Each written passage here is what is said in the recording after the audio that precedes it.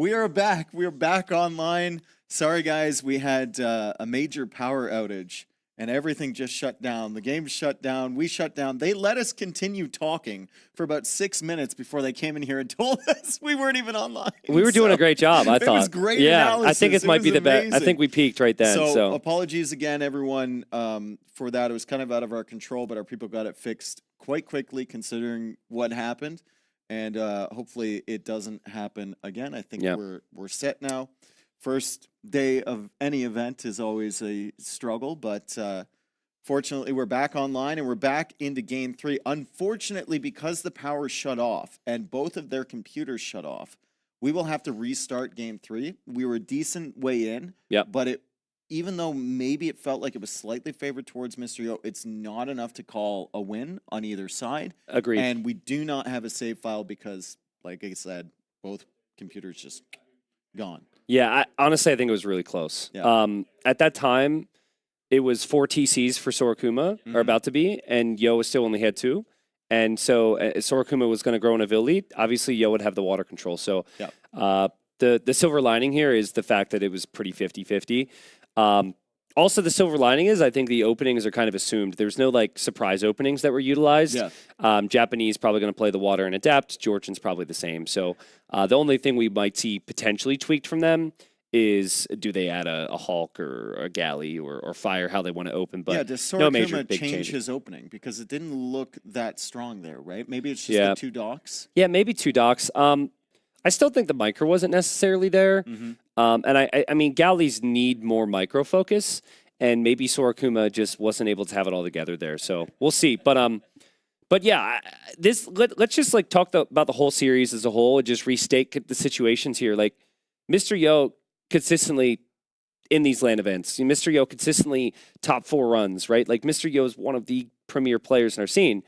Sorakuma is his first LAN ever, and he started off really hot here today and got the game 1 victory. So I think if Sorakuma can beat Yo 2-1, not only does that put Yo under serious threat, put him in an awkward spot for tomorrow, but it gives Sorakuma a lot of confidence. So this is a big game. Yeah. And it also it might hurt Yo's future opponents because suddenly he becomes way more motivated to win as we are slowly making our way into the game. Like I said before, we're going to have to restart this because both players' computers lost power. Like we said, though, it's not the biggest deal in the world. It was 3 docks for Mr. Yo. It was only 2 docks for Sorakuma, and we're back into it. Thank you for bearing with us. We got everything fixed, and we're ready to go. Once again, Georgians for Sorakuma. We have Japanese for Mr. Yo. Yeah, so we already had a preview on how they played this, and we had docks from both of them into some ships here. I would expect that to be the same. You're still so far away from the opponent that it's really hard to justify any land aggression, not to mention the majority of the eco starts on the inside across the bridges and on the islands. But yeah, long term is really the big question for me. I think that Japanese is the superior long-term civ with the Cav Archers and the Halbs. So a bit of pressure on Sorakuma, in my opinion, to like get this game over with before like mid-imp. You want to have some real momentum going towards the Imperial Age. Also, Yo has not found as many Capybara as he did previously. Yeah. So Sorakuma as well, sending a villager out to that side. He's going to try and find the Javelina if he can. Also maybe some Capybara. Maybe a house villager? Maybe a house vill there? No, I think he's looking for 1 Capybara so he can scout, and then he's looking for the Javelina as well. Yeah, he might find something. He might have it. There you go. Perfect. And should be able... The bridges are a little confusing. You could actually walk on the side of them, which is very nice. And yeah, Yo's doing the exact same thing, so same builds. Yep. Nice job from both players. Once again, decent start for both. It's a little bit of a faster dock for the Georgians because they get that mule cart for free. Yep.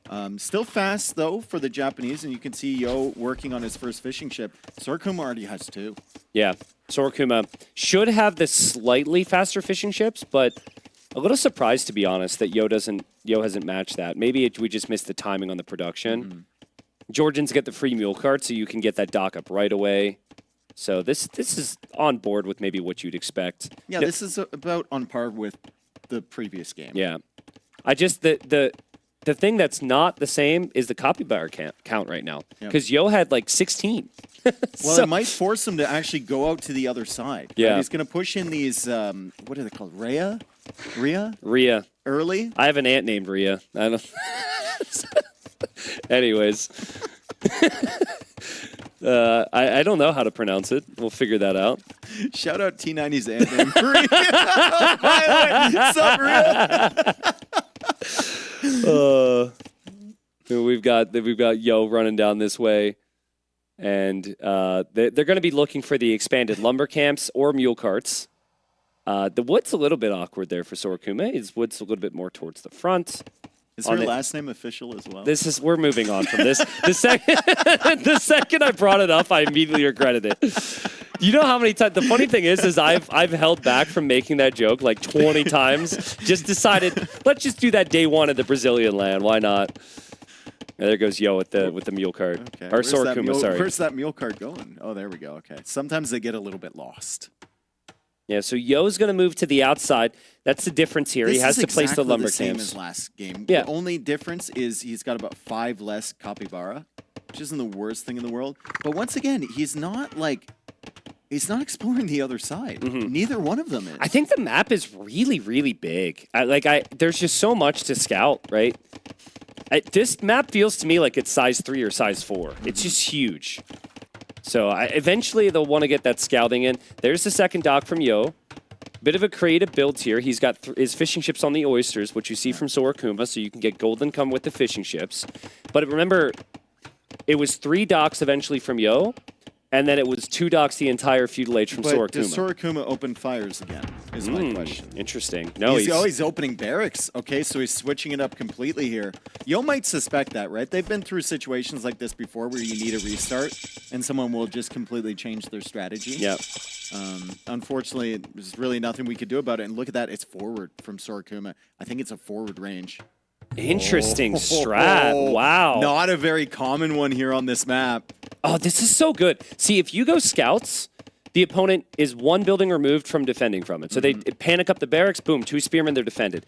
But if you go archers, they have to go barracks, then they have to go archery range, then they have to get skirms, and you have a lot more time to do some damage here. So Sorakuma kind of acted like he's going to attack there, testing to see if Yo's going to react, No, which Yo doesn't. way too suspect with this scout. If you're Mr. Yo and you see Sorakuma dancing like that, look at him. He's going forward. He's like, okay, where are the reinforcements? Yeah, but the archers Way are too going to be sus. the archers are going to be from within Yo's But base. you need like 3 archers with fletching.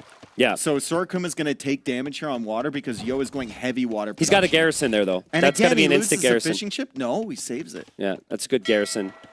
I like the approach from Sorakuma. Interestingly, this gets opened up by the fact you can now garrison the fishing ships inside the docks. You might not see that if that was not any potential. And 3 docks again from Mr. Yo, so he's going for the repeat on what he went for when we first played this game. And I just want to restate, anyone who just got here, we had a power issue. We're back online. We're good to go here. Thanks for your patience. But this game's still super important. And Yo just doesn't trust himself to push just yet. How many do you wait for if you're Sorakuma? I mean, you have to be patient. You have to wait for fletching to come in. I think 4 is probably the ideal I think 4 is number. fine. Yeah, I think it also, if you take damage here, you have more need to push. Yep. Right. And so Yo saw the spearman as well. I think no, that's the scout. He still hasn't seen the archer range. that's nice micro from Sorakuma. Gets the downhill hits. And Yeah, he's waiting. he's waiting. I mean, He's waiting. there's an argument you wait a little bit longer here. But Yo's got to sense something is up because he didn't win water this And easily it's last one time. dock. Yeah, he can see it's only 1 dock now Yeah. too. So Mr. Yo, maybe his spidey sense is tingling a little bit. He's making a barracks there, but is that barracks going to be on time? They gotta It's going go. to be 5 archers from Sorakuma, 4 archers coming out immediately. He already has fletching, and Yo walls it Wow, off! that's actually huge. Oh my goodness, what a reaction time from Yo. That's actually huge. But I mean, still, that's a villager down. The barracks And gets another denied. one. Another one too. Sorakuma takes out another villager behind that house. Mr. Yo is going to have to move to the other side. If he only loses 2 bills against that though, massive. Because Sorakuma can't really bring those archers anywhere else. Yeah, let's not forget that Yo's going to have a free me, Fish Boom with Japanese. So I know there's not that many fishy ships out there, but that still could be really strong for him. Ooh, He's going to panic stonewall. Come Can on. he get it down in time? The scout's there. It's been annoying. Sorokuma trying to hold the line. Mr. Yo gets the wall up. Yeah, but like how much of the wall was it? No! The units can run around! No! Oh, that's horrible for Yo! Oh my god. Sorokuma getting the damage. How many villagers now? That's 5. Oh, and there's the shorefish villager as well. That villager's gonna go down. This attack is so worth it now. Go ahead, Yo. You can Fish Boom, but with what else are you gonna have for your economy? Because this is horrible. Oh man, that's frustrating for Yo. I thought he had the wall down. I mean, it will be good because he kills another villager forward. He's killed the fishing ships. He's got Japanese fish. But these archers are in a very annoying position on this island. Yo has nothing to deal with that. You got to wall the... Also, he has no scouting this other area. So he's like running off into the darkness. He doesn't know where his vills are going to go. At least he has Japanese. The lumber camps are cheaper. Yeah, true. Says, tower first, then lumber camp. Yeah, that discount's feeling really good right now. I'd be interested to see Sorokuma. Is he fishing in the back right now? Check this out. So you can actually dock the back, and the bridges on the sides protect you from all that navy. I thought there were oysters back there now. I guess it's still just shorefish. Yeah. All right. That's one way to compete economically. The archers are going to find that tower there from Yo, but smart to make that tower first for Yo. It agreed. would have been GG if he didn't make that tower. And also smart to drop the archer range. He has to get that, and he needs a few skirms or archers on the field here to stabilize This is still so brutal for him. Still so brutal for him. He's got to get those skirms over there ASAP. He's still not adding in a ton of fish, right? Because wood issues, because that's where his main wood line is, over on that side. He's trying to take gold over on this side. Sorokuma now laming all of the hunt over there too, doing whatever he can. And he's adding in the market. I find it hilarious that Sorokuma is like walling that side with that one vill. Amazing job from him though, dude. And this is the first try of this game before our powder outage. The game was good. Yeah. But this is sick. This game is awesome. We have 2 different strats. Both could work out. But I'm personally preferring Sorokuma's position because of how healthy his eco feels. But Mr. Yo can turn this around. He is a guy that loves to fish boom as well, Sorokuma. Like, loves to add in those fish traps. We saw it in the first game as well with Burgundians. And he's doing it again here. He's already got 2 ships at the back there. So, Yo, he's going to have to try and match this eco somehow. And he still hasn't made any more fishing ships. Yeah, also, I mean, Sorokuma's other vill is still around. I wonder if Sorokuma is going to sneak dock or something with that vill? I mean, you can sneak dock. I've seen this before. You sneak dock, and then you transport over. Interesting. Basically. And that'll give him a ton of mobility, but I mean, I don't know what it does for him immediately. Well, here's the thing. Look what Yo just did. Yo has come to the same conclusion that he could build a back dock on his island, and he wants to go for a big fish trap. But Sorokuma's going to be back there, dude. Does he have time watch? I don't think he's... Oh! Found you! Damn, that's crazy. I mean, it really ends up being good for Yo that he doesn't invest into the fishing ships then. Yeah. But this is still not good for Yo. The castle age time for Sorokuma is amazing. And, man, I mean, these villagers are caught out here as well. The other archers for Sorokuma have not been found. They're still sneaking on the other side. What a strat from Sorokuma. Yeah, stable coming up too. I mean, even if Sorokuma gets that one villager over to the other side, he can make a fortified church over there as well with Georgians. That could be very frustrating. But Yo says, don't even try it. Don't even try. I've got this lockdown already. Town Watch working wonders for Mr. Yo. It's funny because it is a transport ship too. Like he actually built a transport ship in that dock. And now he can make some fires. He does lose the archers. But Sorokuma, dude, 600 food in the bank when he makes it to Castle Age. Yeah. And Yo hasn't even clicked. The one thing that is concerning for Sorokuma is he doesn't have a lot of wood in the bank. So adding those extra TCs is going to be tough for him. He also sold 100 stone. Yeah. So if he doesn't get the damage immediately with this military, Yo might be in a position to add more eco than him. It's a little wasteful from Sorokuma. I don't think he needed to lose that much there, but I still think he's focused on the task at hand, which is to go knights and pressure the outside areas. I mean, Yo is going to have a really tough time taking any resources long-term and expanding into the town centers, which is what you ultimately want on this map. Like, this area is still a problem. You can see res collected is actually not that different. It's really, really close because of those fishing chips Yeah. for Mr. Yo. But they should be running out of oysters soon. I don't know if it's needed, but I think there's they're actually still quite a bit of gold left. like Yo doesn't actually have that much Navy in the middle. Oh, Sorakuma, no chill here Seriously. whatsoever. Siege Workshop coming up in view of the mining camp from Mr. Yo. I honestly would have liked to just see a little bit of night raiding. A little bit of night raiding. The Siege seems like a play to try and kill very quickly. But we'll see. I mean, he's putting pressure. He's the underdog here. He's a player that maybe if you would have made some predictions, you would have predicted would have struggled the most here because of his lack of experience. But he does get trapped there, but he kills some vills and still is going to have the Siege coming in as well. Yeah, with only like 40 villagers, I don't know if that was worth it for Mr. Yo, but he does take out the first knight. There's another knight here. He's trying to buy himself enough time until he's in Castle Age. He did lose the 2 fires, locking in that transport ship, so now Sorakuma can come out here. He's sending one cav archer to the middle island, though. There's nothing here to stop this. I think if I could like speak to Sorakuma right now, I'd say, bro, just chill and boom. Yeah. Just chill and boom. Like the transport, the 1 cav archer is epic. I respect it, but if you hold the map control you have now against Yo and get a big eco lead, you win this. But Mr. Yo can make a knight or 2. He could mix in some cav archers. He might be able to deal with this attack. He's holding on. Love the initiatives from Sorakuma he's had pretty much the entire game. He might even see this. Yo coming back over to this side. There's nothing over here anymore. There's just that one range, right? Yeah. So you got a cav archer here. Mr. Yo knows that he needs to expand his eco. He's going for the TC over there. And he might start to migrate these villagers back across when he sees the siege pressure coming in. He's going to ram down the mining camp, which isn't the most important for Yo, especially because it's cheap. Freaking transport ship. Okay, there we go. Another cav archer. Great. but the transport ship, these cav archers, they're costly. Yeah. So it hasn't necessarily done anything yet. Now this is serious. This could mean that Yo loses these vills. He needs some army over here fast. I think he's going to need to run. Yeah. He's just going to need to evacuate as soon as possible, right? You cut your losses. You're not going to be able to deal with all of these knights and the ram as well. That's really good micro from Sorakuma as well. Doesn't lose any knights.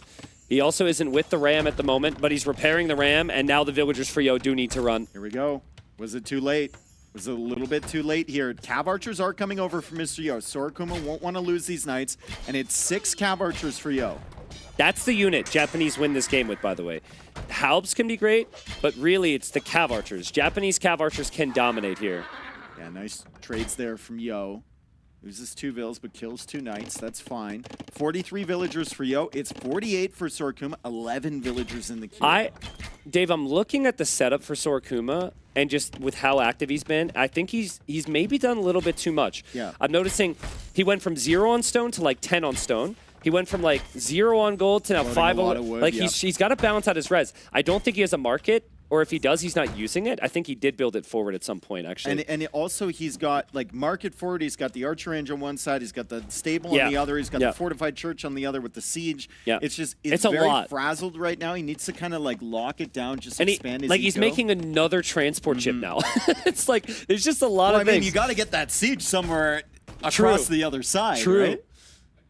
But, I mean, good work. We'll see. I'm curious now. If Mr. Yo counterattacks the left corner, Sorakuma's pretty exposed over there, right? Like, there's no TCs. What about that TC in the north? Looks like Mr. Yo is going towards it. There's only 1 villager building there. Yeah. And Yo can see that with the mining camp line of sight. That's wild to me. Like, I would be dropping a town center with all my vills in the left corner, and Sorakuma is going 1 villager forward TC, and this town center could even get denied. Yo's going to dive in. He snipes the monks. The knight will take down the scorpion, and the town center might not complete after all. Yeah, it's not the biggest deal even if that TC goes up right now. It's going to take that villager so long to build it, right? Mr. Yo can now stretch forward with these cav archers. The transport ship has brought some more knights on here. Maybe they just ran on. Doesn't even need that thing anymore. And Yo has discovered the 2nd town center from Sorakuma over on that other side. Still hasn't expanded his fishing eco at all. Maybe there's just not enough fish here. Yeah, maybe. To justify it. There's a lot of multitasking right now for Sorakuma. For Yo, while he is behind an eco, he's got the big Navy lead in the middle, which can help you long term. And then he's also, as he's going for the Vil, he's got the cav archers. And that town center from Sorakuma does get denied. Little huge lost waste. in the sauce, Huge. trying to go for a TC. And then over this there. is where the TC Yep. should have been. Yep. Right? That TC could have been here the entire time, and Mr. Yo's going to get free value. Or does he? What? Just Hello? passing. He He's didn't busy. see it. He's busy. He did see that the wood was chopped there, though. Uh-oh. He did see that it was chopped. Fortified Church going up. Let's see if Mr. Yo notices this right away. Yeah, he's on to that. Villagers will go down. The church should still complete here. It doesn't take too long for that to build. But that's some value for Yo. And once again, it's another distraction for Sorakuma. Like, he's so spread out right now across the map. Well, army type, right? It's like, what do you make? There's 17 Cav Archers. If you make your own Cav Archers, Georgian Cav Archers are solid. They regenerate. But they're not nearly as good as Japanese. They lack Thumb Ring, and Japanese get +2 bonus damage there. So then you need to make skirms. Skirms are rather slow, and it's going to take a lot of time to like chase things down. So I think Mr. Yo's found a really nice spot. He might want to take down that archer range there, but beyond that, he's cooking right now. Yeah, the last few minutes have been all Yo. Sorakuma, once again, he's got so many distractions. Now he's in full defense mode. While he was on the attack earlier, he's trying to make fortified churches stop the Cav Archers. There's also army coming in on the right side. Still isn't walled here. He had plenty of opportunity to do that earlier. Yep. Just, he did so much in the opening. And I think in early Castle Age, Sorakuma, he had two choices. Choice one was play a solid macro game, play defensive. Choice two was make it as chaotic as possible. Yep. And the chaos actually hurt him here. He could still stabilize this. He just needs skirms, and I'm just waiting for the skirm count. The Navy is working away on the palisade wall. Cav Archer's trying to come in through the center here, and Mr. Yo goes for a dock on that side. He saw the fishing ships from Sorakuma, and he thinks that the transport at the back might be a good idea as well. Yeah, I like the siege workshop there from Yo too. Get rid of that archer range. He actually could eventually get rid of some of the other buildings there too. Sorakuma does sneak that up, so we can't forget that he's going to be building up some eco there. Another fourth town center attempting to go up for Mr. Yo as well. He will find that villager there. Sorakuma is going to be distracted, so Yo should find villagers over here as well. Phil's dying left and right here for Sorakuma. Another monk goes down too. Eco KD, 14 to 14. Yep. Man, lots of multitasking. My goodness. This is so different than the other game we had before the drop. But the thing that's not different, the thing that remains the same is how important this game is. Like, you got 3 days of group stage here. You do not want to be in a situation tomorrow where you have to win. Yep. And Yo just clicked. He's like, okay, I got one eco upgrade. I'll get them all. Stone upgrade, gold upgrade, and wood upgrade. I don't know if I love this castle because it continues the trend of Sorakuma like being focused on too many areas of the map at once. Yep. Right? Like I would have preferred that castle in your eco and then you build up a few TCs there and slowly push out, but Well, a forward archer range is down. He tried to produce skirms there, and now he's making one at home. Yeah, there's definitely a lack of structure for Sorakuma. But maybe you just have to lean in towards it. Maybe it's too late to build up with structure, and you have to hope for some sneaky Manaspa raids. maybe. It's still open on the Yo's main island. Well, main island, Yeah. right? There's not a lot there anymore. Some farm eco. He will have skirms now. For the first time, I'm seeing elite skirm, and he will have siege in defense, which is what he's needed. So maybe now Sorakuma can start to balance things out a little bit I mean, more. these aren't even sneaky Manaspa raids, right? Because Yo can see that castle. He'll be able to see it, I think he believe. should. And he can just wall it up, right? Oh, he didn't have the mining camps over there anymore. Okay, never mind. It is quite sneaky. It's not going to expect that at all. How long is it going to take Sorakuma to rebuild a market? Because he kind of needs that. He's going to build more churches, but that market was actually really valuable in these types of messy games. Good job from Yo to ram that down. Also, Yo soon with enough stone to build He a saw castle. the castle. He saw the castle, and he doesn't realize yet. He thought that town center wasn't even complete. Yeah, up true, on the side true. here, right? He thought he denied that earlier. Oh! And now he's going to look over. There's not going to be any army there. He'll be spamming his control group for that military, Yeah. and it won't be selecting anything. And Sorakuma about to get housed too, losing those houses.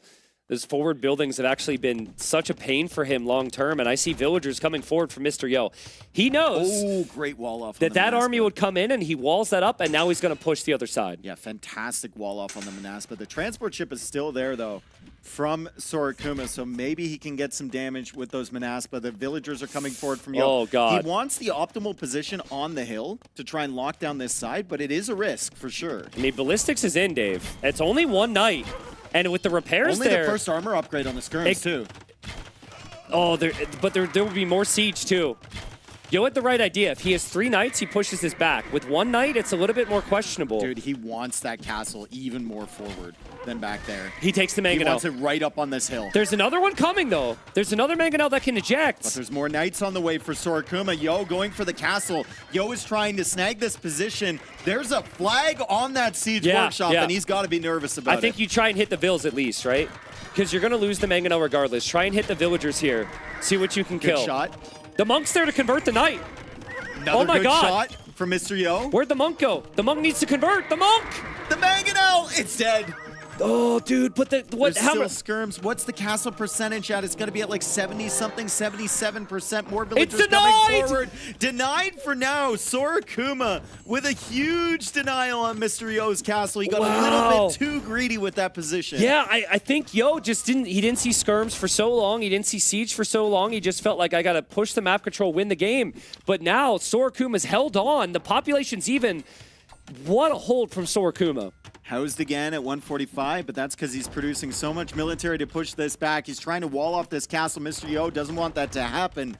+2 armor is coming in for his cavalry, but there's not really a lot on the field. +2 armor, that is not armor against God, right? Those monks can still get the conversions, and there's not any CA in support now for Yo. I'm really worried for Yo. On the way for Sorokuma. Yo has put his imp resources into the cavalry techs. Yep. And now he thinks he has to go light cav, which is a valid move against the monks. And he's not on stone anymore, so if this castle doesn't go up... Yeah. And Sorokuma can build his own castle soon. Yo can't push this. He has to delete it, or he lost it. I can't tell which. No, he deleted it. He got like 110 stone back. Wow. It was not a lot at all. Mr. Yo, he went from being in a bad position to being in a good position, and then Sorokuma snags it right back. But I mean, to be honest, Yo was kind of the author of his own demise right there with that castle position. It was just way too aggressive. And it's kind of been the tale of the series. He's gone for some risky castles in this set. And they finally has the army here. The light cab move will push back the monks. He won't have the castle, but maybe he can push the position now. Swan Towers coming in for Sorokuma. It would also be relatively easy for Sorokuma if he wanted to take back the water right now, because Yo is fully focused on land, and he's going to have a significant Imperial Age advantage. I think once that ram is down, Yo can't be here anymore. Yeah. That's 2 towers. Swan Towers is in, too. Yep. Yeah. It's... Ballistics is in. And Imp, like Yo, had he not produced the Knights, had he not gone for the light cap, had he just placed a safe castle, he would have been an Imp like 2 minutes faster with full heavy CA. Yep. But he threw all of his army away for that. And it is come at a crazy, crazy cost. And there he goes to the gold. You're right, though. Maybe now you switch back on the water if you're Sorokuma. Well, Sorokuma's going to try and get a crazy castle of his own up. He deletes it, falls back, saw what happened to Yo. I think it's Yo's got a decent amount of military here now. Yeah. I think towers is maybe the separator here if you're Sorokuma. So, but I don't know, man. That's a lot of army from Yo. Yo's going to get some value. And Sorokuma actually towering there. And might break in with Manaspa. I think he's going to get in here. Swan Towers on the right side. Another tower push coming in towards the starting island from Mr. Yo. Guard tower now coming in for Yo as well. But he doesn't have that castle, so he can't afford to make more towers like this. He needs the castle so he can get trebs. In terms of space, there's a lot more of the outer land region that Sorokuma has command over, right? He's got like a third of the side they're sharing on the right. And then like the north, that's all his right now. So if he can just tower up everything, long term, he should have access to more wood at least, and maybe even gold. There's plenty of gold out there too. Yeah, I like the emphasis on getting the tower techs first, and now he's going for the docks near Mr. Yo's island. So Sorokuma thinking about taking control. There is a lot of gold in that center area. Yeah. And he knows that Mr. Yo is going to be a little bit strapped for resources here as he needs to upgrade his land military. So he might not be able to put them in the Navy. I like the towers. Japanese don't get bomber cannon. Japanese don't get siege ram. And it allows you to put your resources into the Navy instead of needing it in the land. I also think he noticed this too, Dave. So he's going to see the vills there. He'll get some kills. Ooh, and Yo actually repositioning his castle as well to block off those docks. Yeah, those dock positions suddenly not looking the greatest for Sorokuma. That's an interesting castle there. Good solution from Mr. Yo, as Yo is getting capped ram to try and push back Swan Towers. But, I mean, if there's any melee unit whatsoever from Sorokuma, that's going to be a very difficult. I'd like to just see Sorokuma play conservative with your gold units here. What do you need a gold unit for besides Siege? Yeah. Your skirms are doing fine against most of what you're God, seeing. how is Yo and the Cav recovered as well. so well? How has he done this? Like, it looked like it was all sliding downhill. Main island was getting pushed. This was getting pushed, right? Sorakuma was coming back on water. But Mr. Yo deals with the tower push onto his starting island. He's still got presence over on the right side. He's got the castle up in the center, so he has the ability to make trebs now. And he's raiding on the left side, too. Yeah, pretty incredible. We have full armor in for the Cav now for Sorakuma, though. So if he can keep that food count up to like 55 on food minimum, random light Cav are going to start to get really dangerous. Yo's insane. Yeah, great. Both players, it's been a great game. I think we've seen some of the, like they had a lot of flow to the third game before the power outage. I think once they've come back, it's just been full mayhem. So we've seen some of the situations here, just the nature of the LAN affect both of them. But that's a good raid for Yo. Those villagers need to be inside of towers. The Sorakuma. composition here for Sorakuma isn't working anymore. It's not working without the villagers forward building more towers. Yeah, but I don't know. Light Cav there, Yo doesn't have Halb yet. And Japanese Light Cav are very weak. So Japanese Light Cav are only good there because it was mainly Vills. But now that there's actually some other army support from Sorakuma, it gets very dangerous. There's 0 defensive castles for Yo in the back right corner. Yep. So if Light Cav get back there... Stone supply is brutal for him. Yeah. Right, Sorakuma is controlling most of the map. I don't even know where Yo's stones are at the moment. Sorakuma with another TC up there. Still pressuring from this north side. It looks like he wants to go for more towers from that area. Yo has 22 Cav archers, but it just feels like with the spawn towers there, they can only push to a certain point. Can't advance any further. It's got to be a full raiding game for Sorakuma. The KD is going to be painful, but you just light Cav into the eco, skirms on Cav archers. That's how you try and play this game. And then wait for your moments with the gold. Take down castles. Japanese light Cav missing some crucial upgrades. So this is a temporary unit from Mr. Yo to try and take advantage of the fact that he had some food in the bag. He's going to go for another stable over there. Now he's the one trying to make it crazy, but that is an unnoticed tower from Mr. Yo. It's going up right on his farming eco there, and Sorakuma still trying to push from both sides. It's crazy, man. I'm still keeping an eye on that Cav Archer count. It's at 22 right now. Still it's no not heavy Trebs Cav either. Archer yet. Yeah, no Trebuchets is wild. No Cannon Galleons from Yo as well, which is a very good option for him on water at the moment. But I also like while Yo's taking some losses, I like how he's trying to hang around on the other side with his own random towers. It's like hold the line here and then make some progress stable. on the other sides of the map. He also knows long term, I mean, he's going to have a lot of gold, right? And somehow, while all of this craziness is going on, he's also collected 3 relics. And Sorakuma's got a couple himself. We need to see, Yo has 55 on wood. Where are they? Oh, bro, the light Cav can go right there, That's man. the only wood line he can take, That's though. the only wood. Like, the light Cav just need to go raid.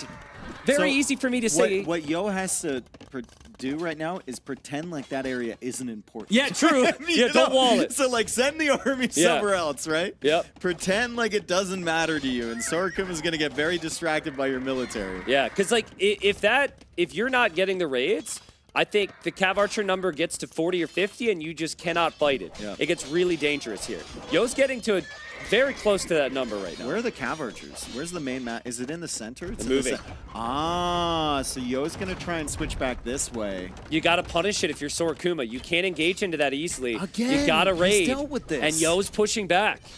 He's dealt with this annoyance again. And okay, well, we said he had stone issues. He's trying to solve it. One villager at a time. Dude, when Sorakuma notices where the wood is, he's gonna, like, his eyes are gonna light up. It's crazy it hasn't dawned on him yet. Is this the moment? Here we go. Dude, he's gotta see it. You just gotta see the lumber He camps. sees one lumber camp. Oh my God. Look how many bills are there. Okay, there you go. Dude, it's like me with a hat and me without a hat. Yeah, true. True. Like, my God, like, that should give him the idea now. Yeah. But it might be too late because Yo has Kataparuto. Yo is starting to push back the other side. He also, I'm still not sure he noticed it because his Hussars aren't going there. Another thing on this map that I really like having that center position, because if you have a big Treb stack, you can roll it over, get some value, and then roll it back over to the other side and constantly be switching up your attack, right?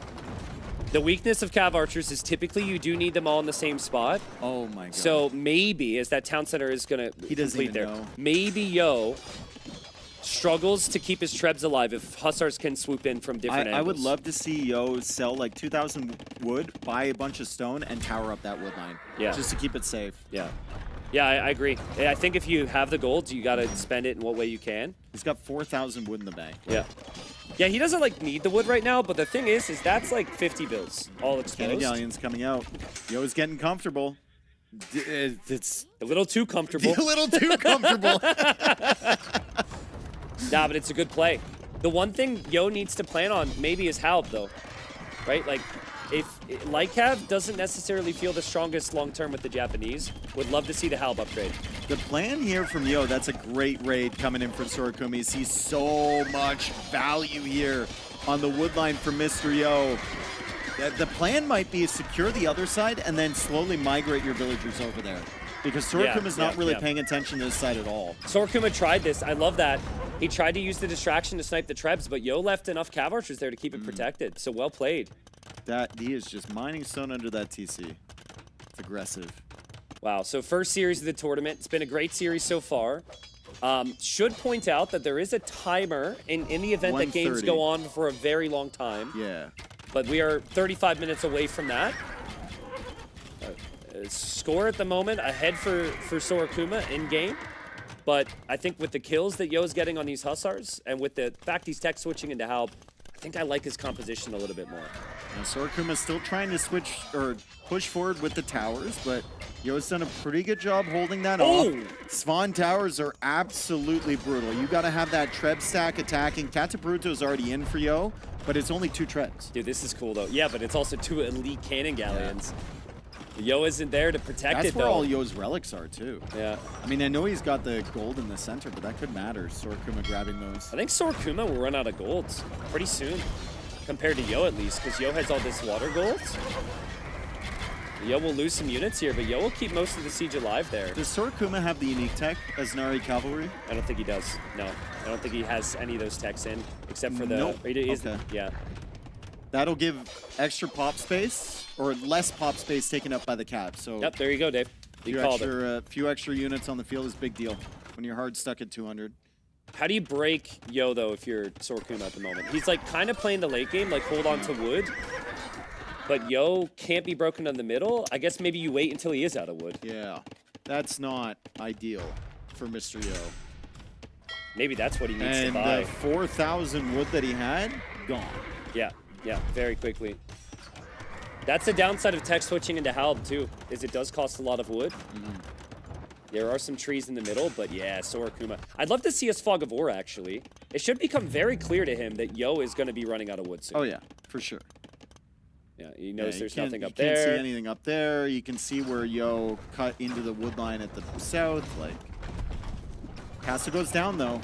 Sorakuma's trying to push into the center with only cavalry, and it's going to be Japanese helps and a castle to stop this. So this will be a lot of units going down for free from Sorakuma, and they're not getting that much eco value of Mr. Yo. And while he's doing this, all of his army is stuck on that side, and Yo's free to try and push back these towers and gain some more wood control. Yeah, but eventually Yo might have to move up that hill. There's skirms waiting there. And Sorakuma also can just replace this with a couple more towers. So he's whittling down the very expensive Cav Archer mass. And it's with a cheap army, right? He's not spending any gold. I don't think gold is Yo's issue right now. He's got all that gold in the center. Yeah, it's a wood. He is banking a lot of resources. He's losing some Cav Archers here. He still has a lot of them, though. And he only loses 1 Trebuchet. And he might keep pushing up this hill. Sorakuma has Trebs waiting at some point in the very north. So I think he's going to wait for his moment and try and make a move. I just don't know where he'll go with those Trebs. He has to move into the center, right? The starting island doesn't give much value at all. Yeah. Other than a stepping point to try and assault this area again. It feels like he has to go into the center area. Yeah. It's going to be champion for Yo. I kind of like it if you have the resources Yeah, he he's has. got the food, he's got the gold, he can slowly make this tech switch, and he is Japanese. So Yeah, they're gonna be very, very it's strong. actually very good because Hussars and Skirmishers should struggle there, but holy docks here from Sorakuma. That's how he wants to spend his wood. Where's he going to find the pop space for this, though? Feels Yeah. like the Hussars Lose are a just couple going to take up Hussars. so much of the queue. Dude, Sorakuma's got to notice the wood line again. It's right there, man. It's right there. Okay, he's just noticed it again. That could be like 20 dead vills for Yo. Yep. Yeah, Yo doesn't see it. He's busy here. I mean, Yo will have, once he clears this up, he will have that little nub of wood that we're looking at right now that he can go take, but I think he hasn't really noticed the wood line that much. He's busy in the center trying to tower this off. Like I said, Sorokuma gonna struggle to get those ships on the water just because lack of pop space. We've actually hit a weird spot for Yo. He had gold before, but by the time he tech switches to champion, a lot of that gold's gone. He's bringing all the relics into the center. He's creating a little fortress in there. Why not? The Japanese healing fortress. And there we go, new lumber camp on that wood line. So Mr. Yo finally has a wood line that he can take in the center there. He's just cleared it up. The villagers are all heading over. Pikeman coming in for Sorokuma. He doesn't really know about the champion switch that's happening. Yeah, this is a weird spot, but if Sorokuma were to lose some vills right now, it'd actually be pretty good. Yeah. Like, it doesn't feel like lose 20 vills. But, like, if even deleting 20 vills, that might be the difference between him winning and losing this game. Because he's got so much Navy, so much military queued up, he just I think he did just delete some. Okay. I think he did lose like 9 vills there, so he knows that this is a problem. He has lost 3 docks before he even produced a ship from over there. Yeah, and he's going to try and build more with a bunch of villagers there, too. Mr. Yo's found himself another wood line in the center. And Mr. Yo's back on the gold in the middle, and Mr. Yo's got the relics. And it's just a slow pushback. Those Trebs are doing the job. The cannon galleons, though, need protection. And champion count is rising as well. Look at the micro there from Yo, though. He actually stands where the Hussars can't hit him.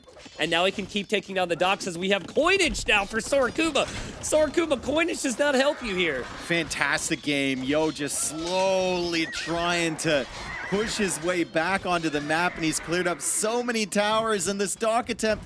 It's another example in this game, we've seen it like 5 times already, of Sorokuma just getting a little bit too overambitious, trying to do too many things, and Yo just focusing on his one little area, pushing back. Sorokuma, I feel like he's losing this game. Yeah, I agree. I think he needs an answer to that Cav Archer mass now. And Navy seems extremely difficult to justify now. The towers there from Yo is good. Yo having 24 champions, 22 Haubs, 30 Cav Archers. It feels like the ratios are perfect for him right now. Like, poor Sorokuma's stuck. He's 200 pop, but he can't do a damn thing. This is Yo's game. This is Yo's game to lose. Once again, this is like the 3rd or 4th swing in this game. Yeah, it's been a great game. It's been momentum back and forth between these two. The thing is, though, that's a lot of resources for Sorokuma. So if he can find a way to spend his golds, it could be really dangerous. But the key to this matchup is the towers for the Georgians. Yeah. And he's lost so many of those towers.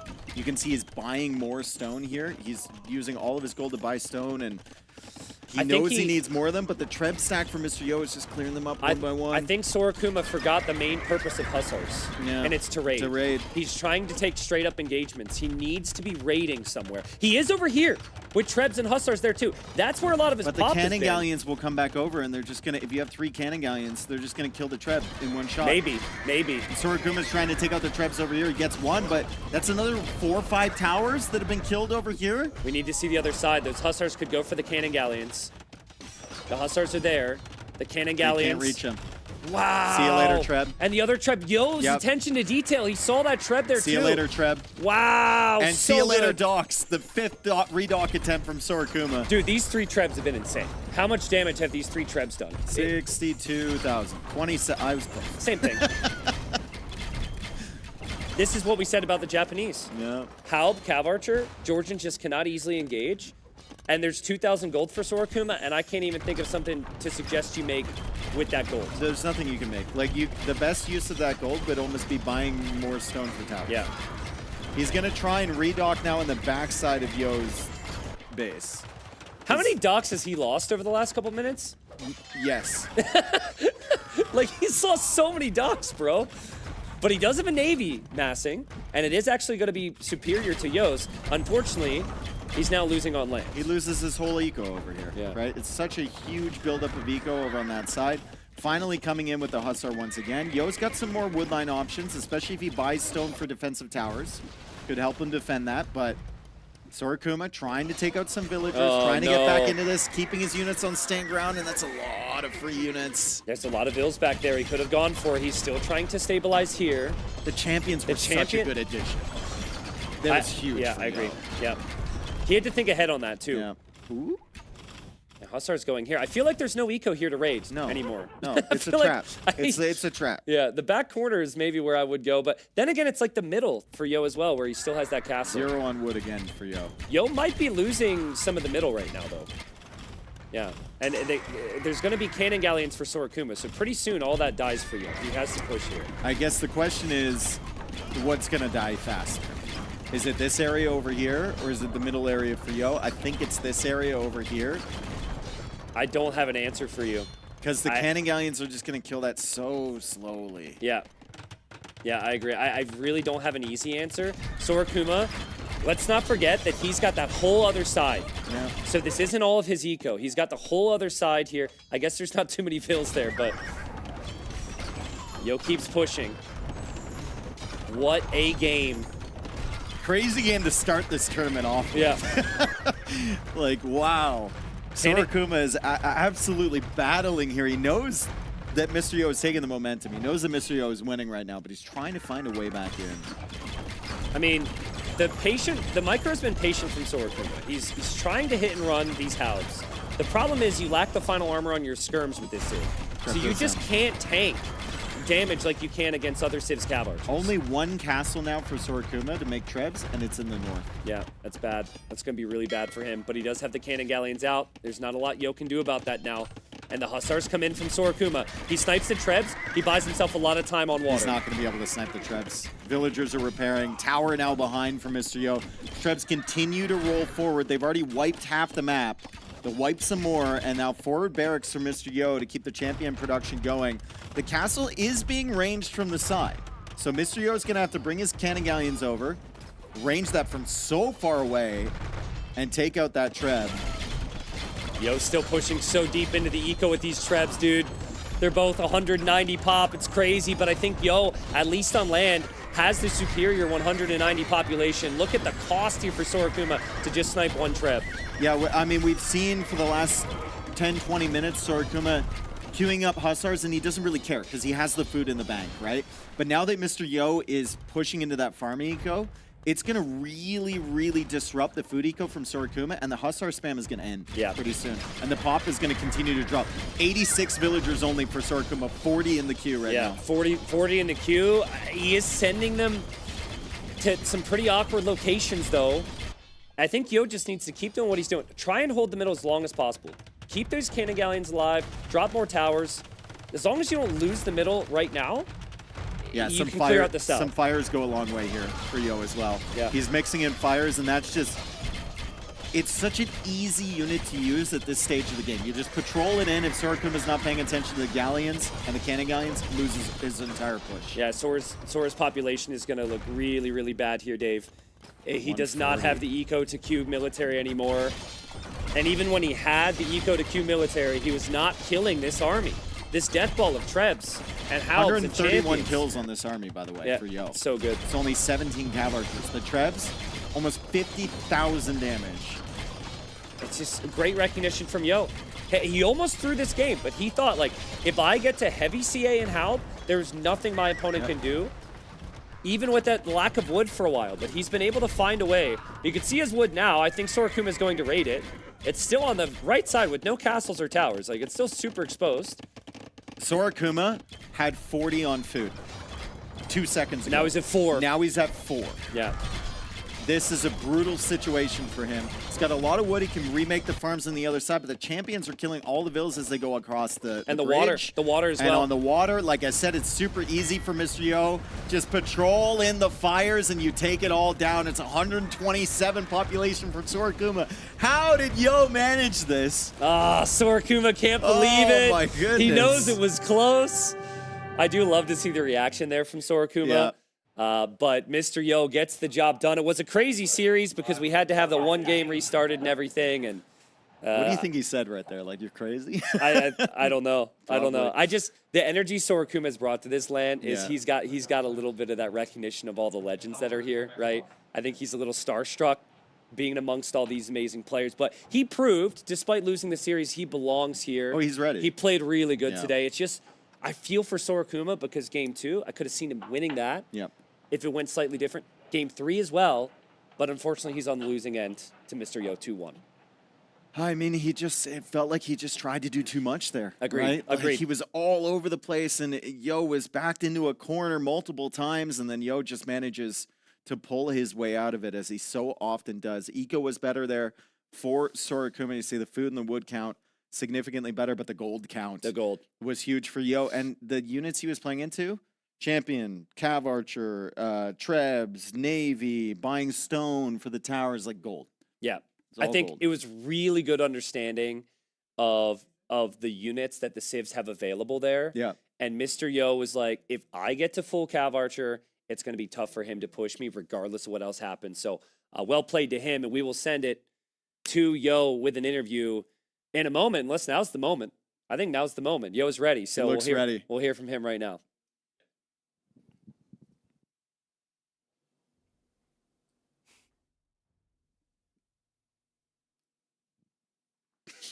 All right, thank you very much, boys, and congratulations, Mr. Yo. That was a very auspicious beginning here for the first-timer Sorokuma, really putting Mr. Yo here to the test. Today it was not enough, but we do have an interview now with Mr. Yo, which Hart will be leading. So, Hart, take it away. First of all, congrats, Mr. Yo. That was an amazing set to watch. There were some up and downs for you, even for the internet and the whole thing. Yes. And you start off the event with a win. Kind of raring you, honestly. I'm sure you're happy about that. Yeah, how are you feeling? Let's say I feel relieved. Like you say, I never. It's not never like I rarely win the first set, right? Yeah. In all LAN tournaments, so I'm quite happy that I win this one, and yeah. Relax. Was there a bit of frustration there? Because in the last game, obviously, you had to restart, and you maybe were feeling like you were in a good position. And then he switched up the strats on you. That's not allowed, bro. Yeah.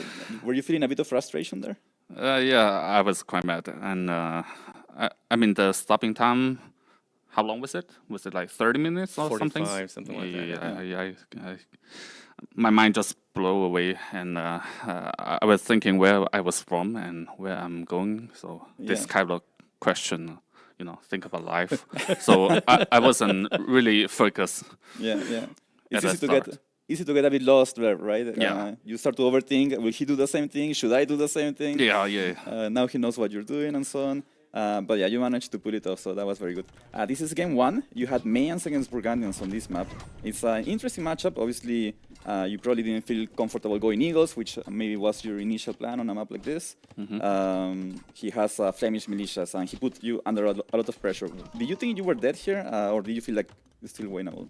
It is still winnable until this hole. Yeah, that was really bad. But I think even after this, you still like, I don't know, like you're just toughing it through, right? Your Mayans, do you think you can make a comeback, or is it just all hopeless at that point?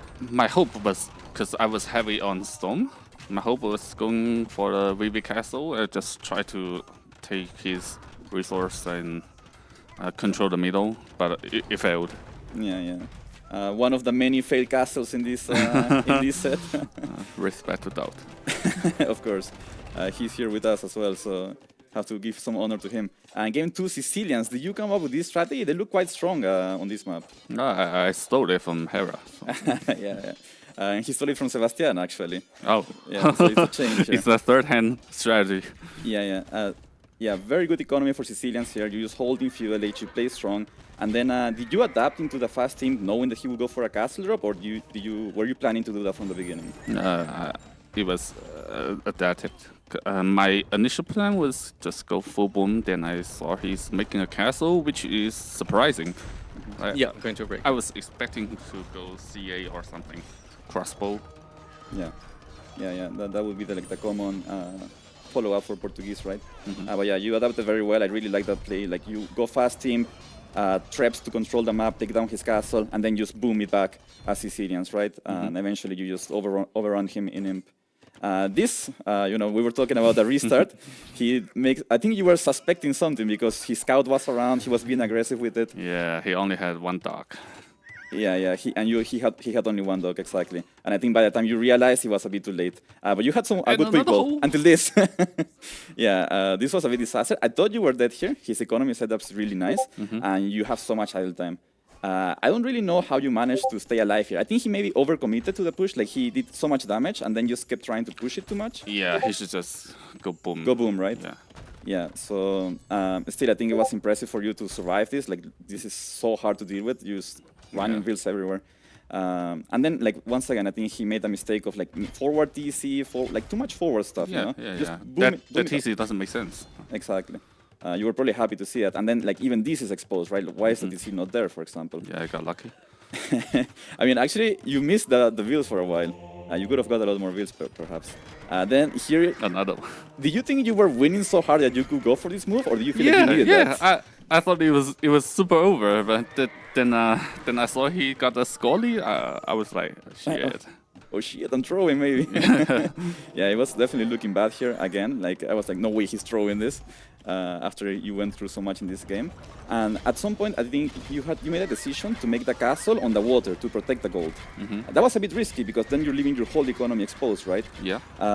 Did you know it was a risk, or was it like a calculated risk?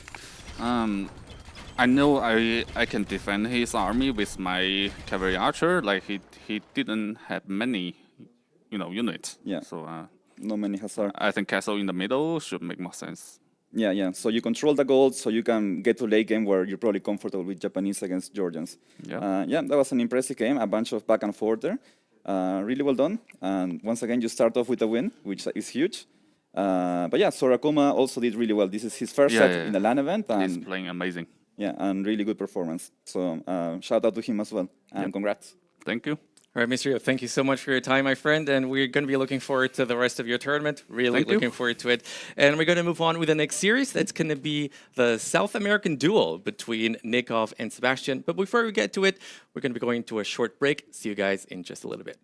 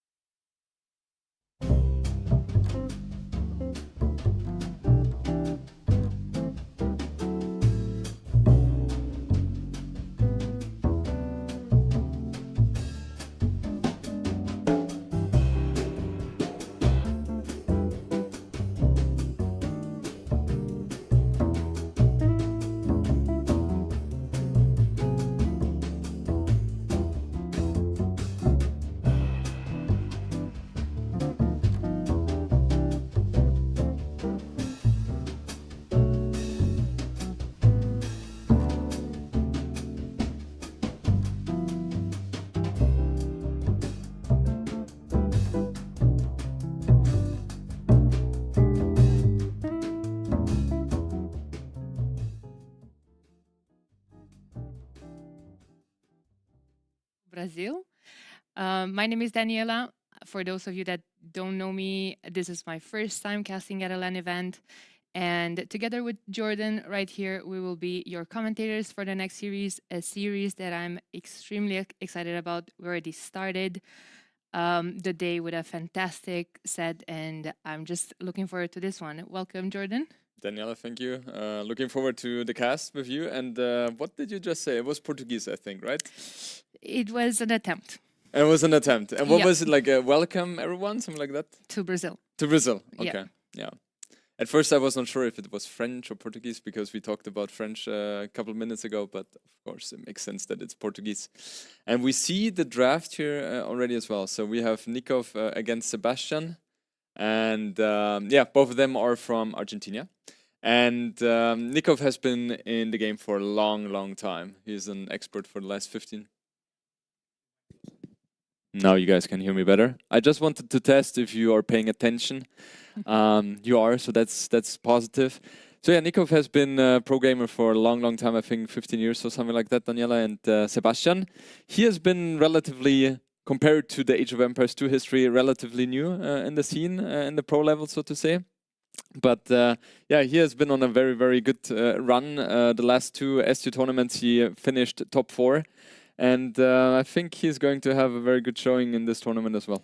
Right. Nikov has been established in the scene for a while. Sebastian was more or less seen in the last couple of years as the up-and-comer. I think he managed to establish himself now at the top. We're all the time seeing him in the LAN tournaments lately. I think this is going to be an amazing set. I watched them both fighting for a place here in the main event. In the qualifiers, I think this is going to be a fantastic series. Yeah, Nikov also, it's surprising because he was very, very good. Like, he had very good showings. And I think last year he didn't have the best year, if I'm not mistaken. But this time he managed again to qualify. And I'm pretty sure he's going to show a few interesting strategies. Nikov is especially known to be very crisp in terms of the build orders. Like, that's where I feel like he's always gaining a little bit of an advantage with super clear-cut build orders.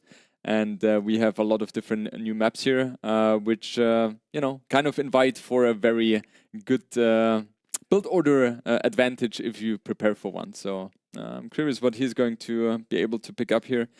We have 3 maps, which, Daniela, you will have to support me in pronouncing them because I'm very bad at that. Again, I'm just going to be trying. Portuguese is not my main language, is not even the second one, but I will be trying. First map is going to be Festa da Pólvora, and it's a fantastic map. It's one of my favorites, personally. Yep. We've had some crazy action during the qualifiers. We've also had some additions to the map due to T-West wanting to make it more interesting. We had some barrels with explosive that players have to pay attention to them, you know, to break into the opponent's base. As far as the home maps, Sebastian actually went for one of the 2 new additions to the main event. One of them is Parque do Ipiranga. And as far for Nikov, he went for a classic one that we've seen a lot, especially during the qualifiers. One of the players' favorite map, I would call it, a hybrid map, Amazonia. Amazonia is also one of the maps I really enjoyed to play as well. For those guys who don't know, I was playing in the qualifier as well, but unfortunately I fell short. I think against, was it Barls in the second one? The first one I don't even remember, I think it's this gun. And yeah, Polva de Fossera, or no, Festa de Pólvora. Yeah, we will have more moments like that in the future. That one is, I think, my favorite one. Because with the barrels, you're capable of generating a little bit of a different style in Age of Empires, which we are not really used to, right? You can shot the barrel, and you can have moments where, and all of a sudden, a couple of units disappear because they are close to the barrel. So I find those kind of things very entertaining. That reminds me of a good old demo shot in the past, or a good mangonel shot. So I hope we can see some of them as well. And there's a new map as well for Sebastian. So I think I've seen it in practice once, but I have not really seen it played out in the tournament yet. So yeah, curious how it's going to be played there. That's right. We haven't seen it yet. While we're talking about this, what do you think about the civilizations? That draft is already up as well. I'm looking at Sebastian, and yeah, okay, this is the duel of the South American players. However, no South American civs for Seba. Persians stands out right away as a first pick. I am kind of curious, or let's say curious that Nikov allowed Persians to be open. But then again, nowadays Age of Empires is in terms of balance in a very, very good state. So there you can kind of play many civs on a certain map. So not too surprising there, but Persians definitely a very, very good pick. And also Koreans. I was very surprised to see Koreans as well, because I feel like ever since okay, I think we will switch now. Then I will finish my thought later, maybe. Ooh, all-time head-to-head in tournaments. Nice stats we have here. Last encounter was in the international qualifier. Important to state that Sebastian actually had an advantage there. Won the set against Nikov, so he's probably going into this matchup in particular feeling more confident. Sebastian, I'm kind of surprised to see such a, let's say, one-sided result in that case. Series count 8-4. So Sebastian is clearly the favorite in that sense. Also overall, if you compare it also to other players, and if you take into consideration the tournament results he has been having recently, it's just better than Nikov in that sense. But yeah, let's see. I mean, Nikov, he will be very motivated to show different results today, because he has a few things to show. I'm certain every player has been practicing like crazy. Every player, wants to prove themselves for themselves, for their own pleasure, for their supporters, for the viewers, for people that watching and supporting them. And like I said earlier, we already started the day with a fantastic series. I am certain this one is going to be just the same. It's a player rule 3 format, so every game counts. So we are going to start very soon. Also regarding the draft, Saracens, we talked about that earlier, Daniela. Yeah. Where you were, theorizing a little bit about Saracens, and I was like, you don't have to, because Saracens, I don't see them being picked here, but they're actually in the draft. So I'm curious. Like, it is the 4th pick of Nikov. So is he playing around, just trying to get into Sebastian's head, or is he really using them? No. Nathan, we have to talk about our host here. Yes. All right, so we are playing on Festa de Polvora. We see Sebastian here playing as Bengalis, already taking 2 boars. And on the other side, we have Nikov playing as Shu.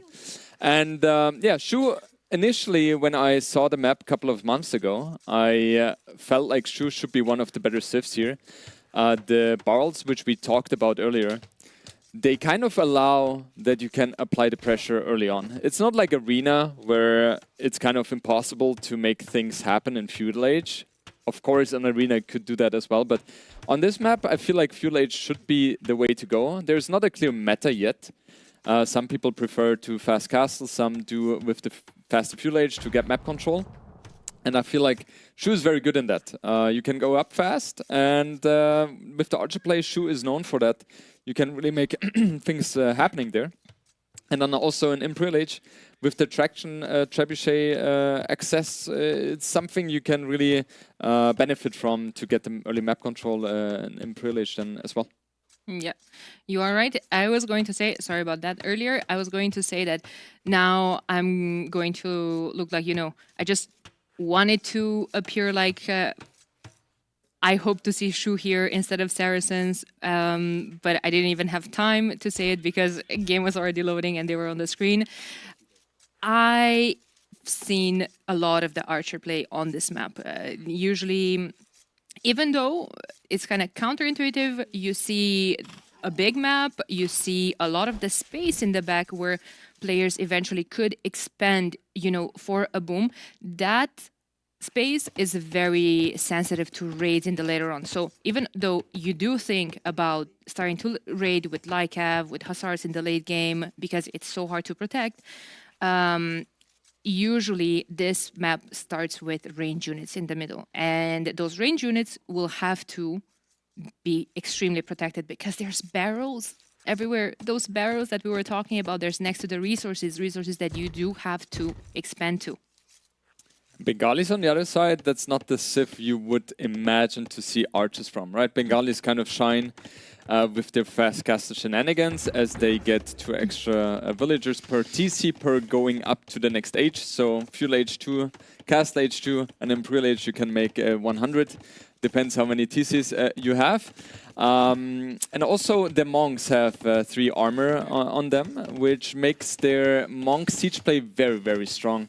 Especially on maps like that, where it's already a little bit closer, where the opponents are a little bit closer to each other. The closer the distance, the better the monk play is, right? Because monks are the exact unit which is the opposite of mobile units. And it's kind of logic, the closer the players are, the less important the mobile unit is. So I'm pretty sure we will see something like that from Sebastian. A different idea could be, in theory, to go for Rafa as well. That's a unique unit from the castle. But I would be surprised to see something else here. But never mind, he's building an arch range. Awesome. Yeah, that's right. Barracks up for all of them, for both of them. I mean, they're already in the feudal age. This is a 9 villager start reminder. I see Sebastian going to attack those walls. I would prefer if he would attack the barrel, but it's very important for that scout to not be forgotten there, because you do need that last shot on the barrel with a range unit, otherwise your scout dies with it as well. Yeah, that happened to me once already in a practice game where my scout was not paid attention to for 2 seconds and I couldn't find it in the game anymore. So yeah, it always comes with a risk, right? The scout helps in dealing damage to the barrel, so you can break in with your arch is a little bit faster. The arch only does 1 damage to the barrel, and the scout 3 or 5 even. So it's a little bit faster there. But yeah, it's always risky because, okay, Sebastian is paying attention, right? But it requires a lot of APM to do that because you have to pay attention in front. You also have to manage your economy in the back, and it's hard to balance those things. So seeing this opening from both of them, archer range into archers for Seba. Nikov built 1 archer and now he's starting the skirm production. In feudal age, I prefer Shu because they do have those discounts at both their archer ranges, technologies, and at the blacksmith as well. So I do feel like this is the moment to get a bit of a head start over Bengalis. Bengalis also probably don't mind to just stay on this comp for the feudal age. They do have 2 extra villagers from advancing up to this age. So let's say they're more or less equal, and maybe, like you said earlier, try to go for a Rata play from their unique unit from the castle. However, Nikov might be a bit too comfortable thinking, I'm already tacting to skirms, I'm going to be staying on them. But Bengalis could add light cavalry because it does have that +2 bonus damage against them. And that's one of the comps that I think Shu might start struggling. Yeah, it's interesting. The light cav play could definitely play a role here. And I really enjoy or like the way both kind of defended the potential barrel breakthrough with the walls. Sebastian on the other side has done exactly the same. In terms of how the game shapes out, I like it a little bit better for Nikov because he's kind of playing toward his strength. While on the other side, Sebastian is playing exactly the same, but Bengalis don't really shine in the range units compared to the Shu. Yeah, that is true. One thing that we didn't talk about this map in the beginning, we focused more on the civs, was that they both start with 3 bases that are independent. They are kind of weak, even though they could give you, that safe, that fake safe feeling, I guess. One of them has gold and stone. If you are pushed off of that base, you just have to go either on the outer area to get control over the gold and the stone, or in the middle. Again, not protected, You're exposed to the opponent's military, and yeah, I mean, Nikov was lucky that that was his food base, but that's exactly where Seba is going. It's also interesting. When I saw the map first, initially I was thinking about archers, and then I was like, yeah, well, if we play archers, then most likely we'll become a skirmishing. And so far, I have not seen that too often, because in most cases, one goes for feudal age, the other one goes for fast castle, so you don't really get into that situation. But this is the first time, I think, I've seen both players mixing in a lot of skirms. We have 7 skirms from Nikov, 6 from Sebastian. And if we take a look at Sebastian's production, he has 6 skirms, 3 archers, and he's not producing anymore. And that is something which is very high level, because he's saying with the army he has, he gets the value he wants, and that's fine. I don't need more. If I add more, it's not like I will gain more value from that. And by seeing that, we see him going up to cast stage already a little bit faster, just because he invests a little bit less. And also, if we take a look at the economy or resource collected, he's a little bit ahead there, right? Already around 400 resources, 300 resources to be precise. And that's very nice from him. And Nikov, he breaks the barrel, but is not really capable of dealing any crucial damage here. Yeah, there are walls behind, and he definitely is thinking about going up to the next stage. There it is. Bengalis, of course, like I said earlier, they did have those 2 extra villagers throughout the entire feudal age to bring in some extra resources. Thus, the resource collected difference. When it comes to the idle TC, again, they're both very similar, keeping it at the minimum under, 1 vil worth of idle TC time. So that 2 vil difference is kept throughout the entire feudal age. Which is yeah, sorry. No. Again, I just wanted to stress it again, that which is proves the high level of the gameplay and the preparation. Absolutely. And very interesting as well for those people who have known Nikov for a long time already. He kind of in the past had the reputation, I would say, to not really pay a lot of focus on researching economy upgrades, right? And that has obviously changed recently. He's been working on that, and this gameplay, or this game, kind of indicates that pretty well. He had Horse Color right from the get-go, wood upgrade, of course, as well.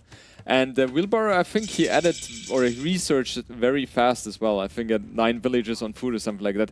Where I personally think it's a little bit too quick, in my opinion, but it's interesting or nice to see that he pays a lot of attention to that. Yeah, absolutely. I was about to say, after Sebastian clicked up to the next stage, well, we have a big armor before upgrades come in.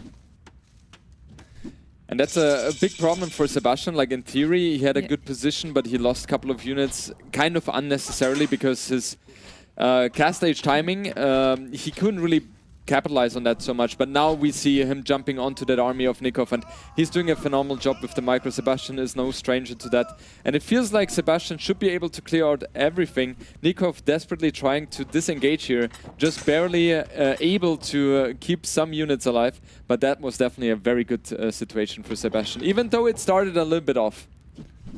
Barely. Was that a bit of a joke because of the kegs? All right. I say yes. Yeah, okay. That was fantastic. Yeah, thank you. Stable transition, however, from Nikov. A couple of Haeguang cavalry is on the field. That's basically a regional unit from the Three Kingdom civs that do have access to. No access to bloodlines for them, however. And when it comes to attack upgrades, Shu are the civ that only get the first attack on the first melee attack from the blacksmith, so only forging available for them. That's very special for sure, right? Every other civilization has at least iron casting, but Shu has forging, and I'm pretty sure I said something wrong now, but I'm just testing chat here if they're still listening actively. And I know chat usually likes to correct me as well, so it's part of the game. But yeah, if we can take a look, like Nikov, very interestingly, that's like 2 steps ahead, so to say. He was not really committing too much onto the range units anymore. He was adding a stable as well. And instead of the stable, he could have added a 3rd archer range, right? But he did not do that. And instead, he went for the Haegwang cavalry. But Sebastian, he is already there with 2 monasteries as well. And he does not get the conversion.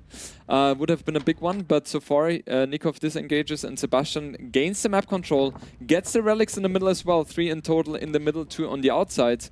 And so far I would prefer Sebastian position because he has first of all a lot of skirms, so he's going to be able to keep Nikov's skirms at bay. And if the Haegwang cavalry decides to engage, then he has monks to back up the skirms. So yeah, he's in a good position and getting the relics there. Absolutely. It feels like opening a stable against Bengalis only forces them to go into monks, which, like you said earlier, it's a fantastic unit. Extra pierce armor on them. They're going to do great. Sebastian is also putting down a 30C, which I do think is going to go up faster than Nikov's. He already has a solid Vil advantage. Again, extra 2 villagers, New Age, same bonus. And yeah, I mean, I agree with you. I think Seba is doing well right now. He's in a good position. And that's exactly what I was expecting from Sebastian, right? Being very, very active, super clutch micro, paying attention to that in the meantime, in the back, setting up his economy like it's no problem. And a big thing to point out here is, first of all, Sebastian has ballistics already, which Nikov does not, right? So it will always be more comfortable in taking the engagements, and it's just a little bit easier because you don't have to pay as much attention, opposed to if you had not ballistics. And also very interesting to me, Nikov went for very, very fast handguard timing as well. It's crazy. Like, he prioritized that a lot, but Sebastian is not too far behind there as well in terms of economy. He managed to get a 1k1 resources advantage in that case already as well. And so far it feels like Sebastian has a little bit more activity on the map, has 3 relics already, and I'm curious who's going to pick up the last one.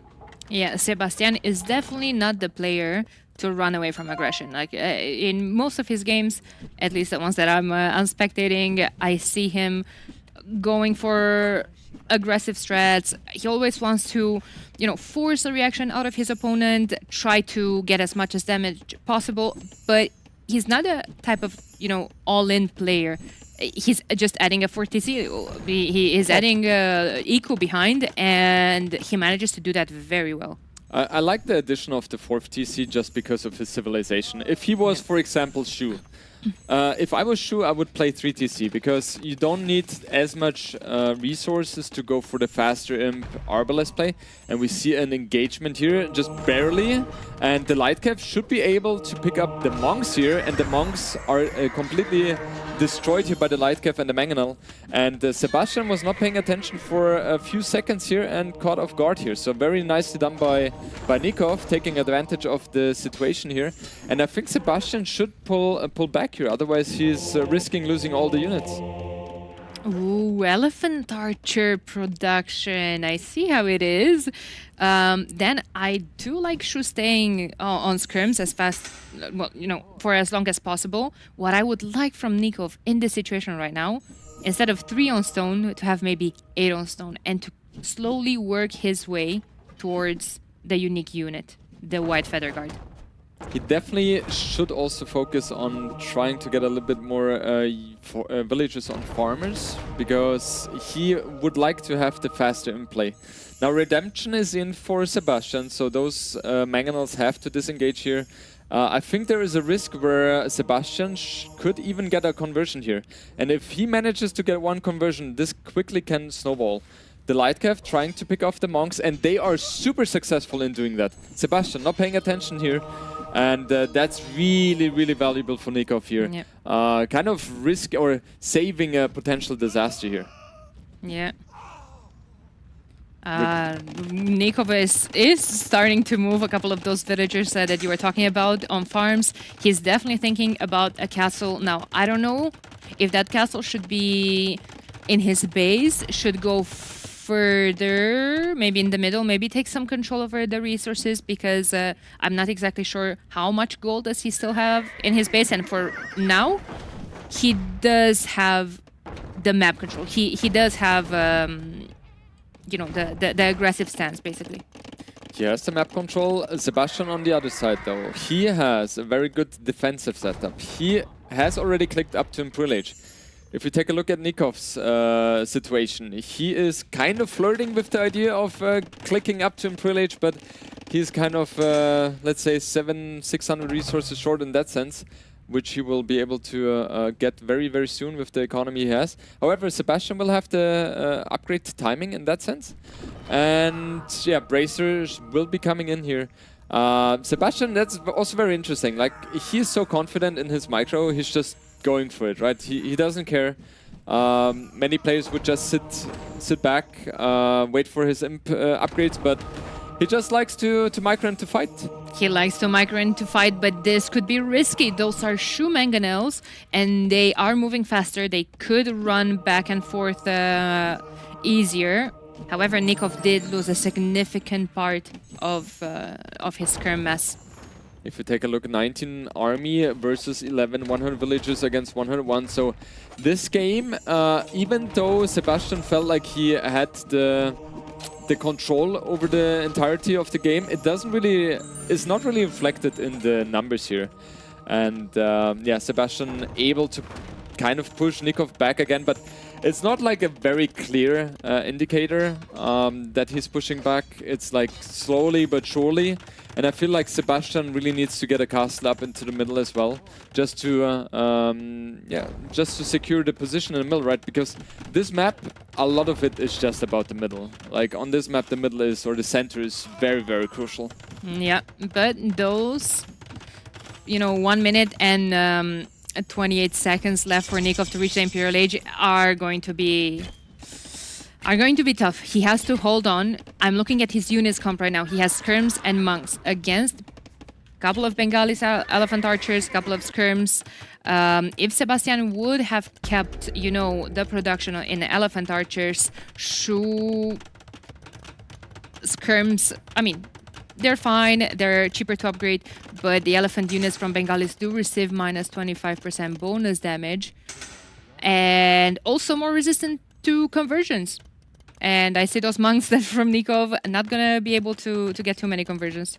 I think that's also one of the reasons why Nikov has not really committed too much on the monks, because he knew Sebastian has a lot of skirms to, first of all, pick off any potential monks they're trying to convert to elephant archers. And also the elephant archers are just a little bit more resistant. And I like this move by Sebastian. You just, skirms are very good against the ranged or arrows anyway.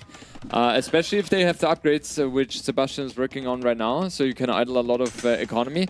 But Nikov, I like what he's doing as well. He's like, okay, you have your main army trying to raid me.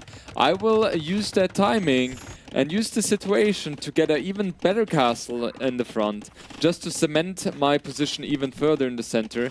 And the trebuchets from Sebastian really will have a lot of work to do. But he has 6 in total, like 3 already and 3 more in the queue. So Sebastian doesn't underestimate that at all, and he will put full focus on destroying those castles. Absolutely. 14 on stone for Nikov. Good, because he's going to need a lot of them. A lot of that resource to, repair continuously. I was happy to see the White Feather Guard on the field earlier. However, great recognition for Nikov to stop producing it, since Bengalis have 8 monks on the field, had 8 monks earlier on the field.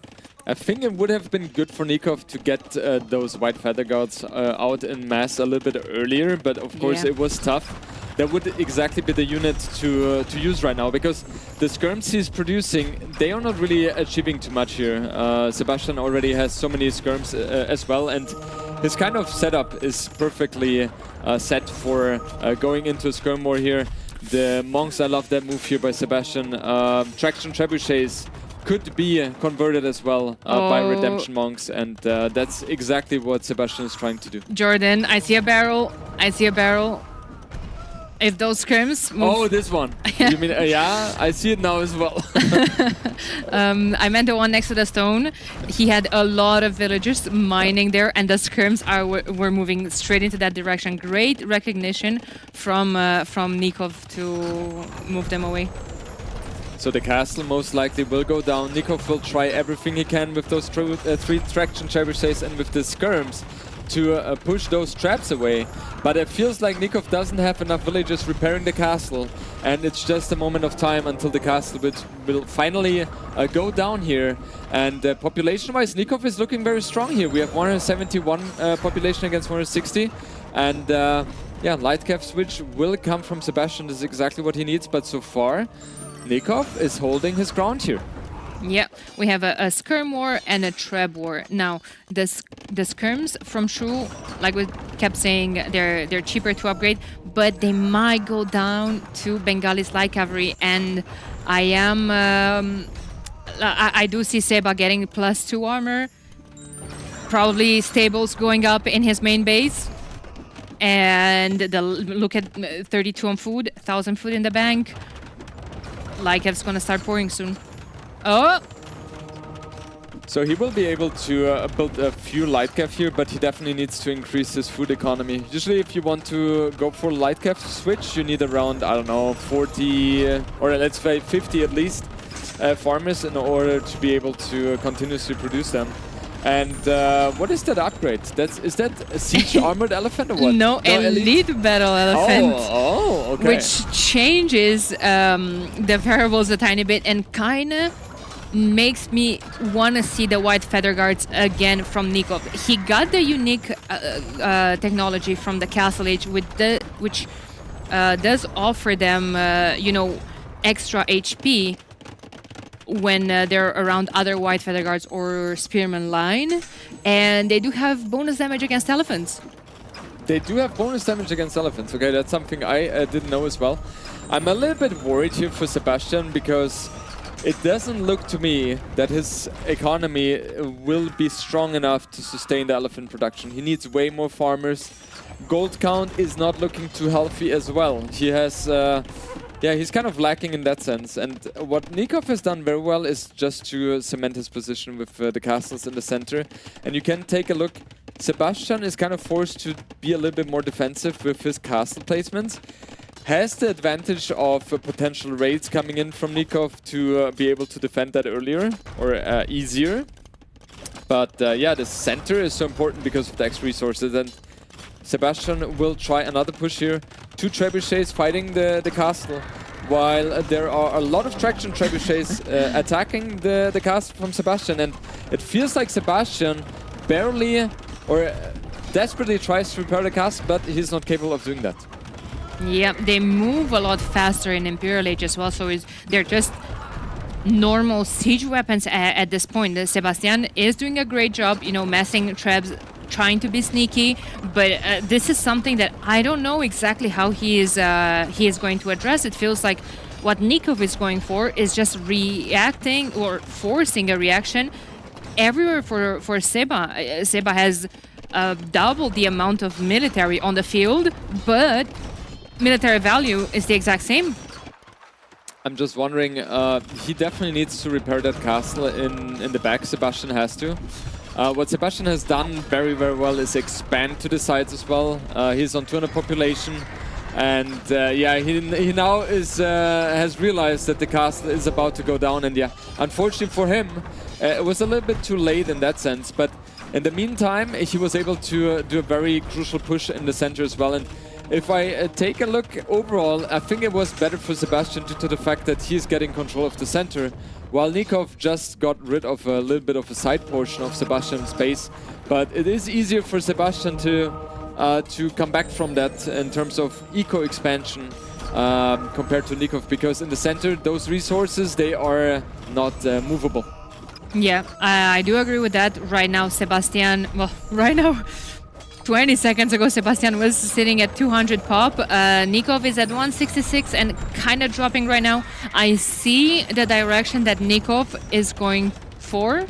I don't know if Seba is just going to give him enough time, but we have White Feather Guards, we have Halberdiers, we have 8 traction traps behind all of that, and we have the hero for the Shu, which is the Liu Bei, that heals the units around. Now, if Nikov manages to get a big enough of a mess of Halberdiers and White Feather Guard, they can get to a high HP.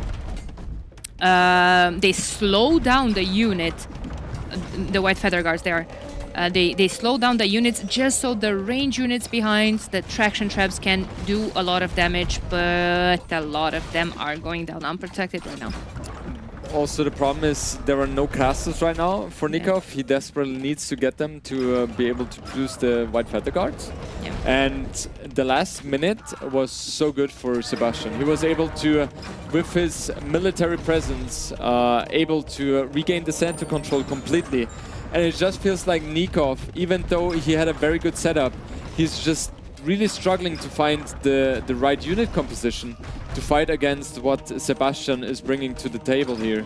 And those traction shapes, they're kind of the last hope, last resort for Nikov. Is he capable of rescuing them? That's the question. Definitely not with only 4 Halberdiers and 3 skirmishers around. I mean, those skirms from Seba need to be more scattered around so they don't take that much damage. But just while you were talking about Nikov not having any castles, he just managed to get one inside his base. He needs to play that defensive. He needs something for production, for for defending his farming economy. Well, if we look at the minimap, I only see blue everywhere. I see 3 castles, 4 castles even, and too many TCs. But what happened? A few seconds ago, Sebastian was at 200 population, Nikov at 160, pushing Nikov, and now Nikov somehow turned the tide here. He's sitting at 190 population. Sebastian, 157. What's happening? He's losing a lot. Now Nikov is taking the advantage already in this game again. It's the caster curse. The third time, yeah. It's like very, very close game, right? It's good to see. This kind of shows. Now we finally saw the barrel exploding. This is just a beautiful sight here. But yeah, this game kind of indicates how close the competition is on high-level Age of Empires. And yeah, let's see how it is going to develop. Just look how annoying Seba is playing right now. Random archery range behind Nikov's base. Just 1 or 2 skirms out of that, attacking his farms forever. It could be just so annoying. Another barrel! That barrel explosion was amazing. They're like, how does always said, those units are on life support. I don't even see them alive anymore, but they're still on the field. Yeah, just good recognition by Sebastian to hit the barrel there. And now it's like very good for both players, so to say, right? Lightcap switch is coming now for Nikov. And I'm thinking long term. Like relics, we have 3-2, so it's not going to play a huge role.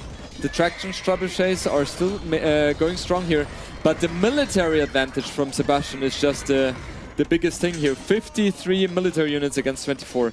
Yeah, back to double the numbers. However, the military value is not the same anymore. Nikov lost a big chunk of those traction trebuchets. And yeah, like he needs to keep them protected. I don't see a whole lot of siege workshops forward there for him either. Needs to probably replace a couple of them. Only 5 on gold for Nikov. You were saying that the relics are not important, sure, because there still is a lot of gold on the map, but Nikov simply cannot have access to it. Sebastian doesn't let him. Yeah, that's what Sebastian is doing so well. And as you mentioned, Daniela, he's a little bit more active on the sides as well, placing production facilities there as well, just to be a little bit annoying. And how is it called? Mahayana, the unique tech for Bengalis, which reduce Daniela, do you know exactly what it does? It is like you're able to produce more, right? More population. Yeah. So monks and villagers take less population space. Yeah. Villagers. So Okay, monks. Yeah, I knew that there was something with light calf or with calf and villagers, but I think that's for Georgians, if I'm not mistaken, right? I think that with cavalry. Yes, Correct. It must be Georgians. Okay. I was paying attention to that castle. I saw the foundation was either deleted, I would assume, seeing that Seba still has 600 stone left in the bank, but I'm not sure if that was sniped or he deleted. It was deleted apparently, so he got the castle back, so no problem with that. And yeah, Nikov kind of struggling now, right? His wood count, if we take a look, it's a little bit imbalanced, so to say. We have 5,000 in the bank for him. If he was able to place, let's say, 50 more farms, it would be helpy. Is that a word? I don't think so. It will be helpful. It will be helpful for him to get more units out, right? But it is so tough. There are so many things happening in this game, and it's hard to find the time to place down so many farms as well. Fantastic series. I see 53 minutes. Do you start thinking about the time limit here? Because we do have that. I was thinking as well, Daniela, do we expect that to go that far? I kind of think no. My gut feeling tells me no. It just feels like Sebastian is one little step ahead in that sense. And yeah, but Nikov is holding on. It's like a back and forth all the time. Okay. He's still... well, he's 1,000 score behind 2,000 now. Maybe with a lot of raids, maybe Sebastian's pop could be dropping a lot right now. He does hold, you know, the superior KD, the general one. Especially the eco KD is double in Sebastian's favor. But as a matter of fact, he's the one conducting all of these raids. Look at Nikov's pop. He's under 150 and dropping. Yeah, okay, Halberdiers are in defense, but they are slow. And one thing I mentioned earlier is kind of, yeah, playing into effect now. Sebastian placed his castles more defensive, so they secure the economy. Nikov, on the other side, he was placing those castles forward to get the map center. And those are dead now, unfortunately, for him. And he doesn't have the castles to protect from the raids, right? And that is kind of a problem for him right now. Nice! Another barrel exploded.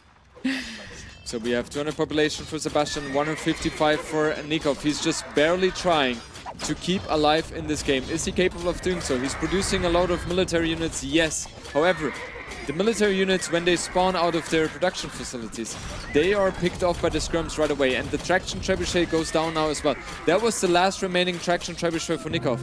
And I think with that, all his hopes go down and Sebastian is able to clinch the victory here. Fantastic game to start the series.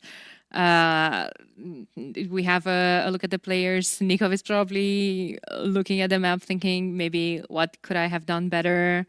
Was it a thing, you know, depending on the civs, on his strategies?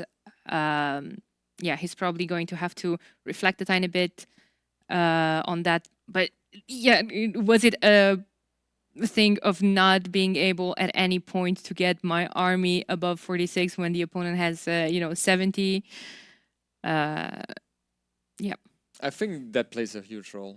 In terms of how the game developed, I would have even preferred Chu. Sure, Bengali should have a little bit of a better economy, but I would just feel more comfortable with having the skirms there, or in general. Well, that's not okay. So we see engagement here with which was very crucial, right? Sebastian could have had a very good moment there, but he was being caught off guard a little bit and lost the monks there. And yeah, those traction trebuchets in general are such a good unit because they're mobile, they have great range, they're also strong now at taking down buildings, and yeah, they're very, very good at pushing. However, Sebastian, he was able to, in the meantime, get the push going in the center as well while he was losing the side. And I think that was more important, right? Because the center is just a little bit more crucial. Nice barrel hit as well for Sebastian. It feels like Sebastian was also a little bit more aware of the barrels on the map, and he utilized them a little bit better compared to Nikov. Yeah. I agree with that. Probably next map is going to be back to Ipiranga. I do believe so. Maybe. Oh no, actually, my bad. Amazonia is Nikov's pick. Well, technically, to win the set, he needs to win them both. But probably right now, he needs his comfort zone. He needs to go to his home map.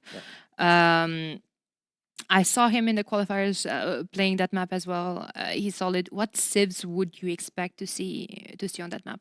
So in Amazonia, I personally like to play Byzantines. However, he has Koreans, right? And Koreans on the other map, which I'm not capable of pronouncing, but you guys at home know exactly which one it is.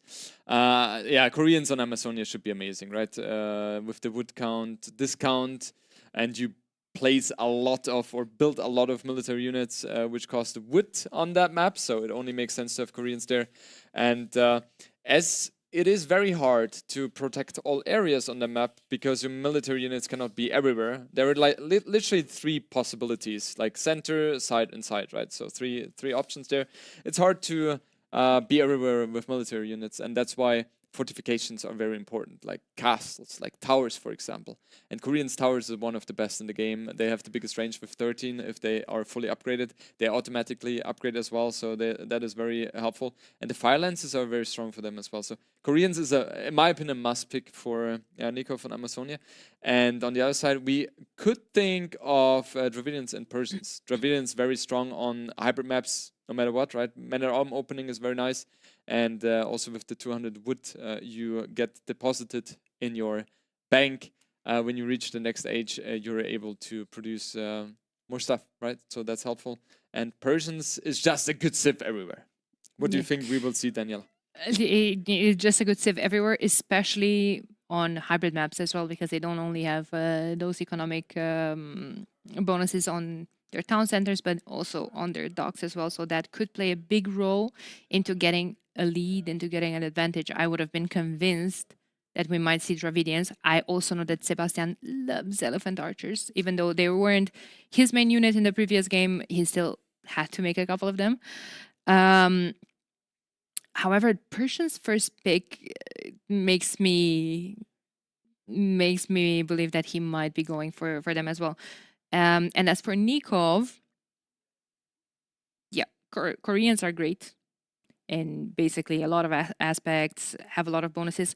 Feels like Koreans are more of a pushing it to the late game civ, like their keeps with Yupsong and heated shot to take control over the gold in the middle or to come back on water and all this. However, I do feel that Amazonia could be a very snowbally map, depending if you're going very heavy on water, which could be one of the strats that we've seen before. And I've seen a lot of strategies with Byzantines in the qualifiers where you would go for a lot of fire ships and a lot of galleys. You would have the superior uptime, and then you would just upgrade them from the university and you would end the game quick. It feels like water plays a big role because it also controls a lot of resources that are positioned at the shore. Yeah, we saw it previously as well with Mr. Yo and Sorakuma, how important the center is there as well. As you guys know, the center in general in Age of Empires is a very crucial thing to have. And while you were talking, I was looking at the overlay and I felt like something is wrong with my eyes and I was questioning myself. But the size of the icon is changing, right? Of the Amazonia. Or is that my eyes? It's going like a...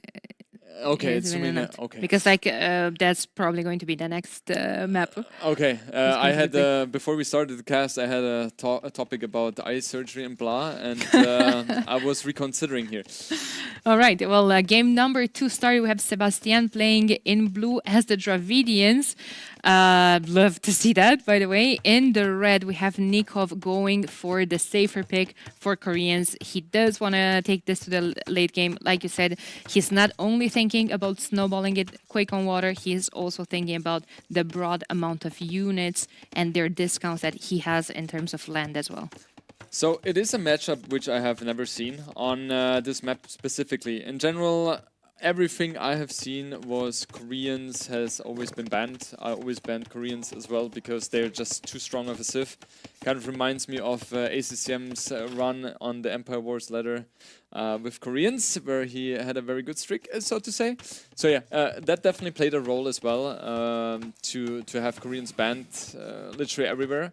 And yeah, Nikov capable of getting that, very good for him. Dravidians is a civ which I have not seen on that map too often as well, because that's usually a ban as well. So, but that's also something I really enjoy about these kind of tournaments. I have obviously good connections to the top players, and seeing some of them just picking something out of the box is interesting to see, especially seeing that matchup. Okay, so with Dravidians, as I mentioned earlier, you have the 200 wood you get early feudal age and the other ages as well, caste age and imperial age, but of course main focus is going to be feudal age right now. That's where you kind of can have the snowball potential. Koreans, they have to play a little bit more defensive early on, but yeah, over time their discount is going to pile up, and eventually they will surpass the 200 wood discount from Sebastian or from Dravidians, and they should take the lead here. So curious how that one is going to play out. Yeah, absolutely. We have a dock up already for both of them. Everything else will probably stay on food and to get as fast as possible to the feudal age. In the meantime, you do start with a couple of hunt around your little island, but that can be a bait. You can't be focusing your scout on pushing that because you do have to take your boars. Boars are at the further end of the bridges. You have to keep an eye on them. You don't want to have them lamed by the opponent, and you want to scout the resources on the outer area on the map because you do not have stone or gold where your TC is, so you will have to take the risk and kind of expand later on. On top of that, there's a lot of herdables on this map, as we've seen. We're seeing them pile up under both of their TCs. This map is very tricky. We have seen a lot of games on the map, especially in the qualifier already, and it didn't really appear to me that there was a clear meta. Now with the water changes which happened a few weeks ago, everything is changing, of course, in terms of the water play or all the maps which include water. And this map is very tricky because there are so many different openings. Do you commit onto water? Do you go for scout opening? Do you go for man-at-arm opening? Do you go for sneak arch range like we saw Sorakuma do a previous game? Water is questionable, right? Because yeah, it gives you a certain amount of map presence, kind of secures the gold in the center, which is super crucial as well. However, it's not like there is a lot of fish, and fish is usually the reason why you want to go for water and commit there, so you get a little bit of an economical advantage there. So it's really hard, meta is not clear, and yeah, I don't know. I don't know what's the right way to play. Most players are going for the water. It seems like that is the safest play.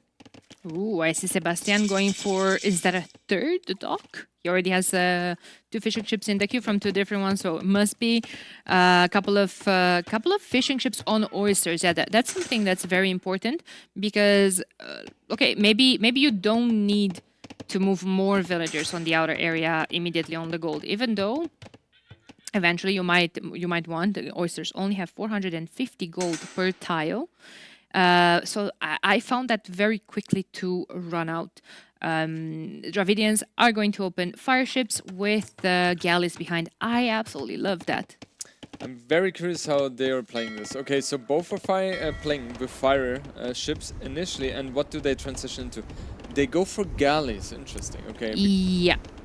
I have a strong opinion about people that transition into hulks, because I find a combo of hulks plus fire galleys very difficult to micro against a composition against fires plus galleys. You basically never get to touch the galleys with the fire ships because they're just going to have to attack the meat shield, which is either fire ships or even worse, hulks. So you would say galley and fire galley is the better composition? Either galleys plus fires or galleys plus hulks. Yeah.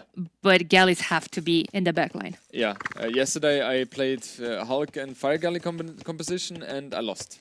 Yeah. against Galley and whatever it was. So is it the player or is it the army composition? I don't know. But yeah, it's like when you group them together, like Hulks and Fire Galleys, like it feels like they're stranded. One is there, and like pathing is not helping there in that sense. So Galleys just feel a little bit easier to micro. But Sebastian, with a lot of Fire Galleys, really putting on the pressure, and it looks like he's having a very good situation here. Yeah, I mean, the dog bonus versus ships changed as well. So fire ships can stay there for a while and can stay there, kill everything, and go back. Seba can repair them, and he's already won water. He can add in a couple of galleys because I do see Nikov trying that Hulk transition, or he can just stay defensive. Look at his resources, look at his eco setup, and hope to just have a better uptime eventually. I like what Sebastian is doing. He's not even spending time into thinking what composition do I go for. He just goes for one unit, Fire Galley, and he's burning everything. And that was very, very good timing by him as well. And that is the advantage which Dravidians can give you, right? In the meantime, he even added an archer range. The problem for him is, and that's the tricky thing on this map, which side do you commit to, right? Because the scouting is hard to do as well. Of course, they're trying their best to get all the scouting information, but there's only so much you can do in terms of scouting. And yeah, unfortunately for him that the other side, Nikov, is in. So his archer range is not going to be potentially as strong as it could have been. Absolutely. And on top of that, not having time to scout, Seba even lost his scout. So I'm pretty sure now he's just blindly going into, you know, committing an attack on that side when, like you said, Nikov's expansion is all the way to the south of his TC. And I love what Sebastian is doing. Like, I was thinking, you always have to think as a player, what can your opponent do in order to equalize or come back to the game? And the only way for Nikov to push back on water is adding Hulks, right? Because if he starts building Fire Galleys, then he will be outnumbered, so it's not an option. Galleys, we can forget about it, so it has to be Hulk. So Sebastian knows that, and he builds Galleys, right? Thinking about that, and there is nothing Nikov can do to save this dock here. He's desperately trying to get another dock up, but I think at this point it's kind of hard for Nikov to make any play happening anymore. The Hulk is instantly taken down here by the sheer mass of Fire Galleys and Galleys. And Sebastian is in very good position, already up to Castle Age as well. Nikov with 250 food, 169 gold. So he is a little bit further away from clicking up to Castle Age. Yeah, resources collected is still very close. Nikov is only 200 resources behind. However, the KD, the investment, all the repairs, all the reaction, all the idle time of the fishing ships, of the villagers, you know, are playing a role there. Resources that Sebastian used to just click up to the next stage. And yeah, Nikov with a lot of Hulks, which seems a little bit desperate as well, right? Against the Galleys, which now have access to fletching as well.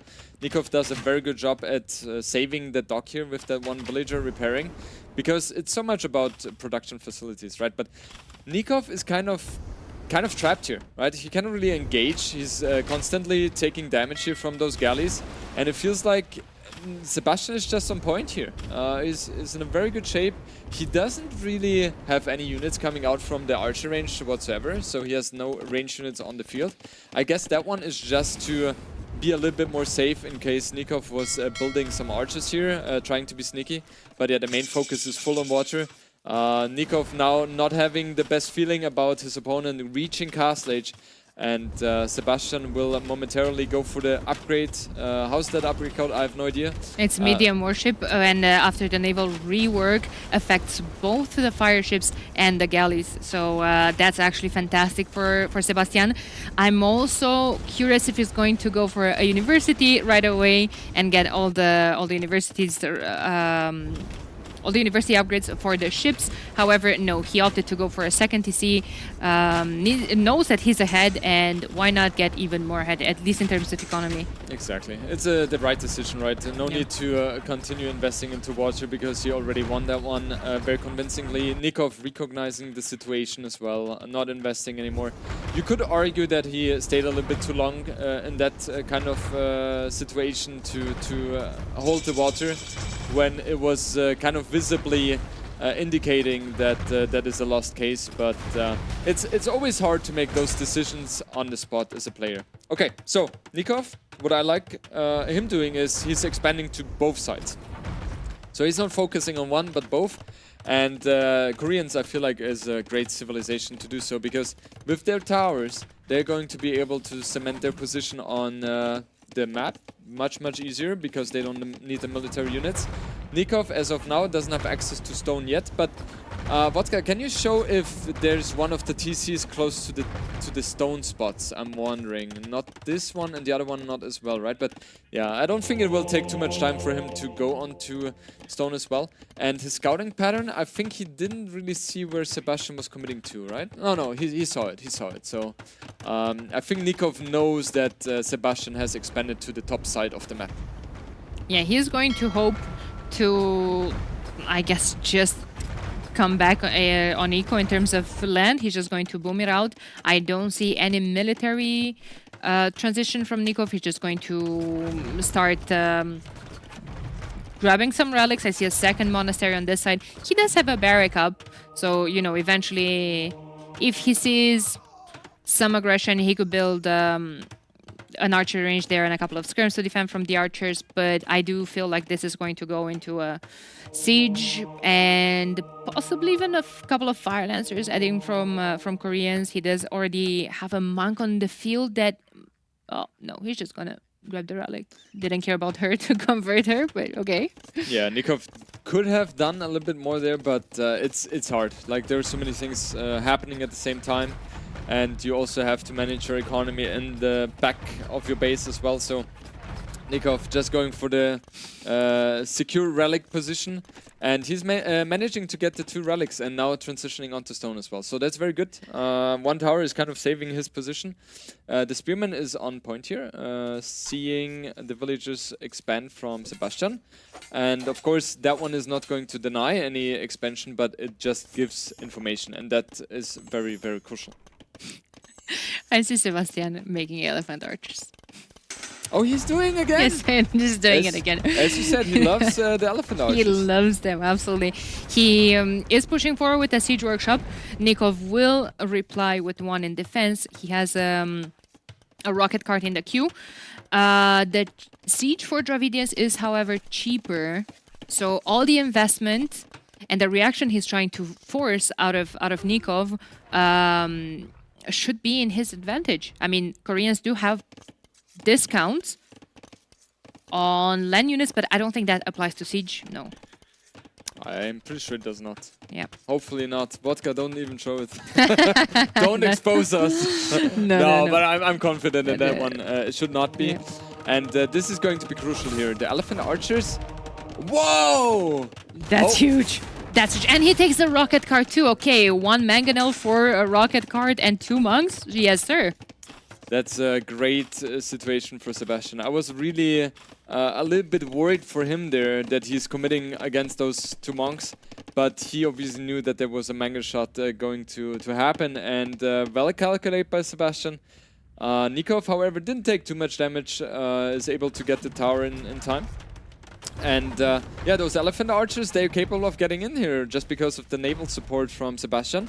And Nikov right now, he doesn't really have any defenses whatsoever against those elephant archers. As we know, both monasteries were on the side, so he has nothing in the center as of now. And that means a lot of villagers are idle as of now.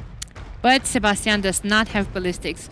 Yes, he does love elephant archers from Dravidians. Ballistics always comes in so late with him, I feel like. It's something that I noticed in other games as well.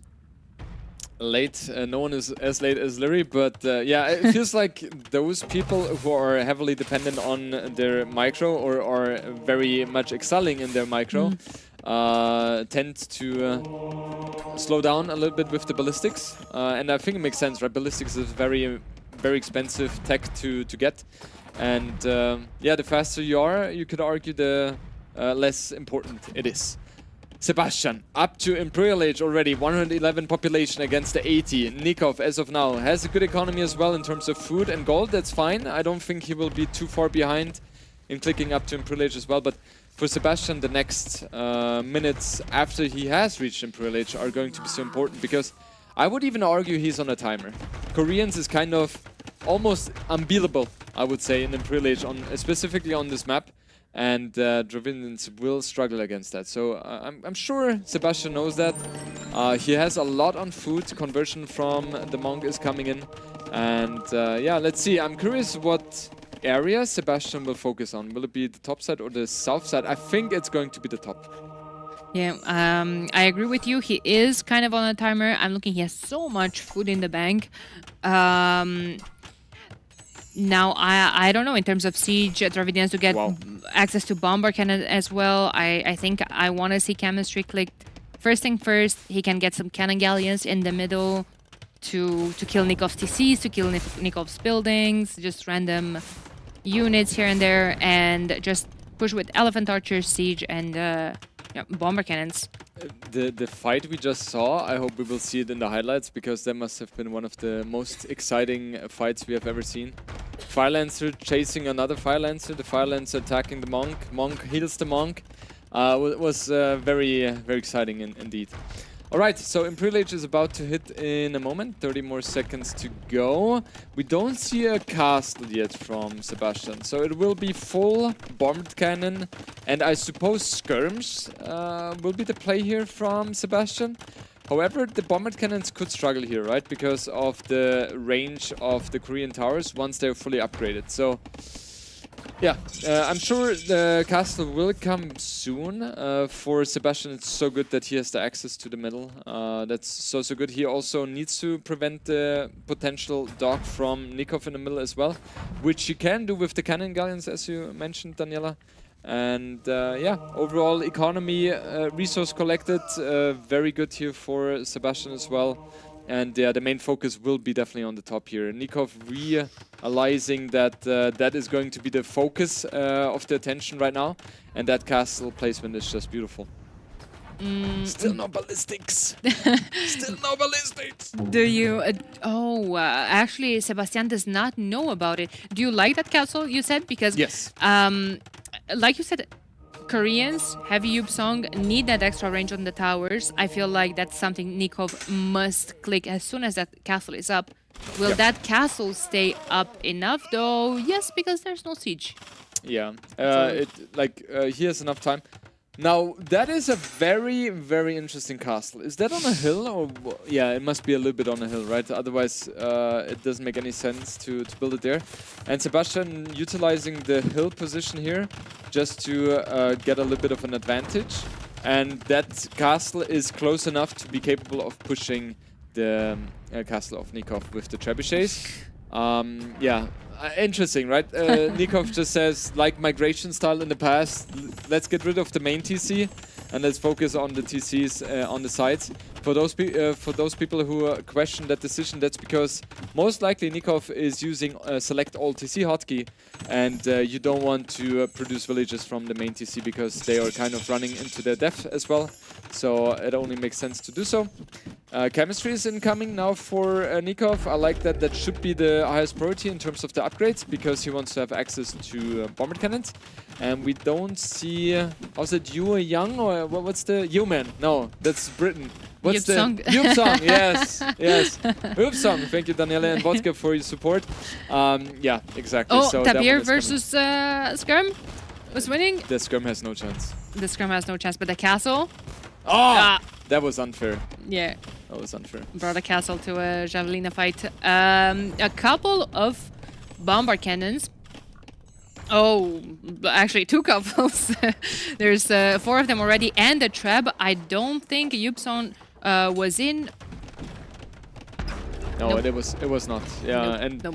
And it feels like Nikov is also struggling in terms of the economy, right? If you take a look at the population, 180 population against 100, which is a very big indicator, especially when both players have access to the same technology. Sometimes you have those situations where one player is an imp and has 100 population, the other one 160, whatever in Castle Age, and then there are chances. But Sebastian is in a very good position, pushing now with Siege, Mangonels, Bombard Cannons, Trebuchets, also having a very good castle foundation on the left side, just to be able to secure much area there as well. Siege Engineers incoming for Nikov, however, so with the extra range, which Dravidians don't have access to, and fabulous micro, Nikov could potentially do something here. Yeah, I am looking at the military numbers though, and I am sad. It's 8 for Nico versus 66 for Sebastian. Thank God he just lost a unit, because that would have been tragic to say how much military he had. But how do you stop this? Okay, Nikov just got a couple of workshops up, 3 bombard cannons in the queue. You don't. The short answer, you don't. Yeah, I have to see, like, Sebastian, look at him. He's just very chill, laughing. I know Nikov said something to him, which definitely had an impact in that sense. But Sebastian has this aura to him. I don't know how you feel about it, Daniela. Ever since I met him, he has a very chill aura. I feel like very chill, very, very nice, right? And he's just... very focused on the game. He also likes to meditate, if I'm not mistaken, which definitely helps in those situations as well. And yeah, his play this game was just fabulous. From the start to the end, just felt like 1-2 steps ahead in that sense. The first game doesn't really reflect that, but the second game has, and I'm curious how the third game is going to shape out. That is going to be played on Sebastian's home map. Yep. And yeah, how's she it still called? loves. Help me. I'm usually the guy who's asking how's they called. Yeah, Park dai Paranga. Yes, that's what I Dirang. meant. Yes, exactly. But yeah, you are right. Sebastian has just been calm this last couple of days, has just been preparing, practicing. Like, you see that he's genuinely happy to be here. Yeah. One of the first questions that I asked when I talked to him was like, "Are you nervous?" And he just like looked at me, smiled, and said, "No." Yeah. No. Yeah. Like, I mean, that's the right attitude. Like, it's just, I'm just happy to be here. I'm hoping to perform well, and he is. Yes. He is. He's showing definitely a very good performance. And initially, when there were, I've been always asking the top 4 predictions, right, in the podcast. Daniela, what do you think are the top 4 for you in this tournament? Ooh, top 4. So the semifinalists, basically. Yes. I think it's going to be Hera. Mhm. I think it's going to be... this is tough. Leary. I have those 2 as well. Okay. Now I'm going with the wild takes. Okay, let's go. Seba. Okay, yeah, I have him as well. And Winchester. I have exactly the same top 4. No way. Yeah, No, I don't exactly the believe you. same. I have exactly the same. Yeah, I think Leary and Hera are kind of not wild picks, so to say. They're kind of expected to be the top 4. But yeah, Winchester and Sebastian both, I think, have very good potential. And today we also have a very interesting set, right, between Hera and Winchester. They're facing in the first round, and I'm very, very curious how that is going to be played out, because it feels like I've seen Winchester play recently in the bootcamp, and it just felt like he's, you know, a little bit above the others. And Hera is always feels like above the others, so it's going to be interesting to see 2 players facing each other who are above the others. Yeah, absolutely. I think Hera recently interrupted his S tier streak. His coming back for a new one, Yes, maybe. yes. I think he's very determined to prove that. Okay, it was 1 loss that didn't mean too much. Just go straight back into it. I do think there's a lot of pressure on him, however, as well, in that regard, because people are going to be like, "Oh, what is this? The decline of the champion?" Or he, of course, prepared a lot. I know I've seen him practice a lot in the last couple of days. Yeah. I don't think he's well prepared. So is Leary. Leary was part of the boot camp in Onimaru in the last week, the last couple of days, and you know the other 2 could be anyone really. Anyone is super ambitious, super prepared. And as I'm talking, I see that we're already in game number 3. We have Nikov in red playing as Kitans. Sebastian playing in blue as the Persians on a new map. I think we're seeing this map for the first time in this tournament. Is called the Partida Ipiranga. And it's a very Arabia-like map, in my opinion. You do have some extra resources, a whole lot more resources than on Arabia. You have all that food concentrated in the south. I wonder if we're going to see some strategies in terms of players wanting to take control over them. There's a lot of the papaya trees there, a lot of hunt. Gold spread out all across the map, especially in the middle, 3 tile golds everywhere. And at the top, we have, I think this is actually the 2P wonder in game. It's a monument that does give you 25 extra population space. So in the late game, that's something that's going to be very important for the player that gets control over it, because that player could get to 225 population eventually.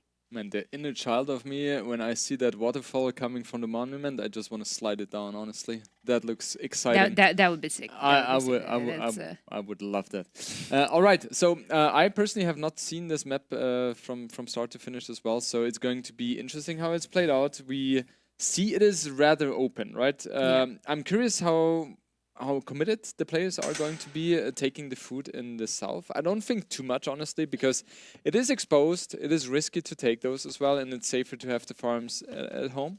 And yeah, Persians against Khitans. Khitans is a civ which is potentially extremely strong, especially on those land-focused maps, as their pastures are very efficient in terms of the food income, and forging is kind of applied twice, right? So when you research forging, your scouts have 5+2 instead of 5+1, and if you go for iron casting, your, I don't know, step lancers have 9+4 instead of 9+2. So that is a huge advantage for them. With Khitans, we most of the time see the combination of a scout and skirm play, as skirms are produced a little bit faster for Khitans as well. On the other side, with Persians, they are literally one of the best civs, right? That's also one of the main reasons we see Sebastian prioritizing them so high and picking first. Sebastian almost ran into the TC. They're producing from their TC a little bit faster, so you create more villagers in the same amount of time as other civilizations. And with Persians, most of the time you see scout opening into something. With Sebastian, most likely skirms. But yeah, let's see. Yeah, into something is most likely going to be something with mobility. Yes. It can be knights, it can be camels, it can be cavalry archers. So they have a very special bonus in Castle Age on them as well.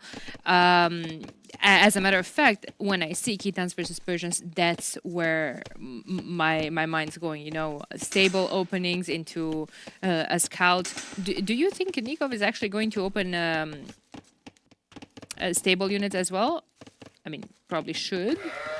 I'm a little bit surprised, but both go for double blacks, horse color, and I don't know how it's called, the pasture for Khitans. Yeah. Let's say horse color, domestication. Thank you, vodka. Yeah, but none of them commit to a stable. So they're just adding a little bit of spear, 1 spear each, and Daniela, I have the feeling that they practice with each other. These two players? Yes. Maybe. Oh, just in time to see the stable. Didn't lose a scout to the TC either. Yeah. Now let's see his reaction. I'm assuming eventually when he gets the necessary wood, maybe he's going to add one as well. Maybe he's just going to make some walls and try to set up a good pasture eco. You already got domestication, like you said, so extra animals on those pastures as well. I love what Sebastian is doing with the scout. He's so active here, and he also has transitioned to a gold as well, right? So he will have the potential to build archers as well. Nikov seems to be on point as well with his scouting, adding the arch range. He skips the stable completely. And I think Nikov should be able to be a little bit in a better position because he's not going to invest into the scouts. The scouts should not deal too much damage here, running into walls. And Nikov with his superior, or not superior, but with his good micro, he should be able to defend without any problem whatsoever. And Nikov with the pasture should also in theory be, they were dancing. He should be able to up to cast stage a little bit faster, I think. Oh, nice engagement here for Nikov. Really killing one scout almost. Very nice for him. And he has taken no damage here whatsoever. Yeah, absolutely. It's definitely, like you said, Persians very active with their scouting. Scouted the walls from Nikov, immediately added an archer range, gonna continue, produce scouts and archers trying to break that defense from Nikov. Nikov, in the same time, obviously, did scout that in time, made an archer range of his own. I kind of expected to see maybe a couple of skirms. He opened archers, but now I see a second range. And maybe it's just going to be a mix. Like, no, the archers hit the scouts attacking the walls, and then the skirms focus on the archers from behind. Yeah, I mean, that is a tiny bit of, more micro-intensive, but from behind the walls, you're just sitting there living life, hoping to get a faster uptime, to use your technology advantage to maybe swing and push back all of this aggression and take a bit of a map control. Yeah, Nikov is not risking anything. Adding the second archer range here, he has 9 gold, so he will have full archer production here. And I think he knows pretty well that Sebastian usually takes advantage of early map presence with army. He might be a little bit later to cast stage in that sense, but he has map control. And Nikov says, no, I will go full army as well. Will fully produce archers. And Sebastian, he will struggle against that most likely because he doesn't have any skirms as of now. And the 2 archer ranges should be able to produce so many archers that he's able to push those scouts and archers back. Yeah, he does already have fletching. I do like that he was patient, was massing all of those units from 2 ranges. It's going to be easier for him. However, right now we still have 11 units for Sebastian on the field, only 8 for Nikov. But like you said, he's managed. There's the walls that Seba still needs to go through. In those situations, it's always very important to keep an eye on what the transition is in terms of economy. Like, how many do they have on food and stuff like that. And Nikov, yeah, okay. Sebastian has a good town of farms. Now with Wilbur coming in as well, it's going to be amazing for him. I think he should be able to click up to fuel age or to cast age very soon. However, Nikov has very, very good economy as well. The pastures are doing a lot of work, and I like what Nikov is doing here. He's trying to be a little bit sneaky, so to say, but Sebastian knows that there is something off because he has not seen the archers behind Nikov's walls. Sebastian is fully walled himself, or is about to be. There's still a little bit of a gap there, but he's focusing on that, so no problem whatsoever. And this situation, it might look very simple, but there were so many things happening which kind of indicate how high level both players are. Yeah, absolutely. Now, wheelbarrow, like you said, for 21 farms now, was extremely important for Sebastian. Does allow him to say, to stay neck and neck with the food count, with the Khitans, who basically kind of start with a mini wheelbarrow. It's not that important for them in particular because they automatically drop at the yurt. They don't have to walk all the way to the TC to drop the food. So yeah, okay, wheelbarrow affects all the villagers, always important, but we know how important it is for farmers, and it's not that important in particular for Khitans. Exactly. Wheelbarrow has the biggest effect on the farmers, and civilizations like Khitans and Khmer, they can delay that a little bit just because of that. Yeah, so most likely for Sebastian, we will see full CA play after initial 10 skirms or something, and that's something I was thinking right now. Can you go for CA right away?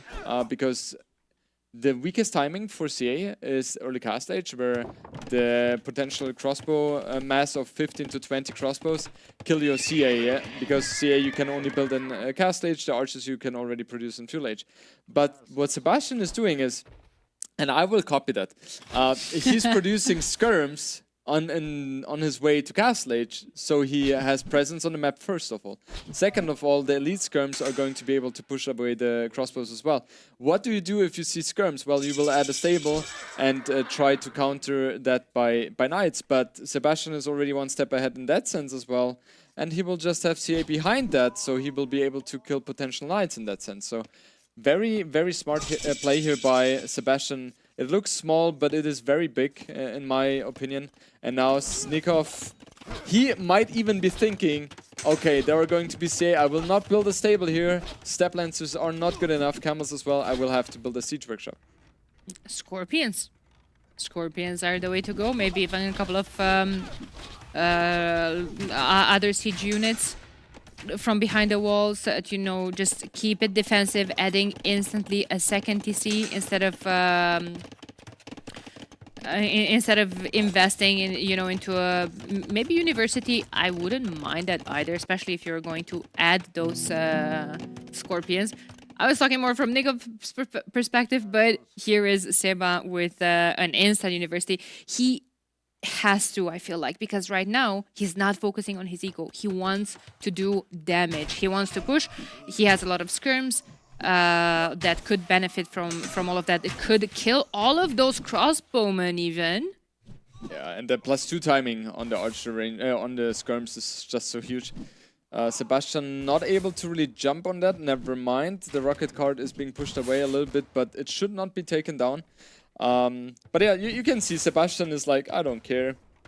It's just one. Maybe if he has 3, he's thinking about going back here. And Sebastian is setting himself up very nicely. And also one thing to mention here, and a big shout out to Vodka.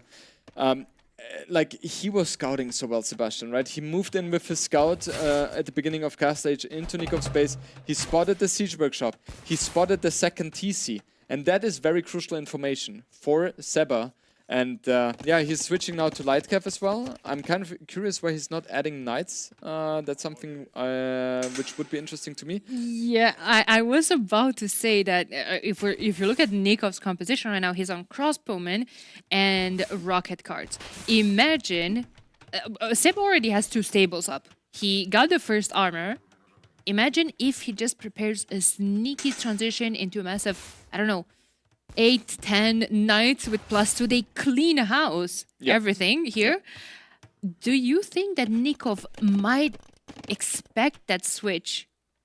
And maybe Seba is thinking that Nikov is preparing monks, or is that too deep of a mind game in there? No, it's very likely. It is definitely very likely. It's not something I would have come up with, but, you know, maybe that's the reason why I'm not a qualified player here.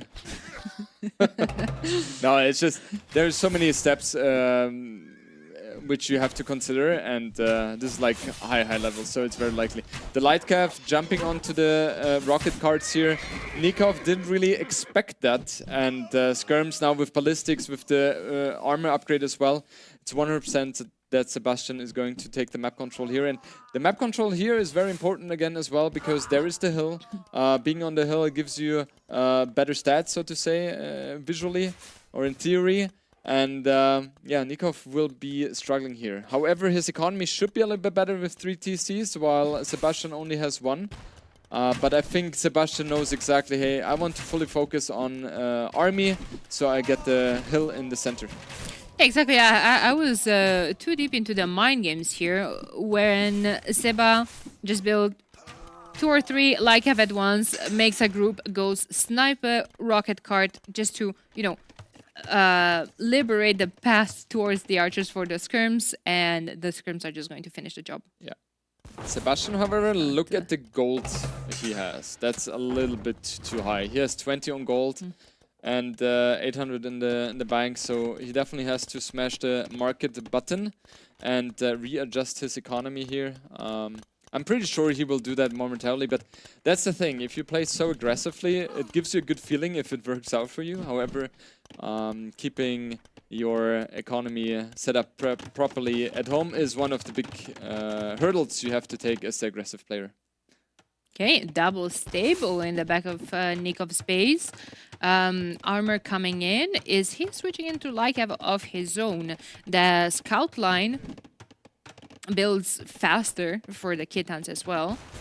I think it must be camels, right? The camels should be countering the light calf, or is he going for scouts? He's going for scouts! Yeah. Why is he going for scouts? The thing is, camels, like you said, or actually even stab lancers would have completely killed everything that Seba has on the field. Well, depends on the numbers, right? If you just send the two... Yeah, I'm a little bit curious, right? Because it is inevitable that Sebastian will switch to knights eventually. The Lightcav will already do enough sniping the monks, the amount he has. And then there's going to be knights coming, right? And Lightcav are not going to stop that. The crossbows are not going to stop knights. The rocket cards are not going to stop knights, so it has to be the camels then, in my opinion, but he's not going for that. He also doesn't have access to gold, maybe that's why he thought about Lightcav as the last option here.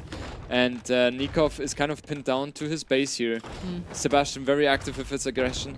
And yeah, it feels like Nikov has to hope for very good rocket card shots, otherwise he's going to lose more and more ground. Absolutely. These future fights in the next couple of minutes are going to be extremely important for Nikov because he needs, like you said, to go out there to get more control over the gold. I will say, however, that their population are extremely close. Nikov, however, having a considerable lead in terms of eco. He was on 3 TCs the entire time, while Sebastian is only 1 TC pushing, and he's diving in right now. It's kind of like the Hera style, full focus on the army and just try to crush as much as possible. And he's very successful in doing so. He's killing the TC, killing a lot of villagers on the way as well. Will kill the army most likely as well. With 40 army against 18, this kind of feels like Sebastian is about to win this game as well. But now Nikov is able to hold a little bit longer. Skirms have to move back, and now Nikov is capable of breathing a little bit more here. Husbandry on this way as well. And yeah, it's so much about producing army right now. And yeah, Sebastian is doing that. Nikov realizes as well. He has a little bit of an eco advantage, but the question is how much is that going to capitalize? I see Sebastian bought 100 stone to make another TC, a second one, which is going to be probably to protect the gold. They're in the middle next to the monument. He protects that as well. I gotta say, what I would have liked to see earlier from Nikov, since he does have that villager lead, to just grab a couple of them and put them on stone. Stone is on the outer area of this map, but look at Seba. We've been talking about how good of a scouting he had this entire game, and he does have that scout there in the back looking for a possible expansion. However, there's a big engagement in the middle, and Seba just does not take the gas off of the pedal. Oh yeah, there's a Speaking of big spike in gas right now. Yeah, there's a lot of villagers potentially to be killed here. Huge upgrade now for Nikov with iron casting coming in, so all of a sudden his camels, his light calves are going to be much stronger in that sense as well. The camels are good at keeping those knights away, and yeah, Nikov. Yes, is dead. You were saying? Nikov is dead. That was my analysis. And yeah, Sebas, I don't know. It felt like to me Nikov has played a very, very solid set as well. But Sebastian felt like he was just one step ahead. And he looks very... Let's say it like that, Daniela. I think it is very likely that our prediction of Sebastian reaching potentially top 4 is likely. It seemed that he was just extremely prepared. Like I said, they all are. I have been here for a couple of days. I've seen them practice. I've seen them how invested they are in strategies, into, you know, just being their best, in their best shape. And it shows. I mean, Sebastian came here today ready to show what he's capable of. Yeah. I mean, for me, it was kind of expected Sebastian is going to win this matchup. It was more about, is it going to be 2-1 or is it going to be 3-0? But yeah, Sebastian managed. Yeah, absolutely. Right, I think we are about to hear from our winner, Sebastian, as well. Sebastian, congratulations. And we're looking forward to hearing what he has to say. And we will switch it over to our lovely Nelson and Hart. And Sebastian. Thank you very much. Thank you very much, guys. That was indeed Sebastian with a very, very strong showing here, besting his teammate Nikov. And we are ready to hear his thoughts, again, with our good old Hart. First of all, congratulations, Sebastian. It's pretty nice 3-0. Very well played. You played against your teammate, obviously. I'm sure you guys had some practice in the past on these maps. How are you feeling because of that? Confident on the maps you wanted to pick? Do you have a plan prepared all along? Yeah, I had some plans. Obviously, I didn't have everything prepared. It's complex. There are a lot of SIPs, a lot of maps. But I was confident, I would say. Yeah, I practiced a lot with Nico, but mainly for the qualifier, actually. Not for the main events. We only got one set. So luckily, there wasn't that many mindsets involved, which is better that way, in my opinion. But yeah, it was a really intense set. It was really intense. Yeah, the games were really close. There's always a lot of fighting. Both of you like to brassle it up a little bit. So yeah, very, very good games. 3-0 must feel nice. Going into the tournament sets you up quite well. Yeah. I'm happy of the 3-0. Obviously, 2-1, I would still be happy to get the win. So yeah, looking forward for the next match. All right, nice. So I'm sure we're gonna get the images soon. Game 1, we had Bengalis against Shu, I believe. How are you feeling going into that matchup with the Sif? Were you expecting him to go shooter? Yeah, I was between Shu and maybe Saracens. I was worried about. So I was worried about him playing cross on Mangonels with Shu. Yeah. So when I was able to get the game into a skin war, I was feeling I was getting into the right position. So yeah, but I was surprised he had that great eco. I thought I had the game more control, especially with the aim timing. But with his fraction traps, he was able to do a lot. Yeah, he pushed you back a lot. At some point, I was feeling a bit worried for your position because playing pure skirmishers, I felt like that might favor Shu in Imp because of traction trebuchets. I thought like you maybe would have to get into Elephant Archers and like Laika or something, but you kind of just managed to pull it off with mostly skirmishers, right? Like here, it's just looking kind of bad. He has good map control, he has the traction trebuchets, and it didn't really feel like you were in a good position to make a unit switch. How were you thinking about the game at that point? Yeah, I agree. Felt awkward on some moments. I was losing the control, especially because he went for a strong push in the middle. Yeah. That was the issues, but I had more expansions, yeah. Yeah, you expanded well and managed to like just win small fights everywhere. And this map, you both went for a heavy water approach. Yep. It seems like you just got a nice trade to start off the game, basically. And then you just kind of snowballed off that, right? Just playing water and pulling ahead. You had a much superior castle each time. And I think that's probably what set you up for a win, right? Yeah, I agree. Winning the water was key, especially against Koreans, because you don't want to have those turtle ships around. Yeah. So I knew that I had to win the water.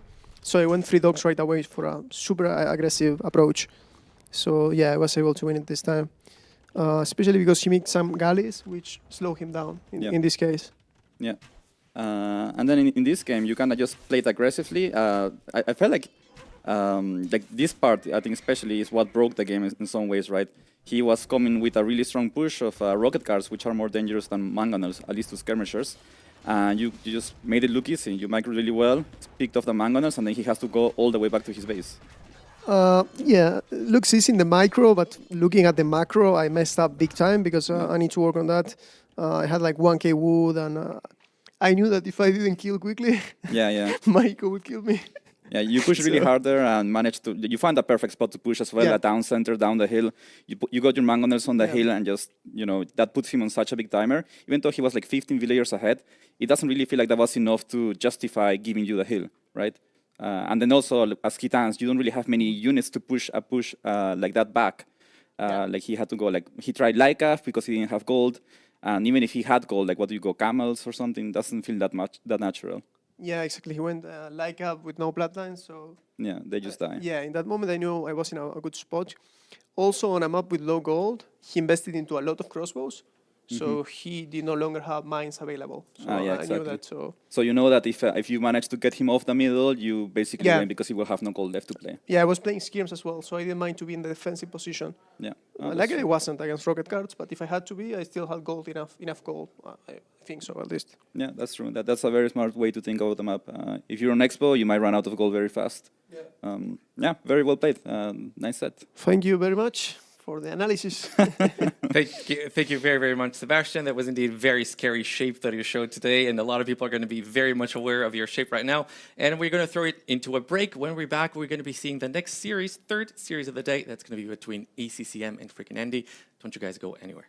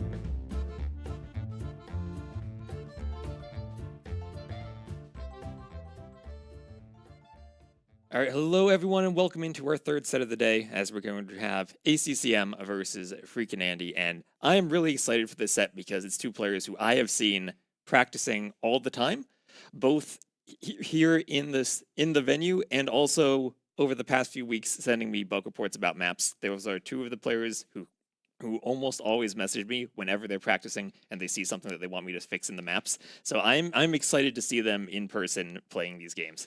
I'm excited too, especially because the contrast between these two players is so big, in my opinion.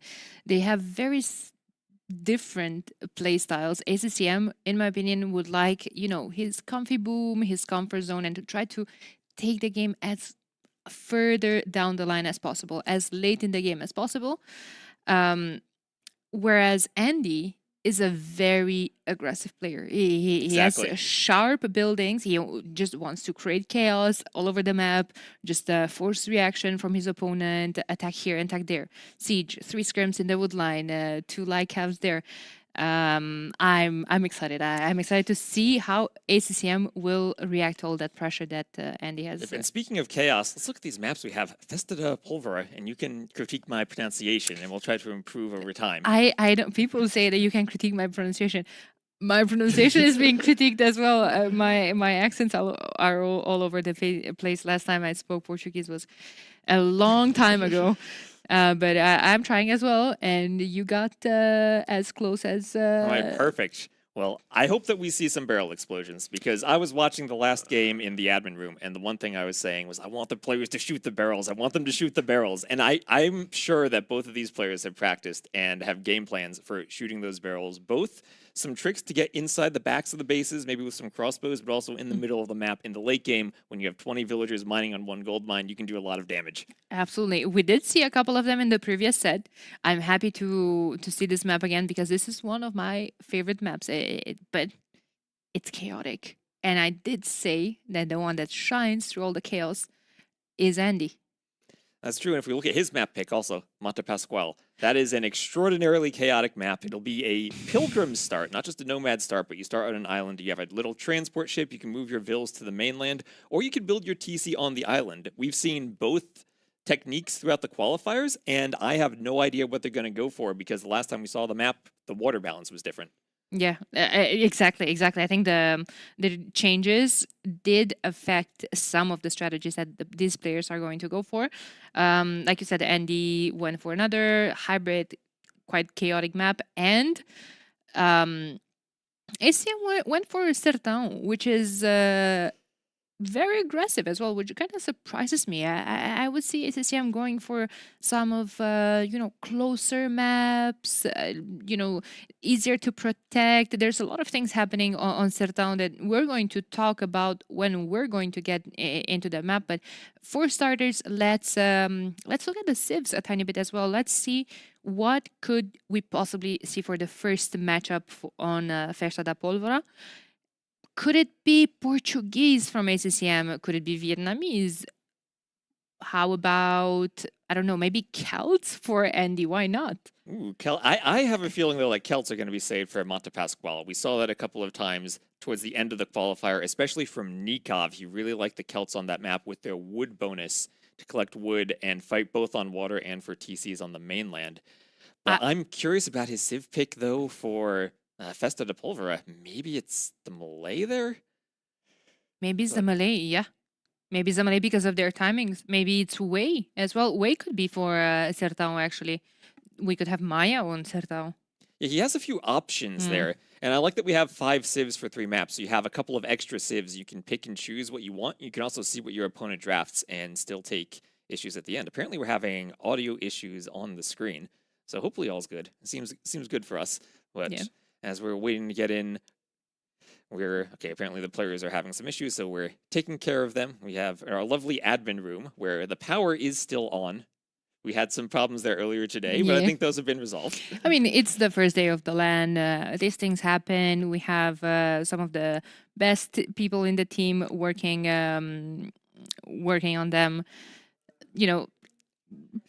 Viewers are patient, everything's fine, there's no tension. Yesterday, people were so stressed. And it's funny, coming from me because I was so stressed. I was a wreck yesterday. Like I mentioned previous set as well, this is the first time I casting on a LAN event, and I put a lot of pressure on myself, but I'm enjoying this. I'm happy that you're here to cast with me the next set. We've been casting before as well. We're good friends, and I think this is going to be an absolute perfect set. Well, I wonder how Andy's feeling, if he maybe has some nerves too. Looking at that win rate, 15-1 series count for ACCM. That is a crazy good win rate against wow. Andy in tournaments. And with how good of a player Andy is, I might not have expected that before seeing the stats. But ACCM has been carrying this matchup between the two of them so far. Oh, look at the two of the tournaments that where they last faced in Midweek Madness. Let's go. And, well, like you said, different playstyles. And whatever the difference between their playstyles, it looks like ACCM has managed to figure out the matchup. Yeah, that's good that you're saying that, because I do believe that there's an entire art behind drafting and behind, you know, preparing a strat, a save on a certain map. What happens now when that save possibly gets banned? Now you have to kind of think about other saves that you could still possibly do your strat on, or maybe your opponent already picked a save. Now you change your mind. You want to counter his save instead. We have a lot of some of those matchups where we do tend to prefer one of the saves instead of the other one. There's a lot of mind games with this, especially like you said, we have 5 sieves for 3 games only. So okay, the opponent picked my counter pick. I can just give up on that plan and go for the other, or I could pretend to go for the other, and I'm still gonna stick to my strategy. There's an infinity of the mind games, and ACCM is kind of known for being a good drafter. He is. They call him the chef. And sometimes it all comes down to practice. How much practice time do you have to try out different civs in different civ matchups? You always feel more confident if you've practiced the map and you have played the civ matchup before and you know what to expect. If you go in and you haven't seen something yet, you might have to just come up with your game plan on the fly. Of course, of course. Now looking a tiny bit at also the ban, the civs kind of tells you about what a player is afraid. I see a couple of Khmer, Koreas, Mapuche, but now I see the first game, and we're in, ladies and gents. We have ACCM playing as the Vietnamese. Good civ. It's his home civ. It's correct. It's his home civ, but it's also a good civ for what you were talking about earlier. Maybe we're going to see that massive crossbowman shooting a barrel. Maybe. I hope so. I hope so too. I also love that they picked their colors. We're not just getting the standard red versus blue. We got some cyan versus orange here. Andy's always a player who plays as player 8. And he's the type of player who before has seen someone else in the lobby pick gray and then complain because he himself didn't want to use team colors. He actually wanted to play orange. Yeah, well, speaking of Andy, he is playing in orange, like you say, as the way. And I'm actually curious. Like, yeah, this was one of the civs that I could see him picking it on this map. I think we're going to have to talk a lot about the way, because they do have a lot of bonuses. And they do have bonuses of extra villagers, and they've proven to be one of the best economies in the game. And part of me thinks that on this map, since you do start with the lumber camp and the mining camp and the mill, you might be able to do all of the eco upgrades a bit more easily than on other maps. Okay, we did have a slight pause. I'm not sure if there were still a couple of audio technical difficulties. However, no, I think we are going to have a restart. All right, so it looks like we're just going to get a restart going there. This is the moment where I fear that the map broke and I might need to run off camera and fix something real quick. But I think we're good. But in the same time, isn't that wonderful that you're here? I guess so. I can go fix it, pull my laptop out. I hope we don't have to do that on stream though. Yeah. Okay, apparently we had a set of barrels that was missing at the back of one of the bases, so I do have to go and fix that tonight after casting. So that'll be a fun adventure tonight, but we're just going to hop right back into it. And we'll have, again, the same Civ matchup, hopefully the same colors. I hope sometimes we do a restart and players don't pick the same colors. Who would do that? Someone who never picks a color and forgets to click the button. Okay. I think these Makes players will sense. be good. I think they'll be good. Yeah.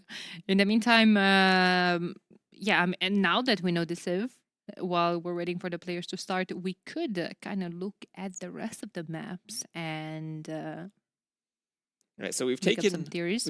way off the board for Andy and Vietnamese for ACCM. That leaves, I mean, ACCM has Italians or Portuguese there for Mata Pascual. Andy has, I guess, Japanese, Celts, and Malay all would be viable there, unless he goes for the Maya. But looks like we're back into the game. And we've swapped sides, so now we'll have Andy to the north and ACCM to the south. Yep, very similar spawn. However, we did see this map in the previous set. Like I said, I don't mind seeing it again. I was talking how they all start in 3 independent bases. And we have monkeys on the tree in the middle. They just hop around the tree there. They don't do anything. They just look awesome. And obviously, we're going to leave that up there. I think that's more important than the actual game. Okay, well, no. Vodka, come on. Okay, There we go. There we go. Yeah, those 3 bases are independent from each other. So we do see Andy kind of thinking a tiny bit in advance, because what happens if one of your bases is completely surrounded? You do have those big patches of woodline in between the bases, so you would probably be in a situation where you kind of have to evacuate straight into the opponent's military. Yep, and both players are going to be pushing their hunt around those wood lines into the town center. And we've seen this a lot where you delete your initial walls and then build a forward wall between your food base and your town center as you try to get as much food as possible to the TC.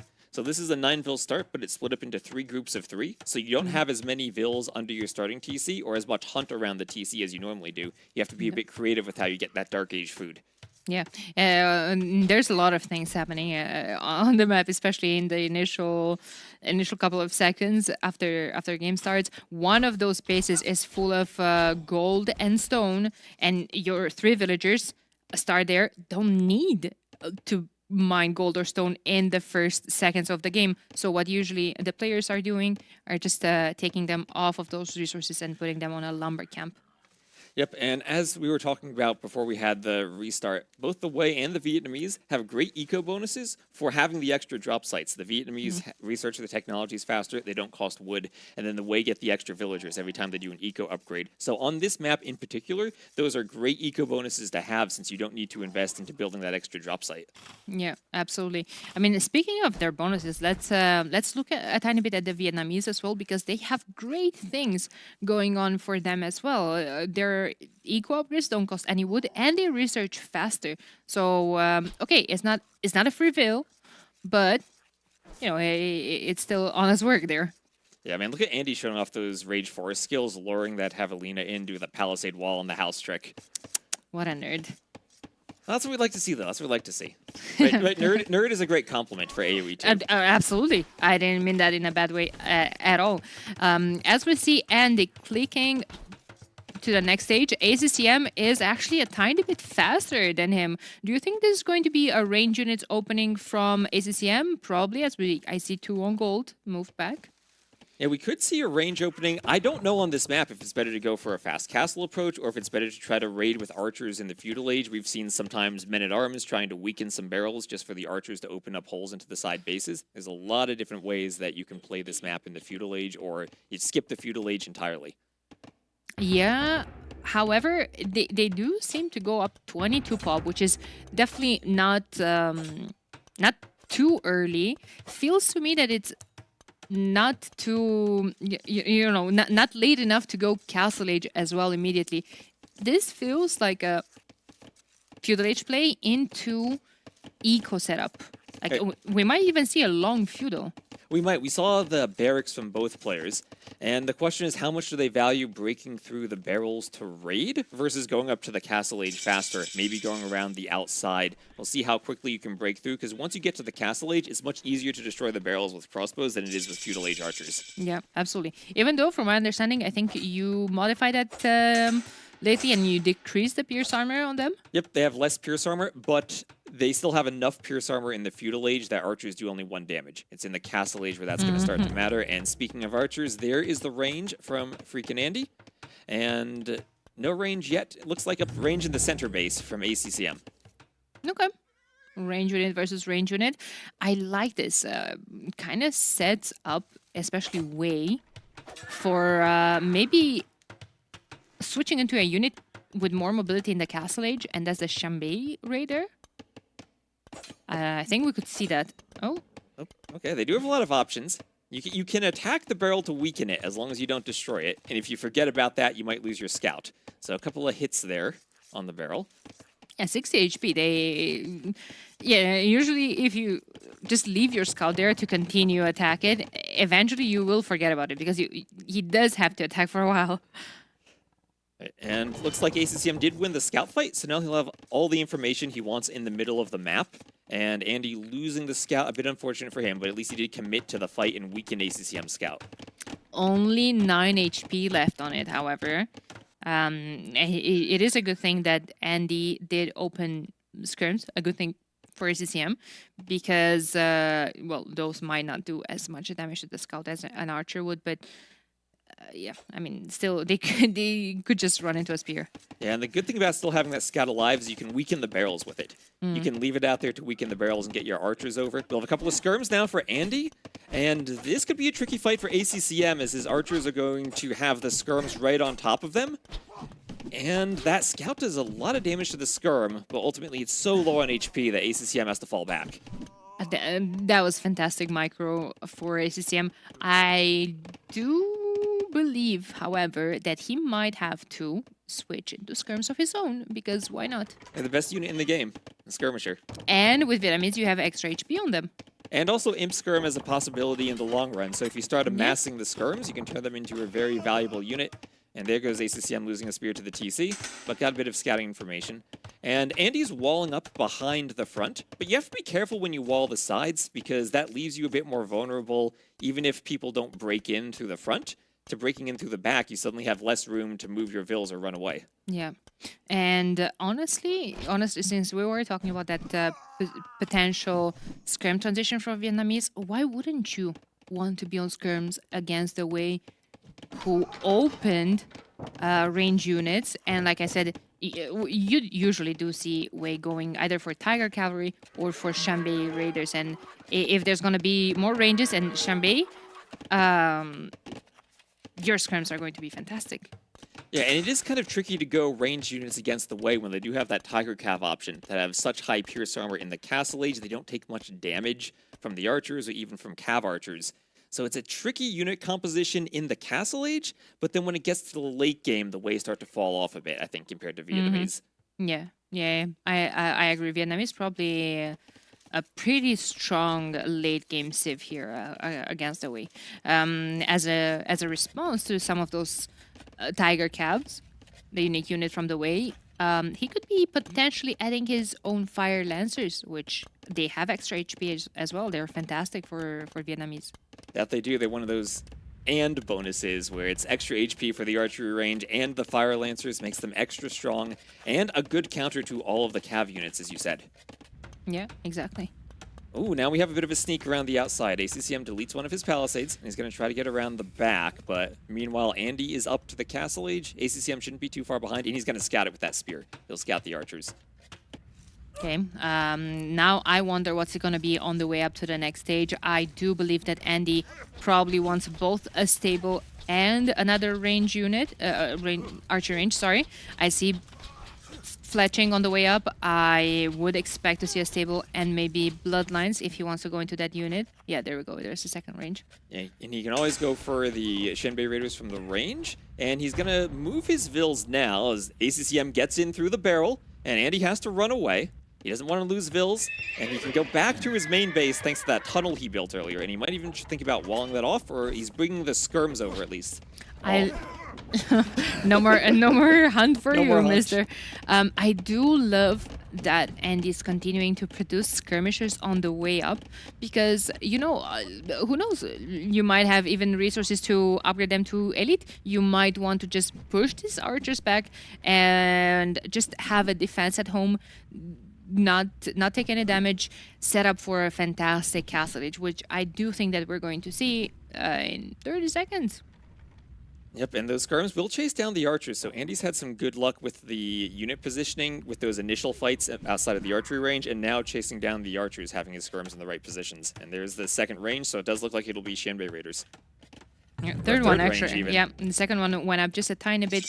Earlier, he did build the stable, but no bloodlines yet. The Xianbei Raiders are in the queue. There's the eco upgrade. There's going to be 2 extra villagers for Andy.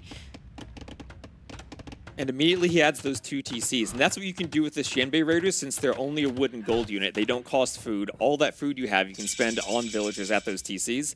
And there's Bloodlines. So it looks like he's just going to be booming with the Xianbei Raiders while also enjoying the extra vills from every eco upgrade he clicks. And right now, if you are a CCM, I mean, you're going to have to deal with this before adding even a second TC. And as I'm saying that, he does add the second and the third. But was that wise? Yeah, there's the second TC, the third TC more defensive in his own base. He didn't go for the food area with the TC. He's focusing mostly on the gold and just on that wood line, trying to stay safe. And there's the university, so it looks like Andy's committing to ballistics early on too. He's doing husbandry, he's doing all the upgrades for the Xianbei Raiders, other than Bodkin right now. That can be a tricky one if you've suddenly clicked ballistics and you forget that you've done the basic thing of not clicking Bodkin yet. But there he goes. Bodkin now is in the queue and is going to have ballistics eventually. And I feel like ACCM is going to be in a tricky position here because you have a couple of range units, you have added TCs, but your range units don't have the mobility that the Xianbei have. And you're just going to have to stay defensively or send them forward to try to get some damage, but Andy might just defend with siege against that. Right, Andy has more mobility from the Xianbei Raiders, and this map comes down to can you use that mobility to avoid the skirmishers that might win a straight-up fight, but get through the barrels to raid with the cav units. Yeah, exactly. Up and speaking of the barrels, here we go. That's less Pierce Armor on them, the crossbows will get in. The scouts to deal with the skirms. And there we go, ACCM ready to raid on that gold area. The damage that he's done with that single scout killing all the scrims is fantastic, but you know what? Andy's just pulling an Uno reverse here. Oh, and ACCM, he's microing his crossbows. He hasn't noticed the Vills dying in his own base. This is a great raid from Andy. He kills 2 Vills, and he'll be able to pull back. ACCM didn't get much damage on the other side since Andy noticed and garrisoned right away. Initially, I thought that Andy's not going to be noticing that Vil on the wood line. He was saved. Let's go. And that's the difficult thing about the barrels. When you attack walls, your opponent gets an attack notification. When you attack the barrels, they don't get any notification until the barrel is destroyed. If you're not paying attention, your opponent gets in so quickly. Yeah, absolutely. A bunch of good raids actually still from ACCM. He's trying to do the most amount of damage he can. University is going up for him, so he's going to be probably investing into ballistics rather soon. Ballistics is in for Andy, and we have a big fight up the top. There's a charge attack effect on those Xianbei Raider as well. Yep, and this is what you don't want to have happen if you're ACCM, losing small groups of crossbows to Andy's mobility. You don't want to be losing the numbers and not getting that big mass if you want to push and maybe upgrade to ARB when you get to Imp. Absolutely. More population from Andy, however. And look at that KD from Andy now, 23 to 9, 7 to 0 eco KD, and he's starting to pull ahead in resources collected too. And that's interesting. I kind of expected resources collected to be the difference to be bigger, seeing the amount of vills that Andy has in advantage. However, ACCM did a good job with Vietnamese. That's another fight that I think is great for Andy. We're seeing the mobility of the Xianbei Raiders. He can go through and kill crossbows whenever he wants. And, oh, that KD is looking so good for Andy right now. I mean, ACCM was trying to micro for his life, but more HP, of course, on those Xianbeis. Yes, the crossbowmen do have an extra range, but that's all they had going on for them. And like units with mobility will always be able to micro easier. They do have that, fast back and forth to dodge the arrows. And now Andy could even think about applying some pressure down to the middle of the map. And we see that forward workshop coming up in the corner as ACCM is trying to go for the 4th TC and maybe recover some of that difference in the villager numbers. But I always feel it's very tricky to recover when you're already down, as Andy breaks through another barrel to the right side. I really like the, re-walling behind the portions of the walls that have barrels. But while I'm talking about that, here comes the boys and the girls forward. And that castle is going to go straight on one of the TCs that ACCM has. All that is a nasty castle right on his face. Andy had ballistics ready to kill the Bills that were running. And since ACCM went for that 4th TC, he has no defense to this right now. He might try to counterattack with crossbowmen, but he does not have the army numbers right now to stop this. Absolutely. He needs a siege workshops, he needs scorpions, he needs ballistics on those scorpions to be able to even get a couple of hits on the cavalry archers running around that castle. Like you said, it's absolutely brutal for ACCM. It ranges the TC, the monastery, one of the production buildings. Pre-enter to his base, to his farming eco, to a 2nd TC on that farming eco. So just a crazy good position to push from Andy. Andy's not even destroying the barrels yet. He's just raiding the woodline and continuing to run around. ACCM on the other side is starting to get to the back of Andy's base. He's hitting villagers too. Both players have to micro in so many spots right now, but no ballistics for ACCM. It's going to be a lot harder to hit the vills, and they'll get safely back to the TC. I gotta say, very good reaction there from Andy, running instantly all of his military. And while I am saying about how good that initial castle drop from Andy was, second one is coming for on the other base that has other 2 TCs. So ACCM might have to evacuate not 1 but 2 bases soon. And still no ballistics, so ACCM will struggle to kill the vills. Andy will get a castle up, and he's pushing through with the Xianbei Raiders in ACCM's main base. He is everywhere now. He's got the castle on the right, the castles to the left, the army in the middle, and ACCM. Somehow he still has 81 villagers, but he is struggling for map control now as he loses a TC. Wait a minute. What's happening in the EcoKD? What's happening is ACCM has some crossbows in the back, and it feels like Andy's been there. ACCM has managed to garrison some vills, but he's had a bit more idle time now. But, did the vills die to the barrel? ACCM killed 3 eco units, and Andy lost 12. He must have killed some to the barrel then. That's so much to micro when you don't get the attack notifications on the barrel. Oh my god, and look at this. The castle is in the front of the TCs, pushing the vills back, and Xianbei's in the back of the base, just stopping those vills from evacuation. ACCM has idols moving everywhere. 16 vills idle, probably just waiting to evacuate that space, but how can you with all that massive military that Andy has there? He has nowhere to run. Andy is everywhere. All those farms are idle. ACCM suddenly, he's now lost 33 vills, and Andy can do whatever he wants. ACCM can't be everywhere to stop the Xianbei Raiders. On top of all of this, ACCM hasn't moved at all from range units, archers, skirms, anything, but now Andy has 2 castles forward. It's so easy for him to just start pouring Tiger Cavalry with a crazy amount of Pierce armor and a bonus of +6 against archers. Yep, and what great defensive towers from Andy. Whenever he sees ACCM coming around with the crossbowman, he's prepared for it to get some defensive towers ahead of time. And yeah, he might lose some vills, but the crossbows will be cleaned up. They're pinned against the tower there. Yeah, those were a couple of good kills, but will they be enough? It's 98 villagers to 66 from ACCM. Army number kind of similar, but in way more value for Andy. Way more value for the way. Oh, just way more value in general. Another TC going up from ACCM. Does it have to be so close to, that base that was already under attack? I think it just has to, because it's also close to that defensive castle. You can't expand too far away from, the fortifications that are keeping you safe.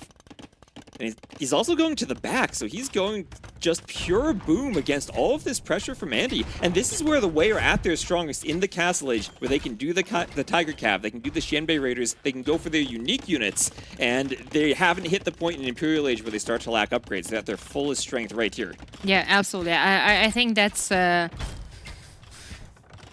The modality, I don't want to say it. That's the way to play them. That's the way to play them. Yes, you go for all of the cav units and you push as forcefully as you can, like Andy's doing right here with the forward castles.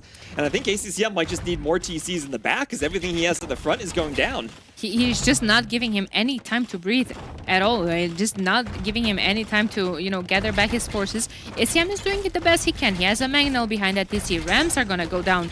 That TC is still standing. If that Ram manages to somehow snipe Andy's Mangonel and push all of this back, I mean, it's still not over. That's still not over, but look at that Vil count now. 110 Vils for Andy, only 72 for ACCM, and his TC is denied in the south of the map. He might have monks there to get it up, but that is not what he wants when he's trying to reboom. Definitely. And in the meantime, Andy is moving at the top as well with the 4th TC. So in a couple of minutes, we're going to have 4 TCs versus 4 TCs, but Andy's have been working all this time. All of the eco around was not idle, was not reacting, was not moving from one side to another. Look at the resources collected. It's crazy in Andy's advantage, of course. Andy's able to click up to the Imperial Age. I know ACCM's someone who likes to hang on. This has the potential to be over as soon as Andy hits Imp. The only downside, maybe, he's the way, so he doesn't have trebuchets. He needs to make the traction trebs, and those can take a bit longer to push through buildings. Yeah, I agree with that. They are a tiny bit better after the last changes. They did get some love and some extra damage against buildings, but I mean, the siege workshops are already there. He had rams that I don't even know what's the damage on those 3 rams, but they've been killing a lot of production in front of ACCM space. Yep, and there's another tower for Andy to defend against the crossbows.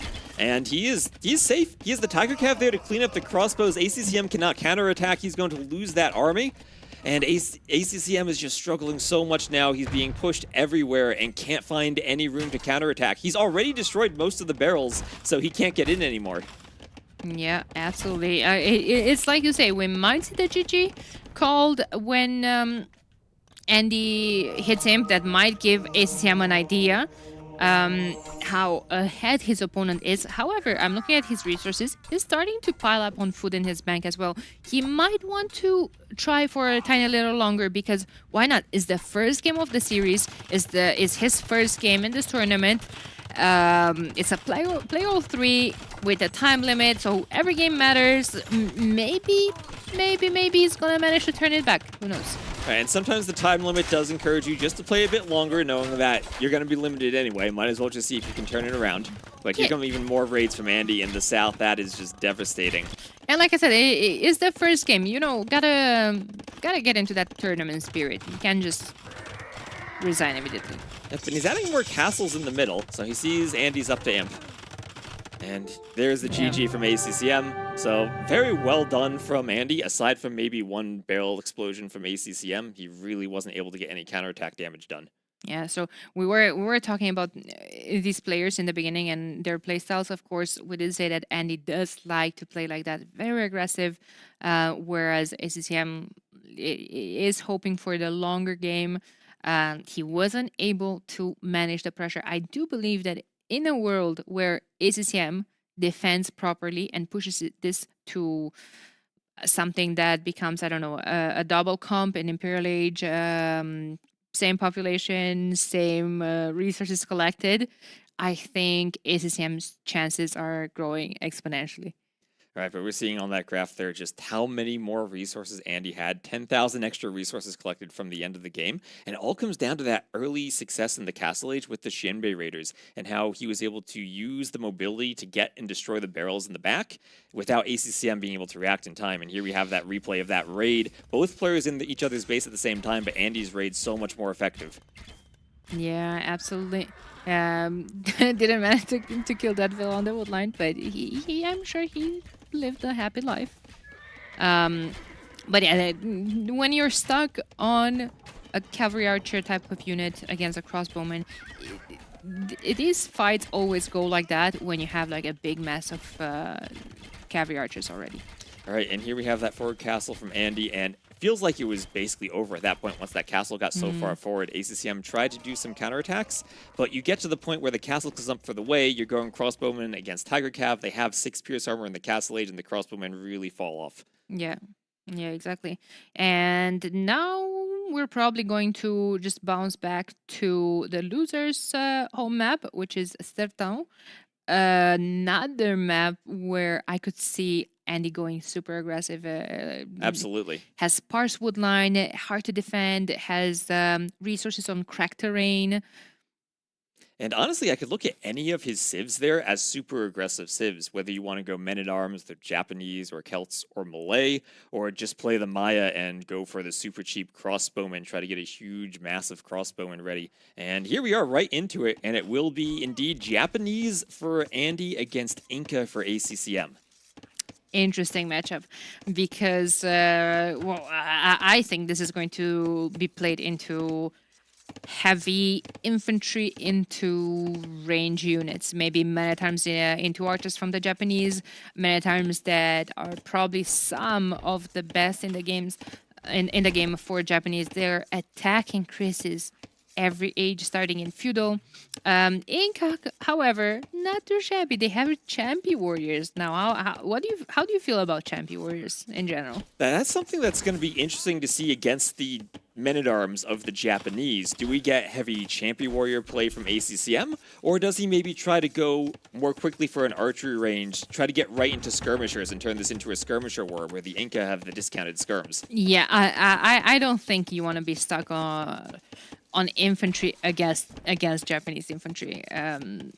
Not in the early stages of the game, not even in the late one, because they have access to hand cannons.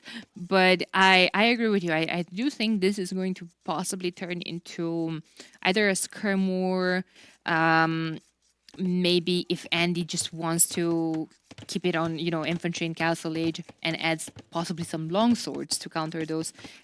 ACM could pivot to slingers. Yeah, that is a good point. Slingers are available for the Inca to counter infantry from the Japanese. Japanese also do have the option for cav archers if we get to the Castle Age. So so Andy could try to play it skirms into cav archers too on this map, or even scouts into skirms into cav archers, since the Japanese do have bloodlines now. Now? Yeah, they never had bloodlines in AOC. Oh, AOC, long time before. Long time ago. I long mean, time some ago. of these ACCM was playing there. Lewis probably wasn't even born yet.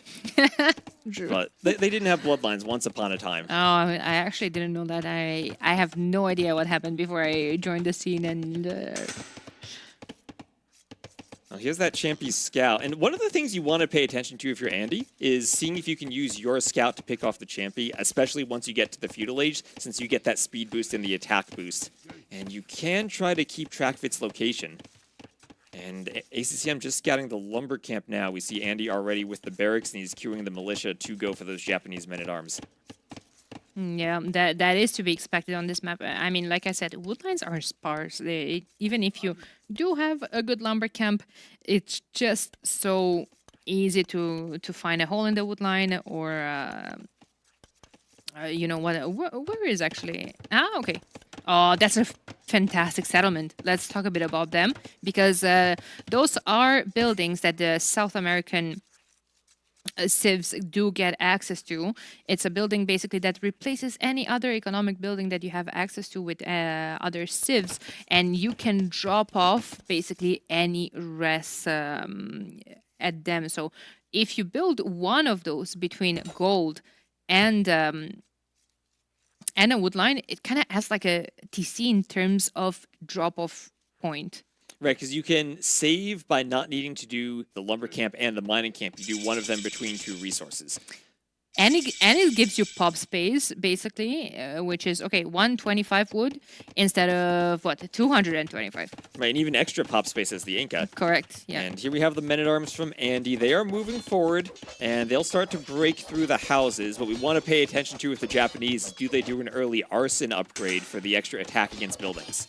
Oh, wow, it is going to be champions for Inca as well.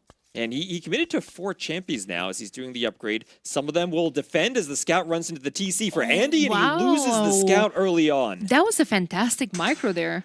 That was blocking with the Champy to bait the Scout more into the TC fire. But here comes Andy forward with those men-at-arms, 4 Japanese men-at-arms, and they get through houses so quickly. You need to be very careful with repairing.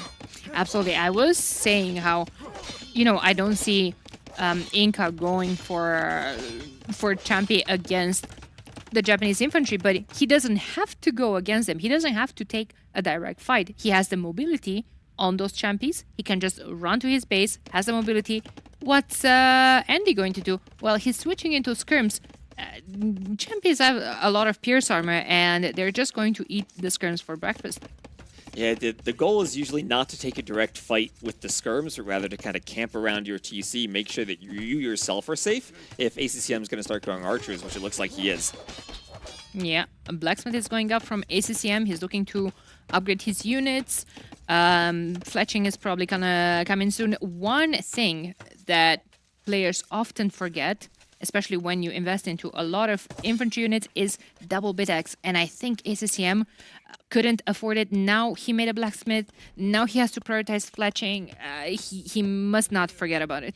Oh, yeah, that is rough in the best of circumstances, but here you've done all your other upgrades. You're used to having it early on. You can forget about double bit axe for a while if you're not actively checking for it. Yeah, absolutely. You're gonna get into a spot, you know, when you're going to want to be researching Bosa and Castle Age and notice that, oh wow, I was missing double bit all this time.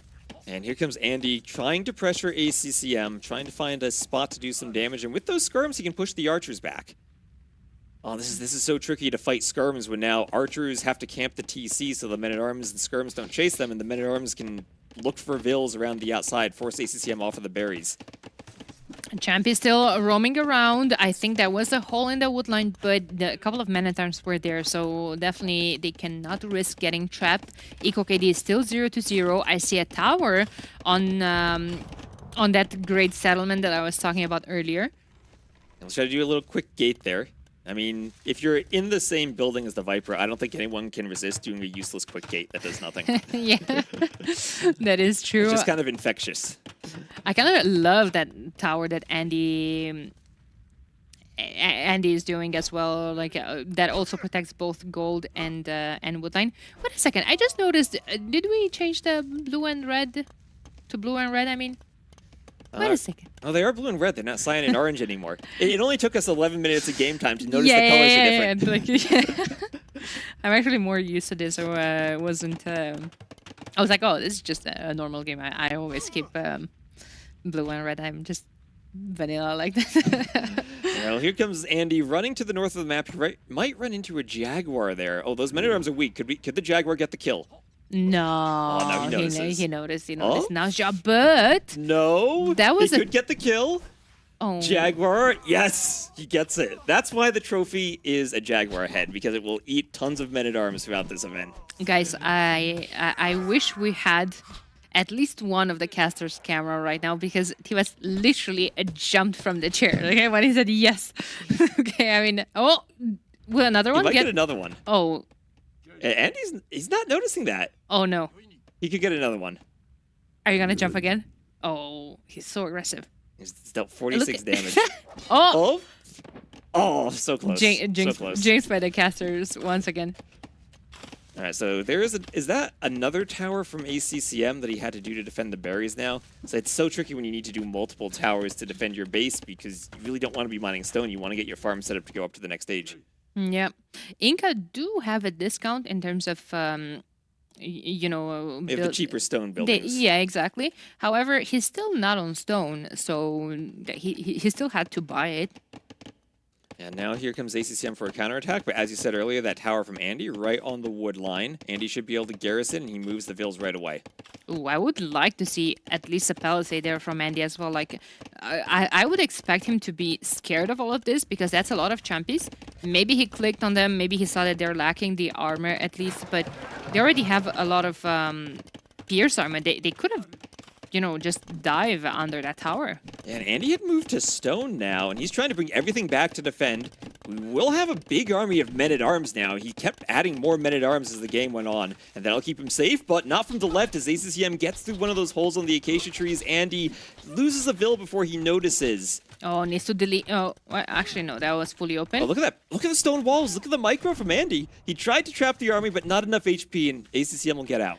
First eco kill of the game.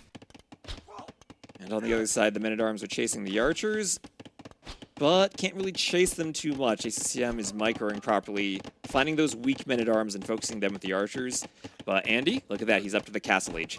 ACM is going to be just behind. He's idling a tiny bit right now. Needs a force drop, and up we go to the next stage as well. Currently, we are on a Champi Scouts. Actually, they're runners, right? Yeah, they are runners. They are runners. My bad. With archers from ACCM. Into what? Into a couple of scrims, into possible CA. Do we like CA here? Do we like Japanese cav archers against champions? I think so. I think so. But They have mobility. Yeah, I'm more curious about, does ACCM have to go skirms himself if Andy starts going for cav archers? Yeah, he does have cheaper skirms, Inca. Not only skirms, but all of his units cost considerably less food. Was even buffed recently, if I'm not mistaken. Right, because remember, the Inca used to have Ego Warriors that was swapped for the Champies now. Yeah. I wonder if you could still get away with doing that triple barracks Champy Warrior build like you might do with Eagles in the past, and then try to overwhelm Andy with numbers early on. It looks like that's what he's doing. He's going for it. Do you think he expects him to be faster? Because he might be surprised. Also, one thing that works against Champy is cavalry. Japanese have decent cavalry. I mean, decent, fully upgraded in Castle Age, as good as any. Definitely not a unit that probably you want to be on later on in Imp, where they will be missing the last armor. Right, here come the Champy trying to fight the skirms. There's Andy up, immediately doing Bodkin. And elite skirm from him. We all know how good skirms are, but if you're against Champies, you probably don't want to be investing purely into skirms. You'll need something else to fight the Champies. Yeah, I would have expected him to go knights and scrims. However, that stable is up.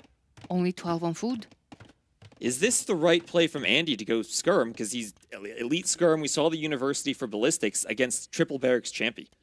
And that's a deadly raid from ACCM if he can wait until his upgrades. Even 2 Champions could be decent against all those skirms, but he's everywhere now. He's trying to split up his numbers, get as many Champions as he can, get the upgrades, and then just raid. Full 1 TC play. Champion Warrior coming in. There's the +2 armor upgrade as well, and those are just going to run straight into under that tower. They could just chill there, take down the tower. Tower goes down, all of those vills are left for grabs. Yep, they have such good Pierce armor, they can dive under that tower and stay there for a bit. They wouldn't want to fight long swordsmen, but against feudal age men-at-arms, they can take that fight if they have the numbers. Wow, and is even investing into ballistics? Ballistics just to defend against Champies with skirms. I don't know if skirms are going to be enough against the Champy Warrior. It feels like if ACCM is able to raid and take fights properly, he's doing a ton of eco damage. Andy has the quick wall and pull vills. None of them are gathering wood right now. He has so much idle time as ACCM just moves in with more and more army. And is in trouble. Look at his resources. He still has a lot of military on the field, but look at the military value. He has skirmishers and yeah, resources just dropping from his bank. He's not producing villagers. Of course, you need to prioritize the military in this moment. ACCM is just absolutely putting pressure in every single corner of Andy's base. And look at that KD now, 21-11. Even that feudal age archer army still getting value on the wood line. And Andy has to start worrying about where does he take wood now. That first one with the tower is starting to run out, and ACCM's eco is just safe at home. Another lumber camp is being pushed back. Andy right now is completely surrounded. And he can't take wood now. That lumber camp he has to abandon. The other one has so little wood left. There's stone walls blocking all the vills. And he's trying to get a couple of knights out, but ACCM has such a large army now. Look, the thing with knights, yeah, they're one of the most powerful unit in Castle Age. They're a power unit, so to say. But without upgrades to so many champions, they will die. And they're a unit that the more quickly you go up to the Castle Age, the harder it is to make knights, because you won't have the same eco if you were to stay longer in the Feudal Age. And I think these days, players have just found ways to go up to the Castle Age much faster than they have in the past, and that's where the Incas shine with these champions, because they're so much cheaper than knights. Yeah, of course, especially with their bonuses. I'm looking at the military numbers. It's 27 to 17 for Andy. He's also ahead in terms of vills. His TC has been constantly producing. He has only 52 seconds of idle TC time, which now that I'm looking at, Andy doesn't have too much more either. But Andy has 11 villagers idle. The other ones, these 5 up from the tower, they're moving somewhere else. Villagers from the woodlines move into the TC back and forth. Look at the resources collected. ACCM is getting that lead, and now ACCM is coming forward with a siege workshop that probably hopes that is going to absolutely win him the game. And here come the Cav Archers from Andy. That's probably the best unit he has for fighting the champions right now, but it's going to be so long until he adds them in. He's going to call the GG, and we have a tied set 1-1 right now. Oh, wow. That's absolutely fantastic. And I'm happy when, game number 3 is a decider. Obviously, it's a player of 3 format, so every single game counts, but it's just more exciting for everyone, for us, for the viewers, for everyone enjoying the set, which is not disappointing us. We expected a good set, and we're absolutely getting one. We did, and look at that military. We can just see on that graph where ACCM gets towards the Castle Age and then keeps the triple barracks champion production going. And I'm questioning Andy's approach of why did he go elite skirm in that situation? You're against the Inca. It felt like once he tried to go for the skirms, that wasn't the right unit composition at all against the champion. It was just a tiny bit weird. I'm thinking maybe he tried to go up to the next stage faster, so was about to continue into CA. Maybe that's why his food eco wasn't, set up as well as he had hoped to be, perhaps. So once he was just, in Castle Age and saw all of those Champy going towards his base, he was thinking, oh damn, maybe cavalry would have been better. But at this point, your eco is set up for you to go a unit that's only costing wood and gold, and now you're thinking about knights, and now you're seeing that your food eco is just not there. And how are you gonna keep your TC running? How are you gonna produce knights? How are you gonna survive all the pressure? The tricky thing in that matchup is if you get enough Cav Archers, you can fight the Champy, but it takes time to do them. You're amassing Champy if you're ACCM on the way up. You immediately have 3 barracks, and you try to apply pressure, and maybe even hope that Andy isn't gonna be active in scouting if you're forward attacking him and forcing him to react. Absolutely. So that'll bring us also to our final map of Monte Pasquale. And I'm sure both players have practiced this map a ton. I don't know what we're going to see. We've seen so many different types of games on it. We've seen sometimes players just go docks and go water. Sometimes they TC the middle. And apparently Celts in the qualifier won a game. Nikob stole sheep using the Celts bonus on a transport ship. We could see anything. Yeah. We really could. Also, this is one of my favorite maps. It's one of my favorite maps too, and I think the players are going to be prepared for it at this point. It has so many things going on it. It's chaotic. You have like that small island, like I said, a pilgrim-like start. You have to evacuate from there, but also kind of have to fight for the water. Water has a lot of resources on it. Has food, has whales, has access to all of those islands that are full of stone. So pretty much all the resources. Land is important as well. All of those res you can find to mine or chop in the mainland as well. I think one of the changes that you made for the event was that now players instantly start with herdables on. They've always had the herdables on the mainland, so you can scout a bit if you want to go for your TC. You can find where you want to do your woodline. It's really important to know the position and the location of all of those res.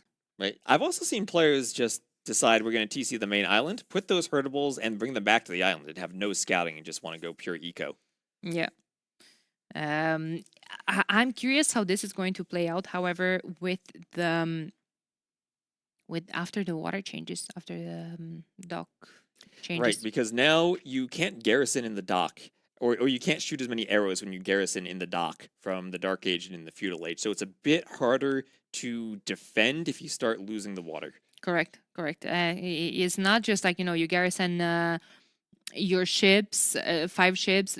The dock always does 3 damage starting in Dark Age. No, you're not gonna get any of that. Your dock is not shooting anymore. Then even in Feudal Age, when it's shooting, it depends. It does less bonus damage against the ships, so it's harder to defend. You're going to have to fight a tiny bit better or not better, but harder to come back on water. Right, and one of the new features on this map are the whales. I love when they add new animals to the game. I mean, whales don't make sounds, but I love having animal sounds to annoy T90. But the whales will give you gold on the water and give you an option to use your fishing ships other than just for food. And here we go, as it looks like both players will indeed be building their town centers on the starting island, but different dock locations. Andy goes more towards the front, ACCM more towards the back, and on this map, the whales always will be to the back. So if you want to skip the mining camp and just go for a whale for gold up to the Feudal Age, you want to go for a back dock.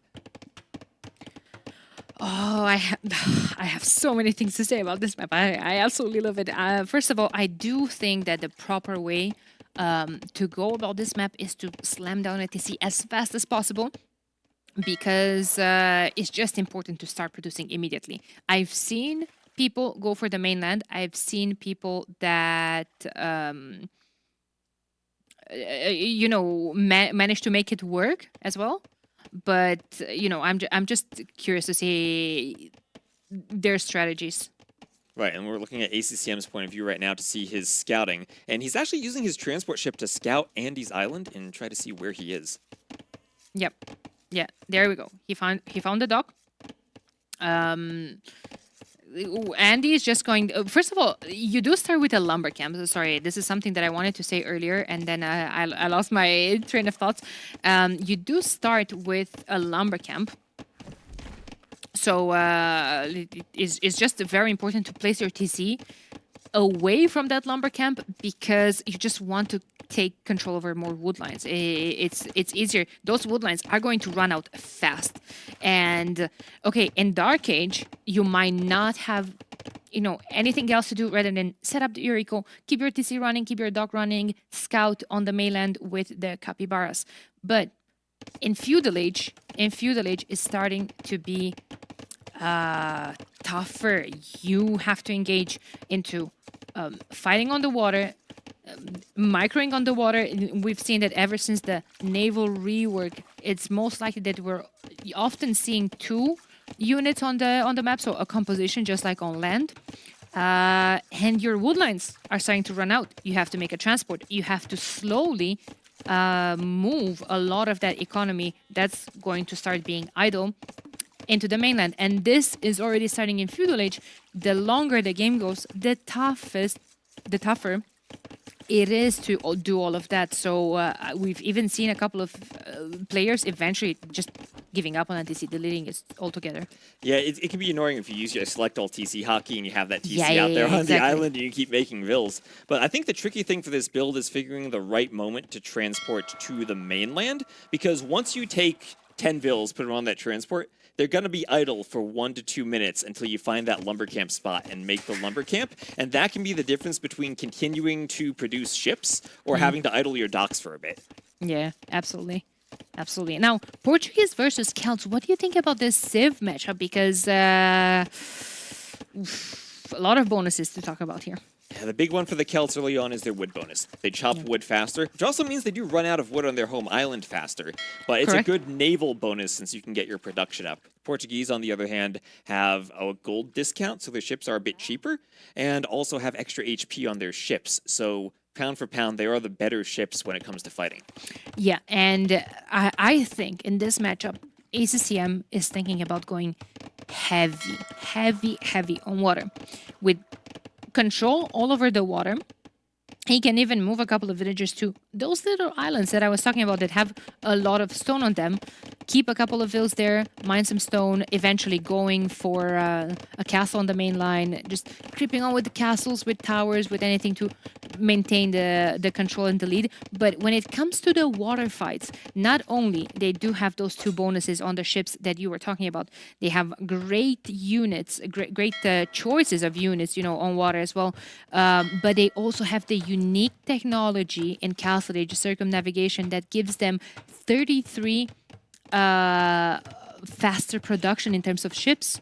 Right, and now we have, what is this? Both I players don't decided know what they that want is. forward docks. I don't know if Andy is going to try to garrison in his transport ship to save the villager there. ACCM wants to stop the dock. Can Andy escape? Is he blocked? He's blocking it. He got out. He hopped onto the transport ship. I don't know, is that a good thing? Does Nilly need to fix that, or should he keep it how it is? Keep what exactly? Hopping over the enemy transport into your own. Well, did it really help? I don't know how the collision box came into play there. I think it was fine. I think. All right. Well, here we have another dock. And players, something I've noticed on this map, it's so important to have your docks in the right position when you take fights so that your reinforcements arrive to the fight in time. Yeah. And both players want forward docks as they're opening with hulks. Yep. I would like to see that galley transition, and I'm looking at Andy, and he has 3 dogs producing galleys next. As the hulks start fighting, hulks don't really do much damage to each other. They just kind of sit there and tank damage for a while. Exactly. Also, the attack upgrade doesn't really matter when you're fighting hulks versus hulks. Exactly. But now galleys are here. They're into the comp, and what is ACCM going to do? Because ACCM, yes, thank God he's adding his own galleys. We were talking earlier with Jordan how I really don't like the hulks plus fires combo, but also look at the res collected. That's almost 800 more from Andy. Yeah. 1 because of the Celts bonus, 2 because he went to the mainland later. And now he just wants numbers on his ships. Galleys are the most wood expensive of all of the ships, and they synergize very well with that Celts bonus. yeah, absolutely. However, the longer the game goes, if this gets to Imp, they could suffer. They don't have access to Bracer. That's true. And also, even if you think about the land army composition, Celts don't like fighting gunpowder, and the Portuguese are a very good gunpowder civ. Yeah. Also in Castle Age, a mass of galleys stacked. Caravel. Caravel could act like a scorpion on water and break those formations. That's true. We don't see it too often, but here we have some more hulks just kind of sailing past each other. The galleys are the real damage dealer in this fight, as we have 2 fights going on the water at the same time. And this is just so much to micro to keep all of your hulks in the right position. And Andy's even now doing loom as he's housed. And it's so important on these water maps not to be housed. You stop your production until the house finishes, and that means you fall behind in numbers. And I also like, where are you going to build your houses? Like, you're panicking, you're going to build a house immediately with a bunch of vills. You're kind of taking out of your farming space, which I do think that needs to be around your initial TCs. Great fight right there for ACCM. Even though he does have less units on the field, I don't know where the rest of military from Andy is. Maybe he's just was trying to go from the other side, trying to surround ACCM. However, he did not fall for it. Yeah, now Andy has 7 galleys, so he should be in a good position to take fights on the water. He even has fletching when ACCM doesn't yet, and he still has so many more resources collected. It feels like as long as he takes equal fights right now, he should be able to pull ahead as he starts sniping fishing ships. Oh, absolutely. Absolutely. There's 5 vills idle from ACCM. 18 for Andy. Did Andy just run out of all wood on his island? He did. He's moving the vills to the mainland, and that's what we were talking about earlier. There are these moments where you start transporting vills, and now we have a big fight here as ACCM doesn't quite want to engage, wants to fall back to her dock. Of course, he's waiting for fletching. Fletching is 1 second away from being in, but ACCM also does not have the numbers. has 2 less galleys. And both players pull back now to their docks as they transport to the mainland. And now the game starts transitioning a bit to how do you set up your eco. There's the market from ACCM if he wants to buy himself up. Andy may be floating a bit of gold while the Vils were idle on that transport ship. But now everyone's on the mainland and we have a chance to fight on the water now. Oh my god. Andy wanted to build a market and he misclicked and he slightly tapped an outpost and now he has 199 stone in the bank. Oh, that's so painful. Now you can't build 2 extra TCs. You can only do 1. Nor can you sell. Only, you sell. Only 100. Yeah, it's... That's one of the worst things you can do because you realize it and you're so fast to stop construction, but just not fast enough. Yeah, exactly. And ACCM is selling his stone as well. I saw both of the players going for the market. I expected this on a map that's so water heavy. You do want to have that timing. You wanna get the medium warship upgrade. You wanna build that university. You gotta build the research. Clinker construction first. All those fancy techs, careening. And there goes ACCM. We saw he just lost his transport ship. That makes it really awkward to go back and forth. Yeah. But he sold the stone. He's buying his way up, selling wood, and he will be the first one to click up to the castle age. Yep. And Andy trying to sell off the edge of the map there. There we go. Andy's lacking a lot of food. And there's the market, and if he's going to buy his way up, it's going to be a struggle for him. Yeah. And he's lacking a lot of food. He does have a lot of wood, not too many on gold. Now, I'm not entirely sure if he's mining gold on the main island or is he taking whales, but this is a huge fight for ACCM. His micro is quite good. Now, remember, Portuguese do have extra HP on their ships, so okay, even having a couple less units might compensate. However, those galleys from Andy did a lot of damage. Yeah, that was a great fight for Andy. Remember, ACCM was selling wood so he can click up. Maybe that affects his ship numbers if he's not producing ships. And now the fires are out for Andy to deal with all the galleys as ACCM now is losing his entire navy. Yeah, like I don't know what all of those galleys were doing alone. All of the fire ships were chasing them, running straight into Andy's galleys.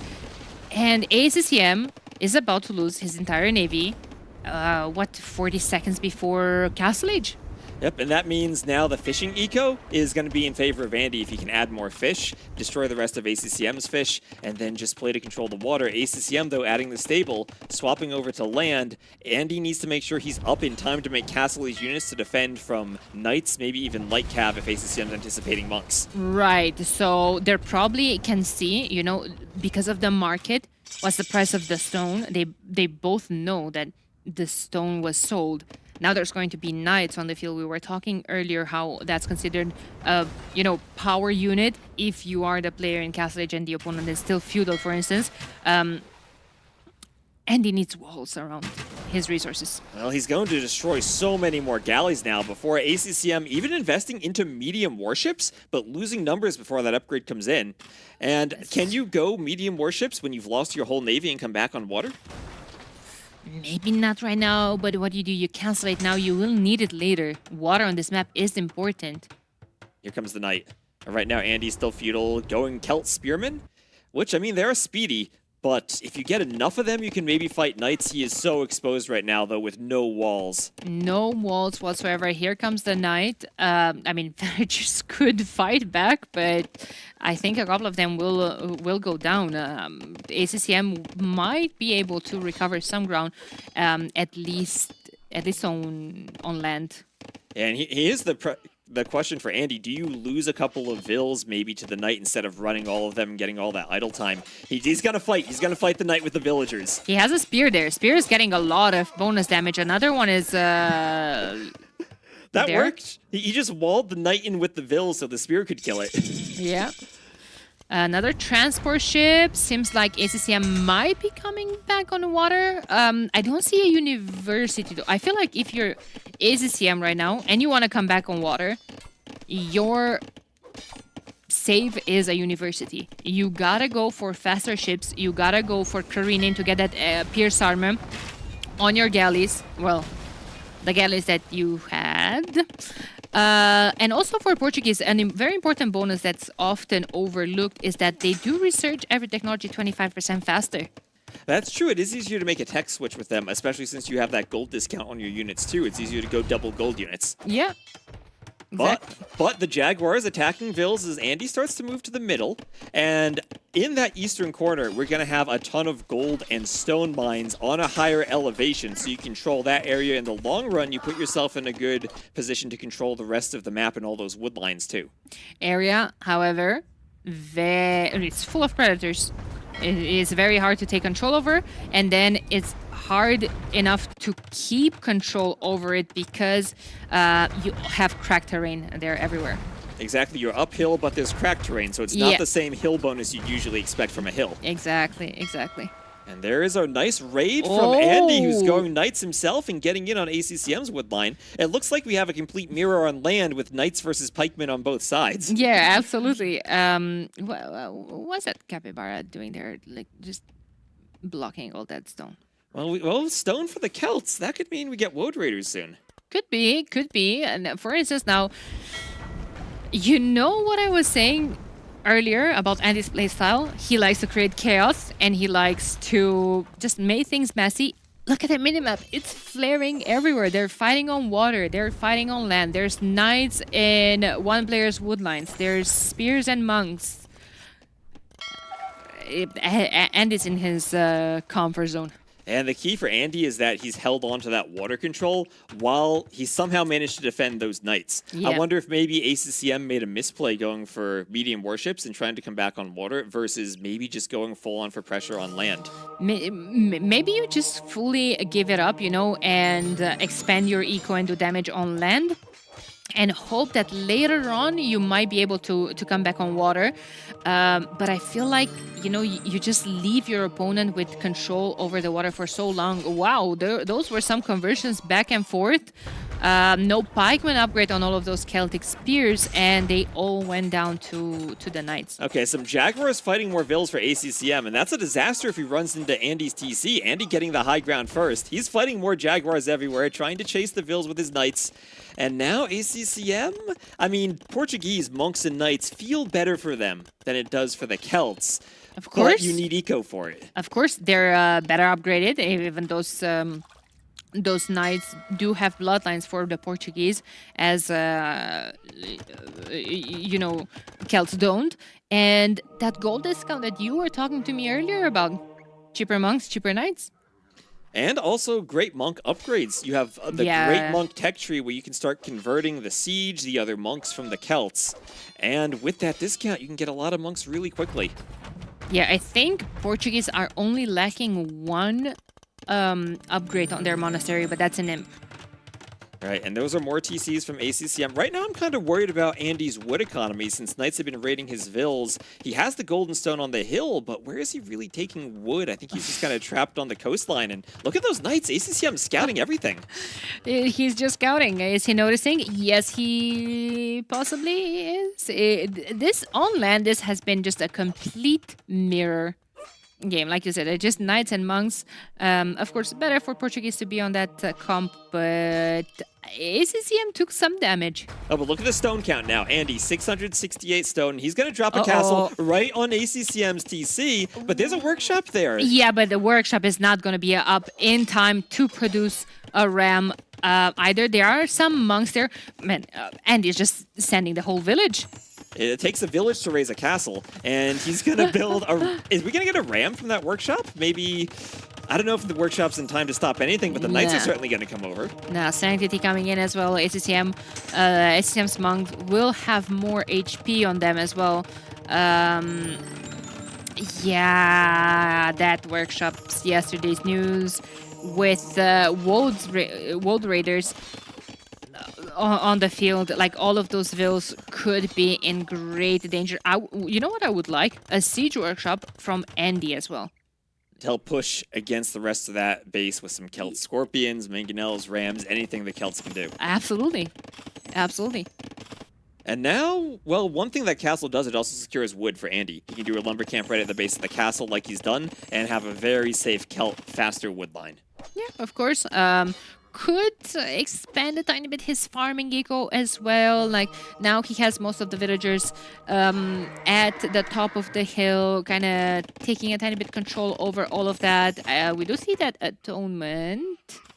Maybe ACCM is a tiny bit scared of too many monks from Celts. Maybe, but I think it gives you a huge advantage, monk versus monk now.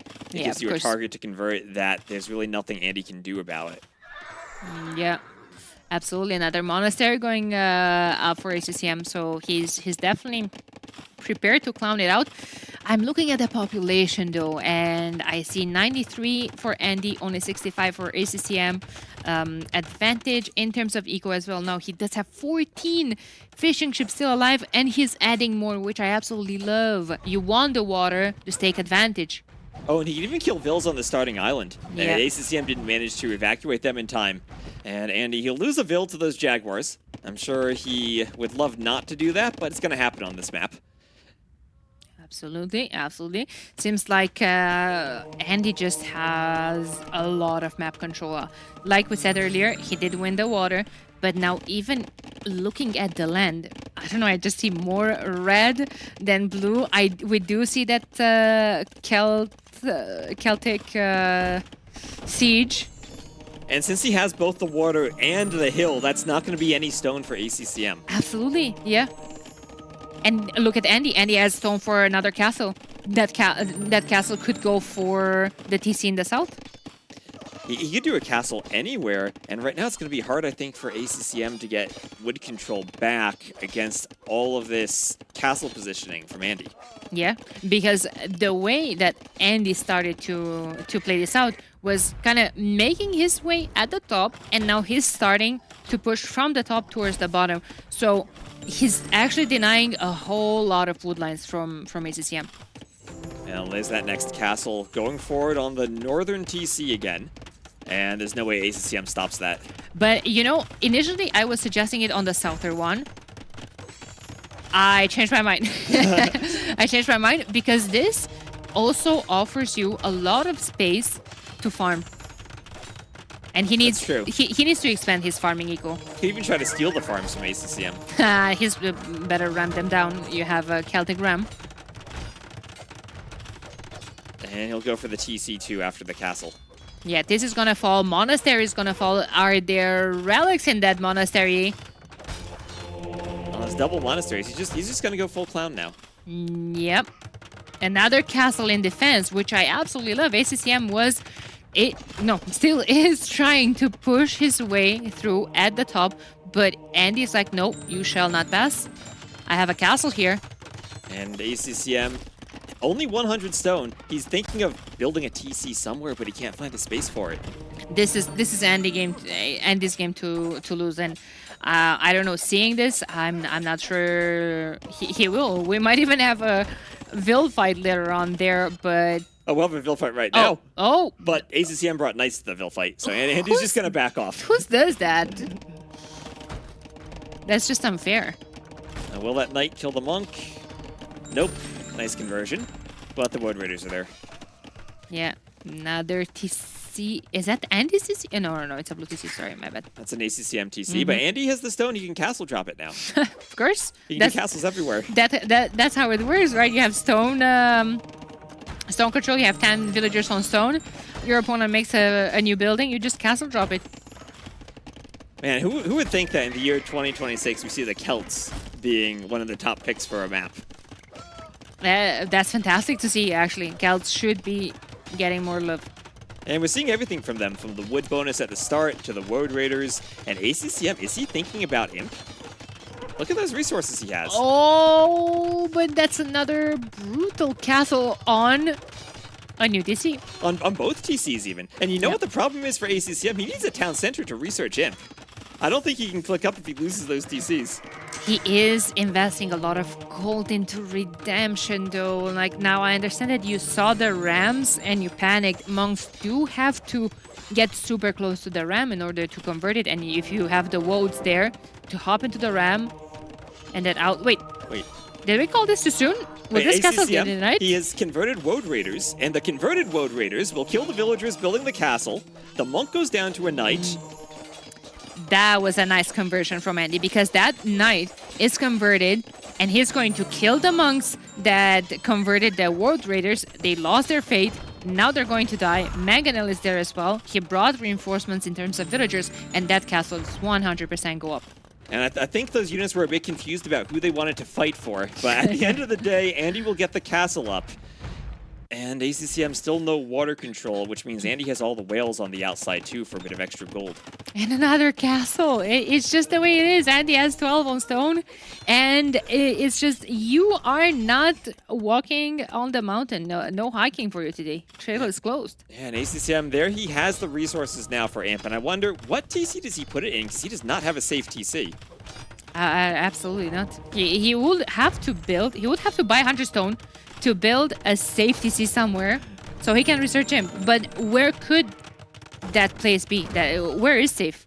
Oh, wow. Well, maybe he can convert a Mangonel and find some safe spot. If he can deny the castle, he'll kill some Vills and a monk, but that castle's going up.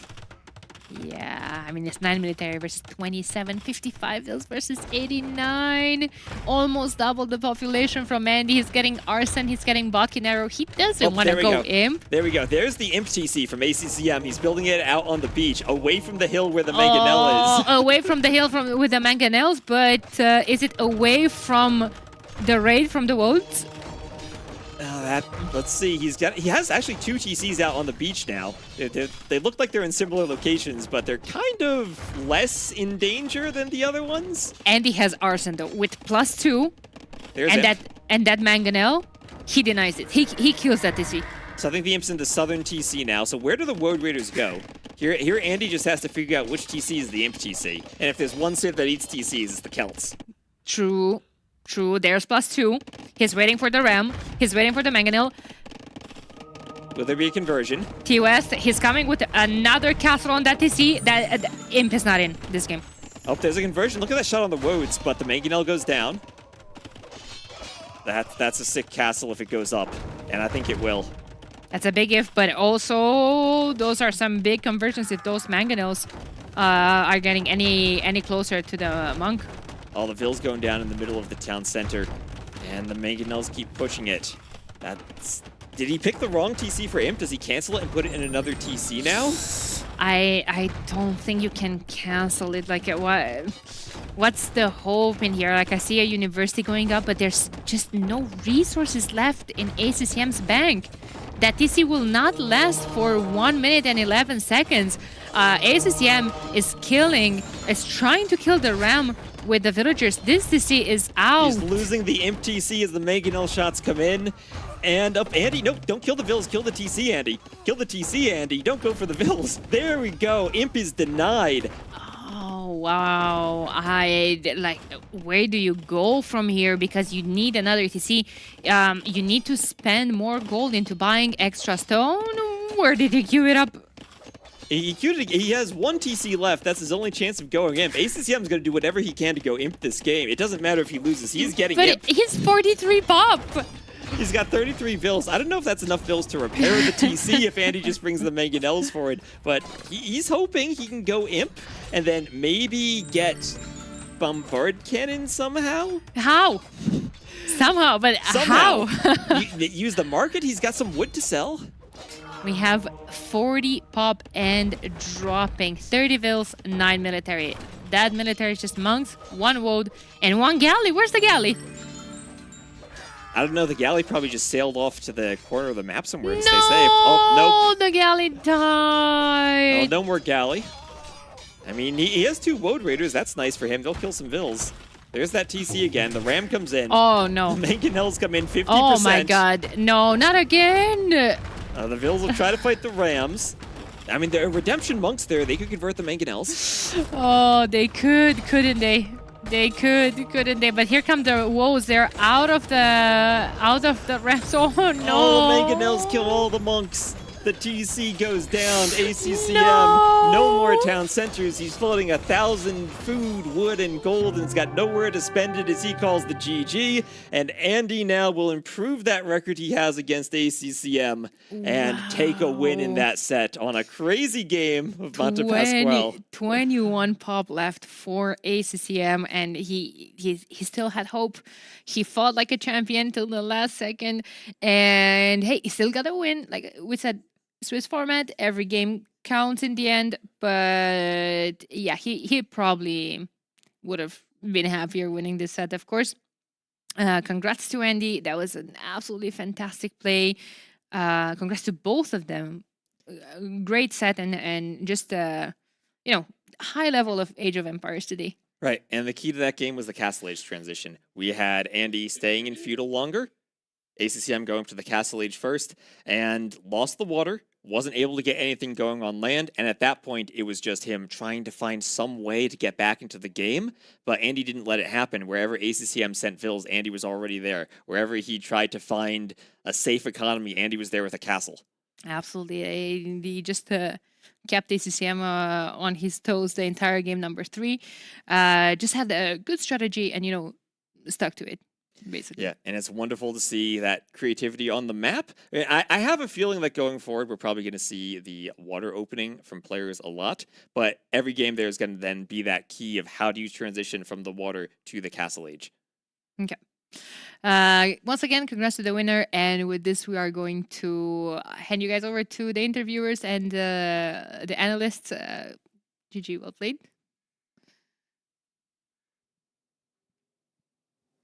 Thank you, Daniela and TWS for this amazing cast. And we are sitting here with Dogao and with Andy, who has just won as we see the set against ACCM.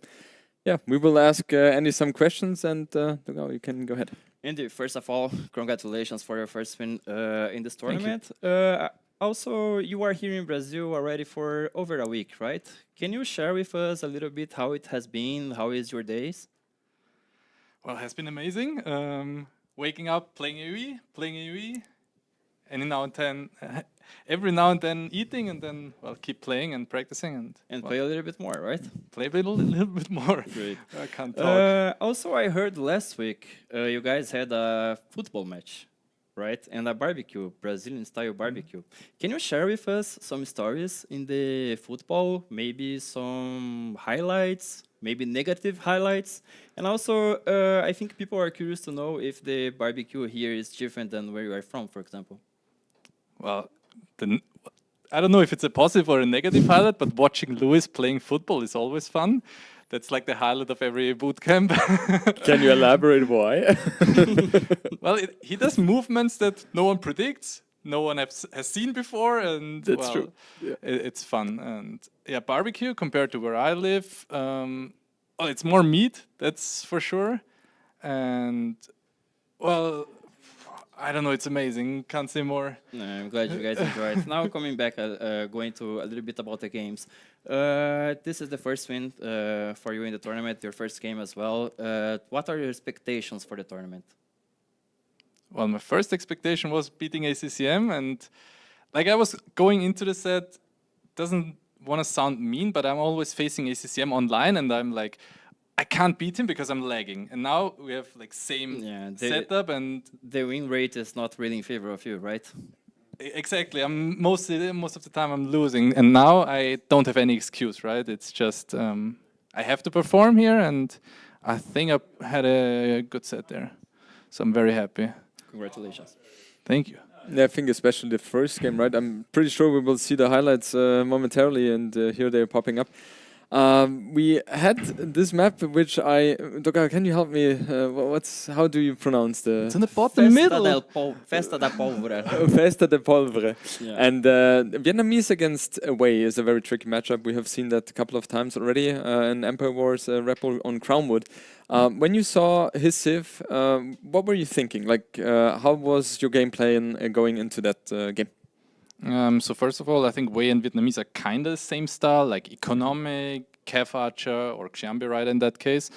I just think it suits way on this map specifically a little bit more because you start with lumber camp, mill, and mining camp, so I can take all three right away when I get feudal age, and I think that gave me the eco boost I needed, and I would have guessed I was ahead in eco the whole game because of that, and yeah.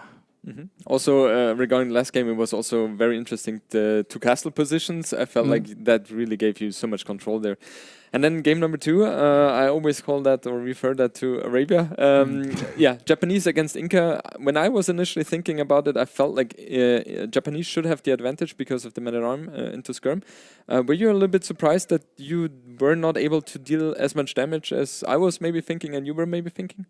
Yeah, usually you go into Japanese, you want to pressure, but against Inca, they have the settlement. I haven't faced Inca that much, so it was a little bit tricky. But yeah, my goal was to win my home map and admin map, so I was fine with the loss there. Yeah, and on this map, like, I was a little bit surprised by Portuguese. I've never seen them. I mean, it makes sense to pick them. Was it also a surprise for you? And were you confident, even though that he reached feudal age a little bit earlier than you? Well, I was a bit skeptical after he reached feudal age there. Portuguese was surprising. He had first picked Chinese, so I expected those on this map. But yeah, Portuguese overall very solid. I don't know how many berries he took, but that's like free wood income. So that helped probably. Yeah. And yeah, ships more HP, they cost less, so it's overall a very, very solid civ. And there was a moment in the game where you kind of won water. He reaches castle age and he raids you with 1-2 knights. Is that one of the moments where you were like a little bit nervous, or were you confident saying, okay, I have to take control of the corner and then everything is going to be fine because I'm going to spam a lot of castles? Well, the water part probably disturbed me more at one point because I had 10 villagers on my base idle all the time. I should have probably deleted my TC. Was a bit tricky. I was always scared that he gets to imp somehow, I don't know, and yeah, because he didn't resign, I was like, "Ooh, please resign! I don't want to keep playing." And well, worked out.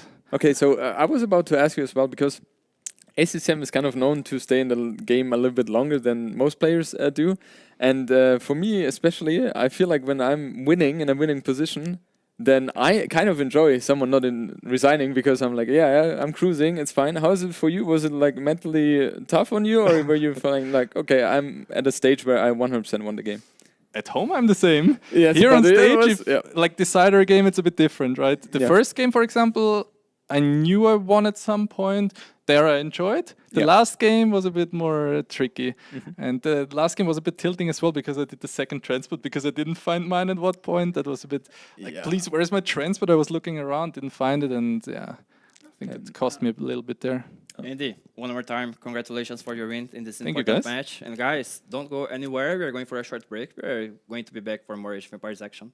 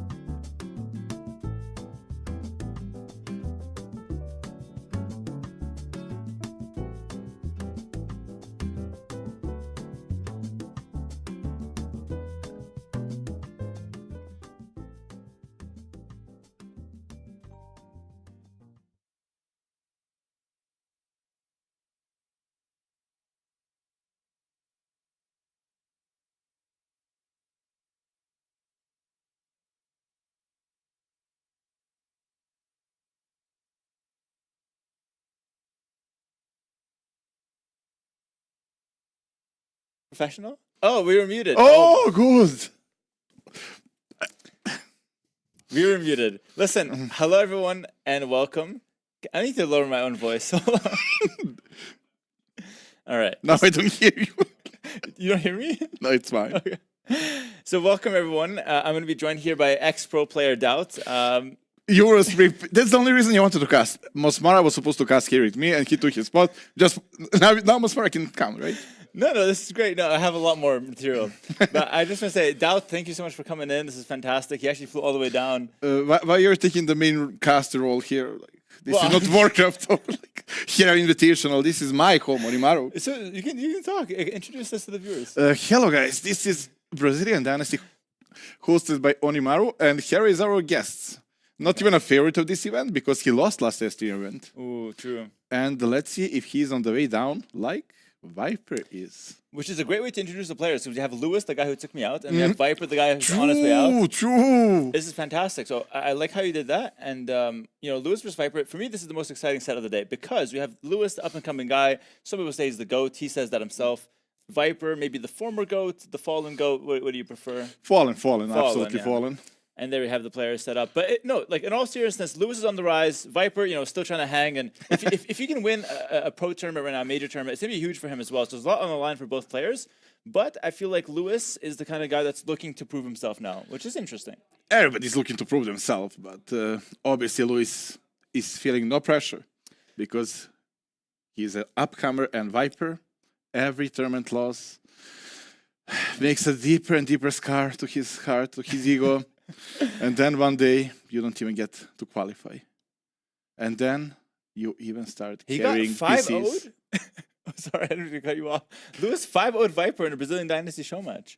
That's crazy. A show match. Oh, show matches are very important. Yeah, actually, speaking of show matches, Doubt just beat Lewis 2-0, but it should have been 5-0 because Lewis quit in the show match yesterday. In all fairness, he had a headache, right? It was past 4 Yeah, p.m. yeah. It was very, very late. It was 4 p.m. and he couldn't finish. Yeah. Arguably, though, it's later right now, actually. It's 4:54, so... Well, let's see. Maybe he will have headache. Let's see how the set goes. Yeah, it's going to be really interesting, though. I'm excited for this one. I just want to say, Doubt, for those confused, is actually not part of the tournament. He actually lost in the qualifier. Yes, twice. Yeah, lost Twice, in 2 actually. qualifiers. I didn't get the third one, like Nico, but I would lose that one as well. So it didn't even matter, yeah. Yeah, it's fair enough. Were you at Red Bull, by the way? Not even to carry PCs. That's crazy. Not even that. Yeah, actually, just to let the viewers know as well. So Doubt's role in this, it's a very important role, actually. He carries the players' PCs from downstairs to upstairs. He's really good at it. One of the best, in fact. Actually, yeah, it's like, we need a big guy, and I'm like, finally. And yeah, I set up I set up Andy PC, I set up winner PCs. I didn't set up an PC. Okay. That would be too much. Yeah, fair enough. Casting role, you're kind of doing a little bit of everything here, which is great. Very multi. After they are done, I'm cleaning like the bathroom and everything. Like, yeah, it's fair enough. Yeah. Also, the plumber on the side. as long as I'm invited and part of the community. Like. As long as you get invited, you're happy. You'll do anything, guys. Listen, we have the maps here. Festa de Polvora, for the first one, they have Coast Arena with a fancy name, and we have Parque do Ipiranga as the third map. You know the names. Barely. I learned them like 2 days ago. But I just want to say, taking a look at the draft here, we see a first pick Spanish versus a first pick Mapuche. For me, it seems like the Mapuche first pick seems nice for Parque. Honestly, it feels really good. Mapuche just cannot be wrong. Those things are freaking broken, right? I can honestly see them on all 3 maps. Yeah, I can see them on all 3 maps. That's why he picked the first. That makes a lot of sense. That's very true. I feel like they have really good bonuses that favor like fighting with economy behind it. Bengalis, though, feeling really good as well for... Is that Lewis's draft or Viper's draft? They don't look alike. Like left is Viper. I'm so sorry, guys. Viper with Mapuche. Oh, the Civ's not that good. Sorry. So you're cheering for Luis? just spreading some propaganda. Who? It was production. But okay, the Spanish first pick is interesting. I feel like Spanish... I like the Mapuche more. I feel like Mapuche for Parque are really good. Spanish could be used on Costa Arena. They could also be used on Festa. I feel like Luis' draft is more straightforward. Like Spanish Arena, Burmese, I don't know, Vietnamese? Sorry, the production said something and I didn't hear it. I know. We will get used to it. We are new to him. I have to get used to this. I will be probably regular. Yeah. But overall, like Megalis is for Arena. I can predict that. First map is what? The barrel map. Yeah, first map is Festa. It's a very fun map, actually. It will be, I predict, Mapuche against Vietnamese. You're wrong for sure. Mapuche is for sure on Parque. Actually, maybe not. Maybe not. You may be right. You've been practicing with Viper. I've been practicing with Luis as well. That's true. I practice with anybody. Yeah, I do like the player room. Feels like a one-on-one press conference. It's like a Zoom meeting, but you're not invited. How do you like trophy? The trophy's fantastic, really cool, on theme. It's got the Jaguar head. You can wear it as a hat, I think, as well, which is kind of insane. Ooh, can I wear it? I will break it. I think it would be nice if a few pictures with you in the trophy hat. But no, I like both drafts. Seems to be a really nice set up close of Lewis, of course. He looks like he's locked in. I feel like Lewis is the kind of guy that likes to troll around and make jokes, but I think this set kind of matters a lot to him, and it's an Onimaru mirror match. It's Onimaru mirror match. Although one player doesn't feel so much like Onimaru. We'll not say which one. Which one doesn't feel like Onimaru? The one who is not sitting down with Onimaru. Oh, okay, fair enough. Yeah, makes sense. No, but listen, it's going to be 3 new maps for the event. I mean, Costa Arena has been played for some other maps as well, so other tournaments as well. But Festa and Parque are new maps, so I think I'm going to be really interested to see how they play out. Parque actually never even saw. That's a brand new map. I saw the other one. The other one, TP, what's the name? TTT something. Oh, Tetui. Yeah, that one is very nice. We played, yeah. That one Yeah. was very nice. This one I didn't see yet, so I cannot guess if Mapuche will be there or not, but... Oh, sorry, I almost forgot. I played a set versus Doubt yesterday, and it was a really good set. Loved every game. I actually won 5-0 there. Doesn't matter, it was good. I enjoy every... You actually made me mad, and you asked me to retire, and I was like, I prefer to be mad and lose than to be a caster and not feel anything. Like, it's just how it is. So I'm trying to get Doubt. Maybe the viewers agree with me here. I'm trying to get Doubt to focus more on his skill set nowadays. I think you're an excellent player, but you know when you put bread outside for more than like 3 days, 25 years. yes, your bread that's been outside for 25 years. It's not even moldy. It's like the next step. I know. Your gameplay's got some issues, but you're a great caster. I think you have a lot of insights, a lot of strategic depth. So I think Doubt's skill set's better used in the casting booth. He disagrees. I mean, I am not polished as a caster. I can just go inside, but lead conversation like you hear, speaking native and so on, accent, not for me. I like to play. I want to focus on playing. I want to focus on losing. I will carry PC if it takes, but I'll be around the players, and that's important to me. I feel younger that way. I love the dedication. I think it's fantastic. It's admirable. It's not all about money, right? Obviously, casters don't pay more. But it's not all about money. That's fair enough. Fair enough. I respect your constant effort to try to get past those qualifiers, those pesky qualifiers. I swear, every time it's getting harder and harder, and I get, with all due respect, every new S-tier tournament, I get easier and easier qualifiers. Like, literally, they won't be there. I cannot deliver. Like, it's like it's fixed. Maybe it is. So, like, you're saying you get easier rounds, but you still lose. Yes, it's a mystery. Yes, every month, it's every next S-tier. I don't know. Next time, maybe I get Lewis. I don't know, and I still not qualified. Yeah, it's a shame. But to be fair, like the level has really risen. Like the level right now is actually pretty hard. I actually feel like you said it yourself. You're playing the best Age of Empires of your life. That's actually the fact. And it's just, it feels like your results are, not as... This is not my interview. We are supposed to speak about the players who are supposed to play. That's not true. about me. This is not like history of doubt. Like, yeah, it's true. It's true. That's very unprofessional of me. I was talking too much about doubt. But we have Viper versus Lewis starting soon. We can focus about Viper. Do you think he still got it? I think he does. I think he does. Everyone was saying Viper's washed, and I was the one person saying, no, he's not washed. He's just bad. I'm joking. He's completely spotless clean. Like. I actually think Viper's really, really strong right now, and I feel like he still puts out good results. Like he's always a contender for these events, and I actually think he's the favorite going into the set against Lewis. I think Lewis can win though. It seems pretty even. I hold Lewis to pretty high standards. Why? Not because he beat me last time, but I think he's a good player, honestly, and I think he has a good mind for the game.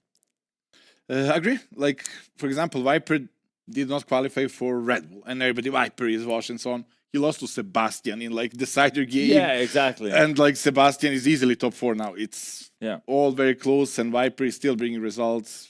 He's not number 1 as we're all used to, but he's still top 4, very, very solid. And also, he snuck into Red Bull through some like last minute, issues, and he actually made semifinals. Yeah, he got top 4. So it's he got top 4. He's still always in the conversation. I feel like you can never count him out. And honestly, with the maps that we have right now for this event, the maps are not very standard in the way that you'd expect, like a regular Arabia, regular LAN map, regular arena. Every map has something special about it, something unique. And I feel like that's going to be favoring Viper a little bit more in this event. Agree. So a lot of experience. Agree. I love the map pool. Like, it's very unique. It's not like Arabia, we just wall up to go scout. Every map is unique. Draft is very important. But also, you have to say, we have so many tips now, and everything feels good. Like, literally everything feels good. Yeah. One of the common themes, actually, in the practice room is that, like, dude, the guy has, like, Vietnamese, and you have, like, Wei. And it just feels like those two are S-tier civs, but then you have, like, Chinese in the conversation. You have Khmer that's always there. Bengalis can pop up. There's so many civs that can just work in scenarios. So I think it comes down a lot more to player preference nowadays. It used to be like Chinese first pick, that's it. Yeah. Now, yeah, I can allow Chinese, but there are other very, very solid tips. Balance is getting better. Thank you, Nilly. 100%. Shout out Nilly, of course. But I just want to say, like, looking at the bans here from Lewis's side, Magyars, Tupi, we have the Shu, we have the Bohemians. These are 4 civilizations that can do what people call the Phosphor Rush, or like the FC all-ins. And it does feel interesting that he's banning those out. I wonder if it's because of those FC all-ins that he's scared of. Viper has shown to actually lean into those strategies sometimes. Yeah, Viper do those strategies against players who are better than him. He will not do them against Luis. Like, so I'm not sure why he banned that. Like, he did that against you in KOTD, but like, it's like he will not also rush Luis. Like. But maybe Lewis has so much ego that he thinks he's the favorite, you know? Who's gonna tell him? It's a mind game, actually. Viper is probably feeling scared. Damn, like, he thinks I have to false rush him. Wonder what he has in store. But looking at that Muiska pick, now, maybe it's not really correct to say this, but Lewis was talking about how he's got something kind of prepared with the Muiska. So even though that's the last pick Muiska, I think we might actually see that come out.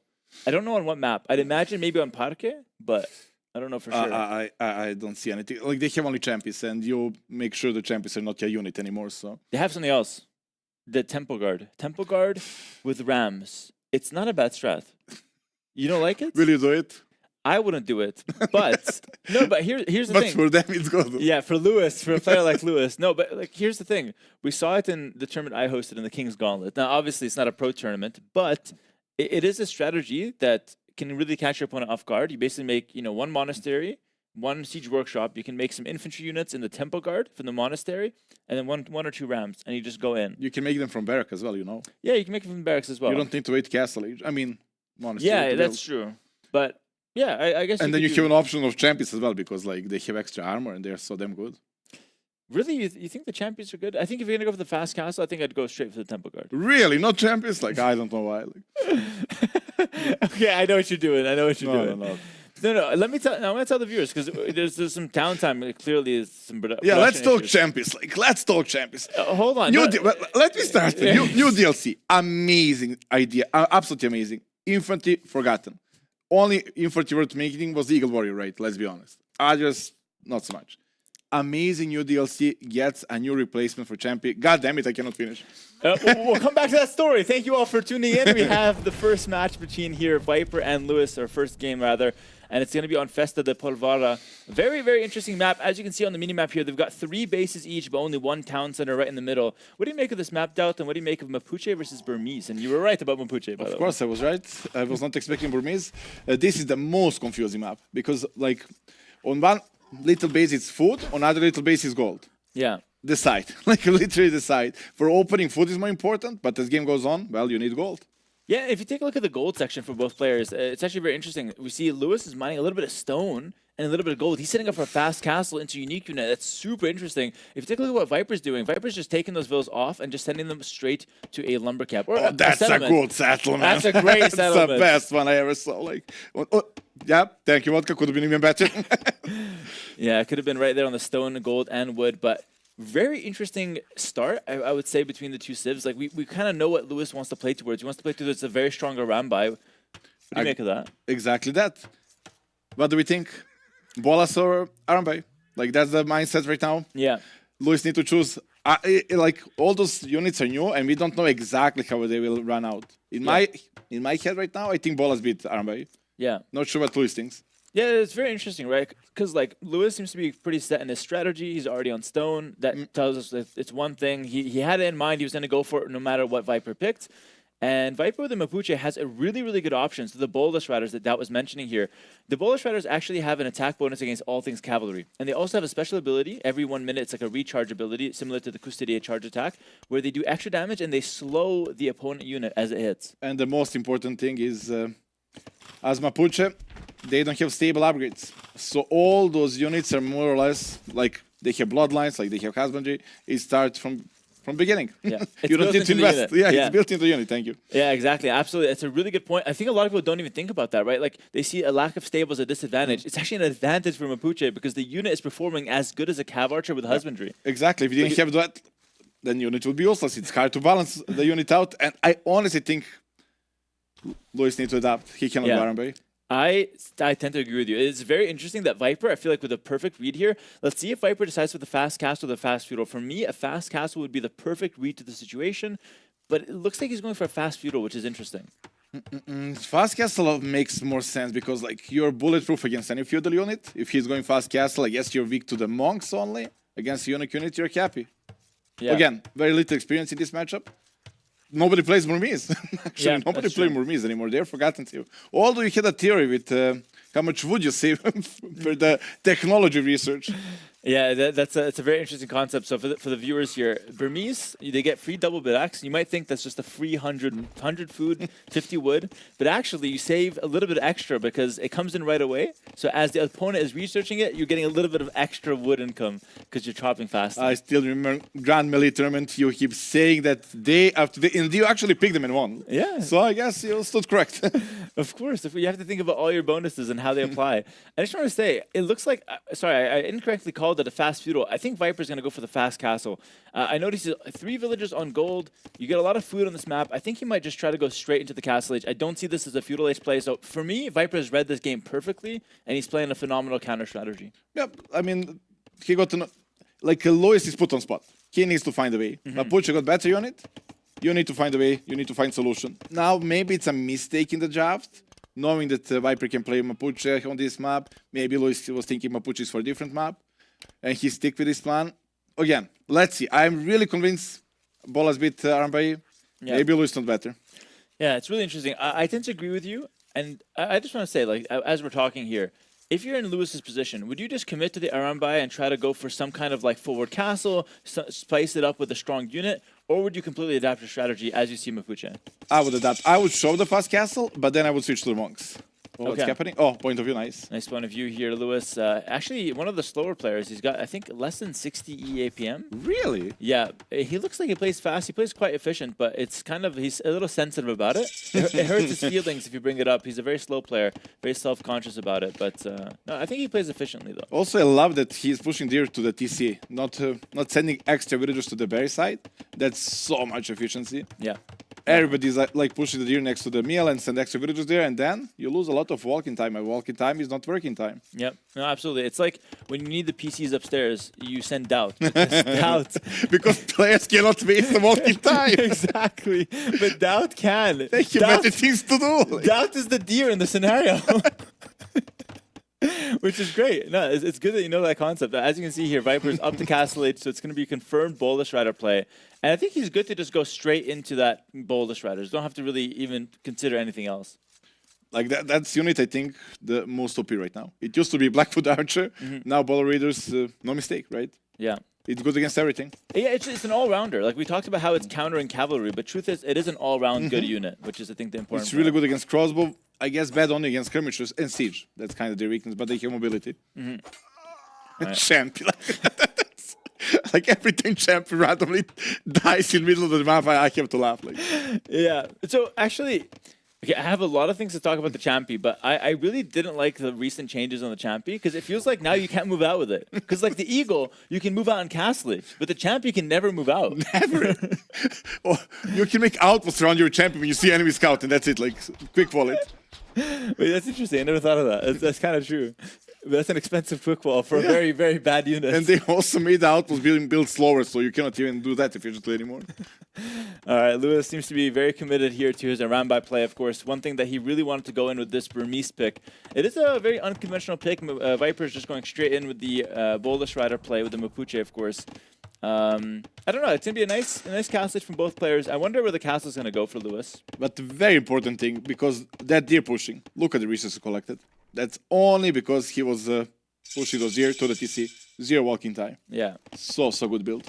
A little bit of value there with the faster bid axe as well with Feudal Age, but besides that, yeah, it's mostly about that, that lack of walking time. We're seeing a forward castle. This is great. This is really good for Lewis, actually. He can kill the barrows right away. I don't like the forward castle on berries. Like, food is not that important right now. If you get him off gold, no bolus. Oh, you're so right. There should have been a forward castle on the other side. That would have been way more interesting. But does Luis know the difference on the side? Like, no, he sees the deer. He knows he's pushing the food side, but maybe he thinks that he just wants to push something. He wants to push something. I know what was the idea. It's because he used those villagers from stone. Just naturally drop a castle down. Like, yeah, it's most natural economy efficiency. Yeah, but I do agree with you that going on the other side would have been very spicy. Just targeting, Viper's golden stone. Let's talk about these barrels, though. It's very interesting. Can he hit? So Viper is actually weakening those barrels. Those barrels, as they explode, we missed this one, but it does massive damage to buildings in a 3.5 tower radius. And it's very significant damage. Like, it breaks palisade walls. It hurts houses and markets quite a bit. It's a very strong explosion from those barrels, so quite important to go for him. So far, I don't think I ever saw that barrel killing a unit. It's mostly like making a big hole in the wall.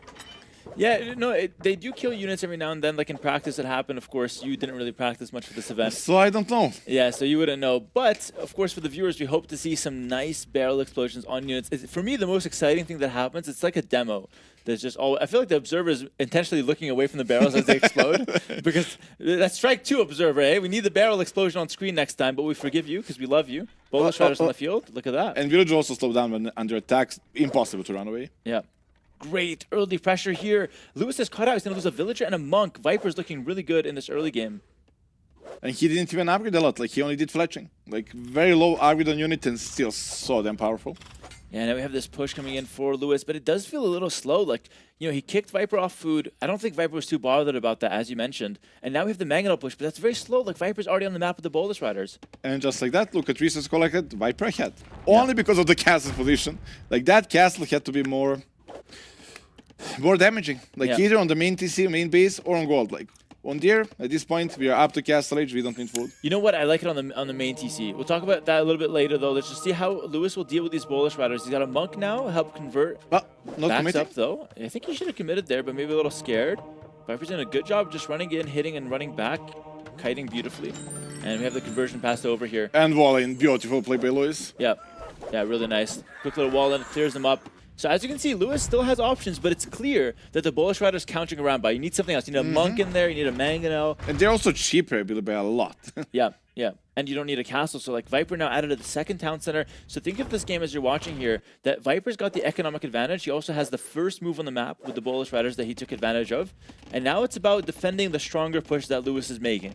That's kind of like the game plan for And Viper. Viper already made the defensive siege workshop, so it will be like a Mangonel trade-off, while Viper is trying to use, well, high number to raid. Yeah, no, it's really interesting. Defensive workshop here, raiding with the Bullish Riders. Very There nice. you go. There we go. Love it from the observer there. And yeah, as you can see, they do massive damage to the walls. And we have this. I miss all Armby when they were like destroying buildings. That was a unit. Yeah, they've been nerfed now. So Arambai less good against buildings, but they kind of do like a splash damage against units. Since they're kind of inaccurate, it ends up being a little bit of an advantage actually. You kind of need to split against them. They are mini Mangonels. Like when you have a lot of them, they do a big splash, and well, everything dies. Yeah, it's interesting. I think if we get to a lot of Arambai here, I could see them actually taking good trades against the Bolas. Nice little attack ground there for Viper. Viper's one of the best Mangonel players in the world, by the way. I would say maybe second to Leary. He's really good at that Mangonel control. He plays super safe with them. Let's see how Lewis approaches this. It's very hard for the red player here. Really, Viper? Think like MBL, Nico are really solid with Mangolos. They are, but like Viper plays a really nice defensive style. Oh, nice barrel. Can you get that barrel explosion in time? I don't think so. Viper is picking barrels the whole map. He's just killing barrels. That's pretty good though. He might find himself a Vil kill. Yeah, that's good. That's kind of huge actually. That's also a big thing to point out, because Armby cannot really hit anything long distance. They are much weaker at killing villagers and sniping and raiding. True. They're more of like a fighter / run up close and hit. And if you're not able to do that, the Arambai are a lot weaker. Whereas the Bullish Riders, as you can see, they're kind of finding kills at max range. Look at that nice attack round. Like, Lewis need to activate the last weapon of Burmese. Cheap monk upgrades. That's the only way. True. Oh, that's a really good one. Nice little split there from Viper, but it looks like Lewis reads them. I like that idea, Dad. I think going for Redemption Monks. Ooh, good shot. Attack bounce from both, actually. It's like I'm playing, like everybody's hitting. Nothing's being dodged. It's one of the doubts games. Nice little dodge, nice little split there from Lewis. Of course, those Mangonels only taking 1 damage per Bullish Rider shot. Villager gets sniped though, so this is looking better and better for Viper's defense. Yeah, he can always repair, and Lewis lost that forward villager, so no more repair for him, and I think he will back away. Oh, Viper, the presence of mind to run away there. That's very impressive. I've seen a good form from Viper so far. Lewis isn't playing bad on his own right. 1-for-1 trade on the Mangonels, but not the that second 2-for-1. 2-for-1. Oh. Here we go. It's a very intense game, though. As you can see, there's action everywhere. Both players trying to add in some town centers. Res collected is even, by the way, which is super impressive on both sides. I think Viper is adding 3rd TC. Okay, both are 2nd TC and Viper added 3rd one. So economy is even, everything is even. We are going to him. We are most likely going to him here. Yeah, I think the only way we don't see Imp is if Lewis decides to go for an all-in castle age. It could be possible if he adds in the Redemption Monks that we talked about. I think it's a great addition. But Viper is one heavy on stone. Viper wants a castle, probably on that gold spot. I still think that's a key. Like getting opponent of the gold is such a massive thing on this map. Yeah, because as you can see, there's a golden stone on all 4 corners, so you could expand to the corners, try to get some of that extra res. But a nice fight in the middle here. You could explode the barrels, by the way, in these fights. You could target those barrels. I wonder if the players will go for it. But yeah, that stone expansion, that gold kind of circle, that gold camp, very important to protect. Look at all these minerals. Players really need to protect You this. know what's also important if I forget the castle? A unique tech. Pass-through damage. Now we are equal. Now I have bolas that are also Arambai like that. Oh, that's actually crazy. That tech is amazing. Yeah, that unique tech. I think it's a Silver Crown as well. It's available in Castle Age. Can be really, really strong. Also, the Imperial Age unique tech makes the Bullish Riders cheaper, I believe. But the Castle Age one is like you don't need him. Like, you literally don't need him. You don't even get Bracer in him. You don't need him. You just need that upgrade and you're good to go. Castle Age forever. Super interesting. Like that actually opens up some play for Viper here. He could consider a forward castle if he wants to, or just a defensive castle for now. Sanctity in for Lewis, giving extra HP to the monks. That's a monk upgrade, right? So maybe, but he needs more than one monastery. Like one is for upgrade, one is for production. Yeah. That's not even sure why he upgraded one monk only. Yeah, he got Sanctity, he's got only 1 monk, so maybe it's a sign of things to come, but I think he needs a lot more, as you mentioned, if he wants to make a monk rush happen. It is worth mentioning, though, Lewis has 3 relics, so there's something positive for him in terms of stats. And he's still controlling the middle. Like there's gold in the middle, it's not only on the side. A very important fight. Oh, you can't lose these Mangonels, it's super, super important. Delete the walls. Oh! I'm not playing. Oh, but you're casting doubts. That's terrible for Viper. He lost a lot of Bullish Riders under the town center of Lewis, but Lewis is kind of paying him back. You see that slowed Aramba, actually. The Aramba got slowed as they approached the Bullish Riders. Mangonel 1-for-1 trade. Bullish Riders approach. Viper's looking for the cleanup here.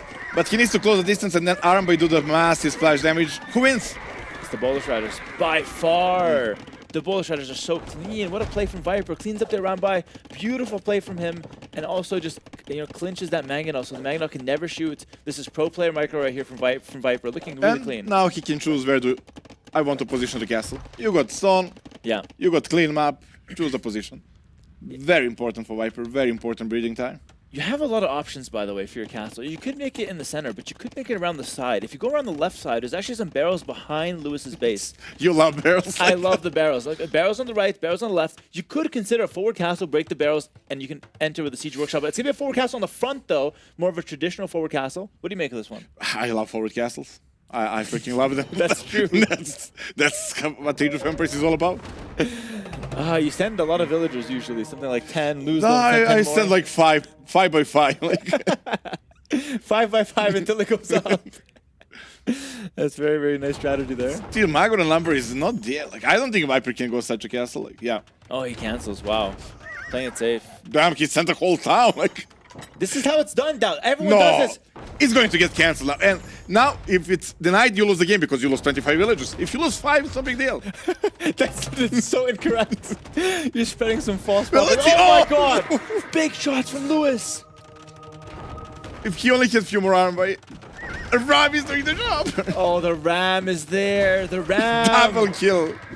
Yeah, really, really nice outcome for Viper. I feel like that could have been a lot worse. Lewis kind of missed micro a little, got too close to the Ram. The 1 monk just sitting there, got a conversion, but not doing a whole lot. I think Viper's happy with this. Honestly, whenever it's such a tense micro moment, I get too excited. I'm not sure how you keep the cool, like micro every single unit, but I would have done same as Lewis. Like, I just go. Well, if you get too excited, you get bad results. I know. I cannot help it. I'm an emotional guy. Emotional player, I love to see it. And I think Viper, what he's doing is kind of interesting here. He's mixing in the Kona, the unique unit for the Mapuche.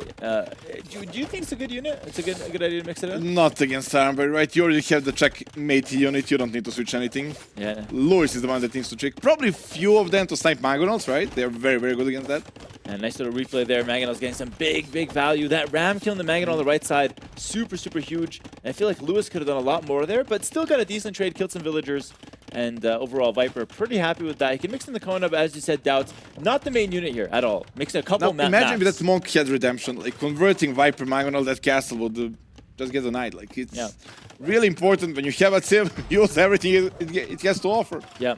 Yeah, I agree. Like, imagine 3-4 monks. You talked about the second monastery, 3-4 monks, 1 on the Mangonel, 3 on the Polish Riders. They can also heal if they do not. Like, they're always threat to bolas as well to get converted. Like, it's such a powerful unit, and your Civ, well, got almost 3 upgrades for it. Yeah. You know, it does kind of show that Lewis didn't think this Burmese pick all the way. It felt like he really thought that the Arambai would be the killer move. Yeah. And he wasn't really ready to play the full game. He's not really ready to play Burmese to the fullest potential. Of course, maybe a learning lesson for him. But he's not out of the game. I mean, he's still got 2 castles here. He's got 3 town centers. But Viper's resources looking really healthy for Imp right now. Like, a game is more or less equal. You see, like, village number similar, military similar, but we just know that Bola Raiders is still such a big problem to Burmese that, like, Burmese don't even have, like, armor, second armor on the skirmishes. That's true. the only weapon you have against Bolas. Yeah, nice little monk snipe there as well. Barrels! Let's go, Tira! It's your moment! No, not now! Oh. That was very lackluster. That made the barrels look bad, but the barrels are not bad. Yeah, that's... I'm even disappointed. Yeah, we'll get them next time, though, guys. There's still a few more We're barrels. running after them. There's less barrels, but there's still a few left. Lewis with the raid down south. Little pause here. Oh, Viper. Viper looks like he's in bad shape here. Oh, bring out the eye drops. Oh, my God. That's cheating. Like, is that legal? I don't think so. Like, if I had that, I would qualify. Like, that's... Like, supervision, literally. Like, zoom him in. Like. Yeah, this is... Yeah, also, can we just analyze this for a second? When I paused, everyone's like, oh, he's taking a pause to break. Because you drink water, he put it in eye. It's not the same. It's not the same. It's not the same. Yeah. Okay, that's good. I feel like eye drops plus glasses right now. Viper's seeing in like HD right now. Like, this is great. He's coming in locked He's playing 5D right now. Yes. Lewis is not ready for this new form of Viper. Viper with eye drops in. And oh, look at that. Already a kill. This is fantastic. Lewis cannot even react. He's completely stunned. Yep. And Viper can see over the house, which is crazy. He can shoot through the house now. So yeah, really nice second win there from Viper with those eye drops. Another barrel explosion. Look at that. We are running on them. One more barrel. And no, I love this strategy from Viper. I think it was a perfect response to the Bohemians. The Burmese, excuse me. And he continues to get insane value here with those Polish Riders. 17 eco kills so far this game. But that's the thing, like, Viper didn't have to do amazing damage.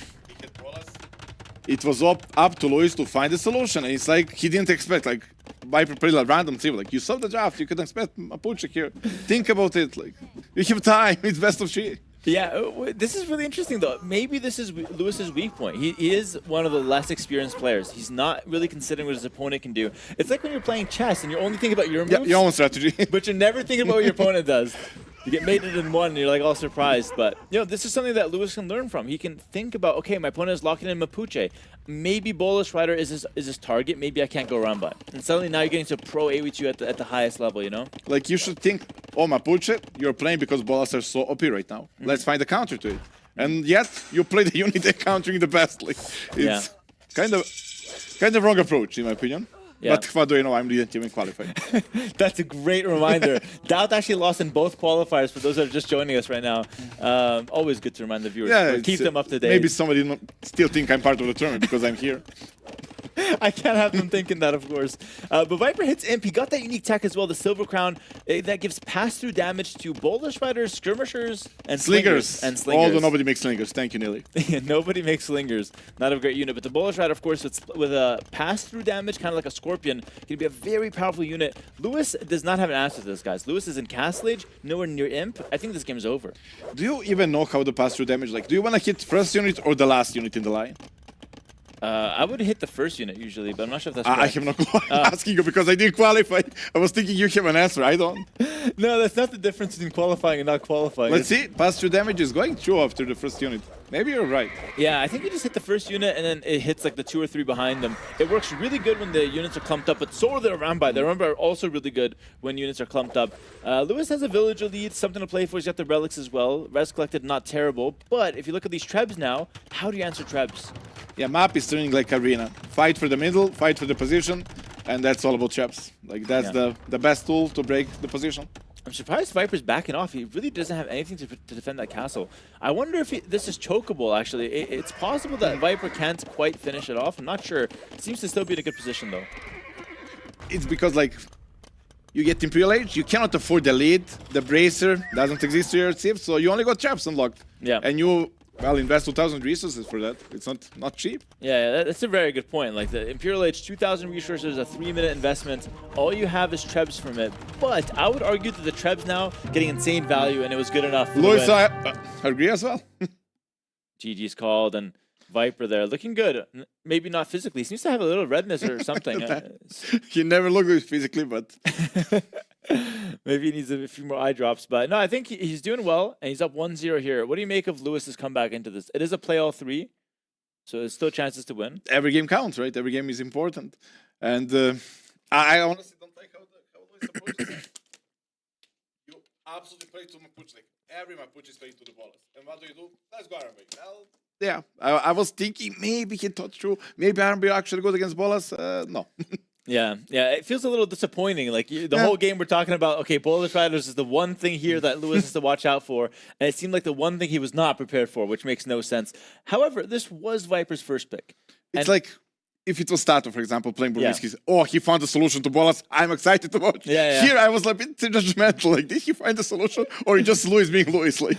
Yeah, he kind of went for the obvious strategy, and it didn't really work out. I mean, the forward castle was interesting. We're seeing some replays right now, some highlights from the game. A lot of nice trades back and forth, but I felt like the trades were even. I felt like both players actually played micro, macro pretty well. But, I mean, I'm saying this and Viper's losing under the town center, but, you know, it was a very messy game, and Viper had his moments that, you know, he was able to show the Bullish Riders to their full potential. But yeah, the round just weren't enough, clearly. We can see the stats, right? From the start to finish, resources collect the same, village number same. Only difference is, like, I have a better unit. Yeah. I have a better unit, and that's it. Yeah, it would have been really interesting to see if the Burmese could pivot, right? Like, instead of the Arambai, maybe even go for the forward castle, but then Monk Rush after it. I was expecting something like that. Monks, fast stream, traps, arena style. That works so well against anything. You don't care about any units. They are yours now. Yeah, no, that would have been so interesting to see. A few Arambai maybe just to bait out the Bolus Riders, put some pressure on your opponent, and then you switch it up, bring out the Monks, play for that fast Monks and Siege, like, Bolas' biggest weakness is, well, they don't do damage to Siege, but then they can make Slingers. That's why Nearly invented Slingers. Slingers. Did you ever try to make Slinger against Siege? No. Apparently they're good. Yeah, no, they have a lot of damage, but you have to micro them, and they're also slow units. It's like pros and cons. I think it's still worth going for, but it's not like... I tried once, but it's low HP unit. Like, yeah. I lose Knights to the Siege. Like, it's not for me. But yeah, that's true. Yeah, like, I feel like Slingers in your hands, maybe not the best. Yeah, I tried them honestly once, and I even got converted. And I played against Monks and Siege, and I got converted and like clapped. Like, it was like, and since then I never used them again. Like, they're supposed to counter Monks and Siege actually. The Slingers. Yes. They're crazy unit, but nobody makes them. Yeah, I haven't invested enough time, but looking at the maps left, you have Park left, and we have a Coast Arena left. The home maps for either player. Ooh, we already have Civils there. I guess they have started. Yeah, it looks like Spanish would be a really interesting one on the Coast Arena, I guess, but I'm not We really have sure. tests for the map, Persians, Vietnamese, right? I didn't see that. Okay, Persians, Vietnamese, the Civs for Park. It's going to be Lewis's home map. I don't know that map. You told me there's a beautiful wonder that gives population, right? That's only telling I saw on the map.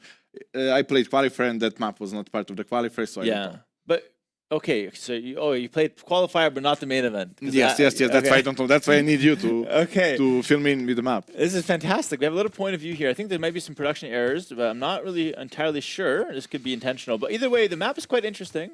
It's very intentional. So we have Viper's POV right away with the Persians.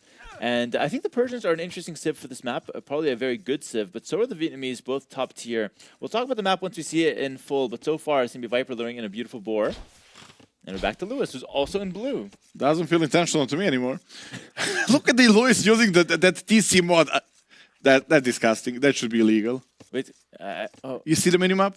Oh, yeah. The circle around the minimap. He doesn't use that when he streams, but when tournaments are okay. Oh. I think he used it when he streams, actually. Really? I think he's shameless, yeah. The circle on the minimap.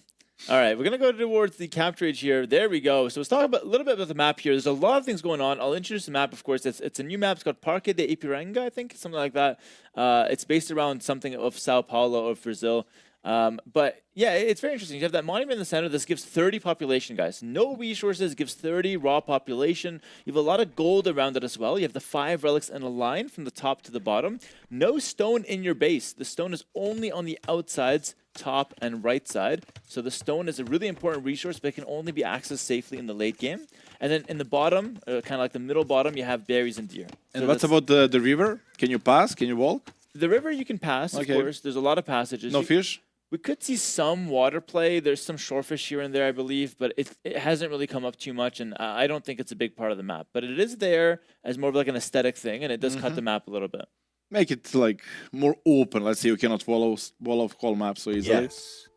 Yeah, exactly. So what do you make of this map? Of course, not something you're maybe too familiar with in terms Yeah, of I didn't meta. play this map. I saw you play once, and now when I see it, feels somewhat of an open version of Arabia, where you have a lot of gold in the middle, a lot of hills. Yeah. Just I feel like those berries in the bottom won't be used a lot, right?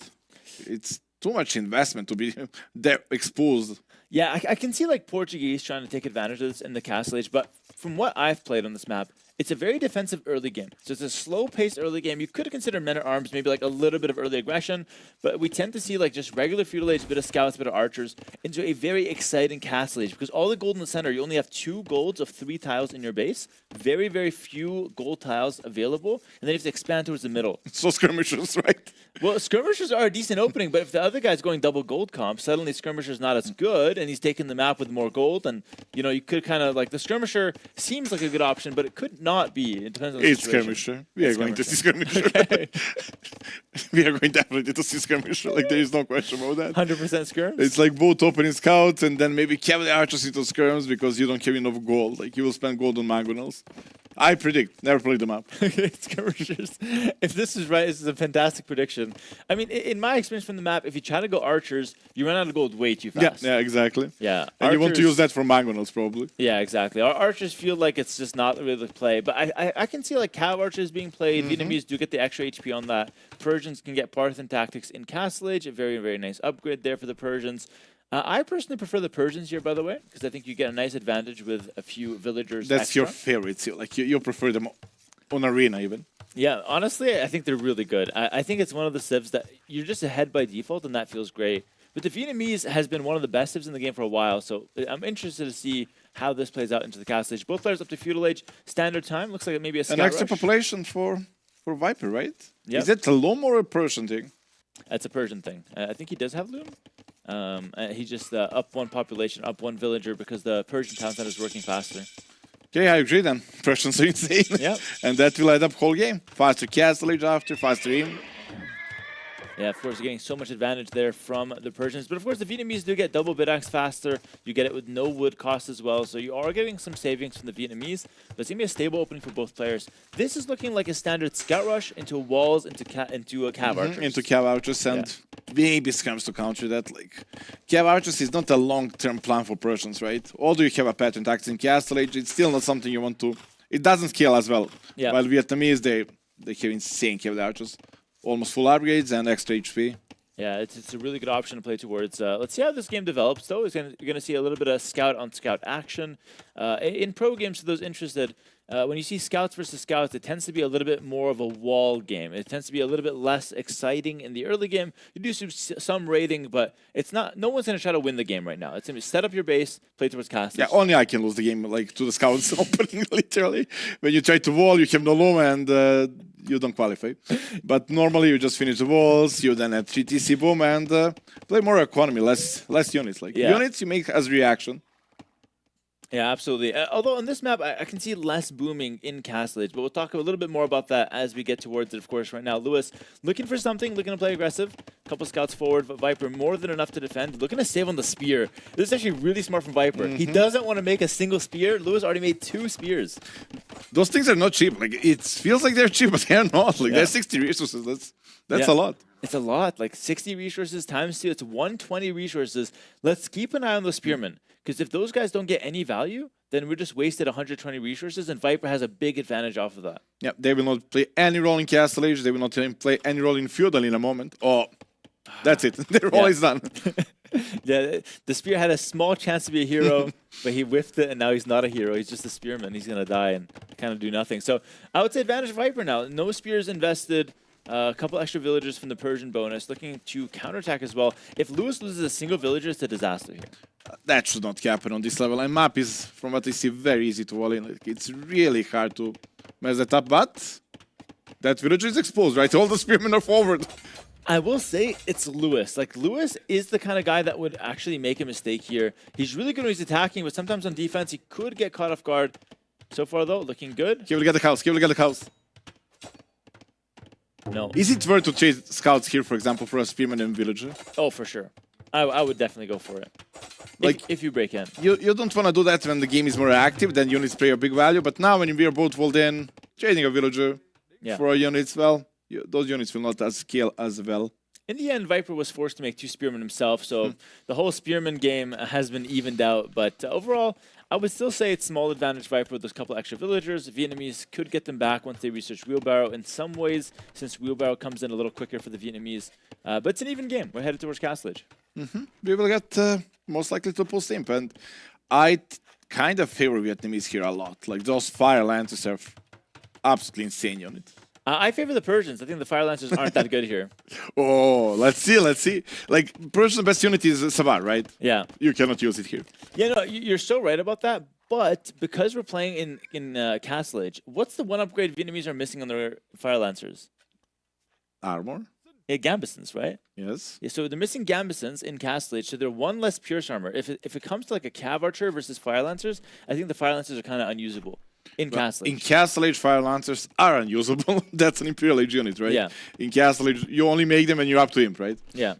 So it'll play a role later, but like I honestly think it's going to be like a Cav Archer control for the golds. I think that's like the best thing you can do, because if you try to go Fire Lancers in imp, but the opponent has full gold control, you're going to really suffer. So I think it's a Castle I Age do map. agree that you need to play Cavalier Archers. It's more now similar to the last game. Now Viper needs to find a solution. You don't want to overcommit to Cavalier Archers, because once you get imp, well, Luis just got better Cavalier Archers and he wins. Yeah. So he doesn't want to go Cavalier Archer war.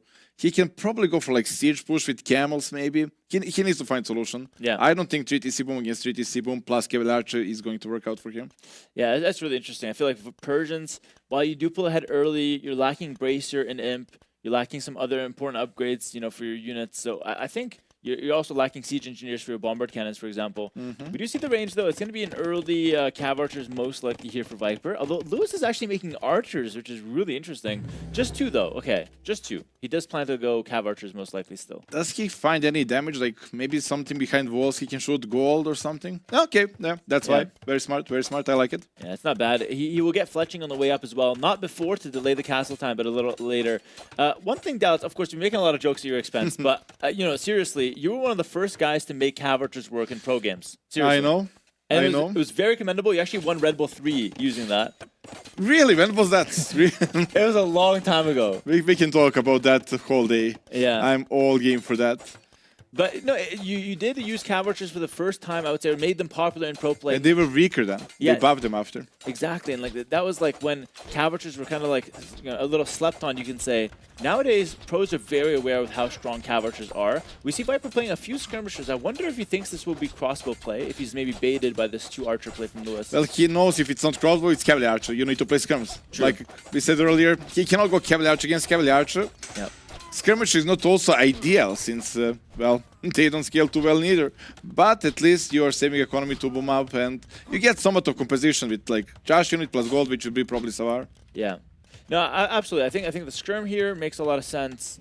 You were kind of right about that, Dal. It's going to be a skirm main opener. And then Lois is going to skirmish as well. And welcome to Age of Empires.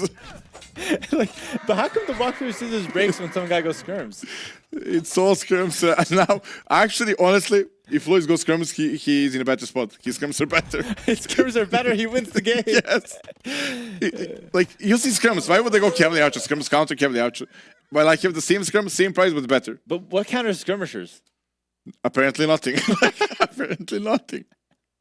Well, fair enough. Listen, it seems to be a skirm versus skirm play. It is. I predict correct. And it is going to be skirmish for Lewis as well. So this will be a 2 TC opener for Viper. I actually love this. 3 TC with the Persian, super powerful. Doubt, you look really happy right now. I do. You remember at the beginning of the game, I said it will be skirmish tomorrow. No way. And you said I would be like genius if I. And here we are. Doubt, you're the smartest person that didn't qualify to this event. Genuine compliment. I take it. I really mean that. I really take it.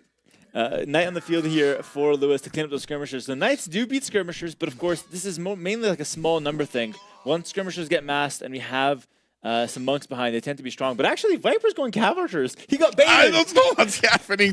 He doesn't know the meta. He doesn't respect the game. He needs to play skirmisher. Viper has no idea what the meta is right now. He's skirmisher. He's about to find a town center though. This is actually a nice find from these cav archers. But we have skirms from Lewis, but Lewis very flustered there. That's a good catch here from Viper with the one knight as well to push away the skirms. Looking good for the blue player right now. Why do you call him blue player? That's so disrespectful. No, it's because I said Viper twice. okay, let's call blue player. And Red player, why did Red go so far with the TC? Makes no sense, right? Yeah. It's you want to keep your base as compacted. When I do my coaching, the most important thing is the triangle of TCs. They always need to work together to protect your base. Like Viper, look at the minimap. Yeah. That's perfect. Nothing can enter and leave alive. And look at this, I can enter and leave alive. You don't even need to micro here. I can imagine you entering with a PC, looking for the 7th floor, and I think you'd be fine in Lewis's base. I do agree with you. Triangles tend to be really strong shapes when it comes to town center placements, but Lewis is trying to play for those golds, right? He's trying to play for those golds, which doesn't make sense. He's making skirmishers. So you know what? I'm really struggling to figure out why Lewis is so desperate for those golds. But that's a good 4th TC spot. Yeah. Once you secure the map, you want to have the position with extra gold, but for the 3rd one, you kind of want to more focus on wood, especially when you're making skirms. Yeah, it makes a lot of sense here. And Viper already pulling ahead in terms of economy as well here. It's looking really good. 10-vil lead more or less for the Persian player here. And we have was that forward monastery from Lewis, or is that a forward siege? Looking to make something in the center of the map. Looks like just a house for now, but he's planning on something. He's just waiting for it right now. But with skirmisher, if you don't have position, skirmishers go well with monks. Monks convert knights, and that's it. You cannot just randomly now go aggressive with siege. Skirmish also work well with defense and start bombing, but Viper already grabbed that initial advantage with economy, faster TC up, and Persian bonus. Looking rough for Lewis, although his team is better, way better in my opinion. By the way, this is one thing that Viper does sometimes, that sometimes is really good and sometimes is really bad. He makes a 3 TCs right away. This is something I don't advise most players to do, because it can leave you very vulnerable, but he hasn't been punished at all. Triangle, that was a 3rd TC support. Yeah. Need to respect the triangle. We are all playing the 3 TC. I'm not sure what you're talking about. We all drop instantly 3 TCs and then we qualify. That's not true at all. Yes. No, that's not true. Dropping 2 extra TCs is very risky. Right away. Since when? Since Doubts. What are you talking about here?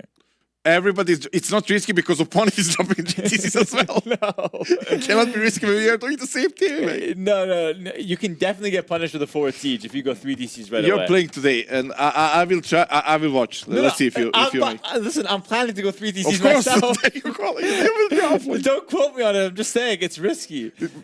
It's not. It's risky, but we will still do it because it's meta. Oh, here we go. Skirmish against skirmisher.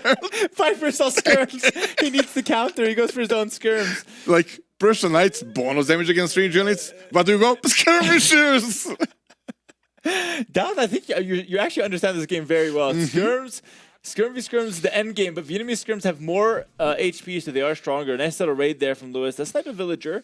Of course, stronger skirms to the side of the Vietnamese, but Viper with a little bit more economy right now. So it's actually kind of an even game. I would still say Viper ahead. Viper tried to drop a stable to switch to Knights. No. Continue skirms. Yeah, I think skirms, you have ballistics tact. I think Knights. He is going to switch to Knights, but I think it makes sense because he's playing towards Savar. A couple of monk skirm snipe there from Viper. Both players equally active with their military, it seems. Yeah, I love Viper play here. He is maybe the only one who does this. Usually after a 3 TC bomb and you have 80 villagers, you aim for Imperial each time. Okay. Viper.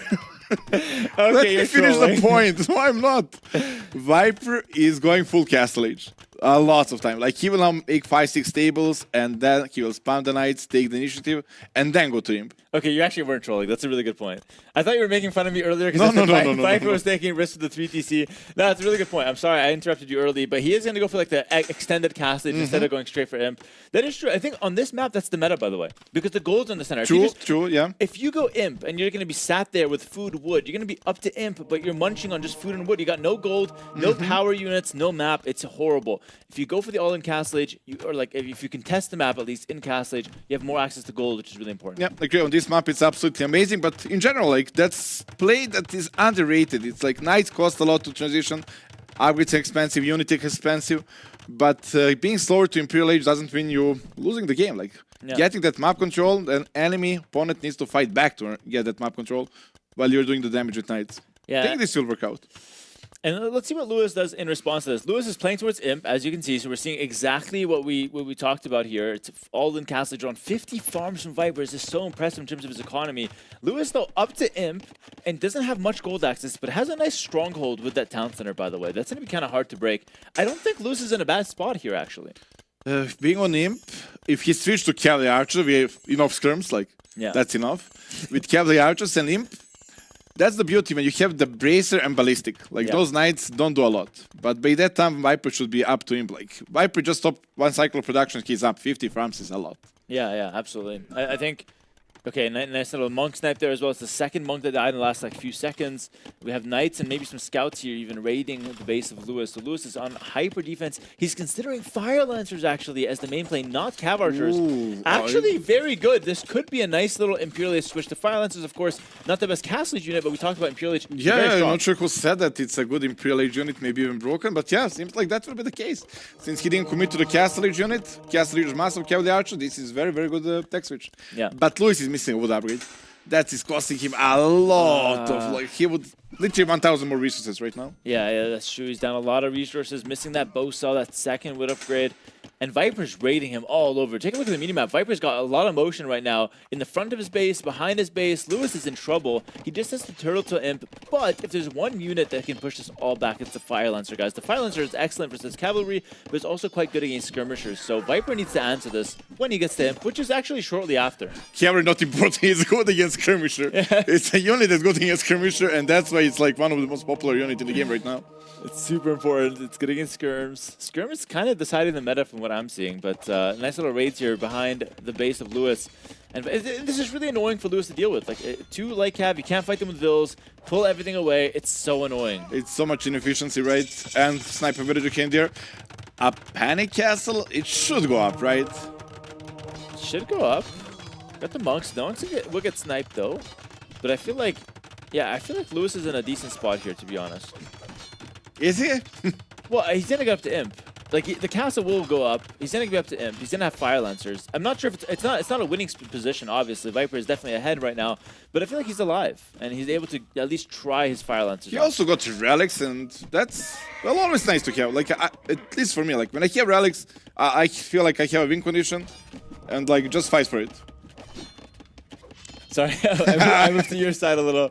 I think our mic is switched, so yes. I was lowering me. Do you hear me well? No. Okay, I'm gonna raise me up a little bit. Yeah. Sorry, we're just having little technical issues.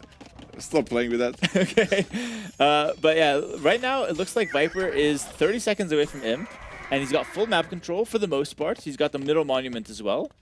Parthen Tactics looks like he wants a mix of Cav Archers and maybe Hussar, maybe Knights, something like that. He needs to find solution to the Fire Lancers, right? He knows he doesn't have time for Cannoneers. He needs something right now. Knights will not do it. Well, Cavalry Archers, why not? Yeah, Cav Archers makes sense. Capram as well. Looks like he wants to play that macro game. Very interesting style coming out of Viper, but Lewis is surprisingly healthy. 100 villagers. He's got the skirm defense. He's switching into Fire Lancers slowly, but I just feel like he got in first and didn't use it. And that's what we were talking about earlier. True. That all-in castle seems to be really strong. Yep, he got Imperial Age like 2 minutes earlier, and what happened? Nothing. And I really dislike his upgrades. He's missing the farm upgrade, he's missing the wood upgrade. Yeah. My point of view is like you always want to get all economy upgrades in the game. Getting them as soon as you can is always a plus. It's always a plus, yeah. Yeah, the only time you want to skip economy upgrades is to prioritize something important for the moment. But this is terrible news for Lewis. Relic block skip as well. The relic block there. This is nasty. Like, what is that? 12 villagers going down. It's a big raid for Viper. Viper's up 30 villagers more or less here, and he's got Seadram teched into. I love this from Viper. This is really interesting. Seadram to break the buildings. You can raid with Seadram as well. You can push the castle in the center, or you can make sneaky workshops on the side and push the side of the Viper base. is so active. Like, such a beautiful game from Viper. I don't know. I would be scared if I would have to play against Viper in this tournament. Yeah, hopefully I can avoid him for as long as possible. I think he's always a guy, especially on these maps, that, you know, he's just gonna always play them solid. He seems to have a really good read on the meta as well here. Beautiful play from Viper so far. Lewis seems to be a little outclassed in these late games as well. Like, Viper played that delayed Castle Age, got a lot of map control, a lot of raiding. Now he's up to Imp. He's got a lot more to play with. And despite the elite Fire Lancer here from Lewis, I still feel like Viper's in a commanding position. It's such a clean game from Viper, right? He's constantly raiding every spot with few light cap here and there. He's preparing the beef push through the middle. It's beautiful to see. But it reminds me of Zold Viper. Okay, that's good. That's good for the Viper fans. Listen to this. And he's got a lot of fans. Of course, he's one of the favorites going into this tournament. I can say you never count him out. But I will say here that the Vietnamese Fire Lancer is one of the few units that can push us all back, honestly. It's a really strong unit for the scenario. I wouldn't count out Lewis just yet. Oof. The Chocho is coming. I'm not sure if there's enough Lancers. How many is that? 18? And they're spread around all across the map. Like, if he's group up at one spot, they're fighting through the middle, yes, but... I'm calling it now. The Seadram could be a throw. I'm not saying it will be, but it could be a throw. You could send in the Seadrams. The Fire Lancers will clear them up, and all of a sudden, all that investment into the Rams is going for, like, nothing, right? Yeah, it's expensive upgrade. Should be cheaper, thank you, Neely. Actually, I agree with you on that one. Only pushing unit is like Trebuchet and Bomberkin. Yeah, the Ram feels a little underwhelming sometimes. It's very good for raiding or like side pushes, but a push down the center here. Dude, I honestly feel like Lewis is in a better position right now. The Fire Lancer is so good here. We need hand cannon near. Viper is still in a better position in terms of economy and map grip, but the units right now, this Fire And you know what counts as Cannoneer? Oh, Skirmisher! of The course. group from before is there. Dude. And we'll snipe another one. That's it. This is such a deadly composition, right? It's so good. This is why Vietnamese are so meta, but Viper with a beautiful quick ball up top. He actually blocks the Fire Lancers from accessing the And blocks with trebuchet. villagers. That's so good. What a trap from Viper. Beautiful plays on both sides here, but Lewis, it has to be said, he endured so much raiding. The fact that he kept like that focus, I need to get to the Fire Lancer. Beautiful play from Lewis. A lot of respect for him fighting on in this game. He's still behind, but he's doing well. I'm with you. Like, I like Lewis spot more and more. Think he just now go back. Don't get the don't get Don't get overhyped. hyped. Yeah. Go back. Wait. You defend the first attack. Play for the pulse team. You have better team. Yeah. Imp skirms. Get a couple more relics in. You know, keep getting your upgrades. He's still missing armor and all the attack upgrades on the Fire Lancers. Damn, that unit is absolutely good. melting everything. Yeah. So good. It's not broken though, guys. Let's nerf the champions instead. The champions are the Hey, problem. that's my saying. The champions are the problem. The Fire Lancer is perfectly balanced. But of course, a little bit of sarcasm there. The Fire Lancer is really, really strong. Some would say overpowered. Depends on who you ask here. But as you can see right now, it's kind of keeping Lewis into this game. Score is getting closer. You were right. Rams threw a big show. Like like it was 6 Rams with cap time upgrade, with siege workshops, with siege Ram. That's For the record, full lead. I liked the Rams, but I didn't like how he used them. Pushing down the center only, not as impressive. Couple Rams on the side, couple sneaky siege workshops. That's how you want to play. Viper going with a mill in the center at minute 39. That's those mini light cap raids. If they were supporting the Rams, it would be game over more or less. Yeah, exactly. Right here, couple Rams. You take out the town center. You raid all the villagers with the light cap. That's what you're looking to do with the Rams, in my opinion. Of course, Viper can still do this. He still has the Ram. He unlocked the tech, right? Yeah, He unlocked the exactly. tech, and there it is. Go. Viper is literally Hera, but just 3 minutes behind. Yep, yeah, and that's why he is not winning anymore. He's got to get 3 minutes ahead again.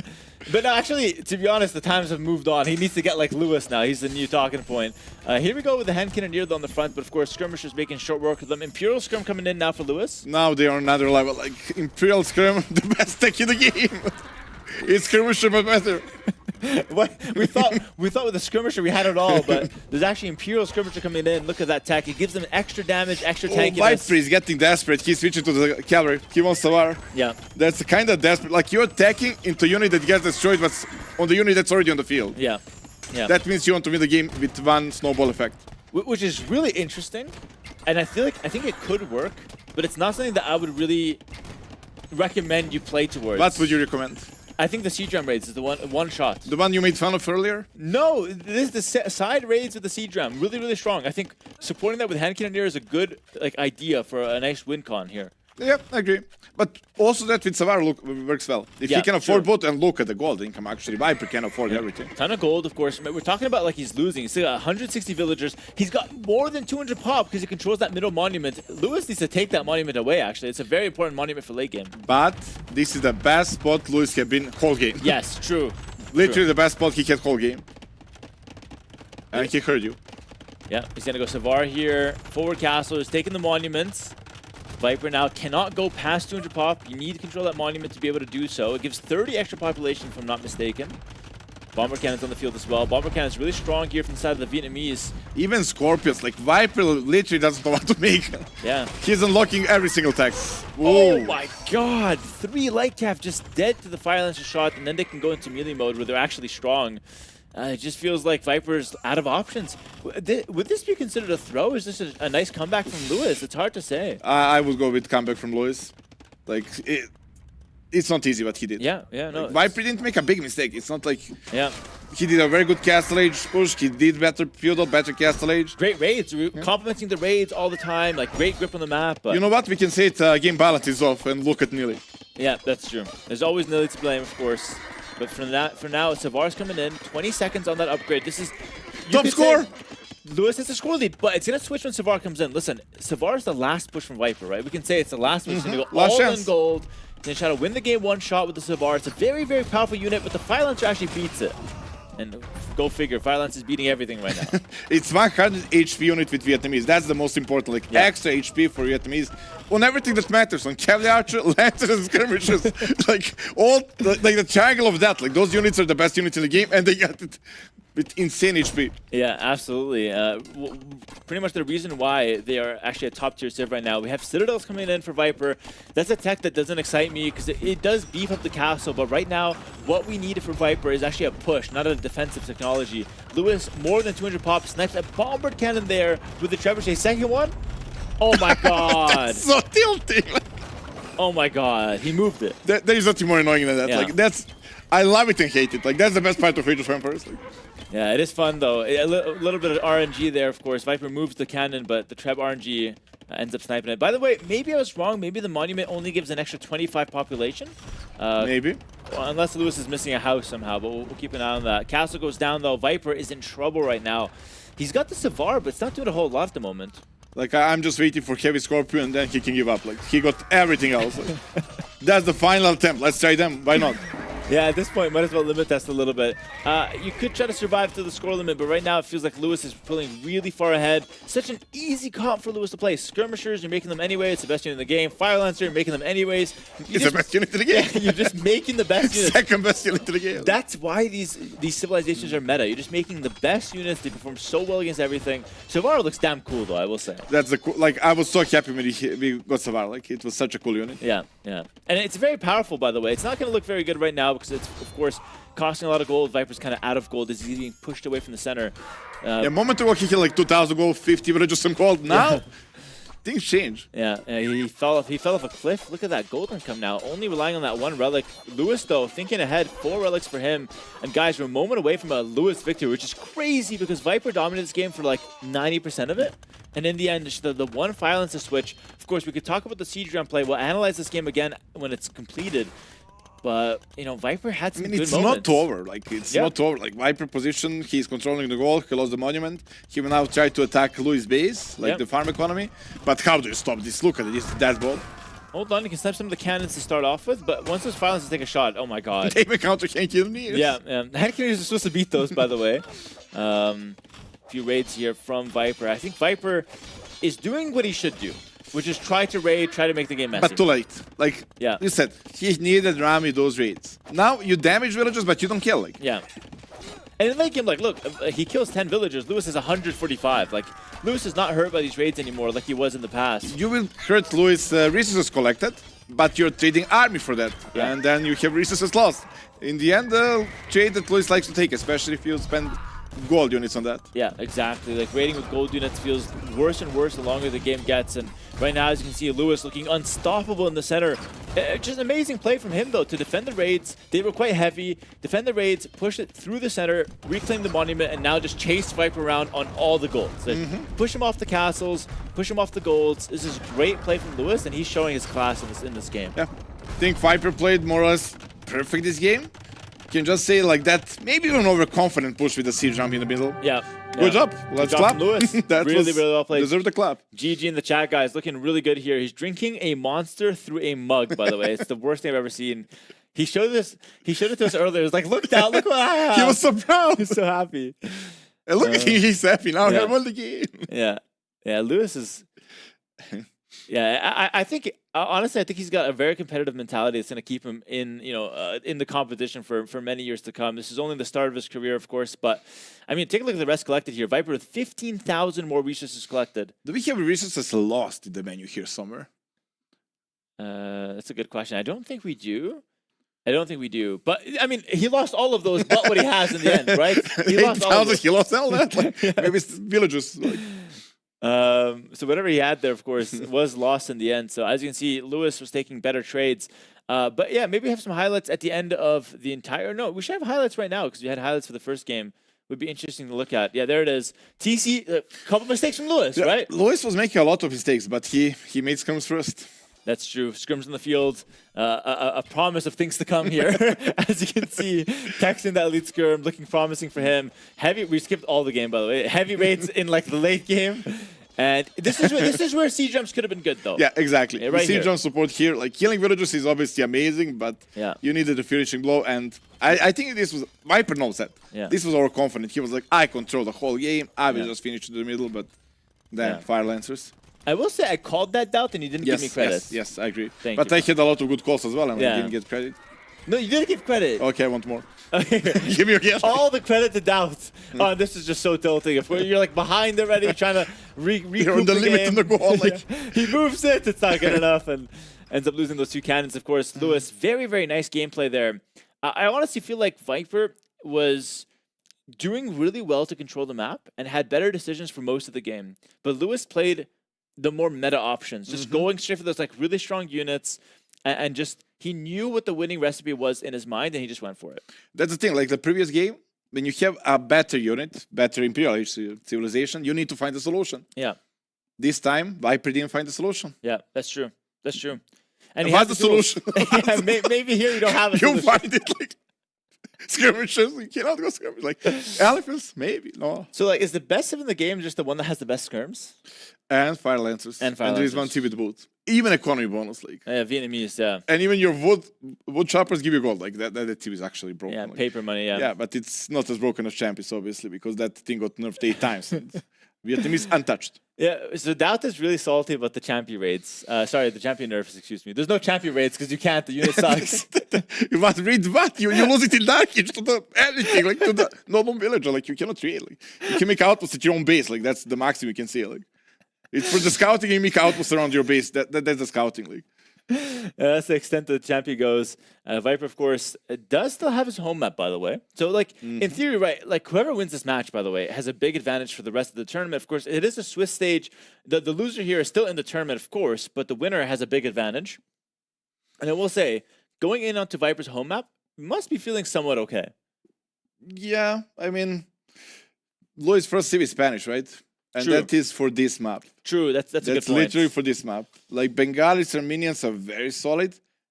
And I just realized the last pick of Viper is Berbers. That's a counter pick to the first Luis pick Spanish. Like Camel Archers to destroy that. Oh my god, I just realized, sorry. I was muting your mic when I went to drink water. If you guys hear me clearing my throat, it's because we're using the wrong microphones and oh my god. You're that's really constantly muting me. Yeah, I muted you like 5 times. Don't touch anything. Like. No, but I need to mute myself so I can drink some water. You don't need to, like... Viper didn't mute when he put those things. It's fine. You're not professional. Yeah. I could be one day. Yeah, can we get Viper checked? Like, he put something in his eyes. What did he put in his eyes? After that, he lost, so it's fine. Oh, it's fine. He lost it. It's okay. The eye drops, of course. No, but he did that in game 1. He won. Yeah, we'll get a formal investigation later. But of course, jokes aside, 1-1 going to the But third if game. you're Viper, do you go for the counter tier Berbers or you believe your plan and go Bengalis? Like probably best tier he got here. That's a good question. You know, Berbers do counter Spanish, but the thing is, with Georgians and Muisca there that could play, you could play with them. They have champions. You can. They don't even have skirmisher. Like you don't play that. Bro, I think he will go Muisca. No. I will go Hakima. He won in my heart. If he go Muisca, that's it. He's a winner to me. I think he I will do bites. everything for him the whole event. Aren't you already doing like you're already carrying his PC? What more can you do for him? Not his yet. Oh, not his. Okay. Yeah, that's where I draw the line. Like I have still some dignity and self-respect. Like You're carrying PC and Spanish for a speak, obviously. The Spanish for Lewis, saving the Muisca for another day, or maybe just had nothing in mind with the Muisca. But here we have Armenians for the Viper. Pretty solid civ, but it's not the Berbers and it's not the Bengalis. So, and that's why he will lose. Like Armenia's got nothing in Spanish. I'm not sure. Like unique unit. I mean, you can go monks, but I prefer Spanish monks. Feels like again, skirmish against skirmish. I got better skirmish. He used monks against monks, but Spanish got better monks. Like. yeah, I love how you see the game. It's so linear. It's like it feels like you can't do anything. Like it feels like the game is over. You haven't even started. If you don't make mistakes, that's it. Like, but that you make a lot of mistakes. I do. That's why I didn't qualify. Oh, look at the high level move. Oh, Viper littering the board with the scout. This is very interesting because the scout has no purpose on this map in early game, right? Almost feeling like a champion at this map. No purpose, no use. It is basically like a champion warrior. I mean, I think it's nice for some early game efficiency, but if you do this with the scout, you can't scout the map for the relics, which could hurt you in some cases. Now, let's talk about the Spanish here. Why are Spanish so good on this map? Because it's arena. They're good on arena. Every arena map. Like monks are in the middle. Map is very small, limited. Cogs like probably the best unique unit in the game. Yeah. Still. And they have the Inquisition that's in Castle Age that monk convert faster. Like it's just freaking amazing civ here. They're only lacking a proper economy bonus, but on this map, economy bonus is not so important because you have Fishbowl. Yeah, you have the water. You can make a lot of fishing ships. It kind of covers that early game, gives you enough resources to get to your power unit. So we expect a little bit of fish fighting, maybe just a lot of fishing from Lewis. Oh, another one. And he's straight into the Castle Age units that are really strong for the Spanish. Viper puts in the second boar. He's giving me a heart attack here with these lures, but he will get it in. He's, of course, a very, very solid professional. He's not going to make these mistakes, and it's a good, clean 2 warlords. Don't try this at home, though, guys. You might Did mess it Lewis up. try that? No, Lewis lured it with a villager. Let's see the efficiency in 1 minute if it actually pays off. Yeah, we'll see how much res collected are in favor of Viper. Of course, you do have to calculate the mule cart efficiency as well. It's not so. No, mule it's not so cart simple. is not efficient. Like I would take lumber camp any day of the week. They're just bumping each. Oh look, this is not efficient. They just keep getting stuck and they don't show up as idle. It's so annoying. Like, So you don't like the mule carts? I hate them. I used to love them. Like, Yes. they betrayed me. Like they always something stuck in the mule cart. I feel like I'm listening to like a divorce story right now. Yes, It's like you used to champion love the mule carts. carts. We had something in common. Now not anymore. Like, Oh, hold on. What is Lewis doing? There's a second dot going in. That's a forward villager. Wait, this is not anything towards the Spanish meta. This is a very anti-meta play. This is not what we expect from the Spanish. He's going for a forward dock. Is he going to try to push on water with a civ that is not known for that? and Viper is still going fast up, so that will backfire, right? Yeah. It's like you have a weaker water and. I don't like this weaker from economy. Lewis. I think he's trying to surprise Viper, which is okay. But I feel like you don't need to do that. You showed in that second game that you can hang with Viper. You can take a game You off want to him. surprise me doing something smart, not something like this. Like. Yeah. This feels a bit skeptical, to say the least here. Nearly stop laughing. That's getting a couple fans here. We have Jordan Nilly sitting here listening to Dad's commentary. It's fantastic. But I mean, I like the idea with another civ, but I feel like if you're playing the Spanish with no water bonuses against the Armenians to get the extra shot on the galleys, like it's like playing Vietnamese and not making skirmish. Like it's cardinal sin. You wouldn't want to do that. It's literally like third dock. You cannot even afford that. Like yeah, it feels. Maybe if you don't use the dock at home because the distance, then it's actually smart. But still, Again, we're rushing water into the superior water civ. It's a bit questionable here. We'll see how it works out for him. Viper has a little bit more res collected, by the way, potentially from that scout. oh, luring. that's it. That will completely shift the game. Which is interesting. You're up like 40 or so resources from not walking with that build. It is interesting. Double bid axe coming in for both players. Of course, this And works not a little because faster. that Doc Villager walked the whole life to get there. Ah, true, yeah. That also matters for the rest collected. It's hard to really place it, but it's going to be full Hulks. Full Hulk opening from Lewis into full Gallia, which is the counter from Viper. But it's only a counter if you have space to micro. Maybe the forward docks make the difference here. Not enough because dogs shoot now, right? You can, like, Hulks is the best at killing fish and chips. Oh, That's their wait. specialty. Wait. Viper's committing to fishing lines, an economy upgrade that boosts his fishing ships. He's trying to go greedy. He thinks Lewis is fast castling. Not with that tap time. Well, now he knows, but he will not cancel. No. This is good for Viper, right? They also shoot twice. They counter twice. Like, this is hard to find any damage. Like, I would see Fire Galley opening because they are tanky, but here, ooh, maybe I'm wrong. Oh, I mean, Galley going down, this is looking good for Lewis. Surprisingly, like, Viper has all the counters, right? He's got defensive docks, shooting some arrows, but he's already lost a fishing ship. He can go for those villagers. Those villagers have no Counter loot. system failed us again. Like, can I say, like, this is not supposed to happen? Like, The Hulk is the skirmisher of the water. Yeah. You just have to make the Hulk. yes. Who gets more scrims from the water wins? Like, simple as that. Yeah. And now he's making the Hulk. He's making Hulks now. He's making Hulks. He realized that this is the way to go. Nice little kiting back that low HP Hulk, forcing a full HP Hulk to chase it. Now you can close the gap on the galleys. Viper's actually on a back foot here, but it's not disastrous. He lost one fishing ship. It's not the end of the world here. But Lewis does have a lot of control right now. Problem is, like, Lois feels on the timer here. I think if it's a fake pressure and now fast castle, that's brilliant. I would love to see that. Like, Oh, yeah, I love and then that. castle in front of the gold, because gold is always front, and castle on that gold is Yeah. going to be a brilliant. I didn't know the gold was always in the front. I thought I got unlucky 10 times in a No, row. you're not unlucky. Stone and gold. It's just you need to scout it, but you cannot see it until feudal age, so it's a bit annoying. Yeah, so you know it's on the front, you just don't know where. Could be a nice target here for Lewis. He comes forward here, Mr. Viper, looking for a kill. Does find a villager kill, actually. And now he knows kind of about the forward docks. He knows there's a forward villager. So very suspicious play from Lewis, and Viper's kind of sniffing that out right now.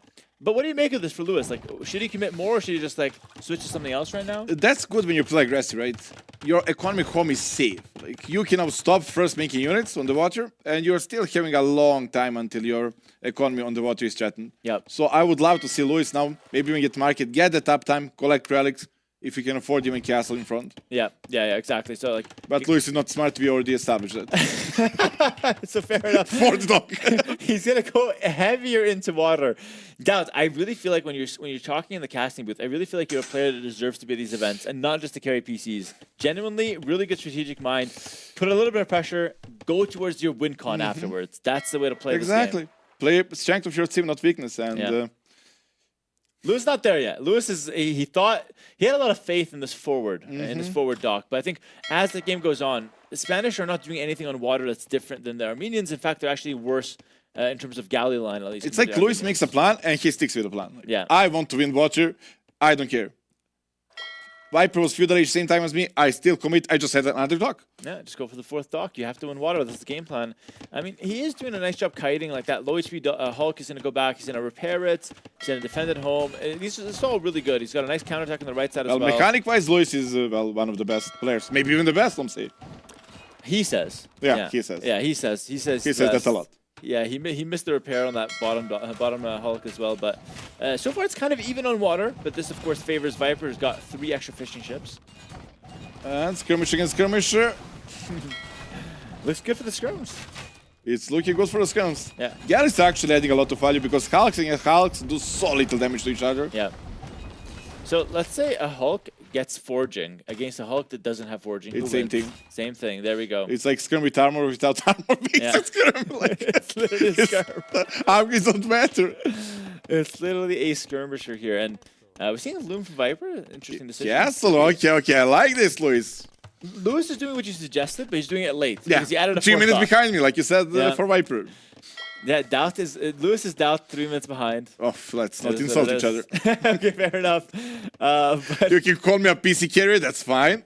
But like, you can't be compared to Lewis. Like you've got some dignity left. That's fair enough. But I think he's gonna have the faster castle right now. Like Lewis actually with the faster castle, getting Loom. He's gonna go for 4 castle. that's it. I actually think Luis wins this because Spanish build faster is such a good bonus. It's an amazing. You can never go castle war against Spanish, and castle position here is so massive. I would only like to see like outposts or some vision. Viper not having full HP on scout will hunt him. Dude, Lewis is missing a building. Or he's not clicking castle edge. He's missing a building or something. No, he had it. He's just not clicking. He was like 30 seconds late on the castle edge. So now like Viper's actually fast at the castle, which is terrible. It's not that important, but yeah. It's more important that he gets the vision. Like, yeah. Outpost on the front. I think his scout is checking the stone, right? Of Lewis. Yeah, let's get a vision check of Lewis. He sees the stone. He knows about the gold as well. Both are playing the same idea, right? Both are heavy on stone now and wants to drop a castle.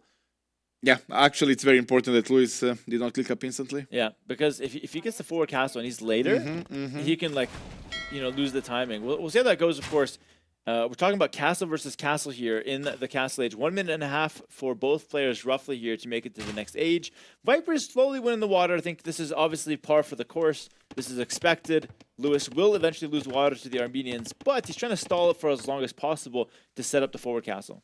The thing is, like, when opponent wins water and you invested less, it's fine. Like, it takes time, then you deny the fish bomb, and now he needs to invest into fish bomb, and we are both in castle age, and then I unlock building TCs. So our economy is more or less even. So losing water right now is only annoying to the shoreline, but economy-wise shouldn't bring a lot to Viper. Yeah, absolutely. And let's see how this plays out. Of course, water, besides getting you some economy, does nothing on this map, right? Because you're not raiding wood lines from water. There's the forward castle now. Lewis is planning this. He knows the gold. Scout is there. Yeah, he's gonna go straight for the gold, which is the correct. It's stone and everything. Gold. This is where Dow shines here.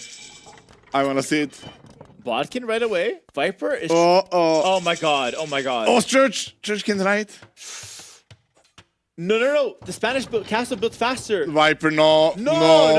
This doesn't work. That's not the play. This doesn't work. And also the range of Church is now nerfed by a lot. Also, he's getting Bodkin. No, it'll still be 6 range. It's okay, but I don't think it stops the castle, especially not a Spanish castle.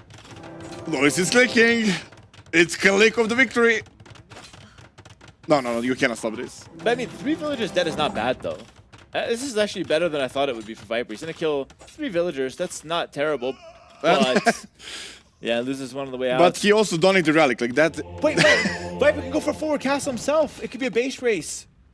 Oh, base race would be really interesting here. Then comes down who gets him first, and also then the water play will come into a big play. But Lewis is not done on water. He's also taking into the warships. He wants to play a little bit more water. He's not quite done with this harassment. He's gonna look to try to snipe some fishing ships. Very good play. Yeah, he just wants 2 snipe fishing ships and then give up water. Forward castle from Viper. It's gonna be a base race. He's gonna go for the base of Lewis.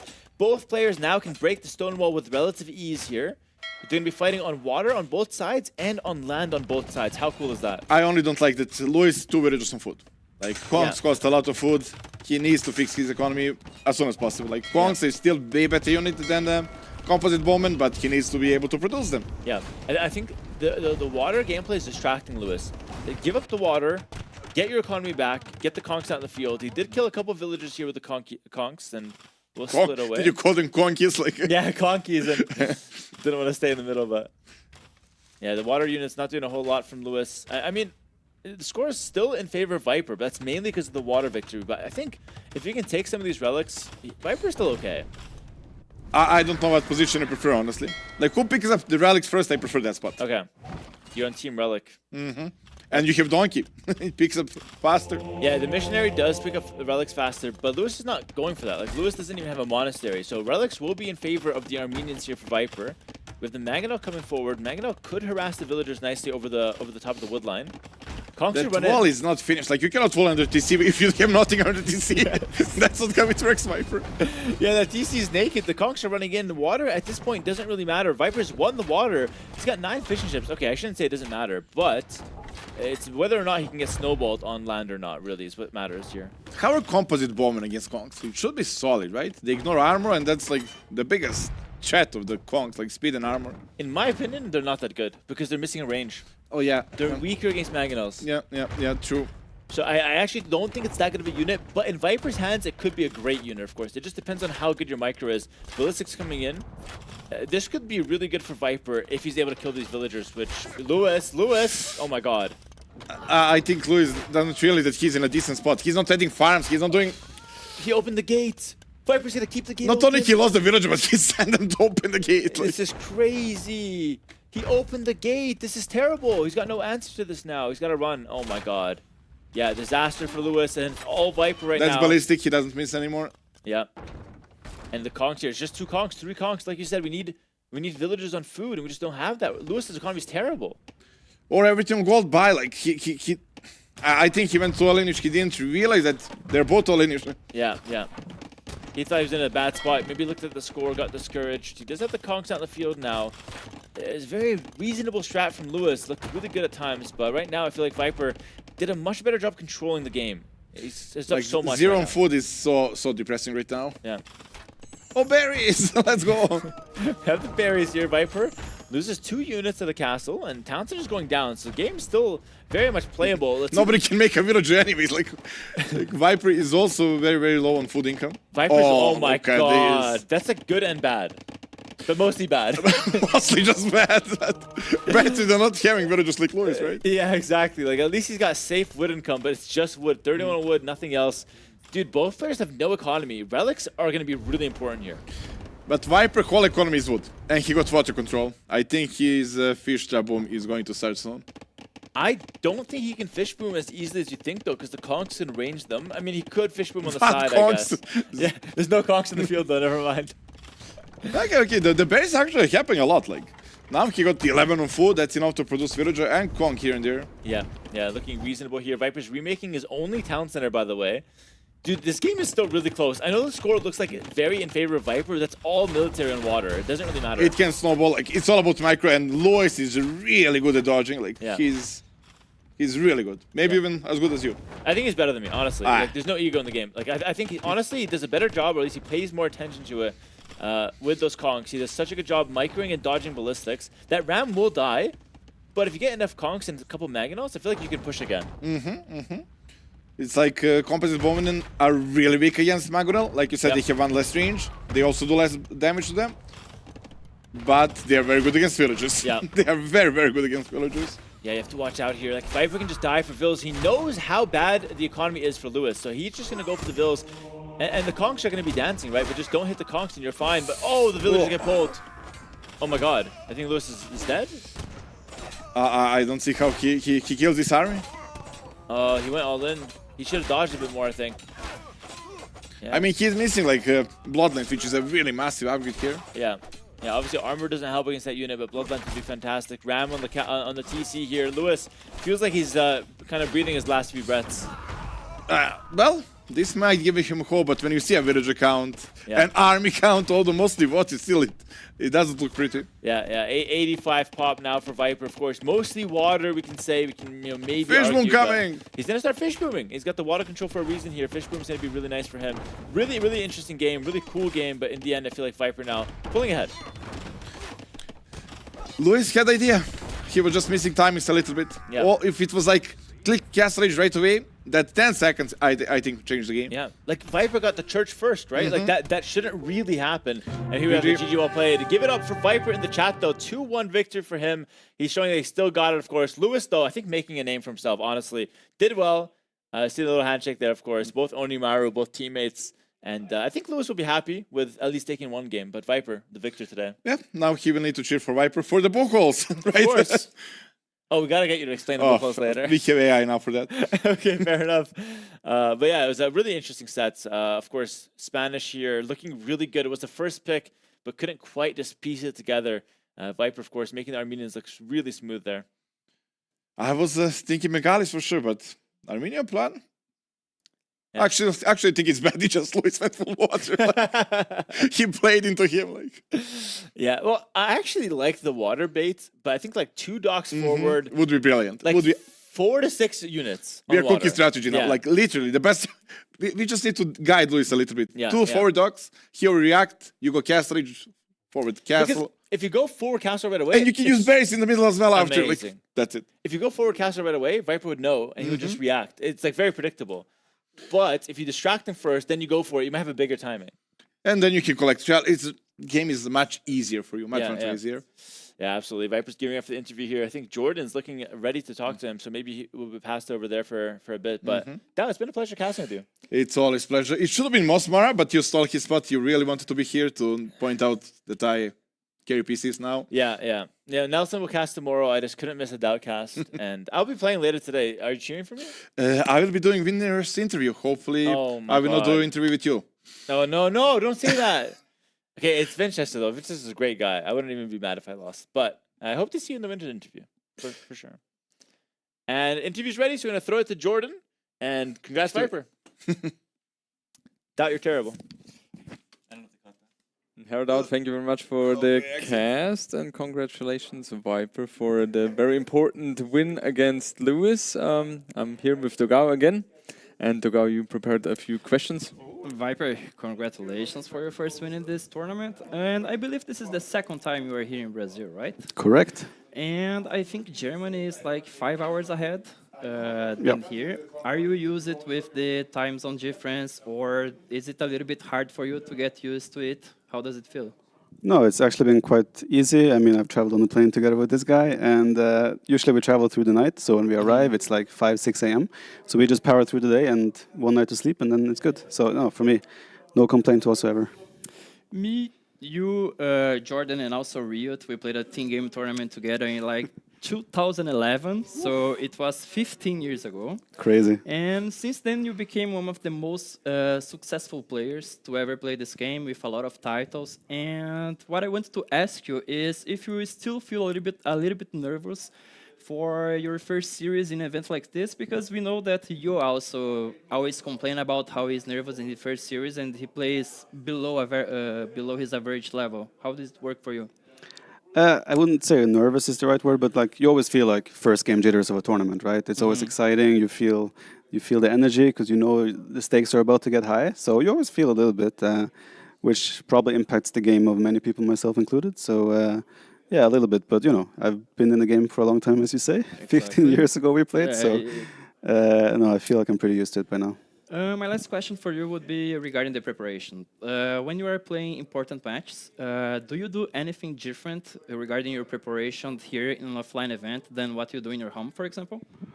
Yeah, offline it's way more efficient. You are more like locked in on the PC, and you're like, there's not too much other things you can do because you're here in Brazil for a purpose, and it's not like you go out and about. I mean, not all the time at least, but yeah, you have a lot more opportunity and freedom to train and prepare compared to when you're at home, because at home there's a bit more responsibilities. So yeah, it's definitely better for me when I get a couple of days in surroundings like this to prepare. So that benefits me for sure. But there was a lot of trash talk beforehand between you and Lewis. How is that win tasting now after all the trash talk? I can't even imagine how it'd be if you lost the game. Oh yeah. Oof, the pressure was on, you know. Honestly, that's if there's anything that gives you nerves, it's those things that you have been trash talking for so long, right? But yeah, I mean, in the end, now it's like Lewis played well, and we are teammates still, and we're like, obviously the trash talk is it's just for fun, so yeah, it's good. So going into the highlights here, first game was.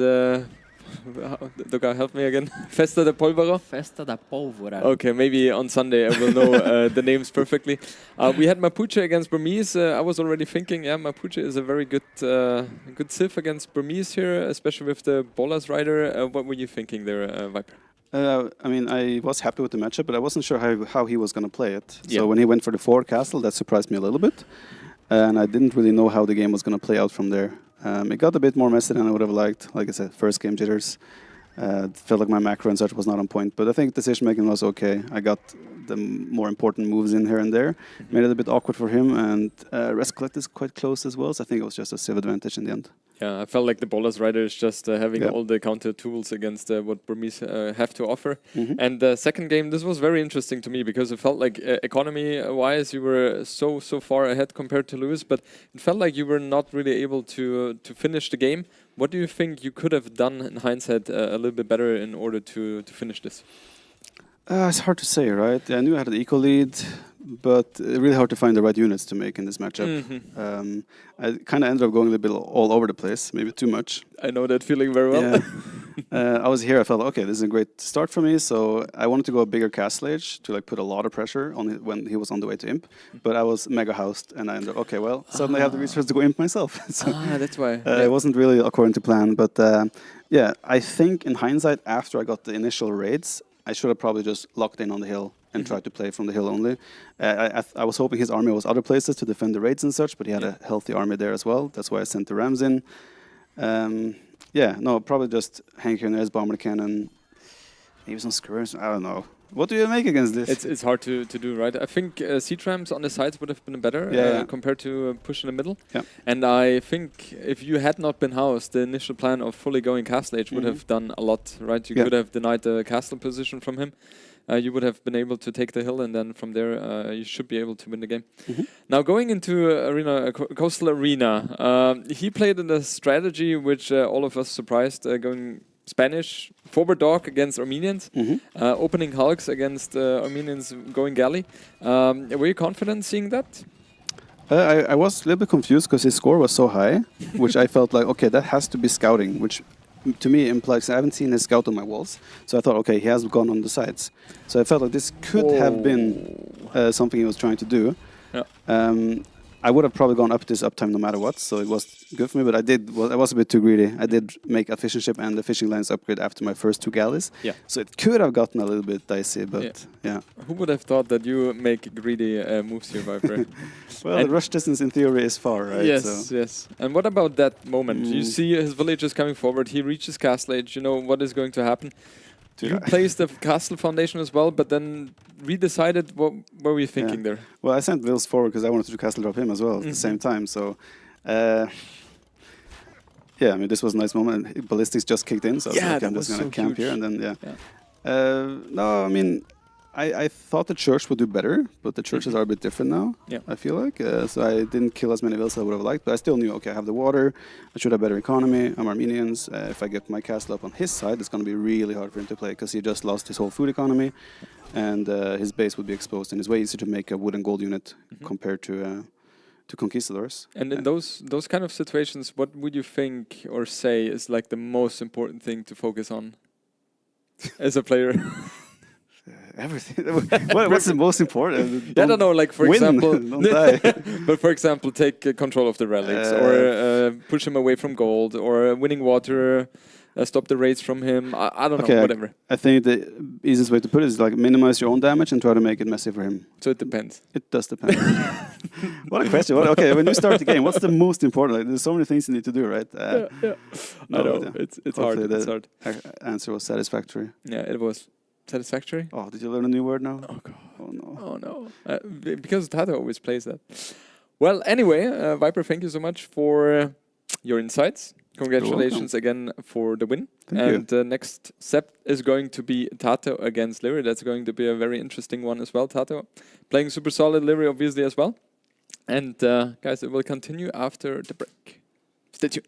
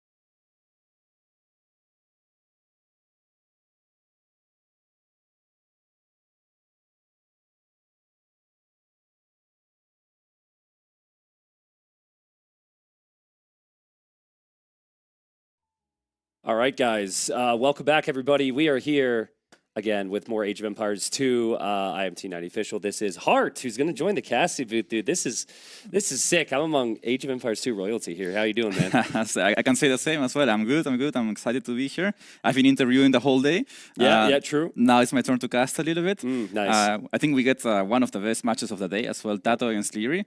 That's super hype to me, at least. Yes, definitely. I mean, there's so many sets. I think it was 26 sets between these two in competitive tournaments, which dates back like 10 years or something like that.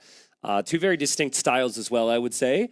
Leary's very much like the definition of aggression first into perfect macro behind. Always tries to find whatever perfection would be in Age of Empires 2 and models after it. Tato's more about chaos and creativity. Should be really fun. Exactly, and I feel like that's something that can sometimes catch Leary off guard, right? Tato's mess. Sometimes Leary might not expect what he comes up with. So I think that's especially what Leary needs to be careful about. And Tato needs to bring the mess. Like he needs to make it messy. Question for you on that. So obviously your teammates, close friends with Leary. How does that affect preparation, right? Like you want to prepare, but when someone can be so out of the box, like is that almost a bad thing to try and prepare for that? What do you aim for? Yeah. Like he has to tell his practice partner, try this, try that. Like don't play your normal style. Try to do this, which he might expect Tato to do. Okay. Because that's how he prepares for him, right? Yeah. But in reality, like how many players can actually simulate what Tato does? Yeah. Exactly. Okay. Not cool. many. Yeah. I mean, it's got to be tough, right? Because you don't want to.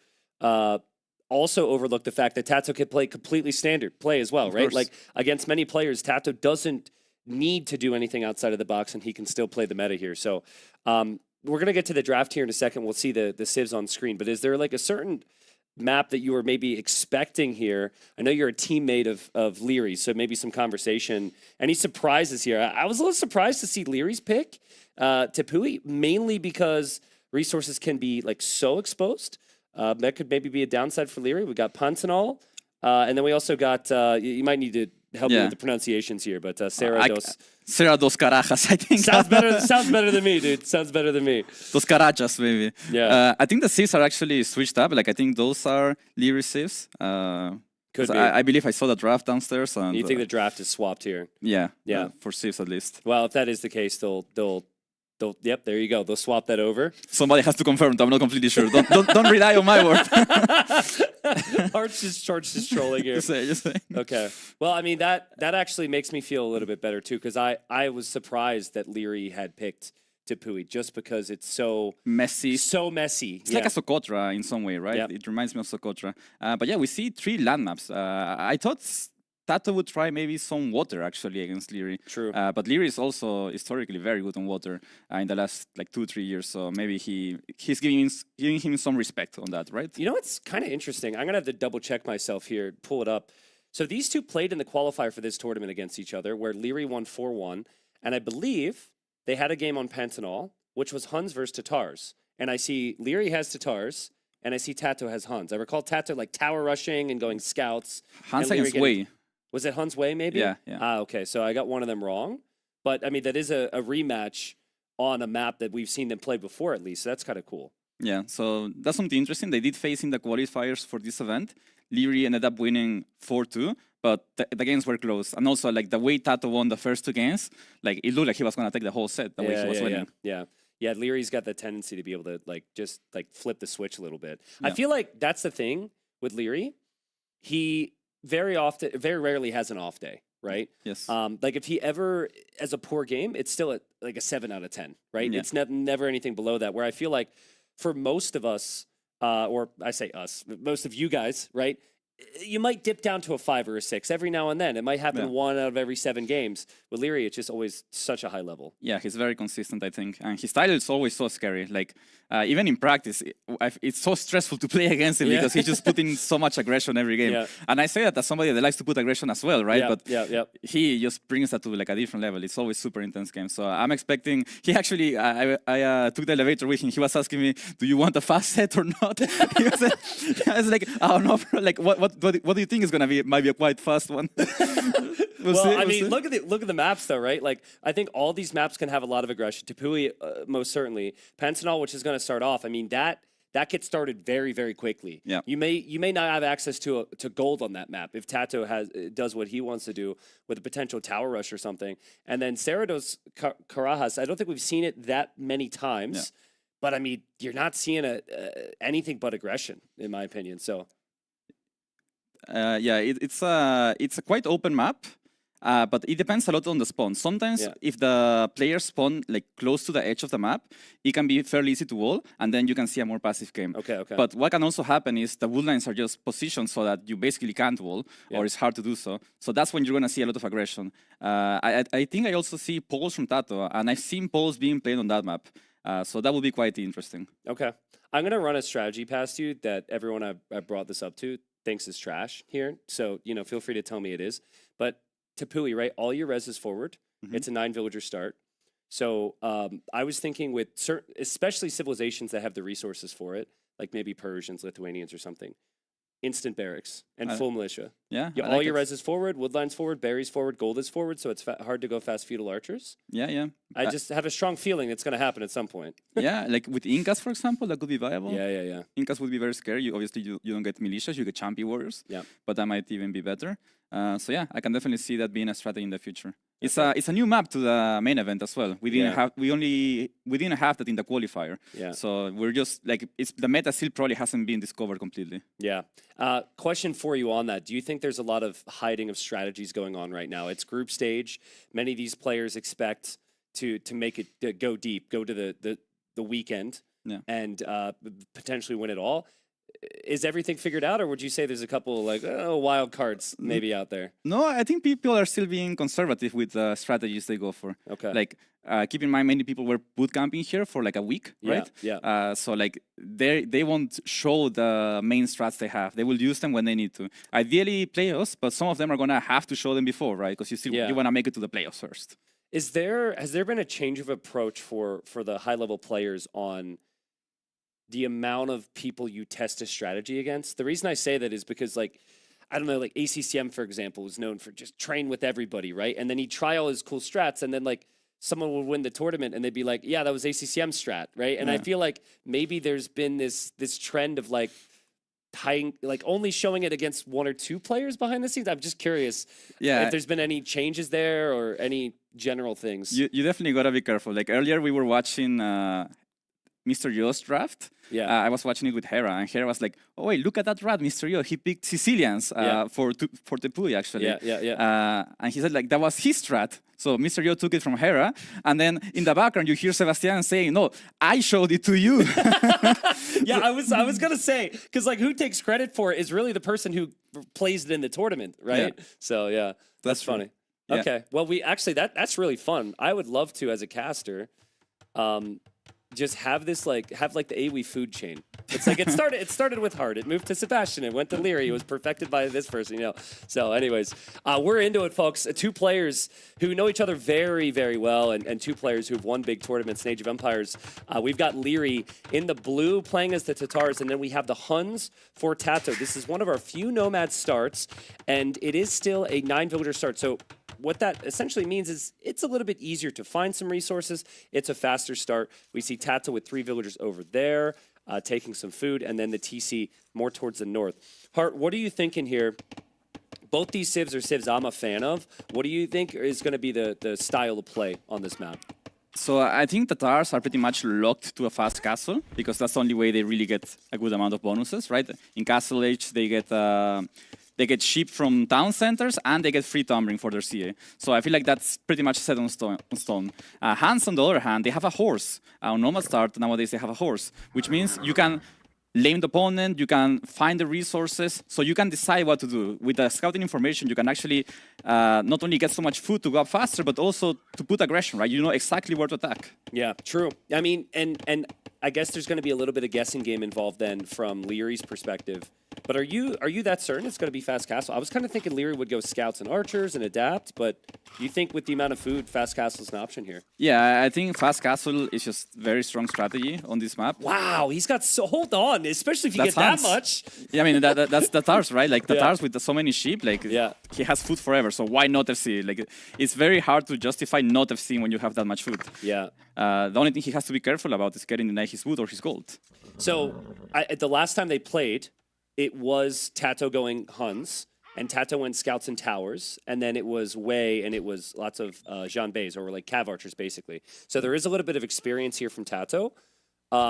It's been a minute since I've seen that game, but it really feels to me like Leary did a really good job just like relocating if he ever got pushed off of a gold. So maybe in the back of Tato's mind, Tato will consider a Fast Castle as well. Yeah. A bit of a mind game as well, right? Since Leary knows that Tato went fast feudal the next time, will he do that again? Like, you have to be worried about that for sure. Yeah. But yeah, I mean, Tato, I think, has more flexibility as to what he's going to do. He does have a lot on food right now. We see only 1 on wood, right? So that might be a fast feudal age after all. Is there like a scouting pattern here, or did Leary just get very fortunate? Because I'm looking at the numbers here, and he's got so much more food underneath the TC. I think that's just luck. Like, I'm pretty sure Hans are supposed to have that many sheep, not Tatars. That's what Tato's thinking right now. Yeah. Yeah. Well, hopefully for Tato we can find a few more. But you get 1.5 times the amount of food from those sheep, right? Yeah. So that additional food boost is going to be huge for Leary. For sure, it's it just makes you feel safe about the game, right? You always have food. You don't have to make any farms for like probably that first 15 minutes of the game. That's massive. Yeah, this kind of reminds me. Do you remember the old Arabia versions? It's like when you're just getting into the game and you needed like a noob-friendly Arabia, the green Arabia. Do you remember that? Yeah. And the green Arabia. This is going to confuse people because these days Arabia generations are very frequently green. But that generation had like extra boars and extra sheep. And I'm looking at all these sheep right now. It's giving me a flashback. Yeah. I mean, for Leary, it feels that way. Like, he has infinite amount of food. It's like Yucatan or something, right? Yeah. Yeah. So I think Tato went up without a lumber camp, right? He has he has no lumber camp, so hopefully he doesn't forget to make one. He still needs the wood upgrade when he reaches feudal age. But yeah, we're gonna see some aggression from him. Doesn't look like militia yet. But yeah, I think he's gonna try to put aggression with towers. Yeah, that's what he did before. I think I'd like to see Tato's Fog of War and just know exactly what he's able to see here, because you don't expect the TC is always going to be on the gold. Players will try that, but usually you're going to prioritize a wood line, and you want the town center up immediately. Yeah, so we see 2 builds going forward here. I don't think this is just for a range. It's probably a range and some towers. Okay. Leary needs to be careful though. I mean, he has a woodland at the back of his town center, right? So that's probably like impossible to deny for Tato. But the gold's still exposed. And if you get to Castle Age and you have no gold for CA, then what are you really going Castle Age for? Yeah, true. Yeah, and this would be a very smooth economy. The thing is, the Huns, very flexible, not needing to build those houses really kicks in when you're spamming the military. And eventually need the wood for other things here. Should point out, I don't believe this is dockable, right? This water, that rock terrain doesn't allow you to. Don't think so. Yeah. Never seen it, at least. We'll see that in the finals. Yeah, maybe. And there we go. Wow, it's a double military building opening from Tato. Yeah, that's a range and a stable, right? That's crazy aggressive. Interesting. So, I mean, Tato obviously had some scouts. There are going to be some villagers exposed. I believe the 3 villagers you typically put on the food are always exposed. Yeah. So maybe that's where the scouts can go. But typically I find it's tough to utilize scouts when everyone crams so much eco underneath their TCs. Yeah, scouts might not find that much value, especially because Leary can just run them back. He doesn't need the berries with the amount of food he has under his town center. So I think Tato is on a small window here to do something. It's not the end of the world if you don't find much damage, right? You're still having a good economy at home. But he's for sure looking, especially with the horse he had, right? Yeah. With all the scouting information he has, he really wants to find damage. Yeah, Tato looking around. Almost looks like he wants to build a tower. But again, it's like there's not going to be any vills there. He doesn't know about the gold yet. And he would have to scout a bit more actively to find that. Yeah, very smart of Leary to just send the villagers back, taking no risks. And now it's up to Castle Age, quite fast. Is there not an argument to have played stable here if you're Leary because you have the food? Maybe, but it's just so tempting to play CA with Tatars. Like, you just can't go wrong with them, right? I feel like on paper, Knights is actually better with that much food. But yeah, like... Yeah, but then you run out of food and what do you do? Like, eventually you will run out of food, so... Yeah. And planning for the future, I suppose. Okay, Tato sees the gold there. He sees the gold. He's placing a tower. Can Leary see this tower? What? Wow. What? Well, That now is he can. crazy. Okay. Yeah. What do you do? I think it's justifiable to add your own tower. You could also Vil Rush this down before more archers and scouts arrive. It will be a counter tower here from Leary. Yeah, I think it's a good counter tower. I mean, you just take all the pressure off yourself, and you're free to go CA after this. He just has to be careful to not get denied a boot after. Yeah, archers could always swing around that way. It's also important for Tato, if he can complete this tower and garrison the archers there, he's got some potential to kill a couple of villagers here. Tower's going to go up. This is still annoying for Leary. Yeah, I'm surprised Leary didn't shoot the villagers, actually. I think he could have, I don't know if denied it, but at least try. Yeah. He killed one archer, though, which is not bad. Yeah, the villagers pushed off of gold for Leary. I think Tato's repositioning to the wood. How are you feeling about Tato's eco transitions here over the next 3 minutes here? Because he's committed a lot of villagers forward. Yeah, I think it's an issue that he didn't find more sheep, actually, because that's going to delay his uptime significantly. He might even need to start switching into like skirmisher soon, right? Yeah. Or more towers. More towers, I like that as well. Well, Cav Archers cost wood, as well as the golds. Leary's going to have the golds. There are some trees around the town center, and he's got 2 archer ranges now. And he's in Castle Age. Pretty fast start. I know it's a 9-villager start, but that's still an insane uptime here from Leary. But Tato could be through the house, and a tower going up that still could disrupt the golds. Also, any of the army that hops out of the ranges could be in jeopardy here. Yeah, Leary's economy is stretched super thin. I think the gold's getting denied, so he's moving to the one at the back. But that can also be denied, and losing that one CA hurts so much right now. Yeah, this is what we talked about, man. This is what Tato does such a good job of, just applying pressure and making it messy. I think if you play perfect AoE with that many sheep, maybe, you know, you're expected to be able to get the Cav Archer Mass to eventually win this, but the towers just completely shake up the game, and Leary was never prepared to build another tower. Yeah, and Tato is just so good at this style, right? Like, this is exactly what we were talking about. He loves to go for these feudal age tower plays, and Leary really needs to respect that.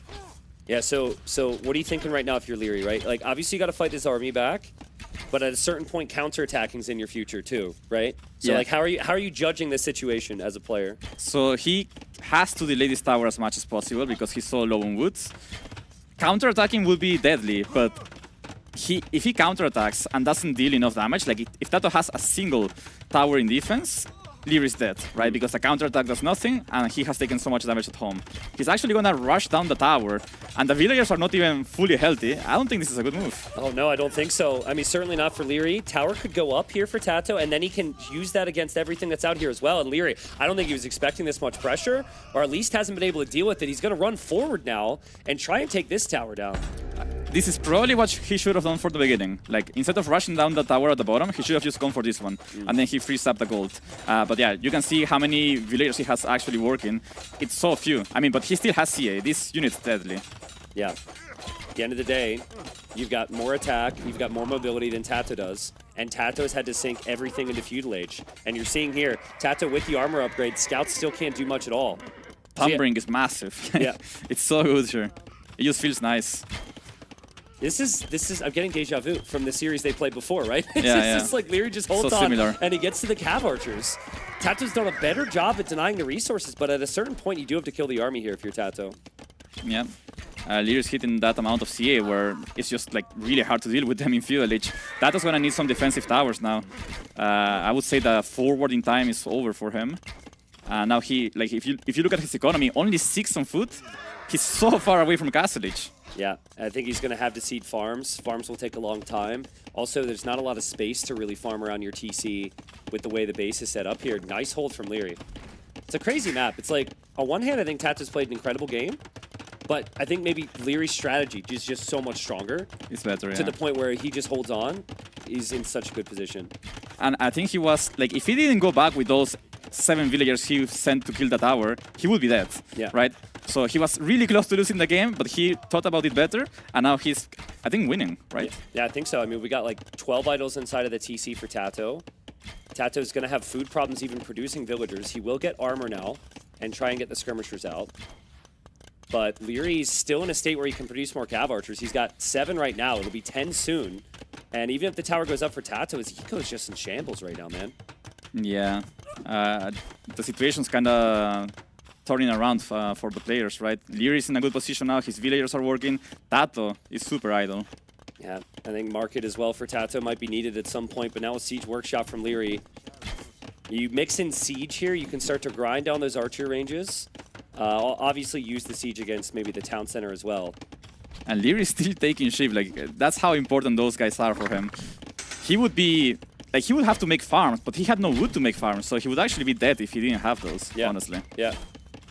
Yeah, I honestly, it might be worth reviewing, but you said Leary was lucky.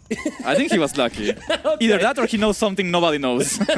Leary knows the capybara spawns better than anybody. Maybe. I saw him having this exact situation, but opposite against Sebastian, so maybe he found out something after rewatching that game. Ah. Yeah, I mean, there could be something about the spawns. But Tato is not able to relieve too much pressure here. Leary's micro is really patient. Maybe he loses 1 unit, but he's still going to kill like 5. And while these would typically be throwaway units, you'd need every military unit you can get right now if you're Tato. It's not like you're on the way to Castle Age. Yeah, he's trading so efficiently. And yeah, all his units are working, his villagers are working. And once the first siege unit comes out, I don't know what Tato's going to do. I guess just more towers, maybe. Yeah. Try to hold on. 11 Cav Archers for Leary. So good. Leary's just so good at exactly this. He'll soak up some pressure. I think he took more damage than he would have wanted this game. And then the second he gets to, like, he always finds that perfect timing for the attack, and then the micro is just perfect. Yeah, yeah. I think once he gets like the critical mass of just being able to run around his opponent, he's so hard to beat. Yeah. Some of those here are low HP, so Tato could snipe them potentially. I think Tato's doing the correct thing here as well, just like trying to avoid the main army because he can't really deal with that, and just try to harass the woodline. He knows this is Leary's only woodline. Yeah. So if you can idle it just a little bit, delay the siege, delay the CA, it's a big win for him. Yeah, I'm really curious now how many Cav Archers and Siege comes out for Leary, because he actually seeded his first farm. So he will have to invest wood into the farms. And good micro from Tato. Tato still is the villager lead, just because he hasn't had as much idle TC here. And he's also running around just to keep those Cav Archers away from his base. Yeah, he's just trying to gain time. The siege comes out, and what do you do against that guy? Not much, really. Tato's wood eco isn't that good either, to be honest. He's going to have to move pretty far away at some point. But I think he considered Vil rushing the Mangonel, but he decided better of it here. Leary has 6 on food, but I think only 1 farmer. So like very soon he's gonna stop producing to. Yeah, actually he stopped producing now to make some farmers. He has to get only 5 or 6 farmers, right, to produce villagers. That's all he needs. Yep. I think it's like 6 farms per TC. That's the number I always go by. So as you're playing the game, you can think of that. Tato's up to 11 on food, so he does have that, but he needs a little bit more food here to keep the skirmisher production rolling. Tato's done a really good job to just hold on here, but he will need more skirms at home right now. Yeah, probably towers even. I don't know if skirms are gonna cut it. And like 1 tower on that woodline would maybe secure enough map to feel a bit better. Yep, villagers there. Maybe need to get back to work for Tato. He's not exactly looking there. This army's still running around. Honestly, Leary has not been able to track this army, and we're expecting Leary to take perfect fights and everything, but it's just not easy right now with how mobile Tato's being. He's being so annoying with those guys. Like, it's easy to look away from them, and then they just die to something, right? Yep. But Tato's keeping them alive, running around, and finding damage. Yeah, and does he have enough time for the tower here? He might need to pull the Vils. Ooh, really nice timing on the tower. Does lose 1. But also, oh, he's okay. Actually, not so good for Tato. He's going to lose some army on the front. Cav Archer's just patrolling in. It's this never-ending cycle for Tato. And now Leary's adding a ram, so he's trying to take down some buildings at the front. There are 2 ranges in front of Tato's base, right? So he can take those down for free, basically, as long as he has just a little bit of support. I'm trying to think of suggestions I would make for Tato here. I think he's doing the correct thing, right? Yep, yep. Yeah, try and take him away from your base. Give yourself some eco. Yeah. Or some time to boom your eco, right? Ooh, but he's adding scouts. I don't know. Like, he just feels like he's so far away from Castle Age that he needs to add scouts to survive, right? But like, how do scouts do anything against this many CA? Yeah, maybe tries to pick off the Mangonels on their own. But I think once Leary sees the scouts, Leary should know to keep everything together here, and it's actually perfect there. And Tato doesn't have forging yet either. No bloodline. Feels like Tato needs this kill, right? Like he needs this kill because he's investing into the upgrades. He's not gonna get it. Yeah, he felt forced to go just before the upgrade, so he doesn't get a kill there.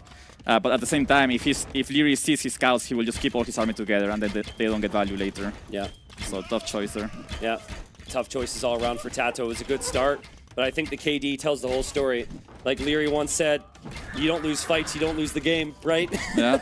And that's basically what it is. 56 kills, 25 deaths for Leary. Tata's going to lose essentially everything there. And now the Siege can move forward, take down the archer ranges, maybe take down the town center as well. Yeah.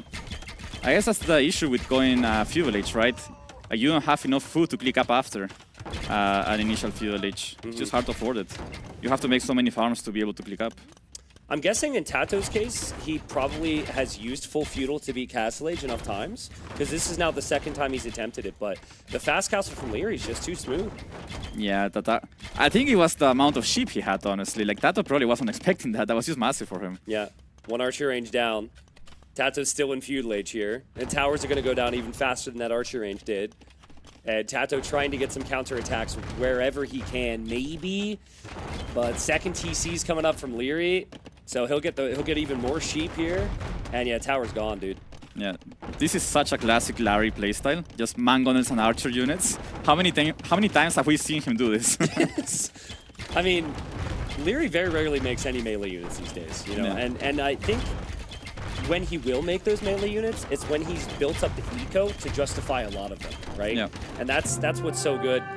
Leary could have maybe considered going knights because he had the food, but he did exactly what you said. He planned for the time he was going to eventually run out of the food underneath the TC and went heavy onto the cav archers there. And Tato scratching his head like, my God, what am I supposed to do against that? And when Leary plays, I honestly don't have answers sometimes. Yeah, yeah. You know? I mean, for a while, it felt like Tato was doing amazing. Exactly. I was like, I was thinking Larry is dead, right? He was so close to not having any wood. But then I don't know at what point it clicked for Leary, like, I don't need to rush down this tower. I just got to like, take down the one that's unprotected. And I think that's when he wins the game. When he realizes he can take his gold back by taking down the tower at the top. Do you think that Tato need to wall in that tower?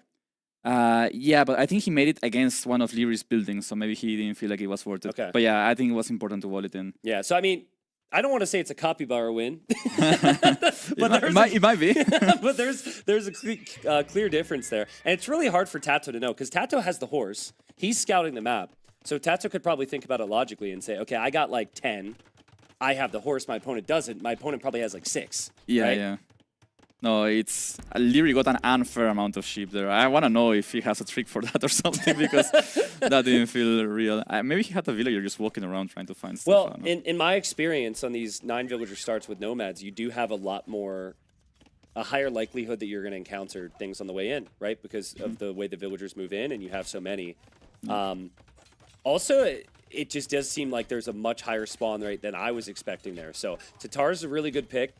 Kind of sad that to see Tatar's not picked for like the hill bonus or whatever, but we see the sheep bonus come into play on a map with no hills, and now Tata's got to go to the drawing board here.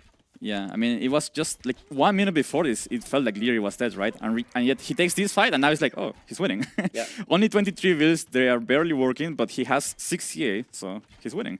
If the sheep count's the same there, is it justifiable to try and go like Hun's cav archers to match that because they're super cheap? Like an FC? Like Fast Castle, yeah. Yeah, for sure. I think Hans FC is one of the best strategies in this map as well. Okay, all right. Well, we'll see. I'm excited about Tepui here because we have Bulgarians for Tato. Could easily be man-at-arms, towers. Poles, more man-at-arms, towers at least. Ketons as well. Could see lots of army. I mean, even freaking Spanish, and we're into it here. Looks like we are on Tepui, and we're seeing the point of view here from Tato. Tato's gone for Bulgarians. It's going to be Burgundians for Leary. And the thing about this map is you can't really get outside of those cliffs on the side. Everything's forced to the front, and a lot of the food's forced to the front as well. So Tato trying to push in a deer for now, so he has a bit more to work with when he makes it to feudal age. Yeah, Bulgarians is interesting. I wonder if it's for some kind of cheese, or he's just going to play like standard men-at-arm, right? Okay. Burgundians for Leary, it's probably just going to be fast feudal age Flemish and defend. So yeah, I kind of want to see Tato trying some FC, like FC Crepost or something. I was going to say, so you say cheese. Tell me what you're talking about. You're thinking Fast Castle, like Fast, Conics? Yeah, like a phosphorus strat with Conics, maybe. Okay, interesting. Not going to lie. I love the fact that that's on your mind right now, right? Because like that, I think it'd be very strong on this type of map. I was thinking even just like the Roman Fast Castle Scorpions, like you get to enough Scorpions so fast because you're super close quarters, right? I guess what you have to worry about is not having enough food, but yeah, I mean, you have those foxes even, so it's easy to get gold to click up, right? Yeah. It's like 35 gold for Fox. Both players are going to take advantage of that now. I think there is still decay rate, so you end up getting like 29 or 30 or something like that. Some viewer in chat's going to know the exact number you'll get. But that'll definitely benefit the build here. But I would just guess, because Tatch is building the barracks now, he's going to go for the standard man-at-arm play. But it's just not your typical Civ pick, right? Like, people are so resistant to picking Bulgarians because of no eco bonuses at this level. Yeah, exactly. And like there are better Civs out there to do militias, but it seems like Tato's going for men-at-arm actually, because the barrack is a bit late. Usually when you go militias in Dark Age, you go for Foreign Wood. He only went 3, which indicates men-at-arm. So yeah, it's going to be interesting. He's going to have to put a lot of aggression. You can see Leary actually skipped double beat attacks, which you would usually do in Dark Age before clicking up, right? As soon as you can. He's skipping it till after clicking up to Feudal Age because he wants to get up faster to have Flemish Militia to counter Tato's men-at-arm. Interesting. And to my knowledge, Flemish Militia pretty close in terms of the stats. Obviously, you don't have to spend as much food, which is the big benefit here. Yeah, I think they're cheaper, and they got nerfed recently. I think before they would beat the men-at-arm. Yeah. Now I believe they would probably lose by a little bit, but they are just cheaper, and they produce so fast. So. Well, I mean, if you can start making them, I'm just doing the math here, but if you can start making them in 30 seconds, and Tato doesn't get his man-at-arm upgrade for about 80 seconds, maybe his the numbers Bulgarians will end up being even. Yeah, true. No men-at-arm upgrade. Yeah, true. It's going to be instant. As long as you get 1 out, you're probably fine, because then you can fight back with villagers, right? So it shouldn't take damage. I don't think Tato's going to expect this uptime from Leary. I think he's expecting maybe 30 or yeah, this is very fast. seconds late. Yeah. Not the standard Burgundian uptime. And Tato's going to go forward, actually. So this is going to get messy. Leary could rush these guys down with his own villagers if he sees it in time. Yeah. Let's see the reaction here. He's going to see the villagers. He's going to know exactly what those villagers are there for. He will drop an archer range there. I'm not a fan of that. I feel like, yeah, I think he has to fight it because if Tato gets a tower on top of the range, he can take down the range, but right? Feudal Age could come in at like any second, so having the villagers exposed could be really risky. There are 5 men-at-arms for Tato. They're not all on screen, and he does also have the hill. So Leary's probably expecting the standard 3, thinking he's fine with 3 to 4. But I guess he's gonna keep adding them. Tato doesn't want any smoke yet, dude. Tato's not ready for this. It's scary, but at the same time, he kind of has to go, right? Because he can't produce anymore. Armor, okay. Wow. He rushed on a blacksmith. Okay, I like this. Do you think Leary expects it? I don't think so. You don't look for it, right? It's so fast. There's so much happening at once. It's 6 men-at-arm and blacksmith. He cannot expect that, that's for sure. He might take a fight without checking even. Yeah, I mean, I definitely would. There's a skirm. That skirm's not going to do much That's at all. useless. And here's the fight. They're both going to stack in. Who's going to win? Tato also has the villagers there. Tato wins this. I can't tell. Or does he? Yeah, he wins this. I Or think does he? You're supposed to be the expert, Hart. Tell I me don't who know, wins. man. Like, what expert? I'm an analyst. Oh, man. I mean, is it just a full reset? Because there's going to be production coming from the barracks right next to this. Yeah, full reset, but keep in mind, Leary has only 2 on foot right now working, so... Yeah, armor definitely paid off, though. I think if Tato didn't have that, he definitely wouldn't have had a chance. Leary will come to Vill Rush this. And, I mean, that's 4 villagers around the tower. So they should be able to take the tower down. And now Tato's out of resources. And Tato doesn't have the military, so he cancels. The production speed on these guys is so insane. They produce so fast. So Leary can basically just produce them on demand. He needs 1 more, he makes 1 more. This might be the first time in the 100 games they played in tournaments that they both have idle TC times this high before 10 minutes. That's true. Or certainly before 15 minutes, right? Like, they've had no food. It's been crazy. Tato actually has the villager lead, not because he killed villagers, but just because he produced them more consistently here. Yeah, they are both pushing the limits. Leary is lacking gold. Like, if he could make even 1 more archer, massive difference, right? Forging for Tato, so he has to all in this, I think. Like, he's in a position where he basically can't afford to produce from a range. Yeah. Even make 1. So he needs to go for a tower here, but I don't think Leary's gonna let him get 1. The thing I don't like about this strat here from Tato is just you're forcing Leary into range units. And Leary can hit and run you all day, right? Like, Leary's going to be very happy to do that. He's got the bit of a meat shield in front.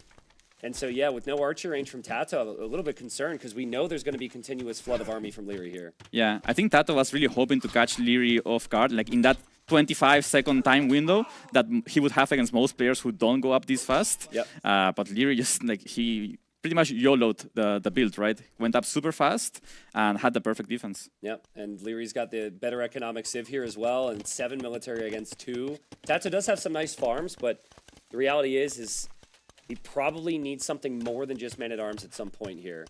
Yeah, the question is when do you go for a range if you're Tato? Because right now it feels kind of hard to justify. Maybe right now, right? You're about to have enough for a range. Yeah. And you need one. Yeah, I might do it. You might do it over on the gold area, but these Flemish militia have armor, or sorry, they don't have armor. They had that was canceled. But fletching is in for the range units now, and Tato will lose a Vil. One wheel goes down, and like the idle time as well on those wheels is gonna hurt. Nowhere to send them really. Maybe it was Straggler Tree. This strategy seems really strong, dude. This is the second time I've seen this today. Yeah. Just Flemish militia and range units behind in feudal age. It seems so strong. Yeah, it's crazy how Burgundians went from being a really bad civ on open maps to being one of the best because of this unit. Yeah. Getting buffed. Yeah, I mean, it produces very quick. It has good base stats. You don't need to research and upgrade to get to like Flemish militia, right? It just kind of exists for you there. And yeah, Leary, he's not losing fights. He's still got some headaches at home potentially, but Tato just has 3 men-at-arms on the field. He needs some range units here. Still no archer range from Tato. Yeah, he can't really. I mean, he can make one, but I guess he just didn't feel like it was a correct choice. Yeah, it's looking rough. Leary has archers. He's just gonna micro forever, basically. Yeah. So Leary said what? He said what in the elevator? And he said he was going to speedrun this series? Yeah. No, he told me one way or another, like either win fast or lose fast. That's very relatable. I'm really good at the losing fast, not so good at the winning fast. I like it when he doesn't promise to win. I feel like Leary is speedrunning anytime he plays a tournament, man. Yeah. He's the most efficient tournament player there is out there. And he wins another game here. Wow, 2 straight games where Tato's just tried to find the chaos and the aggression, and it seems like he's waiting on moments, and Leary just better overall. Like like this game is a perfect read by Leary. Like he understood Tato's game plan from the beginning. Skip double B tags in Dark Age, which like if we count how many people do that, how many games they have done that, nobody does. Yeah, nobody ever does it. He went for it. He was confident about it, and it was jackpot for him. Tato went forward, and he was able to deny it just in time. And like Tato added so much, right? Like normally there's an expectation on what the military is going to be, and you want to find that next level. And it's like, boom, I'll surprise them, right? Yeah. So the first thing you talk of there is the numbers. It's normally 3. Tato went to what? 6, right? Yeah. Okay, so it's like, oh, shoot. All right, he's matched me there. I've got 6. He's not going to expect this. I'm going to get armor, and then I'm going to get forging, and then I'm going to have the tower. And Leary always had something there. He had just enough. If he had one less unit, he loses the fight. Yeah. I think the game is over because the tower going up on the berries, it would deny the berries and take down the range with the men-at-arm remaining, right? Like this fight was so close. I think maybe if Tato didn't get like baited by the scouts, I don't know. It's hard to say. I mean, I think that also says a lot about the Flemish militia, though, because we had men-at-arms with armor, and still this fight didn't swing Tato's direction. There was maybe some small micro-elements as well, but like, seemed like the Flemish militia were strong enough on their own there. I just want to ask, like, how much of this is... So he reads that he needs to be feudal age fast. He knows it's going to be men-at-arms, but the rest of it, like... How do you have that intuition there if you're Leary? Like, is this something that he's practiced against, or is it just he somehow finds a sense for a completely unique scenario? I think he's just thinking, like, how do I lose this game? I'm Burgundians, he's Bulgarians, right? Yeah. How can I lose this game? So he's just thinking, I avoid dying in early feudal age, and then I go from there, because he has the better seed, right? Better economy, better units. Yeah. So he's just trying to survive. If Tato doesn't go for something super aggressive like he did, then it's okay. I'm still Burgundians, maybe I sacrifice some economy, but I played it safe, right? So yeah, just a good read. So here's another question. So let's say it's a different opponent that tries the exact same strat there against Leary. Do you think he skips double bid axe? Like if that's Mr. Yo, for example. No, I don't think he does. Okay. So that's like respecting that Tato's going to be aggressive and knowing the opponent there. Yeah. I mean, I don't really know what you advise there if you're Tato, right? Because like you gotta go kill Leary, otherwise he's gonna kill you. If I'm watching the game as a spectator and I was surprised by how much Tato made, like if you're playing against that, no way you expect that, right? Yeah, like, you might rush down the men-at-arm or something when you see the tower coming up and just lose the game on the spot. Like Leary just had the right intuition. Interesting. All right. Well, I mean, Tato's got 3 very different civs that he could go to for the next game. Important to state to play all 3. Leary's looking good. He will win this series. He'll be in a winner's match tomorrow. But for Tato, he's gonna want to snag every game that he can. Yeah. He's got Poles, Ketons, and Spanish. Not really sure what to expect here. I actually could see Poles being very good for an extended feudal age game. But Ketons as well, maybe the safer pick to go for lots of scouts, lots of spears in the mix. And he's going to end up going with Poles. So here we are. This is the third game where I'm thinking Tato could potentially consider towers. Poles getting a bit of gold income when they mine stone. But more importantly than that, I think just amazing when it comes to their farming. And then Leary on the other side, maybe the best civilization for lots of scouts. With the free forging upgrades. And with Leary's micro, it's going to be dangerous out there. And this map is similar to Arabia, if you know that. Very open, very expansive here, so expect army. Yeah, so Magyars would usually match up or will match up very well against Poles early on. But once Poles gets the forwards going, they can outproduce Magyars, right? I don't think I'm going to see towers from Tato this game, just because Magyars will produce so much army. I don't think you will ever be in a position to drop towers. Yeah, makes sense. I mean, when I think of some of the most enjoyable Tato games, it's always full feudal. Yeah. Like full scouts, full archers, full spears. I know he'd love to pick Romans on Land Madness to just mass tons of spearmen against heavy scouts from Magyars.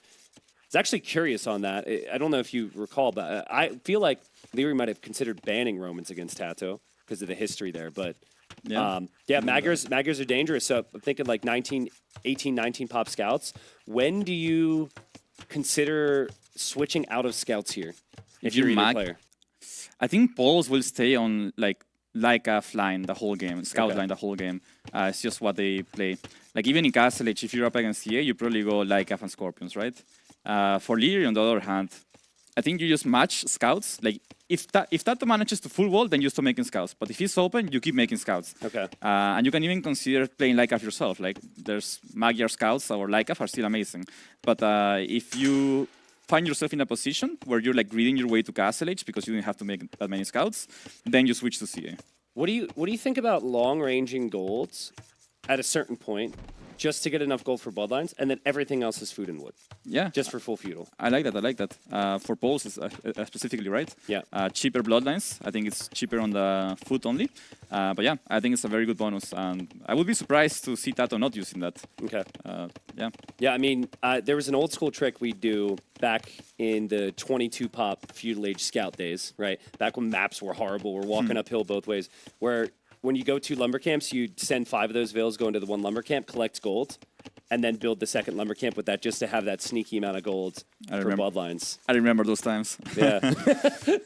I don't know if you were getting tower rush as frequently as I was because we're in slightly different ranks, but so, sometimes I would actually. Yeah. I played some games against team, full wall team. Yeah, dude, that's crazy. Well, I don't think a lot of people realize how far back you go as a player, right? Because I think you had that period of inactivity before returning to the game. But I think it was King of the Desert 1, you were in the semifinals and lost to Leary? Yeah. Yes, exactly. KOTD 1 was my first tournament, and I did lose to Leary in the semis. Yeah, not a bad first tournament. Yeah. Don't ask me about my first tournament. I don't want to tell you about that. You can tell me later if you don't want the stream to know. I'm pretty sure they already know. Wall's coming up here from Tato. Yeah, which makes sense because you need that time to get your eco. And the starting scout goes underneath the TC there for Leary. That is kind of massive for Tato. That's going to relieve him of some pressure early on at least. Yeah, Losing HP like that on the scout is pretty bad for Leary. Do you think Horse Collar is just 100% necessary here if you're Tato, or with the new farming change, can you delay it a little bit with Poles perhaps? I think with the uptime he had, I think you do it. Yeah. You can afford it, I believe. Yeah, he's going to get the kill there. That's huge. That's never a fight that Tato would normally be able to win. He'll get to move forward now. There is the nice thing of just knowing exactly what your opponent's likely to do for both. Whereas the previous game, maybe there was a little bit of worry on how much they'd invest, but it's going to be scouts and spears. Yeah, it's going to be scouts and spears for both, probably. So Tato actually skipping Horse Collar for now. Leary as well. Leary went up really fast, so it's kind of expected that he would skip it. And also, he's trying to put aggression, right? You can see he's still producing Spearmen. So he's trying to just send Spearmen forward. Probably take some risk at home, right? You don't have to Spearmen at home. But yeah, he wants to find damage. Well, it's kind of tricky for Tato. First off, he doesn't know where Leary is. Second, he's trying to wall a lot. So if he gets caught out on any of these walls, he's going to have a real issue, and he might just end up having to pull his army home because he doesn't know where his target is, essentially. But he is going to pull the villagers to the side, and now he knows. The TC's right there.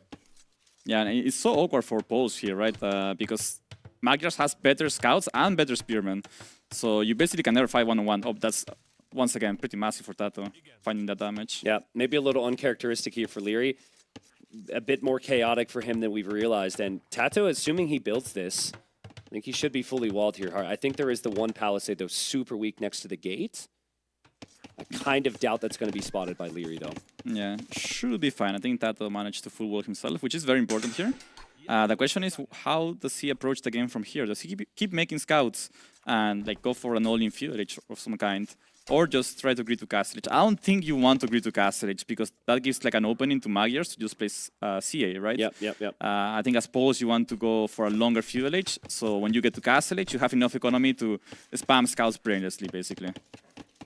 I'm just keeping an eye on gold right now. It's always the question. It's like, how many farms you add before you extend that archery range? Jag's going to take down Tato's unit there, which is not great. That's unfortunate. Also, the distance between the players is very, very far. Sometimes they spawn closer, so this is like a perfect map for scouts against scouts. So Leary's not fully walled. The opponent is fully walled. There's a lot of guessing games here. So if you overinvest into defense and you're late to Castle Age, you're screwed. But like, if you underinvest, you also could be screwed as well. So, so really tough situation for Leary here. Like, if I was in Leary's shoes, I would always keep adding army. Why? Because I'm against Tato. I know Tato will never agree to Castle Age. Okay. Well, he's not really doing that, and Leary does save the villager there.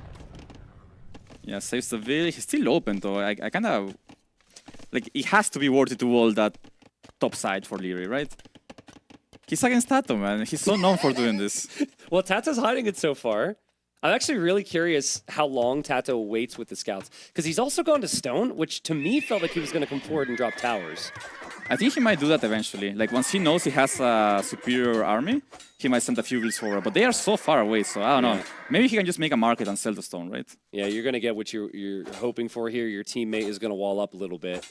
Maybe not exactly how you're envisioning it, but the walls from the wood line to the TC should be fine. And he shifts to gold as well, and here comes Tato with the additional scouts. This is the army we're talking about. Tato waited a long time to move forward with this. Will Leary get the walls down in time here?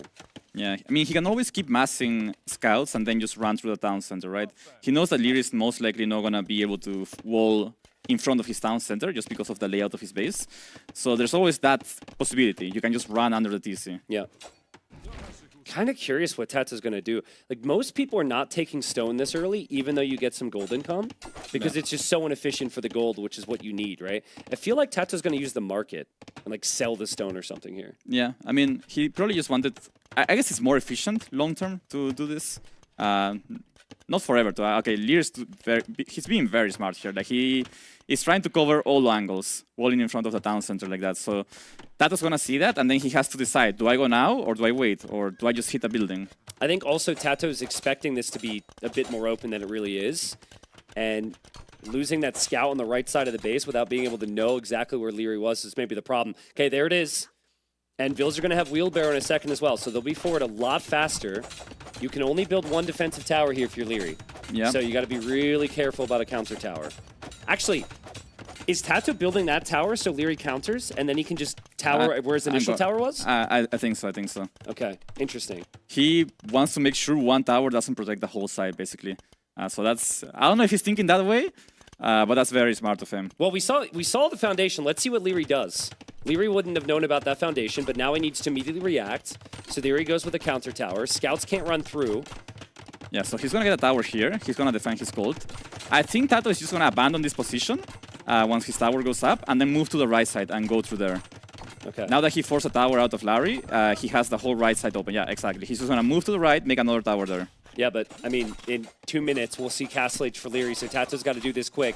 Tato's scouts engaging against a bunch of spearmen here. It's kind of forcing the issue. Leary's done a good job to add the spears, but the spears don't kill Vils quick enough. And the archer range is behind for Leary. The plan is always cav archers, but he needs the gold for that, and there's the tower that Tato, I think, originally maybe wanted to go for. Now he should be able to push some of that gold back. Yeah. And I think he just wants to keep Leary open as well, right?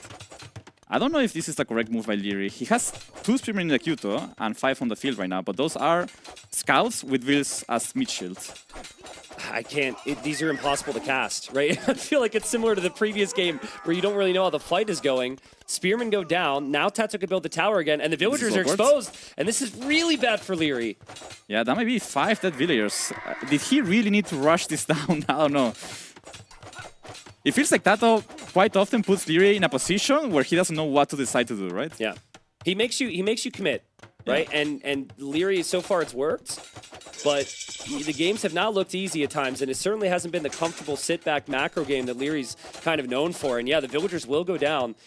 He is still mining the gold, and he is in Castle Age, though, so he's going to produce a Knight, and 3 Cav Archers are in queue. Yeah.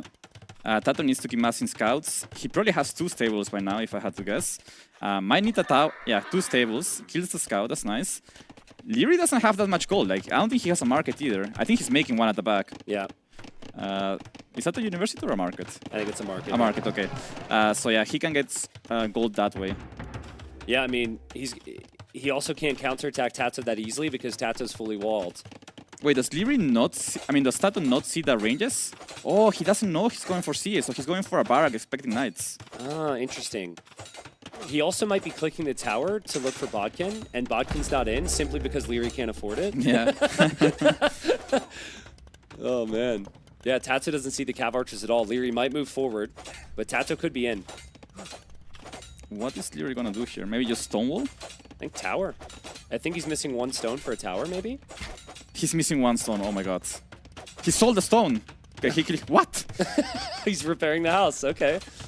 I mean, he distracted the tower fire, which was half decent. Now he needs to pull the villagers away at the perfect time, which has been amazing so far. And the Cav Archers are counterattacking. And Tato needs to be careful here. I don't think those guys are gonna find much damage here. It depends. If Tato cannot focus on walling this unit will get through, and that might be GG. Yeah, I mean, Bodkin is in right now. So those Cav Archers are pretty dangerous. Yeah. Really nice job by Leary here, though. He's just getting himself time, putting the CA behind the walls. Yeah, lots of gates here from Tato. Tato will have to stay in Feudal Age again to mass scouts to deal with that. But he does drop the market. He is dropping another tower. This tower is ever so slightly closer to the goal. Actually, it's 2 more towers. So yeah, soon there'll be 3 towers trying to push Leary off the gold. Tato's, oh my god, he gets the perfect patrol in there. Leary doesn't have bloodlines, so these CA are still very, very fragile. Yeah, also the other units for Leary on the left side. Leary could lose some villagers on the wood line, but he's still trying to push into Tato's base where Tato needs to defend. This is crazy, but Tato, his villagers do regenerate ever so slowly. So if he has some weak ones, they're going to be healthy again, and he stonewalls Leary out. And Leary's going on stone, so he can sell some to get gold. But that's a position you don't really want to be in, right? That's expensive. It's not efficient. Yeah. Tato's got 24 on food right now. That aspect of his eco is insane. But it's the same thing as that other game. Leary doesn't lose his key units. He'll lose some vills, but he will not lose his Cav Archers here. Yeah, exactly. He's once again trying to find that mass of units that just lets him never take bad fights. Tato doesn't spot the town center either, which is really bad for him. He really needed to keep Leary off gold. Yep, Leary will take the gold. He's going to need the wood as well. Leary also with 12 on stone. So if he was planning on selling, he's going to have a lot there. Scouts come back home from Tato, though. And these scouts might be able to clear this, but Husbandry comes in at a good time here for Leary, so he's able to run away a bit easier. Yeah, intense game here. I mean, Tato's still fine, though. He's super behind to Castle Age, but that's okay. When he does reach Castle Age, he's going to have so many CA alive. He will probably have to follow up with a push, but I think for now his position's acceptable, especially because he can defend with just towers against CA, right? Yeah, also Ballistics isn't in because Leary's had resource problems this whole game. Yeah. So the scouts can just kind of run on by, and Leary's left chasing because he just has to. Because so far, all he's seen in Tato's base is stonewalls. Tato has played this so well. Like I just love watching him do this long Feudal Age plays because I feel like I learn from it too. Like the way he structures his base allows him to gain time for him to get to Castle Age. So even though he's so behind to Castle Age, not only did he have potential to do damage in Feudal Age with that push, but I think he's also setting himself up for another push in Castle Age. I kind of feel like Leary... I mean, it's not a very typical Leary play, but I kind of feel like he's going to go forward castle here in a second. He's got enough stone for it. Maybe. I mean, he's not selling, so... Yeah. I think he might. A TC on the down center, that could be deadly. Also, what about a castle just to clear up those 3 towers? You build a castle kind of in your base, it shoots down the towers, and then they're not a problem. I think it's an option, but I don't like it. Like, he already has another goal. He doesn't need to take those towers down. Okay. A castle forward is risky, yes, but it's also deadly Okay. if he gets it up. Yeah. It's deadly either way. Somebody's losing off that. It's a doubt castle. It ends the game. Yeah. Just somewhere Doubt's approving right now. Doubt's screaming that Leary is not going forward with the villagers at the moment. Oh, wait. There they go. I mean, they're going forward, but it might just be because they need resources somewhere.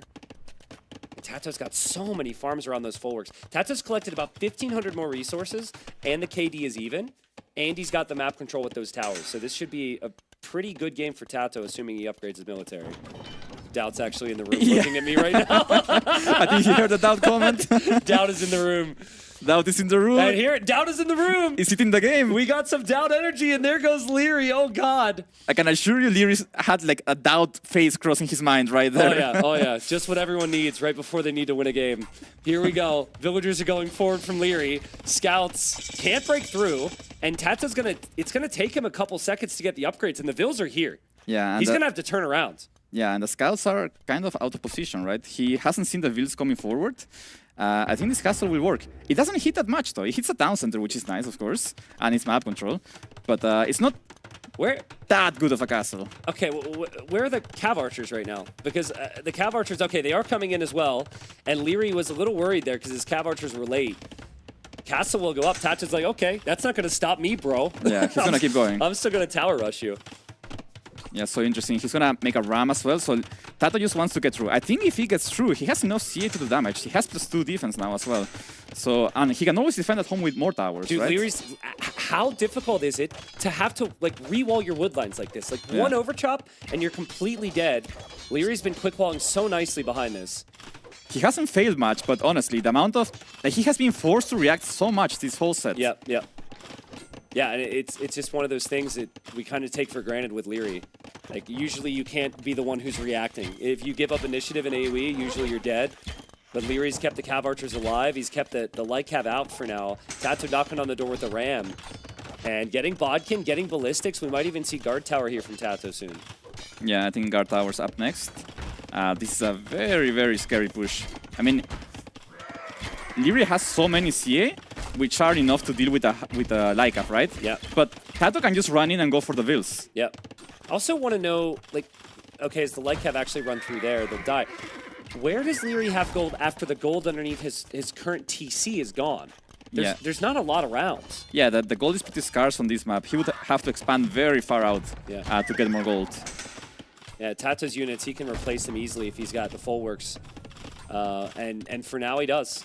So nice defense from Tato. Guard Tower's on the way. Leary with this nice villager lead. We do have some Magyar Hussar coming home. Bloodlines as well.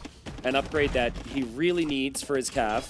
So more HP soon. I think Leary's army, if he can micro this perfectly, should be insane. The Magyar Hussar could snipe the Scorpions with their siege bonus, and then the Cav Archers can kill everything else. But there is a Guard Tower there. Yeah. On paper, Leary definitely has the better army, right? But it's not an easy fight to take. Yeah. Also, the Guard Towers are just going to make everything more difficult. Ballistics is in for Tato too, so these Guard Towers are pretty damn good. Tato doesn't have any more stone. Leary is banking up his stone. He's mining it underneath the forward castle. I think Tato just realizes he can't really engage into that. Yeah, it's a tough army to deal with, for sure. Tato's economy is still looking very good, though. Only one town... I think, well, he has 2 town centers, actually. Will soon lose the one forward. That second town center he made is just to make sure that when he loses the first one, he has some protection there, right? Pretty soon, Leary might have to do the same thing. Leary's got a lot of eco back here that's exposed, but yeah, you just can't push this too easily for your Tato. The thing, though, is that's open. So if I'm Leary, I feel like I can never leave my base. Yeah. Because if you do, the light Cav can just run in and kill those vills. Yeah, now he has stone for another castle. Do you make it here defensively? He refused to make the first castle defensively and went forward instead. Will he make the second one defensively? I mean, I don't know if I could hear Doubt, but Doubt, where would you place this castle, man? Doubt. Forward.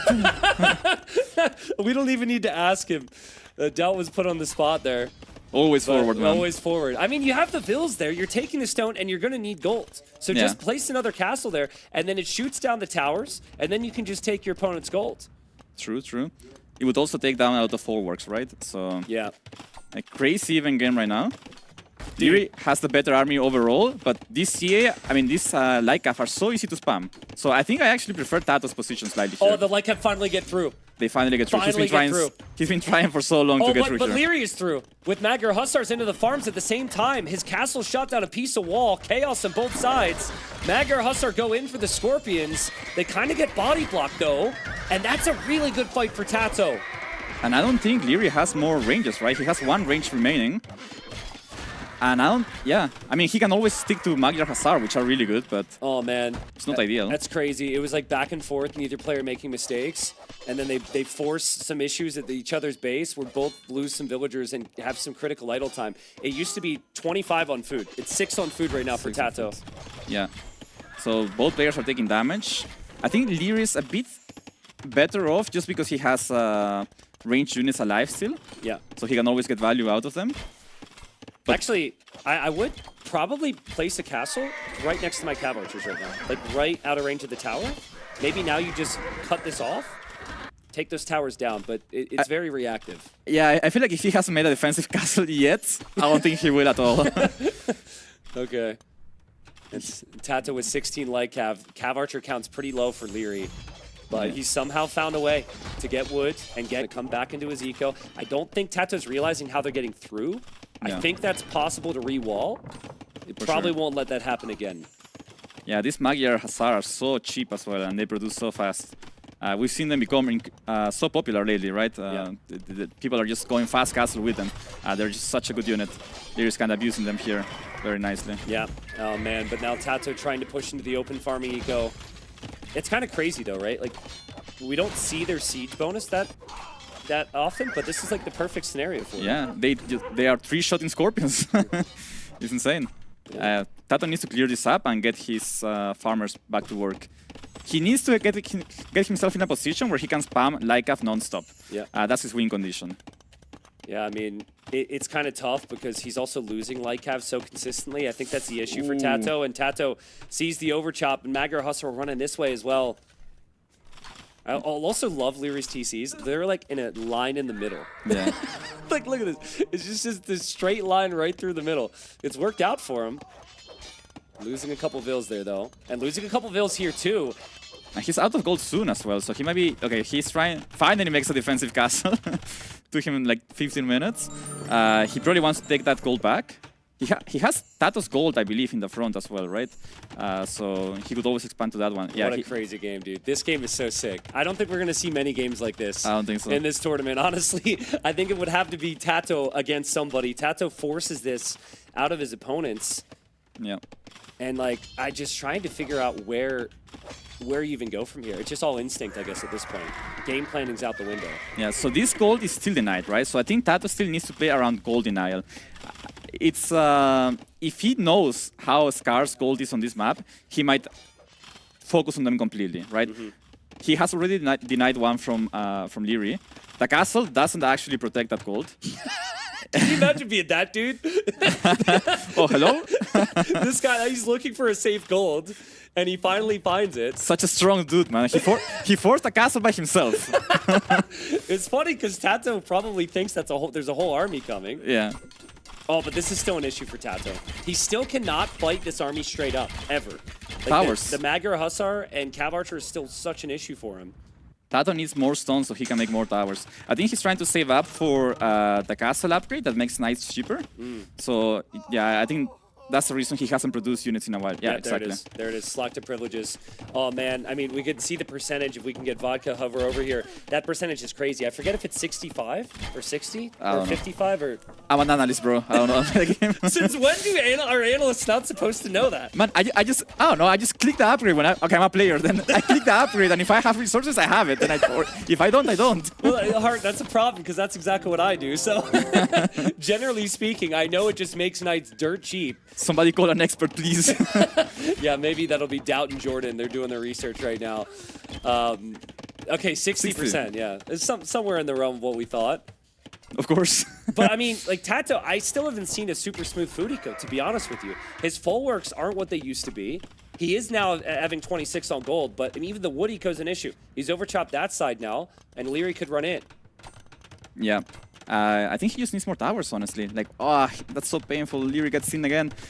Okay, Tato is adding more towers. Definitely needs those. I don't think he can fight this army head-on for a while. So his best bet is to defend himself with towers and try to raid with the knights. Yeah, it's going to be tough to know where to raid, though, because Leary has town centers and Leary has castles everywhere. He's got the forward castle. He's got the TCs all through the middle. It's like everywhere Leary has villagers possibly exposed, they're not. They're protected.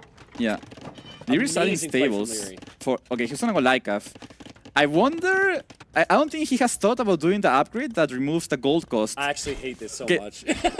Volka's a genius, man. He popped up with that just as I was thinking about it. Leary's an analyst just like you, and he doesn't know how cheap that upgrade is. No. Like that upgrade. Magro Hustler's an insanely good unit. You have 2 castles. You get that upgrade, it doesn't cost any gold, but maybe gold is the concern. And he feels like Light Cav is just like super easy to afford. Yeah, I mean, he's also Magyars, right? So they are cheaper. I think the correct choice would be to get that upgrade and keep producing Magyar Hussar. But I think Light Cav will do well as well. Dude, I don't know where these knights are, but there's a lot of them according to Capture Age. Tato's got 24 knights. They're probably split up right now. He's going to want to fight with the whole group, but if he can fight with the whole group, Leary could have some serious issues. Yeah, it feels like Siege is just not the play right now for Tato. Leary has too many melee units to kill them quickly. And Knights are over there. Knights are going to be here as well. Leary did find the gold, but I don't know how easy it's going to be to mine. Tato sees Tato that. comes in, immediately dropping a tower. Tato 30 vills behind, but he's got access to gold right now. Oh, and Tato has vision over that gold at the top as well. Wow. He's going to go hit that for sure. So Tato, now he knows. Leary is hurting for gold. He's going to focus all his attention on that. I mean, Lycav it's good, it's cheap and everything, but Knights completely wrecked that. And the Cav Archer count's only 15. 32 Knights for Tato. This is insane. And this is where Tato specializes. This is where he's comfortable. More Knights coming in from Tato. Who needs villagers? You can just spam Knights so easily with this tech. They are so cheap. Left side as well. Did Tato immediately notice that? Yes. Oh my god. He's there immediately. He is through. And I think Leary's having some issues now. Yeah, now it's rough. Like, Leary doesn't have enough gold. He's getting the knight everywhere. His position's so hard to play because he can get hit from every angle. And Tato's just doing it beautifully. Yeah, it's insane from Tato to notice that. It would take me an extra 2-3 minutes maybe because you're doing so much damage elsewhere. But Tato will continue to try and push the main army from Leary. Leary only making light caps, still no gold income, and Tato with more knights running in underneath the TC. Yeah, Tato is just... he has to keep this up. He has to change nothing about the way he's playing. Yeah. Just keep doing what he's doing right now. Yeah. Don't add siege till he has enough units, basically. Yeah. When you get 50 knights, you can think about siege. But I think by then, the game might be over. Yeah, for now, the knights are your siege. Don't think about anything else. Leary's trying to raid him a little bit with some light cap, but the massive Cav Archers is still going down. And Tato just seeing these red dots everywhere underneath town centers. Leary can keep thills protected, yes. But like, if Tato can keep spamming knights like this, Leary's going to eventually run out of villagers regardless here. We can't even follow it all. There's knights everywhere. Yeah, still at 30 knights for Tato, right? So he has more knights than Leary has army, but the knights are just more powerful one-to-one than whatever Leary can make. Yeah, murder hole's on the way as well, just because Leary might end up pushing underneath some of these towers soon. This is so good from Tato. Because it's been so good from Leary the whole game, right? Like, Leary needs to find a way to break into Tato's food economy. That's his win condition, I think. I don't think he's going to get gold this game. Like, Tato's just denying everything right now. Yeah. I mean, Pikes is good as well, right? Yeah. If you have food and wood, mixing in a lot of pikemen isn't bad. Pikemen and Lycav, maybe. Yeah. Well, he's through.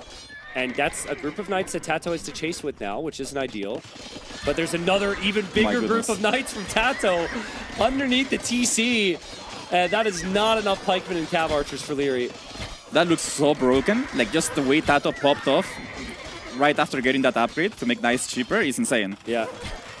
Yeah, and I mean, but it's been a long-term effort to deny Leary of gold. Yeah. Leary was able to escape the first, second, third time, maybe even castle drop Tato, but eventually Leary just straight up has run out of gold here. He's got 20 or 30 idols, and he's got no military, especially not the type of military that Leary likes to make. Yeah, this is such a beautiful game by Tato. It almost feels like after the 2-1, like this is gonna be a 2-1 potentially, right? Yeah. But the one getting the winner interview is Leary, who just lost the last game. So it's gonna be, he's gonna come here for the winner interview, maybe feeling like a loser, you know? Yeah, it's like, Leary, congratulations, you won the series. No one cares about the first 2 games.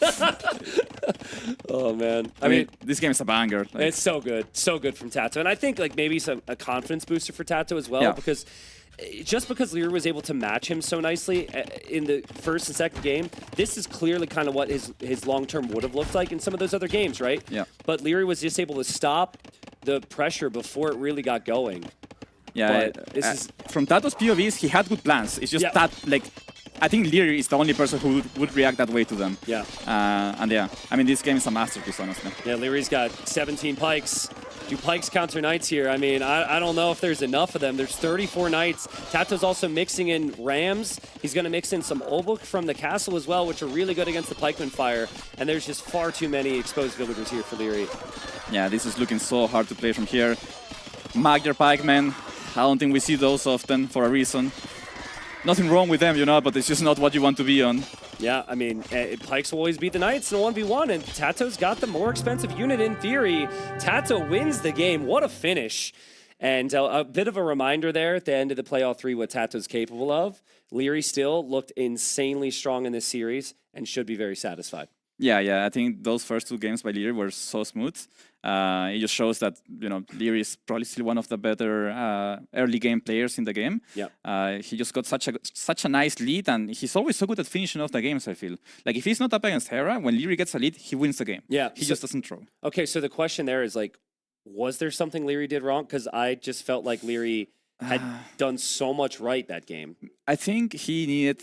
Like, I think he was stubborn about not making the castle at home, the second one at least. Like, he had the stone for a while. He could have made it earlier and maybe just, you know, get that pressure off you.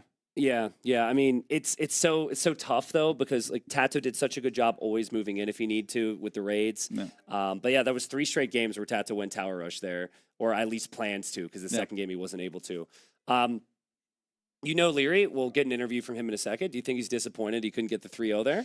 It's not as sweet of a victory when you lose the last game, right? Yeah. I think he was looking to get a clean 3-0, but I think the way Tato played, he deserved a win there. So Yeah, I agree with you there. Interesting stuff. Well, Hart, we've learned a lot this cast. We learned the exact percentage of selective privilege, and we've learned not to ask an analyst percentages. But it Basic stuff. Yeah, it was great having you in here, man. Obviously, amazing player. Thank you so much. We're going to hear from Leary with Jordan and Doubts.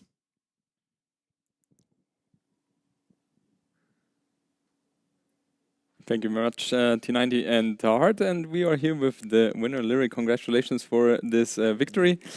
Hart mentioned it earlier. It might be a bit strange for you to come in onto the couch, and but losing the last game. How is your feeling right now? Yeah, it has been a while since I got an interview after I lost the last game, so it's a bit weird, but I will still take the win, obviously, so I'm still happy. Yeah. In general, Tato played a very unique style. I mean, you have faced him a couple of times already in the tournaments.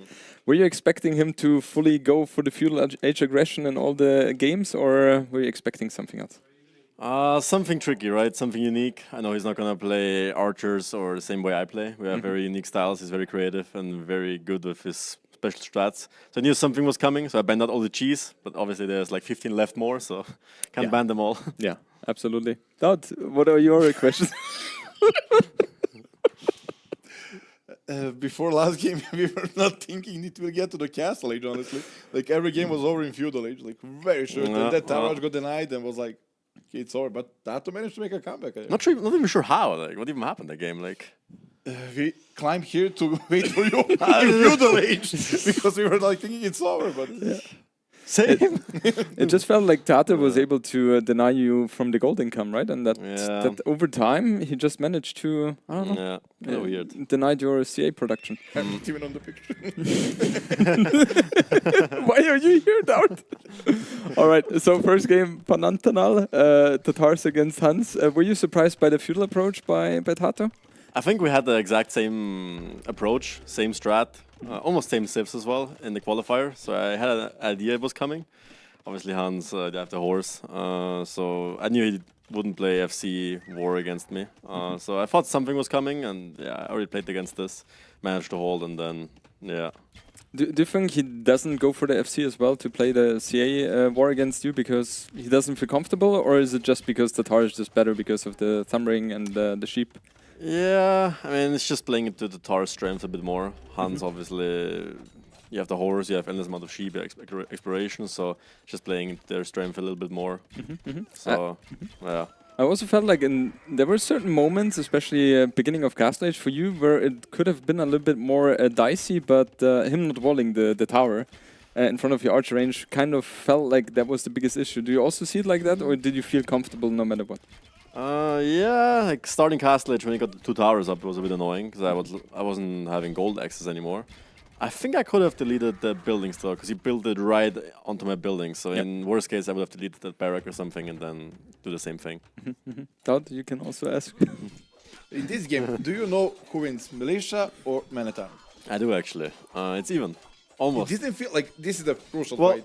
well, yeah. He even had armor upgrade, did you know that? I realized halfway through the fight. I And was you like, still no. kind of won. Yeah, because, well, it's like even.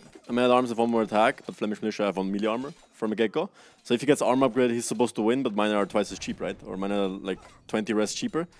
So it's easier for me to mass them, and obviously as long as I hold, I don't get a tower up. Eventually I get to archers, and then the game is just over. So I even idled my TC for like 2 minutes, which was on purpose. So did he. Otherwise I would have probably died, or the situation would have been way rougher.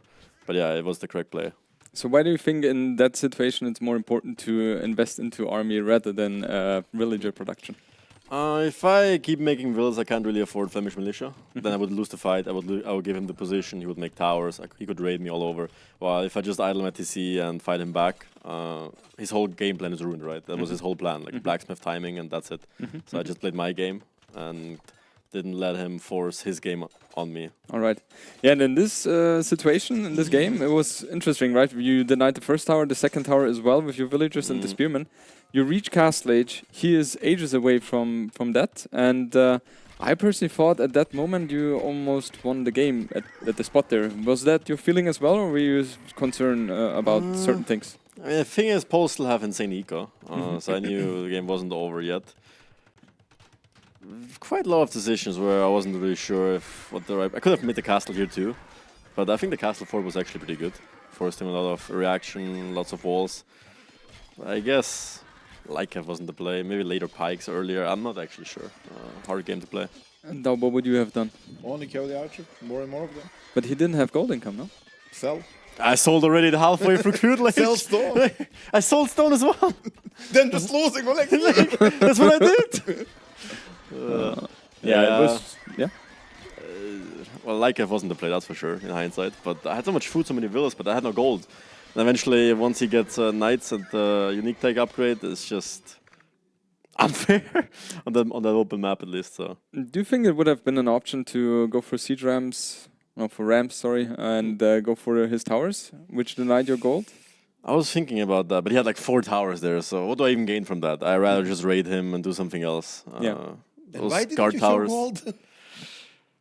Maybe I spawned with less, I don't know. I don't know why did you show gold? Like, why did he, and you did not. Like. Well, I remember 1 gold I had in front, which I TC'd, and then I think another goal of mine was on that hill he was camping, on the right side. So he camped 2 golds. Then I had to go forward with some weird gold. Obviously, he could raid that, so... No gold. I was poor. Thought there was no gold for Larry. I sold. But he sold everything already. I sold. Fight, man. Well, you have seen the market prices. They were in the gutter. Yeah. Also, the problem is with the pikemen, they're not too fast, right? Yeah, that's the issue. So that's kind of a problem. Larry, who would you like to face in the second round now? It's gonna be a winner, right? Because like Buchholz system. Yeah. Not sure actually. Who were the winners so far? I think Sebastian, Andy, Sebastian, Viper. Viper. Right now you match with Andy, right? 2-1-1. Also Viper. Yo as well. And Yo as well. Everyone basically Yo won. Yes. Nobody's 3-0. No, Sebastian. Yeah. I mean, either one is fine. It's a fun system. We'll see how it goes. I'm looking forward for Dowd to explain the Buchholz. So either way, everything is done by AI. Dowd, do you want to explain the Buchholz right now? No. Ask AI. He will answer. Who passed the group? We read the script. Yes. All right. That helps. Yeah. All right, then I would say next set is going to be a banger as well. I'm looking forward to that one the most for today's set because we will have Winchester against Hera, and I think both are going to show a nice performance here. Thank you very much, Leary, for joining. Dowd, it was a pleasure to have you on the couch as well. Yeah, Fresh as always. Yeah, I'm tired. But All right, I guess we take a small break and then we will have another set.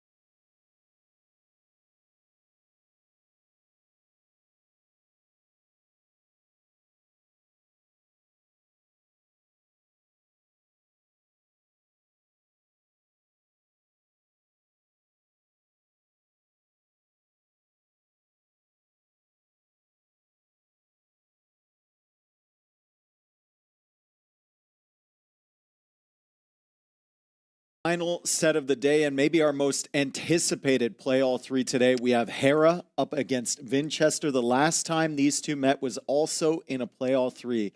Vinchester managed to take it 2-1 in TTL. I'm Dave. I'm here with T West. We're going to close out the day. First day of Brazilian Dynasty. What do you think so far? This has been amazing. Although I have to say, the one restart was the game I casted, and I'm hoping we don't have any more bugged maps that I need to go fix. But other than that, this has been absolutely amazing. We've had a ton of great sets, and just individual games inside the sets. I think players are still figuring out some of the maps and some of the more meta decisions to make what their Civs drafts are going to be. And I'm really interested in seeing what the drafts are here as we have... Here we go, game one on Lençóis Maranhenses. Then, Vinch picking Festa and Hera picking Tepui. Hera picking Tepui. We were just discussing this, and we're like, we feel like Hera should pick maps where he can't die early. Right, exactly. This one is very, very aggressive. So maybe he's mixing it up a little bit. Yeah, because I think I have that feeling of even during the Red Bull finals when he lost early, and even the games he won, he was kind of dying early to Leary and finding ways to hold on. We were thinking maybe he's going to pick the more closed maps, find ways where just the map itself would give him ways to get to that late game where he's so efficient, where he'll have Hussars raiding the entire map. But here he picks probably the most aggressive map we have in the map pool. Yeah, Lensois, Mariniensis. Am I close? I think that's good enough. I think that's good. Dude, I've been working on this behind the scenes, guys. It doesn't matter because I'll be paired with T90 one or two times. So yeah, as long as you're better than T90, exactly. He'll just follow suit. And then Festa da Pulvera. Pulvera? I'm told the first syllable is the emphasized one. Exactly. Which has been a really interesting map and has been picked quite a few times today. Already is in the draft there for Vinchester. So a lot of questions about, Hera's form heading into this, having lost his first S tier in a while in Warlords, and then Vinchester as well. Always a threat. So is Vinchester there to take advantage of that? Is Hera going to go into day 2 with a losing record, or is he just going to continue his dominance where he left off? I think Hera should still be the favorite, but I don't think everyone is capable of beating Hera. I think Vinch is one of the players who is capable of it. Clearly. And here we go into game number 1. Right into Hera's point of view. From Hera's point of view, game is paused. We're going to get the spectators up for everybody. Vinchester saying, sorry, no sound. I mean, if you want to play against Hera, ideally, you would like sound. I think ideally you want Hera not to have sound. Yeah, true. I think you want it the other way. We have sound. We can hear them spamming 14 in the chat. And we're ready to go pretty soon here. The first map is going to be Lensois Mariniensis, as you said. And this is a very, very interesting map. Also another super aggressive map. And they've both picked civilizations which capitalize on that early aggression, particularly around the infantry. We've got Japanese for Hera. We've got Romans for Vinchester. And Japanese you think of maybe more as that water save. There's a ton of deep fish on the far top right of the map. And they can go for a great fish boom if they do win the water. But Vinchester's getting spicy here. Oh, Vinchester is sending 3 villagers right away. Maybe he's counting on the fact that Hera's going to go for an exposed lumber camp, and he's trying to take advantage. I haven't seen many players go for a straight-up villager rush, and if Vinchester has Loom, which I believe is in already... No. He's just build fighting without Loom? Well, I saw this once in the qualifiers. There's a crazy game with the Armenians sending a mule cart with the Vil so they could gather wood. Hera. Here we go, just a straight-up Vil fight. Yeah, the scout is there as well. Hera's going to run away with the weak one. Vinchester's going to trap in this other one. Vinchester looking for value immediately. He did send 3 villagers. That's a lot of idle time. He gets 1 villager. Can he get a second one? Luva's on the way, but it's 15 seconds away. Hera's going to lose 2 villagers immediately. There's 2, and that hill there is so deadly. The scout getting the final hit on the hill. That's 2 dead Vils and a third one, very weak. And also look at Hera's wood count. He sent a Vil to do a dock, and he doesn't have the wood for a dock yet. Yeah, that's kind of... really painful for Hera, right? He was counting on sending the villagers out there, them being safe for a while, and then having that Vil out on the water, making the dock, getting the fishing ships up. But now that villager has a long journey home, or he just has to wait. Yeah, and what's so tricky about this is Hera was worried about that Vil without Loom building the dock, so he sent the scout to protect that Vil, all the while Vinch was going straight for the lumber camp, and Hera didn't see it. Yeah, Vinchester now coming out for the water. He's going to look for an opportunity to go for the fish as well. Hera down 2 villagers. Vinchester sent his villagers home, finding some extra goats as well, and still has the scout alive. So an excellent opening from Vinchester. Very creative opening. And he still doesn't have Loom. That's crazy. He sent 3 Vils to fight and brought them back. Didn't lose a single one with no Loom. 18 villagers for Vinchester, 15 villagers for Hera. The Romans obviously have a better eco early than the Japanese because of the extra 5% gather rate. And Vinchester's now just going to try and take advantage of that. My question now for Vinchester, as we slow the game down, we're only 4.5 minutes in, we already have 2 villager kills. But how does Vinchester follow this up? Does he just take the eco lead and try and play an economic game behind it? Or does he go for that hyper aggression? Does he go for a good feudal age time and then try for a men-at-arms push? I think it's tricky just to trust that you have an eco lead because the Japanese fishing ships are going to be so good. And even if Hera is a bit delayed, well, so is Vinchester. His dock is delayed because of that Vil fight too. Yeah, second dock for Vinch. Is that just a fish boom? It's killed be. 2 villagers on the wood line and then just go for double dock fish boom behind? I mean, Hera probably wouldn't expect that. Yeah, and remember now, with all the water changes, the fishing ships that can garrison in the dock in the Dark Age, but they don't shoot any arrows yet. This is big. If Hera finds this, this is huge. And that's really smart scouting from Hera. If he finds the second dock as well, this will give him a great heads up on what Vinchester wants to do. But he makes an assumption. He makes an assumption that it's only one dock from Vinchester, and he might not prioritize getting up to Feudal Age fast and trying to kill those fish now. Right, and also that Vil, is that Vil still out there without Loom? If the scout had seen that Vil, it might have gotten a kill. It's fine. He made an assumption. He didn't go that way. He's coming back now with the scout, maybe searching for the villager around here, right? Wondering why the Vil isn't collecting the food, and something just seemed a little bit fishy, pardon the pun, to Hera as the scout now moves along, and he will find the second dock from Vinchester. He will find the villager without Loom, but Vinchester leaves just in time. Yeah, I think Loom actually just did come in for Vinch as he clicks up to Feudal. So they're both up to Feudal at around the same time, but look at the difference in resources collected. Around 200 to 300 more for Vinchester, thanks to those two dead villages from Hera. And Vinchester now, in addition to the extra fishing ship that he's had over Hera for a minute here, he has 2 docks to produce down in the south. So if he wants to go and protect his fish or attack the fish from Hera, he's going to have an advantage inherently on the water. Hera's going to have to make a decision here. Does he want to go for the second dock, which he's doing at the moment, or does he want to add in some land pressure as well?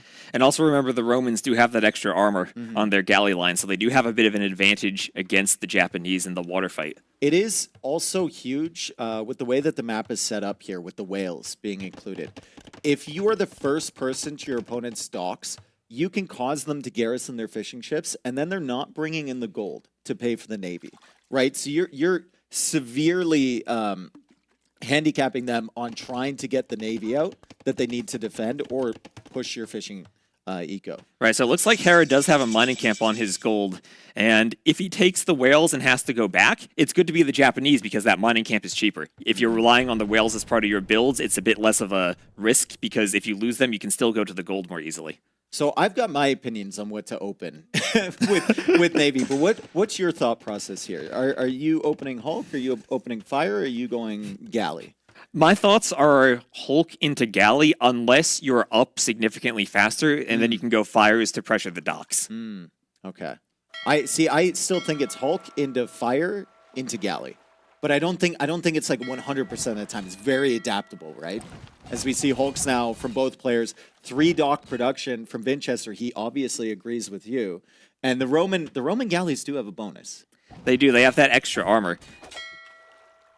And the Hulks don't kill each other all that fast, but they might force the Vil away from the scout. Villagers are fighting back. This is tricky if the galley hits the scout, though, or the Hulk hits the scout. And Hera gets the snipe. Hera gets the snipe at the last second, saves his scout at 1 HP. Vinchester still has his scout alive, but he's got bigger fish to fry here. He's trying to clear up these Hulks before the fishing ship goes down. Excellent blocking there from Hera, and he snipes that fishing ship over the Hulk of Vinchester. Is it worth it to sacrifice all those fish to kill the Hulks, though? I think he might just want the naval advantage to try to win the water in the long run. I mean, I think he was just trying to get that fishing ship home, and Hera did an excellent job, right? Look at the food as well for Hera. He's got 12 on food. He's got 12 on food right now, and he's got 500 food in the bank. This should be an excellent transition for Hera, even if he does lose the water. I mean, at the moment, all he needs to do is keep Vinchester busy over here, try and get that Castle Age timing, and then he can hit him on land. And look at the food he has. He's almost up to the Castle Age, but just perhaps in the nick of time, the galleys are going to get forward and force the fishing ships to garrison. Yeah, good galley mass here from Vinchester. He's going to take out the Hulks. Really good pathing from him. He's managing to stay in front of those ships before he takes that volley. Then he can take those out. He's pushed Hera off the whales and the fish to some extent. Hera's still sending units forward, and I think he's going to try and get that time into Castle Age. And then once he gets there, feels like the Japanese have a very smooth transition from Navy into Cav Archers on land, because it's both wood gold units, right? That they do, and we've seen Romans play against Cav Archers so many times. They have great Scorpions, but they're not as mobile as the Cav Archers. On this map, mobility matters so much if you're trying to take those mills on those shorefish ponds. Well, and it also matters, like playing Cav Archers against Scorpions. If you're so far behind a Castle Age, you're just going to be walling up in field. You're going to be going for towers. By the time you get that first Scorpion out, Hera's going to have like 6, 7, 8, 9 Cav Archers, and he's just going to be running around. He has lost the water now. Vinchester can try and take advantage of that. But critically, let's look at the food count for Vinchester. Let's look at the gold count for Vinchester. He's just not where he needs to be to find a competitive Castle Age time. Yeah, he invested so much into the water, and casting the qualifiers for this, I got the feeling that whoever invested more into the water ended up losing the game. Yeah, I got the same feeling as you on that one, as Hera now going for the gold mining upgrade. So he's really prioritizing that. He has been pushed off of the whales. There's the barracks right there. I wonder what he adds behind. I suspect that it's going to be a couple archer ranges. And we still have 8 fishing ships for Vinchester, so he will collect food, but he's not going to be anywhere close to the time. It'll be knights coming out. So a couple knights coming forward. There's still gaps in Vinchester's base. Vinchester's on the shorefish to the right. He's got a lot of exposed farms and maybe exposed woodline. And a knight, much more difficult to deal with than just one Cav Archer, as Vinchester now adding the market. He's going to try and click up, but he spotted the stable now from Hera. Excellent scouting from Vinch. It's absolutely key that he knows what's coming. If he sees it's knights, he can be a bit safer just by walling. They're a bit easier to keep out, even if they might be more damaging than the Cav Archer. Still taking the whales as well, Vinchester. He's got 8 fishing ships behind this. Res collected, still 600 ahead for Vinch.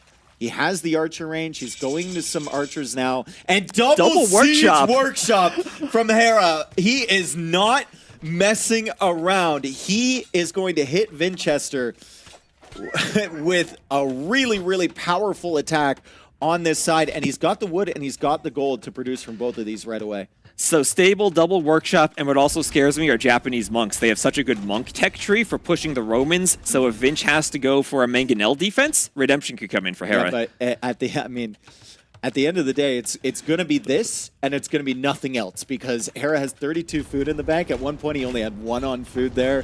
He's been kicked off the fish, right? So it'll be siege monk push for Hera as Vinchester tries to wall the knight out. That's good work. And Vinchester will have the fish, and that will be able to back up his own knight production behind from the double stable. Does Hera see the double stable?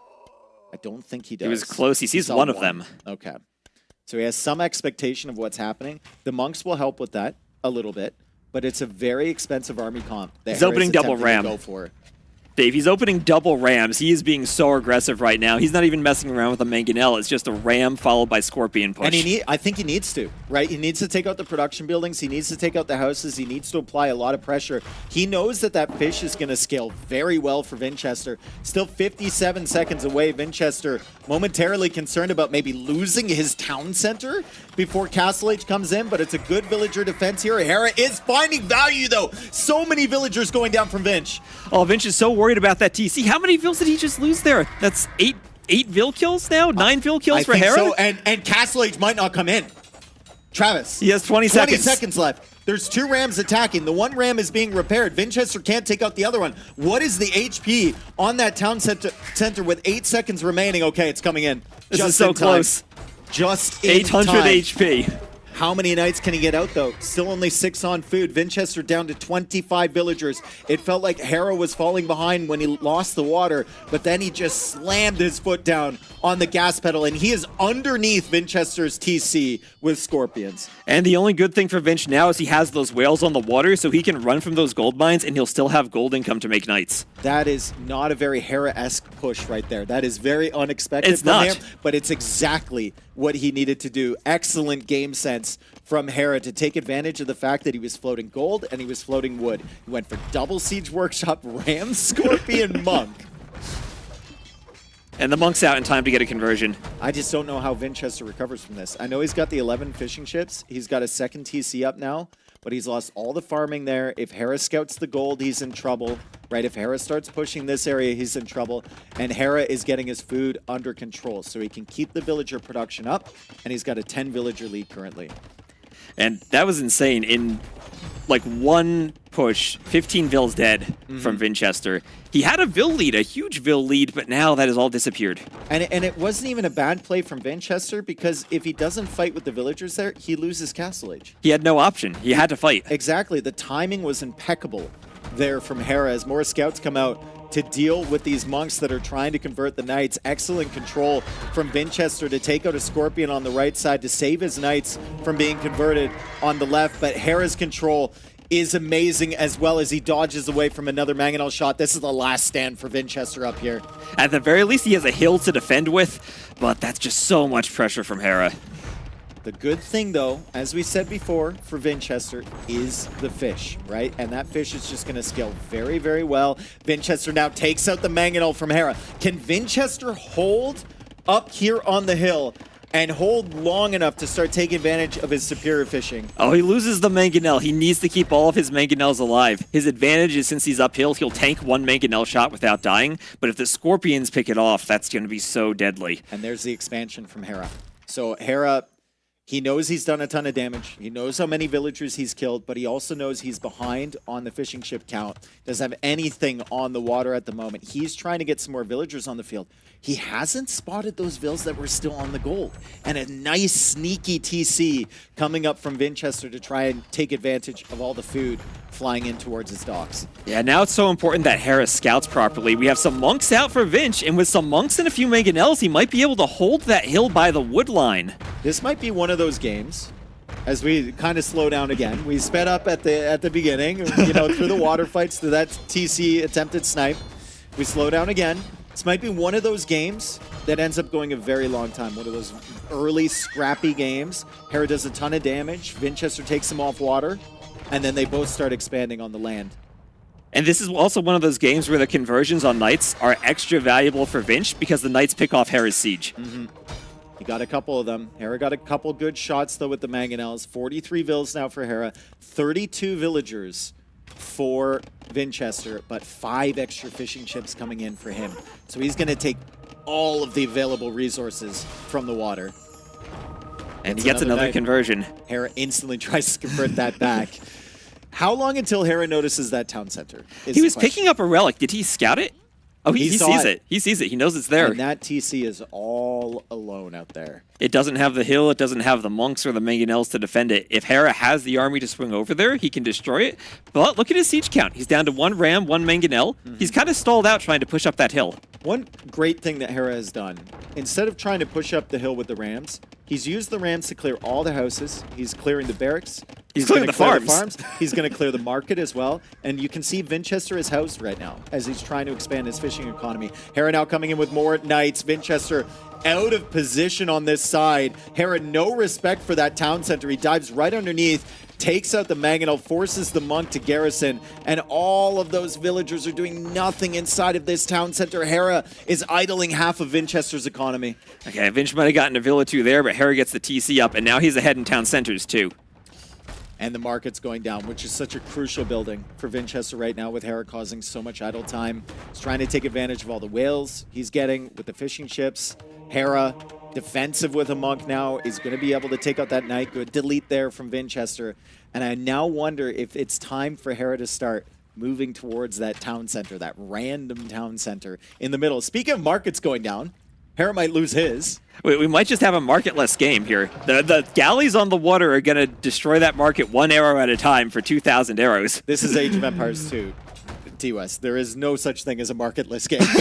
There is always possibilities to drop a market. Scout now coming in for the monk. Vinchester, risky, gets away just on time and sends his own Mangonel forward. The monk dodge. This is where it gets kind of risky for the Romans because you don't have Sanctity, and those monks will die in 1 Mangonel hit. All right, so we have knights searching for the villagers.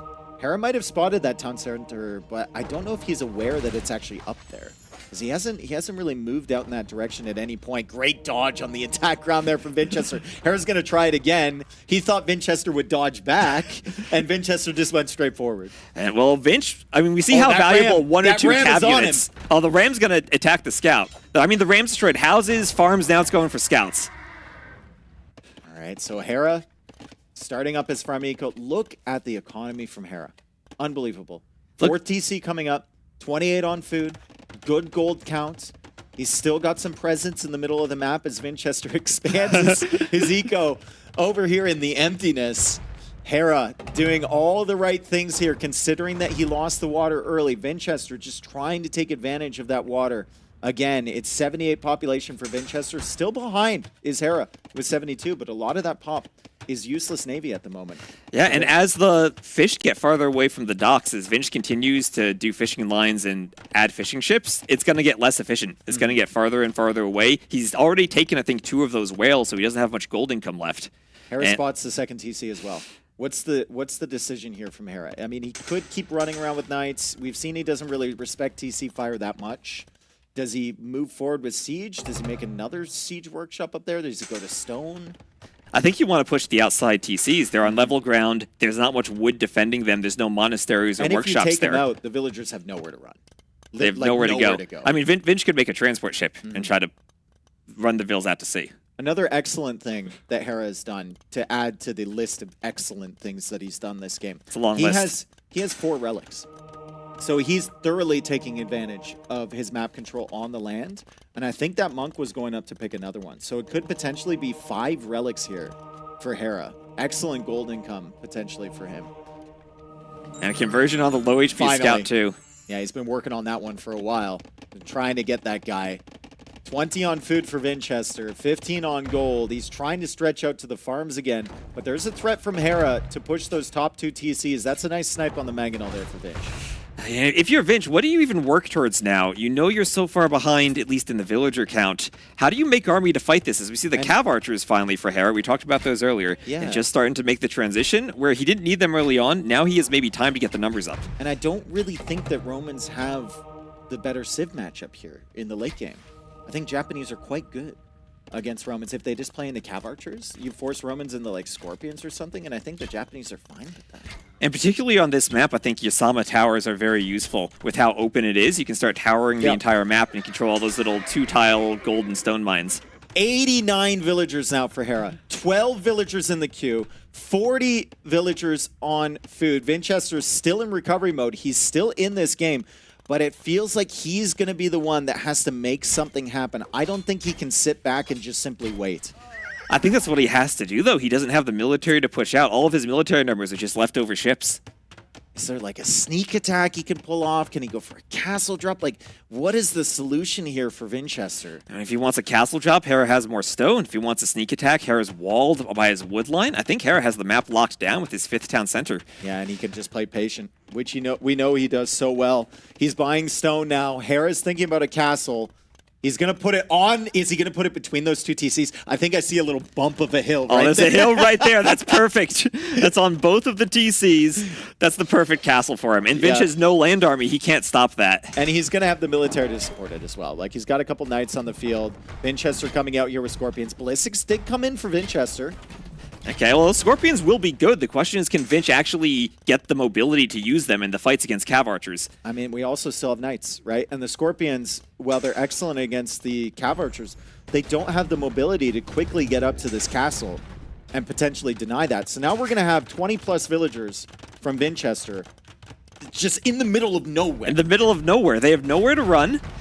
I mean, now he has the Rams. He's pushing those workshops back. Where does Hera have those relics? Maybe Vinch could grab relics from that monastery.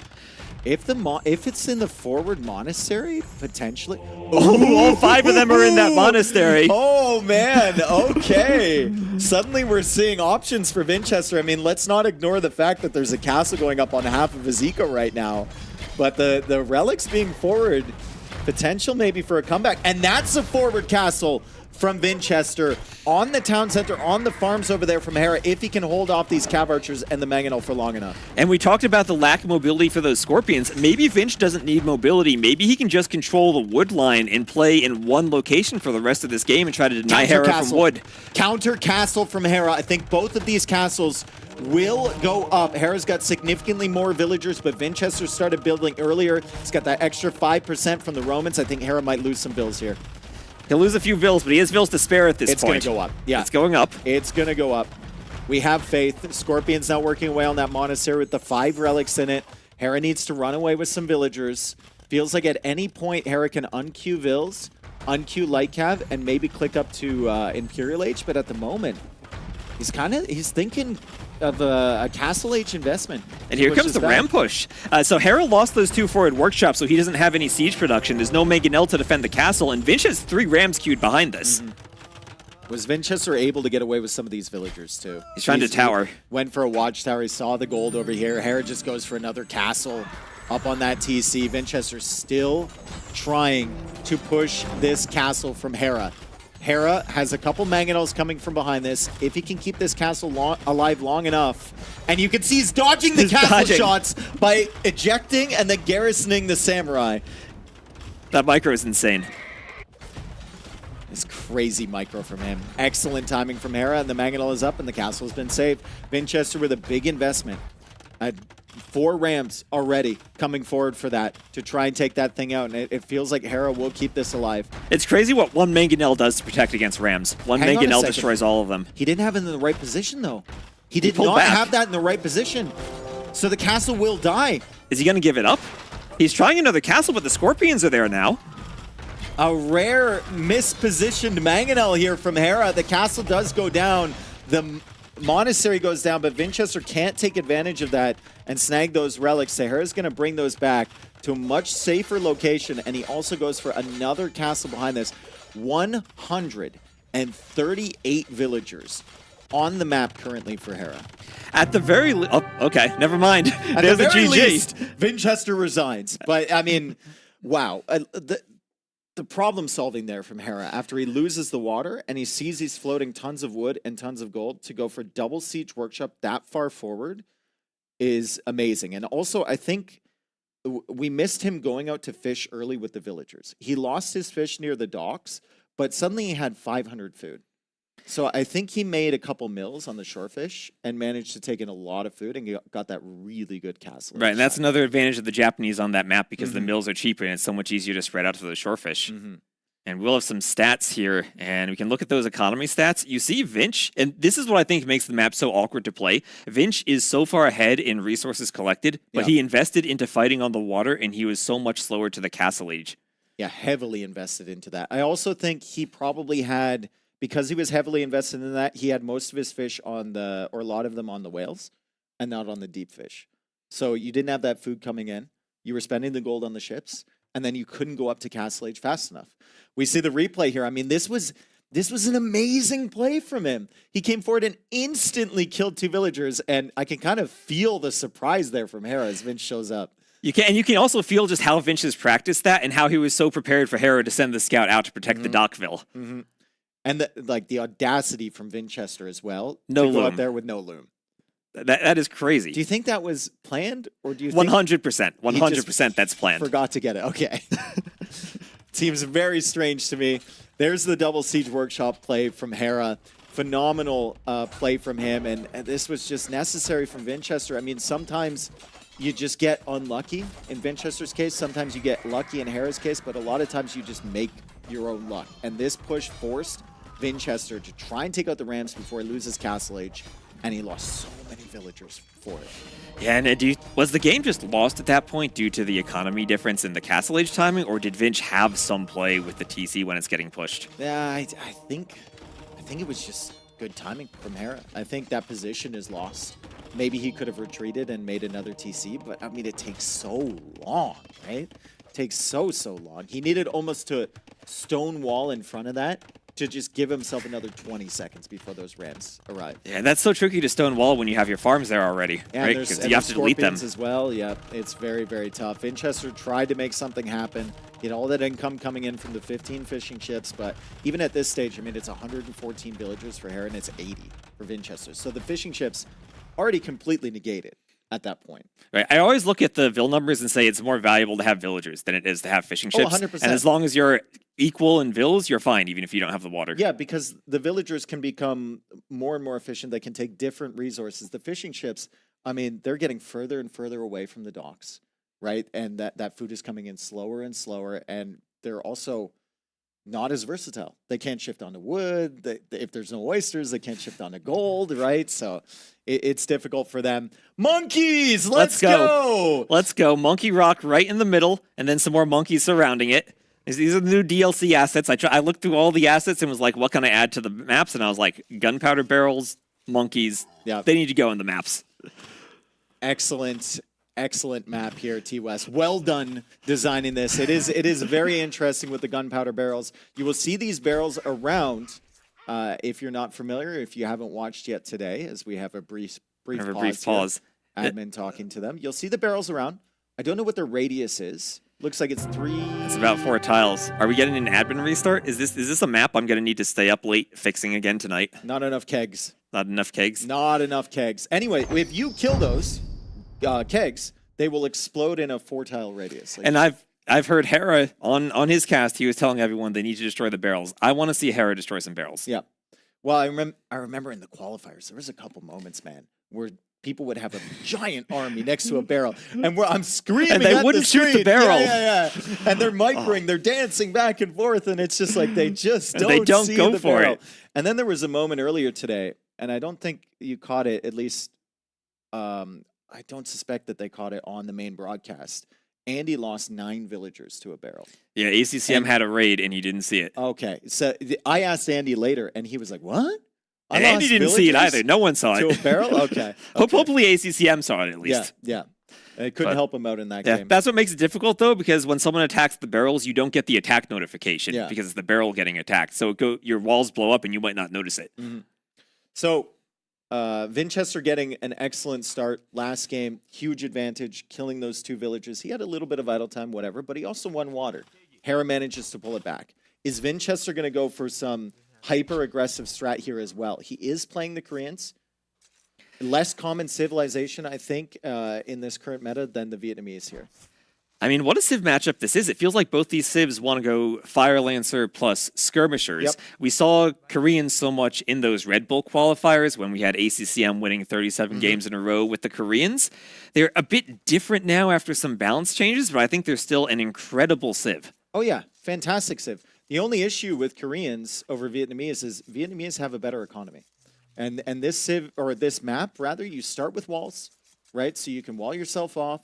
You've got a lot of extra food to take in, which means you can get your eco upgrades in earlier.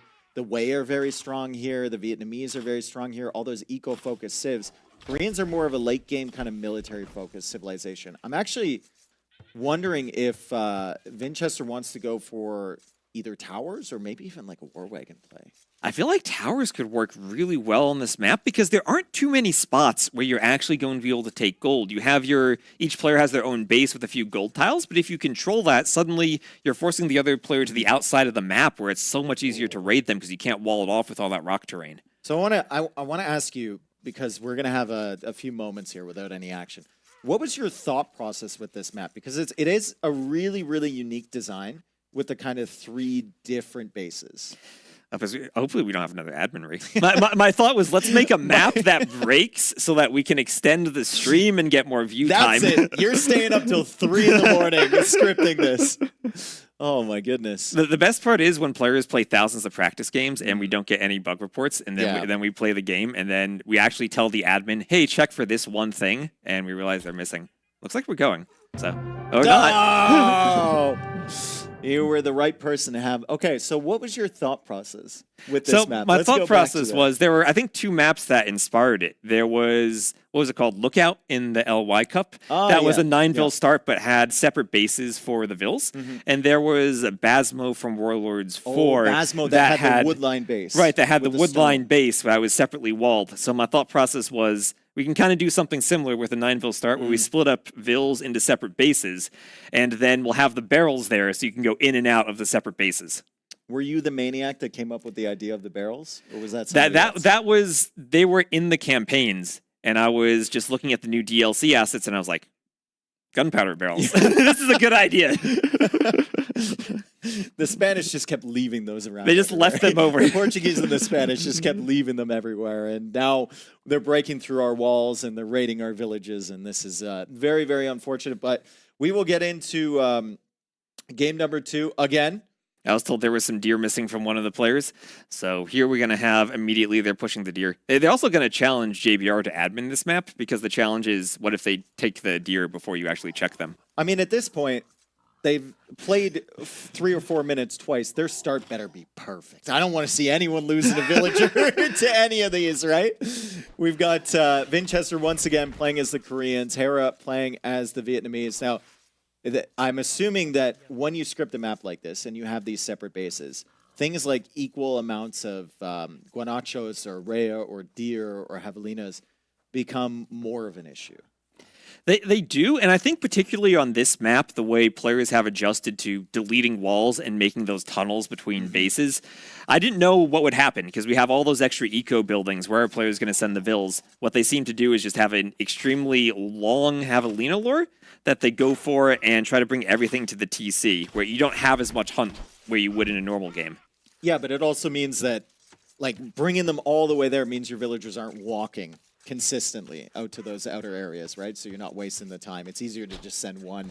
Makes sense when you think about it. And looks like both players have gotten their javelinas in.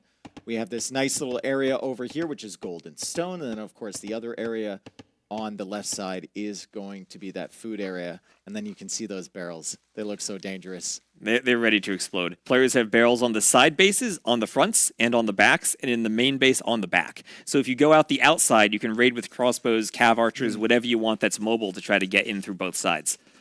So Vinchester's already connected his bases. So he's already walled that off. It's quite early, but he had a villager over there. He's already going to start with that wall. Hera's got quite a gap there between his stone and his gold base, and then his TC, and then the food side is still open, but the pressure's probably not going to come in until Castle Age, realistically. And one of the things I really like about the Vietnamese economy on this map is their bonus is their ecotechs are cheaper, they don't cost wood, and they're researched faster. And you start with the mill and the mining camp. So you build one lumber camp, and you don't need to do the other buildings. You can do those ecotechs whenever you want, and they're even cheaper than normal because you don't need to invest into the building. I mean, wheelbarrow is also nice when your villagers are constantly running all the way across the map to try and get gold and stone. And they might be running away if someone breaks through your base with the barrels. Yes. There's no security on this map. I think that's one thing I've noticed is, like, if you have villagers exposed on one area, you have to build a TC there. It feels almost mandatory, right? Just because if they just kill one barrel, they're in, and then all of those villagers die. Yeah, and even if you do wall behind the barrels, you're giving up so much map control and so much space. If you try to wall to keep your gold and stone safe, then you get tower rushed or castle dropped immediately. Vinchester goes up quite early here. Hera goes up early as well, but they should be fine. I mean, you mentioned already having that mill, having all of the food available. It's a really, really nice start here as we see a barracks now from both players. And you can really optimize your builds on this map. It's so non-standard that it takes a lot of practice to figure out exactly what you want to do in the Dark Age, how you're going to assign the vills and move between the different areas of your base. All right, so I wonder what the opening is going to be.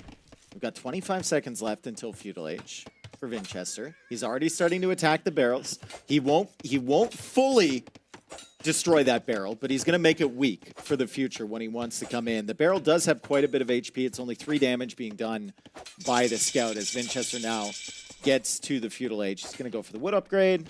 And he needs to remember this. Okay, 2 HP left. You did that perfectly. I've seen players, they'll attack the barrel and then they'll go do something else and they'll forget about the scout. All right, wood upgrade coming in for Hera. Play for Vinchester. Seems like it should be an archer range at home. Yeah, there we go. So do you open archers or do you just go straight for skirms in this Civ matchup? Because both have really great skirms. I think you do open archers, right? Because archers at least have can threaten damage. If you go skirms, even if you break through the barrel, he's not very concerned about his villagers, right? They can just go one range skirms to counter that, and it's just whatever. The villagers will get tickled. So I think archers provide that threat early, and then skirms are more of a response unit than anything else. Yeah, and then I wonder when we get to the Castle Age, how important are Fire Lancers these days? Do you go, if you see a lot of skirms, Fire Lancers can be a nice transition since they won't take any bonus damage from the skirms. Also, it depends on where your eco is at the moment, right? If you're a heavy food eco, then Fire Lancers might not be the optimal solution, right? If you're heavy on gold and wood and you're being pressured like crazy, Fire Lancers are an excellent unit to transition into. They're still strong. They've been nerfed, but they're still extremely powerful. I mean, we saw that in that Viper Lewis set, just how strong those Fire Lancers were in the late game. Viper, even when he came out of this set, he's like, man, I just didn't know what to do against Fire Lancers. I had 140 villagers, couldn't really come up with a solution for them. But then again, he was playing Persians, right? Koreans and Vietnamese both have better counter options to that. I mean, they both have Fire Lancers. They can both go Fire Lancers. Oh, nice job from Vinchester. Snipes the scout. Can he keep his scout alive? This is actually important. There's a lot of extra resources on the backside of the map to scout. There's also some relics there to find. So he keeps that alive on 1 HP, and Vinchester can definitely make use of that. Yeah, and you want to have that scout everywhere on this map because it's so hard to go in and out of the two bases. You need to know where someone's expanding. Yeah. Archer's now pushing Hera back. Hera was a little bit later to fletching, but Vinchester manages to get a couple kills. Hera's got fletching now, and pretty similar position for both. I mean, Hera had a bit of savings on the eco upgrades. There we go. Boom. He's in, and guess what? Hera's walled behind. He's wall behind, but he has a lot less map control now. He had to go for the wall. If the Korean player wants to go for towers, that's going to be a very aggressive tower. Remember that Vinchester gets the armor for free with Koreans. So Hera's getting the armor right now. He's going to try and match that. Vietnamese do have a little bit of extra HP on their archers, but Vinchester consistently with more archers here, and he is taking out the archer mass from Hera. Hera can't leave his base yet. Vinchester can decide whether he wants to add more archers or whether he wants to go for the Castle Age timing, right? Does he add a market soon? Does he try and sell a stone? Does he try and get up there faster? Looks like he's just going to expand his eco and stay in Feudal Age a little bit longer. Yeah, and this is a map where we've been talking about the different eco setup at the start. You really need that practice to know what the different options are for you on this map with how many farms you need to add when you still have that hunt area versus if you lose it. Keeping Hera penned in still. Hera, only 3 archers, 1 skirmisher. Vinchester going to explode over here. That's a lot of extra res that Hera has spent trying to wall behind, right? We see 5 houses over here. We saw an equivalent number on the other side of his base. And once again, as you said, it's just giving up map control. So Vinchester can pressure forward here. He can push these villagers back. Excellent use of the Vietnamese bonus there from Hera to get wheelbarrow at the moment. And that's going to boost his eco quite a bit. But Vinchester should be the first player to click up. His eco is very well set up, and also if he's Koreans and he wants to go for the towers, there's no stone for Hera if he loses that mining area. It's going to be so much more difficult to do a counter tower or to do a counter castle. Yeah, there is a stone pile behind, so for now he's okay. But that forward one is very, very risky. And there's also the threat of that army from Vinchester, which I think he's doing right now. He figured out he can't pressure from the front. He's going to bring it along the backside. He's got a scout at the backside of Hera's golden stone area. And he's going to go after those barrels and try and he's going to weaken it. Weakening it right now. Excellent job from Vinch. Does he... Okay, Travis, does he lose the scout? Does he remember? He's got to be aware of that. The question I have is, does Hera notice this? Because like I said, he doesn't get an attack notification, but he can see it.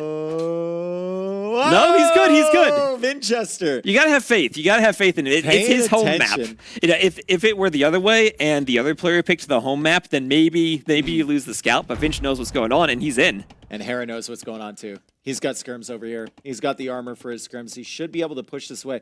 But it's a lot of like response time forced out from Hera this game. It's been all Vinchester on the attack. Hera's just been kind of sitting here. He's been biding his time, right? Vinchester trying to micro against this.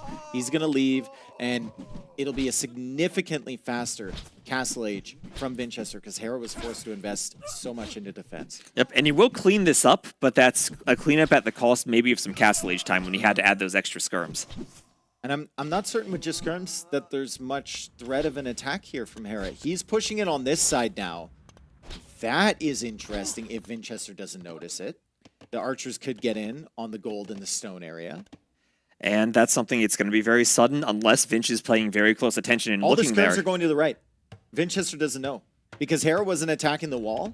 He was attacking the barrels. And now he's in. And Vinchester probably didn't get a notification that that was happening. Does Vinchester not have Loom? Does he not have Loom? I mean, he didn't do Loom last game. Like he doesn't have Loom. He doesn't have Loom. He's getting Loom right now as Elite Skirm comes in. Bodkin Arrow on the way as well. Vinchester losing a couple villagers on that side after all that pressure early. Hera with the sneak attack onto the barrels, and he finds 3 villager kills against Vinch. Oh, man, what is it with Vinch? He doesn't want Loom these games. He doesn't need it for a Vil fight. He doesn't need it to defend. And at the same time, on the right, Hera cleaned up Vinch's army with his skirms. That was so well done from Hera. Yeah, I mean, he's trying to play optimally, right? He's trying That's what he does. He's trying to not invest in anything he doesn't have to. And Vinchester getting punished for not having Loom. He still has a significantly faster Castle Age timing, though, which means that Town Center will go up faster, which means he can start to catch up on Villager count. Remember, Hera got Wheelbarrow super early. So if we look at the res collected, Hera's eco has been a little bit more efficient. He's brought in more resources, and he should have a decent res bank when he finally does get to Castle Age. I think he might be able to drop 2 Town Centers immediately. He probably can. Here we have Vinch also getting some skirmishers. There's a weak Loom mill. for Hera? No, there's no loom for Hera. I'm like, man, these mills are taking hits. There's no loom for Hera either. So another villager kill, this time for Vinchester. He's gonna run away with the villagers from the food area. Doesn't have a town center over there. He's also adding a market right now as Hera tries to push in. And both players just kind of sitting back on defense a little bit, clearing up the armies at home. Vinchester at 39 villagers when Hera gets to the Castle Age, but obviously Hera with Wheelbarrow should still have a better eco. With Wheelbarrow and still the cheap handcart for the Vietnamese if he wants to pull ahead even further. And there's Loom, Heavy Plow, Bow Saw.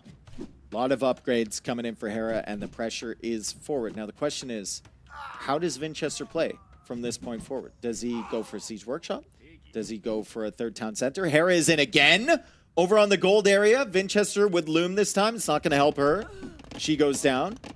Well, he does have the TC finally. He has the TC, but where does he have gold right now? He's not mining any gold. You don't need it for skirms, but he does want it for those monks he was trying to add in the middle. And it looks like he was trying to go Fire Lancers too. So if he doesn't have gold access, that gets tricky for him.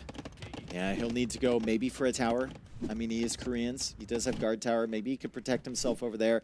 Hera paying attention on this side too. Both of them dodging the shots from the skirms. And Hera's just going to come back over here and he's going to be as annoying as he possibly can with these skirmishers.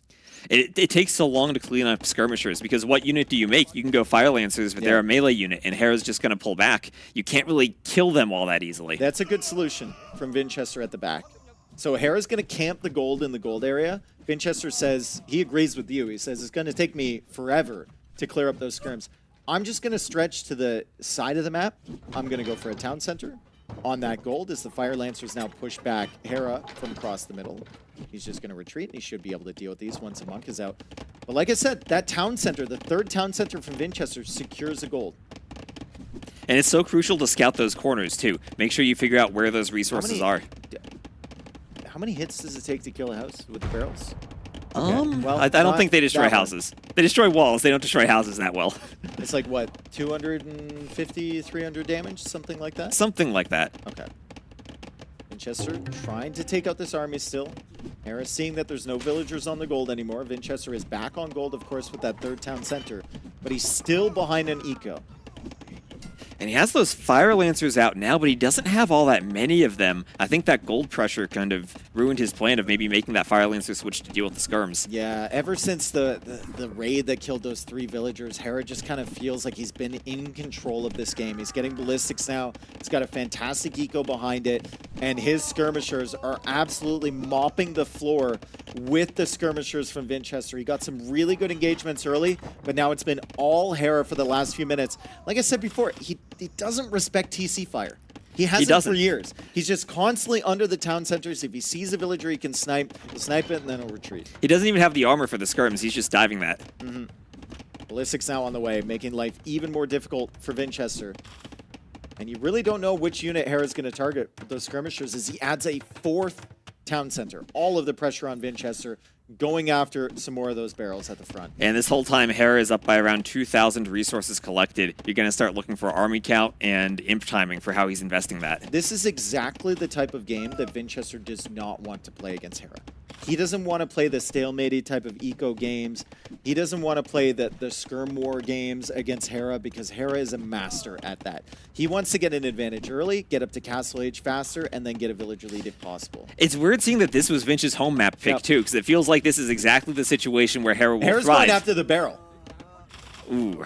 That was a little ambitious. Maybe a little lost in the sauce there for Hera. He saw the barrel, he saw the clip of all the villagers in the farms dying. He went after it, and he actually ended up losing quite a few skirms because of it. But now he's back to his regular old skirm micro in the gold area from Vinchester, and he's going to be able to dodge the shots from this rocket cart all day. At least he went for it, man. I just want players to go for the barrels.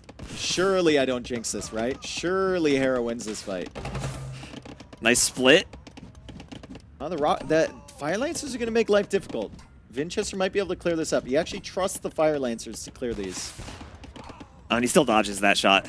He has 3 skirms and he's still microing them. It's insane from Hera. He's just so comfortable with the way the units are moving right now. It's Vinchester, 73 villagers. Hera, 84. 10 villagers in the queue right now for Hera. 32 on food. The eco setup is perfect. He snipes another villager under the TC. And now he's pushing out across the middle. And Vinch even invested into that really early monastery and hasn't gotten any of the relics. He's on 1. What are these vills out here for? It's for a town center in the center. It's in the middle of the map on the stone. He really wants stone, but there are so many skirms there. There's no way he gets that TC up. He goes for another TC. It's a monkey TC. He's building it in the center, right beside the monkeys. He's trying to get the stone that he needs maybe for a castle in the middle of the map so he can control this middle area and then potentially push Hera. He knows he's behind in this game based on what he's lost. So he just needs to find a way to open up Hera's base. And it's so frustrating to play against Hera and know that you're never going to land a good rocket cart shot, especially against Vietnamese with all the extra HP too. Jinx it more. Jinx Travis. it more? Okay, Hera. Jinx it more. Hera's never going to get killed. Never hit Hera with a rocket cart shot, ever. Never. As Hera clicks up to him. Hera will never lose all the skirms to a barrel. Yes, never. Hera trying to snipe the monk on that side. Does get it. Oh, finally, a couple skirms.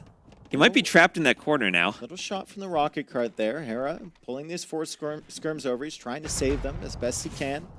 He's got 115 population, 99 population for Vinchester. And Vinchester trying to secure the middle.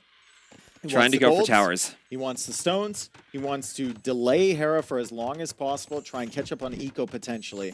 And then probably use that better tech tree from the Koreans in the late game. I think they're better in this Civ matchup. It is close. It is close. The difficulty is the imp skirms, right? The Koreans have the cheaper skirms. The Vietnamese have the better skirms. And what are those? Is that a bunch of barracks? So it's going to be Fire Lancers, I guess? I mean, from Hera? I think he wants Fire Lancers. That's going to be barracks 2 through 8 at the back of his base, and he's actually hiding them from Vinchester. So he's just going to swarm Fire Lancers. It could be problematic, though, for him if he does run out of gold. And you can see that gold area being pressured by Vinchester with the guard towers. Yeah, but Hera's still expanding towards the back now. He's going to do another TC out there. He just needs to find the golds in the corners. The thing I don't like from Hera here is that he doesn't have anything on stone. So he's not going to have a castle. We'll have to wait for chemistry to come in to make bomber cannons to start pushing this back. If Vinchester heavily invests in the towers on this side, Hera could find himself in a situation where he doesn't really have that much gold or that much stone. Yeah, and it's tricky to clean those Korean towers because if he does get imp and does his unique tech and does all the upgrades, then the keeps have the same range as the bombard cannon. So if you're not investing into trebs in the long run, those towers are really difficult to remove. Good job from Hera. I think he's found himself some stone in the southern corner. Yeah, there he's found himself some stone. He's got 11 on stone. He's hard committing to that now because he knows he won't be able to take the stuff over here on the right side. He gets to the Imperial Age now, and chemistry is an instant click because he doesn't have that castle for trebuchets, wants to start working away on these towers. We look at the status of Vinchester's Imperial Age. It's nowhere close. It's nowhere close. He doesn't have food. Yeah, he doesn't have food. And he's just going to fully invest in the Castle Age units. He's going to go Rams, he's going to go Fire Lancers. Little does he know that Hera has 8 barracks to produce Fire Lancers from. And the map is so spread out now. Hera's in both corners. If Vinch is going to raid and he's going skirms and rocket carts and Fire Lancers, it's hard to get to both corners. Another town center for Hera. So that's what, town center number 6? Yeah, town center number 6 for Hera over in the corner. He's found himself another gold, which can enable the Fire Lancer production. It's actually Imp Skirm, so he's switched kind of away from Fire Lancers because he was low on gold. He's going to go into the Imp Skirm tech. He already has Bracer. He's already got Ballistic, and he's still got 19 scrims on the field. But good job from Vinchester, pushing in again with another tower. Yeah, can he get that tower up? He's scouting at least with the Fire Lancers. He's seeing with Outposts on one side, Lancers on the other, where Hera's expanding.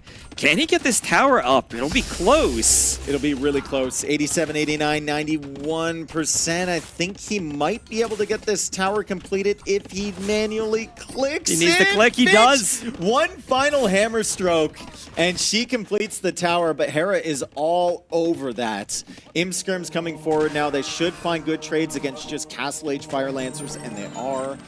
Arson now coming in for Hera. The infantry armor upgrade is in for Hera, and the Fire Lancer production has begun from him. And no, we joke about Skirms being the best unit in the game sometimes, but they really are when you have that age advantage. You have Imp Skirm plus Bracer plus Chemistry, and the armor just isn't there for the Castle Age units to survive against that. Yeah, we've got 13 Fire Lancers now in the field. Enough stone almost for a castle. Hera could just buy 100, or he could just wait a minute, and then he'll have your castle out. He'll have Treb capability then. The bombard cannons are coming out for him. He's got 175 population at the moment versus the 148 from Vinchester. And it's not like Vinchester's been slacking on army production. He's like fully invested in the Castle Age units, and Hera is still overwhelming him. Fully invested into army, into towers, into murder holes even for the towers. He really wants to keep them alive against the Fire Lancers, but Hera's just so far ahead in technology. He's even fighting the towers with Vils.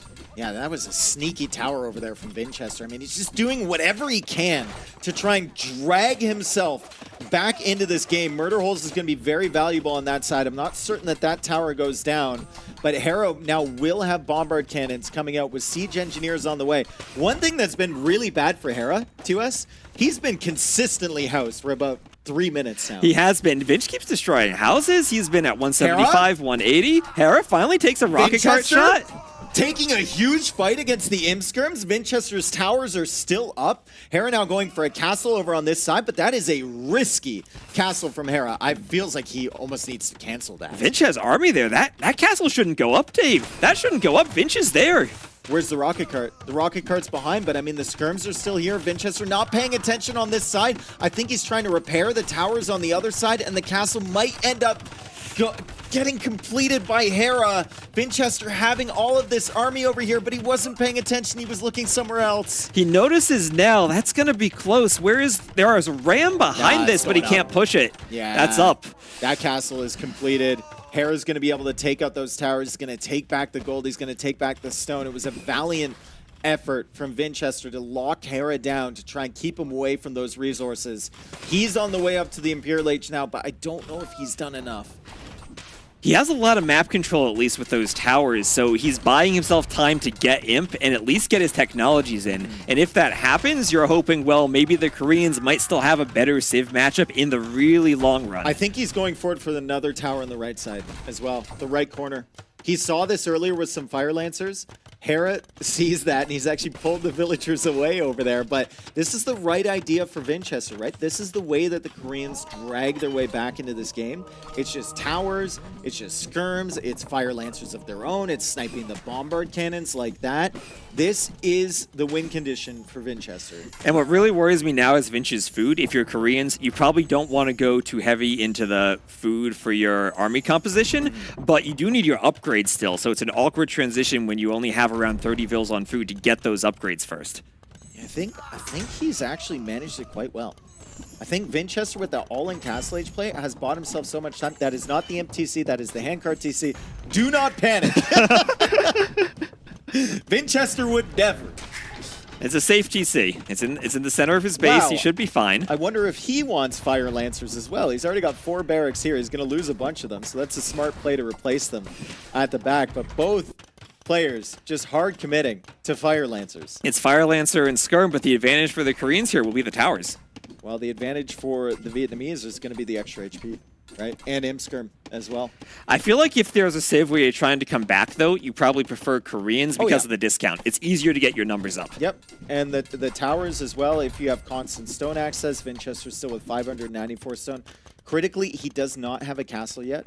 And if he wants his techs, like the extra range on the tower or conscription or whatever, he's going to have to get that castle completed, and that will take stone away from the towers that he desperately needs as well. Great push from Hera. The timing just wasn't there for Vinchester. He bought himself so much time to get up to Imp, but as soon as he's in Imperial Age, where's Hera? Knocking on the front door of his base. He's doing Bombard Tower even. That's scary if Finch can't get Siege out and if the Bombard Towers can keep Fire Lancers away. Blacksmith going down too. That armor tech does not go in. Hera cleared the Blacksmith. So Vinchester is going to be missing that final armor upgrade. Hera's got 46 Fire Lancers. Vinchester has 35 Fire Lancers. Plenty in the queue. But where's the gold now for Vinchester? 5 on gold for him. 16 gold in the bank. 2 relics is not going to be enough.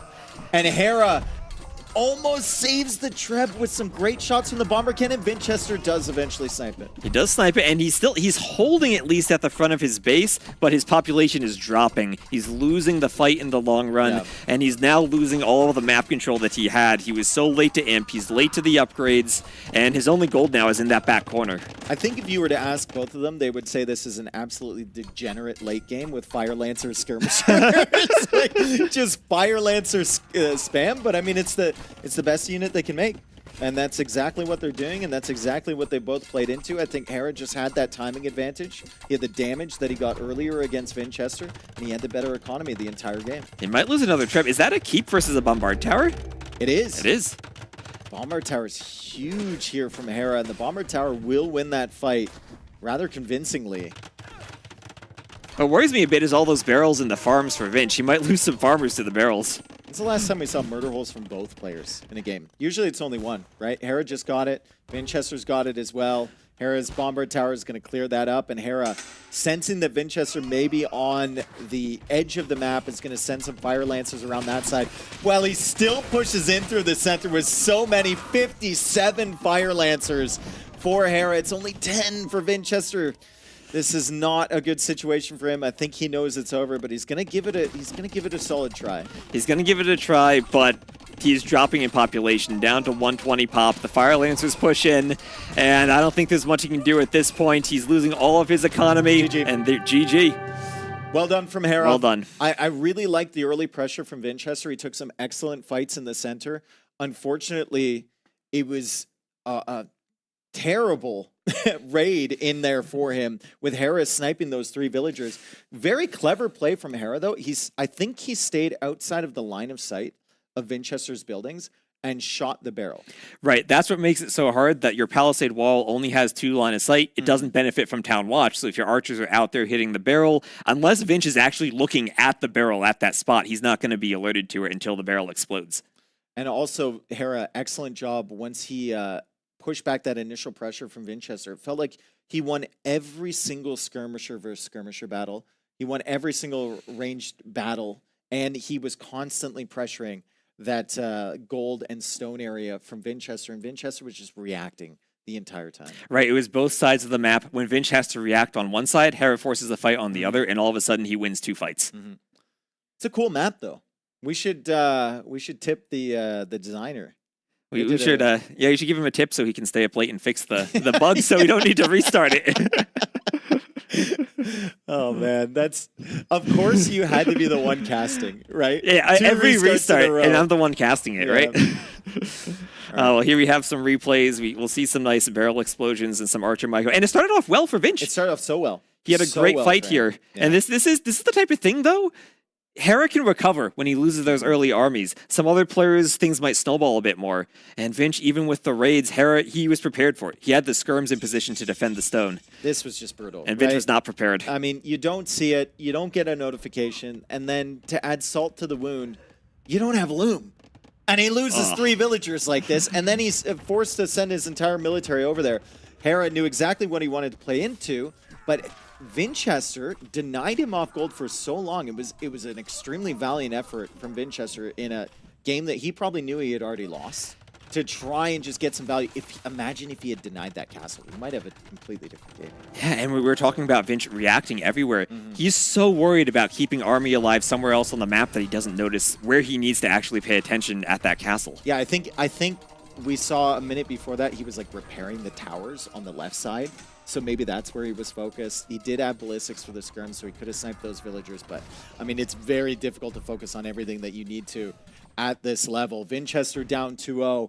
He's looking for a win. I think regardless of how this turns out, as long as he has competitive games against Hera, which I think both of these were, he won't feel too bad because Hera presumably is going to get a lot of wins in the group stage and gain a lot of Buchholz points. Exactly. For Vinchester, Exactly. right? So no one hates playing Hera and Leary. They're like, okay. Exactly. They want the first round. round, and also their next rounds will be somewhat easier because they have a loss. They'll be matched up against someone else who lost. And then you're happy that when Doubt comes on, he will explain the Buchholz. He will talk about how you have a great Buchholz score. I was telling people earlier, like, Doubt suddenly becomes a genius mathematician when Buchholz is around. We've seen it happen before. Anyway, welcome in to game number 3. Tepui, Vinchester playing as Bulgarians, Hera playing as the Koreans. So they both drafted Koreans. I guess that was the hidden Civ pick. Vinchester used it last game. Hera's going to use it here. Vinchester now on the Bulgarians, which we saw from Tato earlier, and it is a very, very dangerous timing civilization. But remember, this is Hera's home map. So he's got a plan here with Koreans, clearly.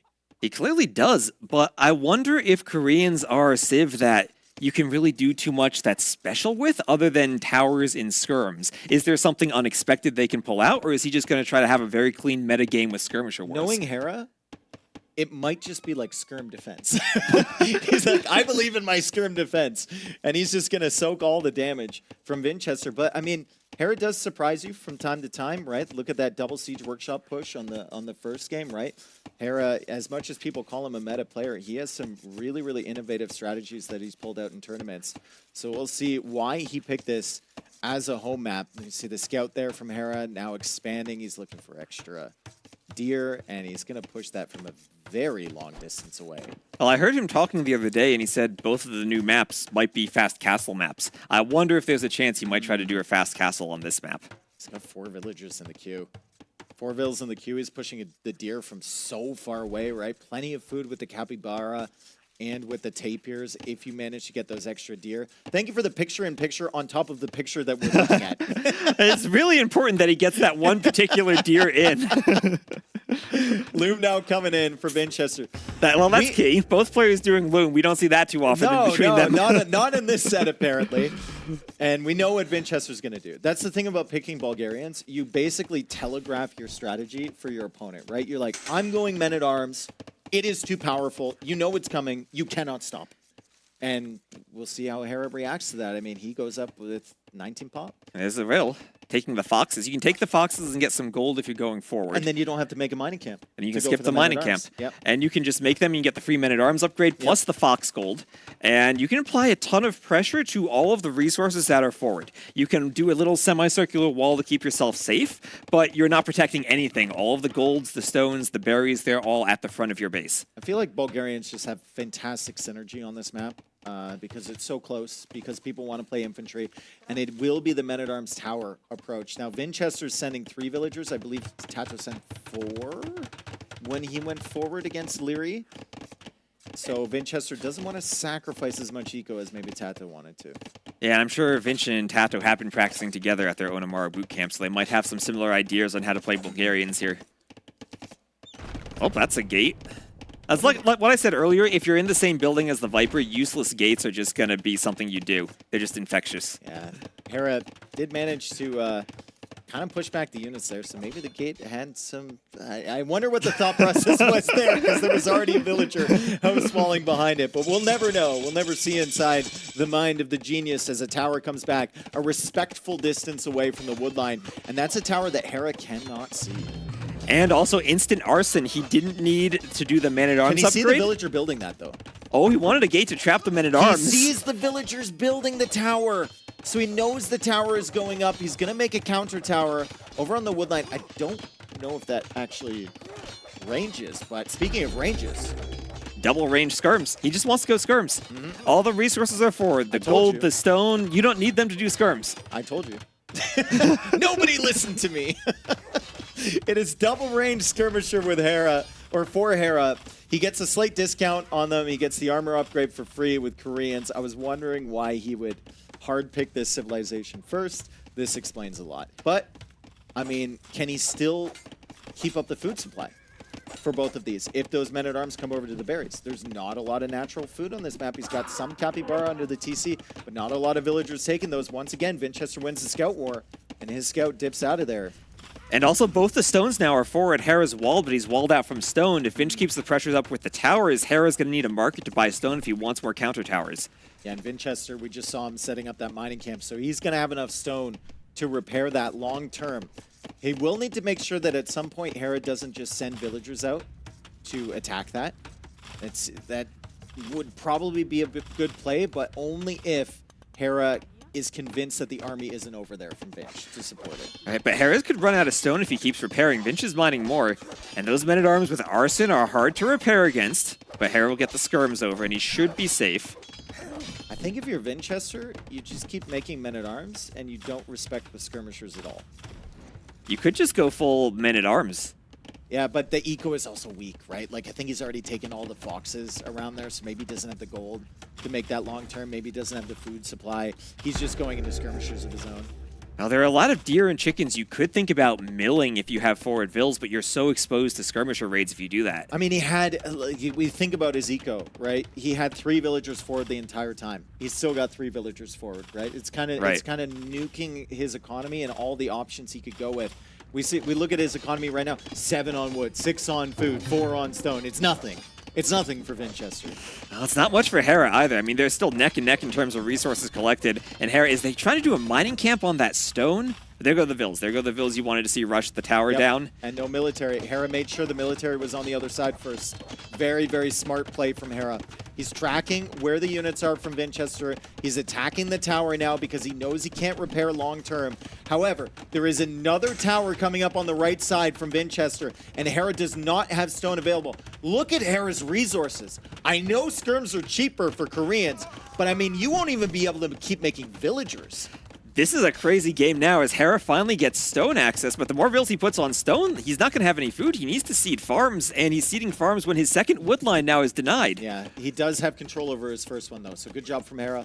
As soon as his second wood line is denied by a tower, he's got the first wood line back because he rushed the tower down with the villagers. We still only have 3 men-at-arms and 2 skirmishers from Vinchester as well, so both ecos are in the dumpster at the moment. No one has any eco upgrades yet.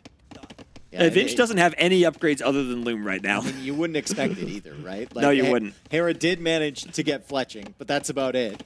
The wood upgrade is just kind of out of reach. And speaking of out of reach, that tower feels like it shouldn't be within range of the tower from Hera, but it is.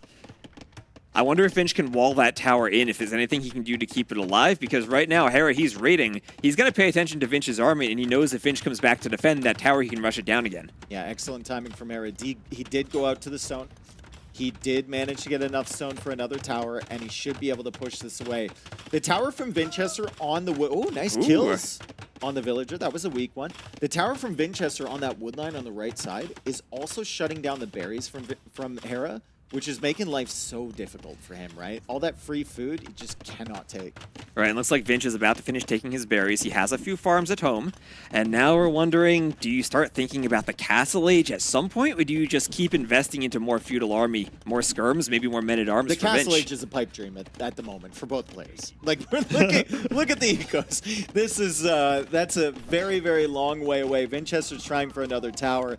Hera is in definitely the more comfortable position because he actually has an army mass that can be effective and he can keep pushing out. Vinchester is in that really difficult spot that Tata was in, a very similar position where, like, he just keeps making men-at-arms, I guess? And it feels like at some point you have enough skirms. Yeah, they don't do much damage, but they have the numbers that they'll kill the men-at-arms. And maybe Hera's getting close to that point. More men-at-arms coming out, more skirmishers coming out. Fletching advantage for Hera. I don't like that fight for Vinch. He's chasing with the vills. That's more idle time. He's losing the men-at-arms, and he still doesn't have the skirm numbers. Yeah, Vinchester really, really struggling to find those numbers. Remember, it's double range production from Hera, or potential of double range production. He can't really afford it most of the time. It's only 1 archer range here for Vinchester, and Hera still with the fletching advantage. It's Vinchester can't afford that either. He's idling his town center in order to get fletching.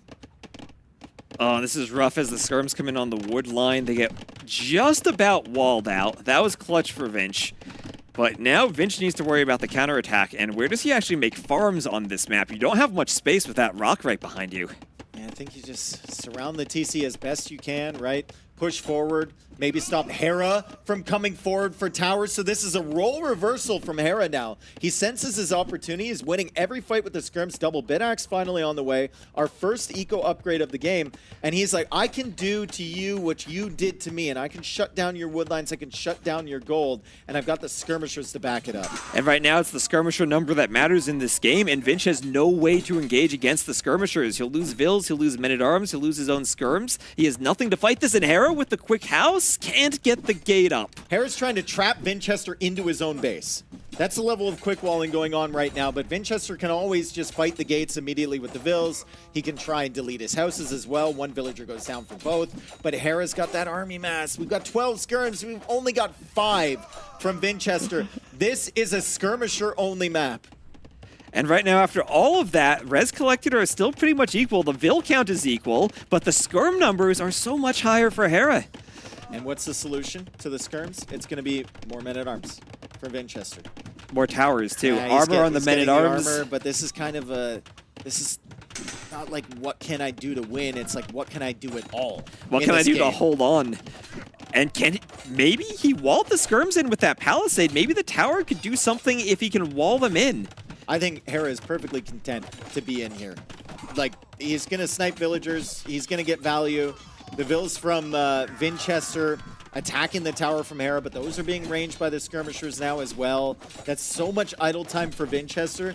We look at the idle TC time. It's actually ahead for Hera at the moment, but Hera has a few more villager kills, so it all balances out, and that's an excellent farming economy behind this. 18 farms, and all in all, Hera is still ahead in skirms. And it feels weird to say it, but the most important number in this game right now is the skirmisher count. Skirmishers, and that's exactly what Hera wanted to play towards. He picked Koreans for a reason. He went double range with Koreans. They have the discount on the skirmishers. The Men-at-Arms have not been able to find the value that Vinchester potentially wanted them to. And does the armor even make a difference against skirmishers? The armor doesn't matter, but fletching does because you have extra range, and they both have fletching now. No, I mean the armor on the Men-at-Arms. Oh, on the Men-at-Arms? That, I think it matters if the skirms have fletching. Add fletching, and then they do an extra 1 damage. Okay. Yeah. Another tower from Vinchester. Wheelbarrow from Hera. I mean, he's got so many farms. He's got the eco upgrades now. Double Bidaxe, Horse Collar, Wheelbarrow, and he even has skirms to annoy the tower. And at this point, if you just pick off skirms here and there, you're more than happy. Yeah. Once again, giving the TC no respect. Hera just comes in there, he sees a weak skirmisher, he's going to snipe it, takes a few volleys, backs away, and once Wheelbarrow is complete, if Hera gets a market up, I mean, it actually feels like he has potential to click up to Castle Age. That's still very far away for Vinchester. This is something we didn't really mention. We saw it earlier, but Vinchester has had those 4 villagers out there collecting the extra hunt, and I think that's the only thing that's kind of kept them alive in this game. Yeah, he has no eco upgrades. Even his farms were disrupted by those skirm raids, and right now he has 1 scout and 1 skirmisher. Hera has 14 skirms, and Vinch, is he trying to wall all the way to the side? Well, maybe that's one thing he can do against the skirms. If he walls them out, they won't be able to raid him as well. The problem here with walling is that once Hera gets to Castle Age, I'm noticing something, and it's 550 stone. Yeah, Vodka was there first. 550 stone in the bank. Like, palisade walls against a forward castle doesn't do much for you. It does not. I mean, Vinch has a lot of stone too, but he can't do the Krepos until he gets to the Castle Age, and Castle Age is nowhere in sight for him. I think Hera can afford to sell like 100 stone, sell 100 wood, maybe sell 100 food, and then just click up. He's still got 0 on gold, Hera. Well, he mines the stone faster as Koreans. He can sell it and then just mine it again. Yeah, he just sold food and wood, so he's going to keep the stone. He definitely wants a castle. There's a big old hill in the center of the map if he wants to put it safe. There's a big old gold and a tower at the front side of Vinchester's base if he really wants to pressure that. I mean, there's plenty of options for this castle from Hera. I mean, there's no reason to do it safe right now. We have 1 skirmisher from Vinchester. He can't stop anything if Hera comes forward. Damn, look at the resources from Vinch. I mean, a couple minutes ago we were looking at it. nothing was there, right? And Vinchester's going to click up to Castle Age himself. He can go for Krepos, but I think the timing is just slightly It's off. not there. It feels like every game this set, there's been something where Hera has had a timing where Vinch hasn't had the food, whether it was Well, think Castle about Age in the first game, one. Imp in the second. Yeah, game 1 was the big one, right? Right. Where he's just a little bit too late to Castle Age, and Hera's still going to have the map control with the skirms. Oh, I mean, Conics are great, Krepos are great, but if you can't stop the castle from going up, I just don't know how you're ever going to take control. And Hera has 20 scrims, so even if you get 3 or 4 Conics on the field, if Hera gets ballistics and elite scrim, he can just snipe those down. Yeah, the skirms are going to be so strong. If whatever you're making is in low numbers, Hera will out micro it with skirms. It doesn't matter how much Pierce armor it has. Yeah, it's going to be a forward castle. Nothing to stop this if you're Vinchester.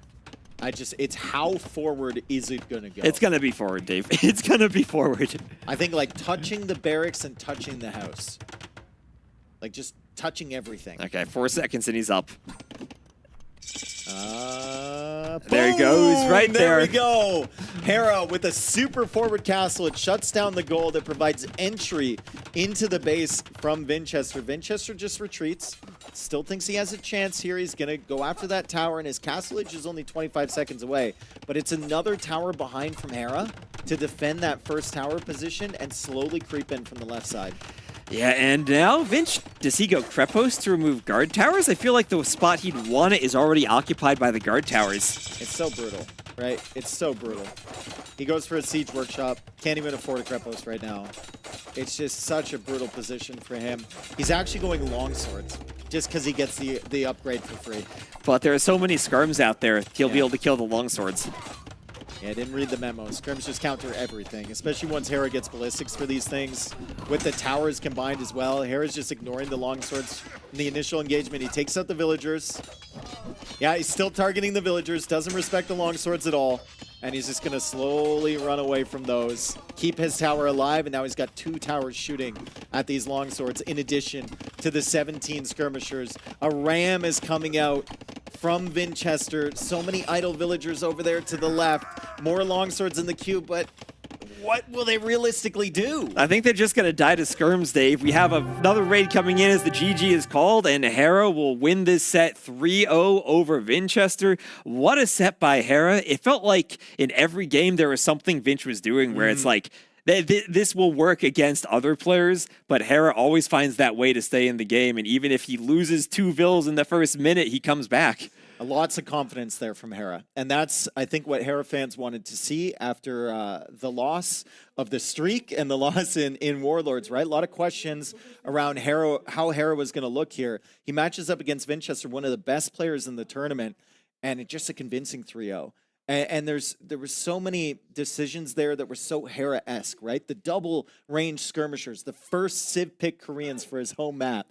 It was just classic Hera dominance, and I think he's going to be a huge threat this tournament. Well, he's able to play both classic Hera, but also pulls 2 siege workshops out of nowhere. And you don't expect that from him. You expect a very clean meta play, like what we saw despite the chaos in the last game with the skirms, but there are just so many ways he can play Age of Empires. And he might not be known for them, or he might not be even the best player at executing them, but he's going to be able to execute them along with the best players, whatever he wants to do. I mean, it also helps when you like save every villager and it does. Up your base perfectly. And you perfectly add TCs at the right time. But that's always have the right resource distribution. Right, but that's what's so impressive about him, the fact that he makes the right reads, even in that first game where he doesn't push up the hill. He adds the TCs behind it. He gets the eco going. He knows exactly when to push and when to just kind of stall out a bit and add in extra villagers, extra resources. It's all perfect for him. And as far as Vinchester goes, I think the preparation looked fine for him, right? He had some really good moments in these sets. He made a couple of them look pretty competitive. And in his favor, as we mentioned before, he just lost to Hera, so he's going to have a really good book hold score as a tiebreaker against some of these other players. Right, and it feels like what he was doing definitely worked for him in practice games, but he might not be practicing against Hera. And as much as it is to say he's practicing against Tato, against Viper, right now, they're not at Hera's level. Yeah. Well, I mean, it was a fantastic way to end the day. It's been a super fun series of games today. I think we had 18 games today. really got to explore the maps, what the meta is going to be. We're going to have even more fun ones tomorrow. It's just going to ramp up in intensity as we go along here. I've been really enjoying this tournament so far, and I believe we have Hera over on the couch. And is that Lewis over there as well? That is Lewis. That's Lewis and Masmora and Hera over there on the couch after Hera's impressive victory. Take it away. All right, thank you very much, boys. It was indeed an impressive victory. Hera definitely confirming his favorite status here in the tournament. And we're going to hear a little bit of his thoughts with Lewis leading the interview. Lewis, take it away. Congrats, mate. Well played. You did good. Thank you. I'm not sure what else to say here, but well played. Thank you. You're supposed to ask Hera questions about the games, you know. Okay. So, last game, you were playing versus Bulgarians, and you opened double range scrims. Were you not scared like of all-in man at arms, or? No, I actually wanted the scrims versus the men at arms because like I actually was gonna open one range normally, but like because the men at arm threat, I need 2 range to get like faster numbers. Okay. Yeah. Also, what do you think about the forward castle? Do you think you were like being a bit too optimistic, trying to put it like on his face to end the game fast, or do you think in the middle of the map was a bit better? It was perfect, but why are you asking me about the third game when this first game we're supposed to go with highlights? the first game, so we have here some of the highlights. So take it away from the first game, Lewis. Okay, so game number 1, he's Vil rushing you. You lose a Vil. That's Titanic. I lose but it's 2 okay. Vils. You lose 2 Vils. Did you watch the games? 2 Vils. No, I didn't watch this game. Why are you here? Okay, so you went for... No, I saw this. This is where I saw this. You went for a double siege workshop. You went Rams and Scorpions on the TC. This was like really well played. I saw you practice this a little bit. Yeah. And I thought this was really well executed by you. You can sometimes kill the TC before Castle Age hits, but he did a good job stalling. He still lost a lot of those though. I don't even know the numbers. I'm curious to see them. Yeah, because he was very far ahead on the economy side, but then he hit Castle Age and he can maybe like back up and add more TCs, which is why you want to kill the TC before that. Yeah, exactly. He's able to add another TC here, and he adds one up top, so it's kind of a stable game. But now, like, the score is 500 ahead. Do you think you're winning in this spot, or do you think it's just like an equal game? I think I'm winning, but it's not as clear as it normally is. When you get a push like this on a raid bait, you feel great. But now he's got like the water control with like 15 extra fishing ships just for free, uncontested. So I didn't feel like I was that far ahead. Yeah, it's the thing. So you don't know how many fish your opponent's adding, right? Yeah, So- exactly. And I can't contest it ever, basically, unless I redock, but that's awkward. Yeah, exactly. How And now the- efficient do you think this fish is, though? Because he is already at this point like on the second layer of fish, very far away from the docks. Yeah, it's a good point, but the whales now with 1,000 gold, you stay like pretty efficient for a while collecting that gold. So I feel like with the whale edition, the water is actually more important. Okay. Yeah. And now game number 2, Vietnamese Koreans. Okay, so we saw a lot of this matchup in Red Bull. What were you thinking going into this matchup? Do you think you had a good Civ matchup? Do you think it was worse late game? Yeah, I was debating between Mongols and Vietnamese, but I feel like Vietnamese matched better against Koreans and Mayans, which were his 2, let's say, potential picks. And in the end, I'm actually happy with this matchup playing the Vietnamese. I think it's winnable on both sides, but I think here probably is where I started gaining an advantage. Yeah, this is where you start pulling ahead slowly, and not much happening here from... Okay, here we go. So in late game, who do you think's better, the Koreans or the Vietnamese, specifically in the late game?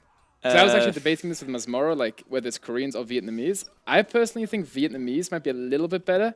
But you are missing Gambesons on the... I think the Im scrum just carries, to be honest. I think that's like... Because like Firelancer versus Firelancer, I think Vietnamese is also winning. But then having Im scrims kind of cancels out his opponent Gambesons as well. And I think that unit is just really strong. So I'm actually happy playing the Vietnamese. Of course, the towers are annoying, Yeah, I was but... thinking about the towers, whether that's a bit of a curveball that could sort of sway things. Actually, Koreans. the towers are great. Lewis told me before the set that people are going Koreans and towering here, so I kind of expected it. So shout out Lewis, actually. Plus 500. So I thought that was like having a little heads up there was nice, and I feel like since I knew it was coming, it was not that big of a threat. And then final game here, we go double range skirms. We already talked about this game, but we'll talk about it again. Why not? Of course. So you actually saw his tower going up by like, you know, a couple of Vils. Yeah. And you decided to delete your tower and then make it a little bit closer to range his. I think that was a very good adaptation by the you. first one was like out of range as well. This is a bit annoying for me, but I felt like with the 2 range skirms, I'm outmassing him eventually. Again, because it's a new map, I don't really know how far ahead I am at any point in this game, but I felt like it's a lot harder for him to play than it is for me to play, because my range units are cheaper, so if we trade 1 for 1 with skirms, I'm always winning, which is crazy. Yeah, so a little bit shaky, like opening, but at this stage, when the game's like kind of evening out and your skirms are cheaper, and you also get the bonuses on the towers when you hit Castle Age, I think that's when you start pulling ahead. Yeah, and just like the threat of a castle drop, I mine stone faster. I don't know, Koreans are just such a smooth civ if you don't completely die. That's kind of the way I view it. Yeah, it's a very good comeback save, right? Oh, this was disgusting. I feel bad, honestly. This is just so annoying. Like, This is not even my style. Like, I'm never doing this, but I just kind of feel like I have to on these maps, and this is just maybe I should do this more often. So it's so fun, kind of. Feel bad Watching for him, long though. swords die into scrims. We love this game. Yeah, that was right. Skirmish is the best in the game. But I mean, to be fair, you should win with skirmishers there because I have full upgrades. He doesn't, so fair enough. Yeah, it's true. And you also had like 5x his numbers, right? Yeah, Have exactly. to, dedicate this victory to Doubt because he reminded you of the skirmisher for sure. Shout out Doubt. Yeah, Shout out let him Doubt. win something this tournament. That's fair enough. All right, boys. I think the administrators still need a little bit of time to sort of figure out the matchups for tomorrow. No, we are okay. Apparently, I'm hearing they are ready. So let's maybe take a look at that exactly. So we do have the matchups for tomorrow ready. They should be showing up on the screen anytime now. Okay. Or certainly so we hope. And there it is. So these are the scores right now after the first day. So there were 6 series today, but we still didn't see what the next matchups are actually going to be. No, I wanted to get Mr. Yo. That's so sad. I should have lost the game. Why? Mr. Yo is terrible. It's a free win. Oh, true. I thought the same about you, honestly. All but- right. All right. So the way we're supposed to read this. So we see Hera at the top. You can see that for the round number 2 is going to be facing Sebastian. I believe that one was pretty much expected after Sebastian himself gets a 3-0 win against Nikov. Then for Sebastian, obviously it's going to be Hera, the opponent as well. Then Leary is going to be facing the Viper tomorrow. Very exciting matchup indeed. Lewis. Oh, that's so bad for me. Viper is going to get steamrolled. My goodness, my boot Yeah. holds. So again, Buchholz, obviously a very big thing here on the Swiss stage system. And that meaning for Lewis, in the case that Viper loses, that means he does not get a Buchholz point. Viper's going to get Viper, exactly, is going to be facing Leary. Then Mr. Yo will be facing freaking Andy as well. Then we jump down to ACCM. ACCM will be facing against Tato. And Lewis is going to be facing against Sorakuma. Sorakuma, a little bit of a surprise today, perhaps, Hera. Actually, would love to hear your thoughts on that. Were you expecting Sorakuma to, make things so difficult to Mr. Yo in the first series? I actually practiced with Sorakuma a little bit in Brazil, like first day, and I thought he was playing great. Honestly, I think he's playing great Age of Empires 2. I thought he should have won that set against Yo. I think Yo kind of did Yo things of just surviving and then like bringing it back in late game, which was impressive to be fair. But no, Sorakuma was playing well, and I think it's going to be a tough match for Lewis. Lewis also played well today. Thank you. But showed clear holes in terms of adaptations. But I think that's something you'll learn from. So it's going to be a fun match. There you go. All right, so this was obviously a very long stream. Tomorrow we're going to be live again at 13 GMT. Now, I was told that maybe perhaps I have a surprise going on here. I don't know whether that's still going to be the case or not, production. But, okay, so I guess I'm just going to assume there's no surprise anymore. But in any case, I guess we can all congratulate Dark here. Dark actually has got his birthday. I don't know if it's today or if it's tomorrow, and apparently there's a cake. They wanted to have like a big celebration here. Oh, apparently they're coming now. Oh, please tell me there's cake. Happy birthday, Dark, bro. Bring out the Apparently cake. there's a cake. I don't see it, but that's what I've been told. And who's going to sing? I heard Lewis really wants this thing, happy birthday. Is that true? I said I would sing if they pay me something, but right now they're not paying me shit, so I'm not singing. I'll also sing if they pay me. Exactly. But you have to pay me double because my time is more valuable than Lewis. But you Well, get I cake, don't know. bro, He like- lost. Yeah, I lost against Lewis. So I'm not sure if that's accurate, right? Yeah, I lost to Lewis. That's true. You didn't talk about that, Lewis, much. I thought you mentioned it like every 2 seconds. Yeah, it's kind of embarrassing, not gonna lie. There you go. All right. So apparently seeing no cake coming, production. Do we wait? Do we just wrap up the show?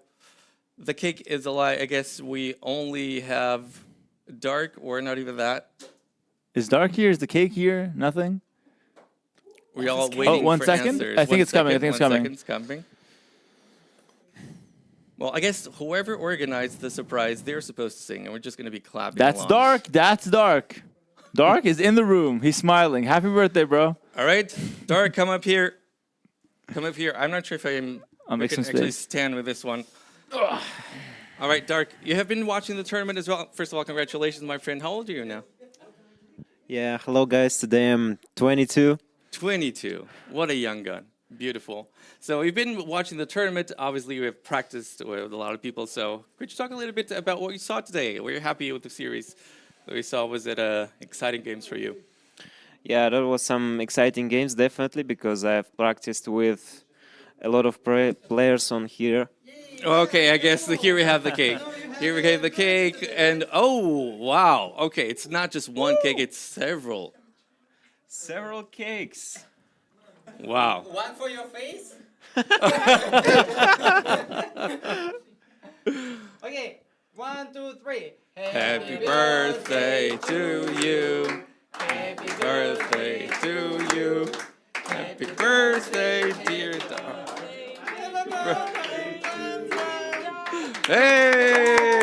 Hey! Yeah, guys. Strawberries. I heard everybody's really hungry, so that really comes in handy, I believe. So, Dark, congratulations, my friend. All the best to you, and I hope you enjoy the tournament. I guess we all are enjoying the tournament, and I think this is the perfect moment to wrap it up, though. Again, Yeah. Thank you very much. absolutely, absolutely. And production, I believe I've been told that tomorrow we're going to be live yet again at 13 GMT. Obviously, I want to apologize for the technical difficulties that we did have today. We've been hard at work to make sure that's not going to be the case tomorrow. So to all those of you who stood with us throughout the whole show, we really appreciate it and definitely hope we're going to be seeing you tomorrow yet again. It was an awesome show. See you, everybody, and hope to see you tomorrow again.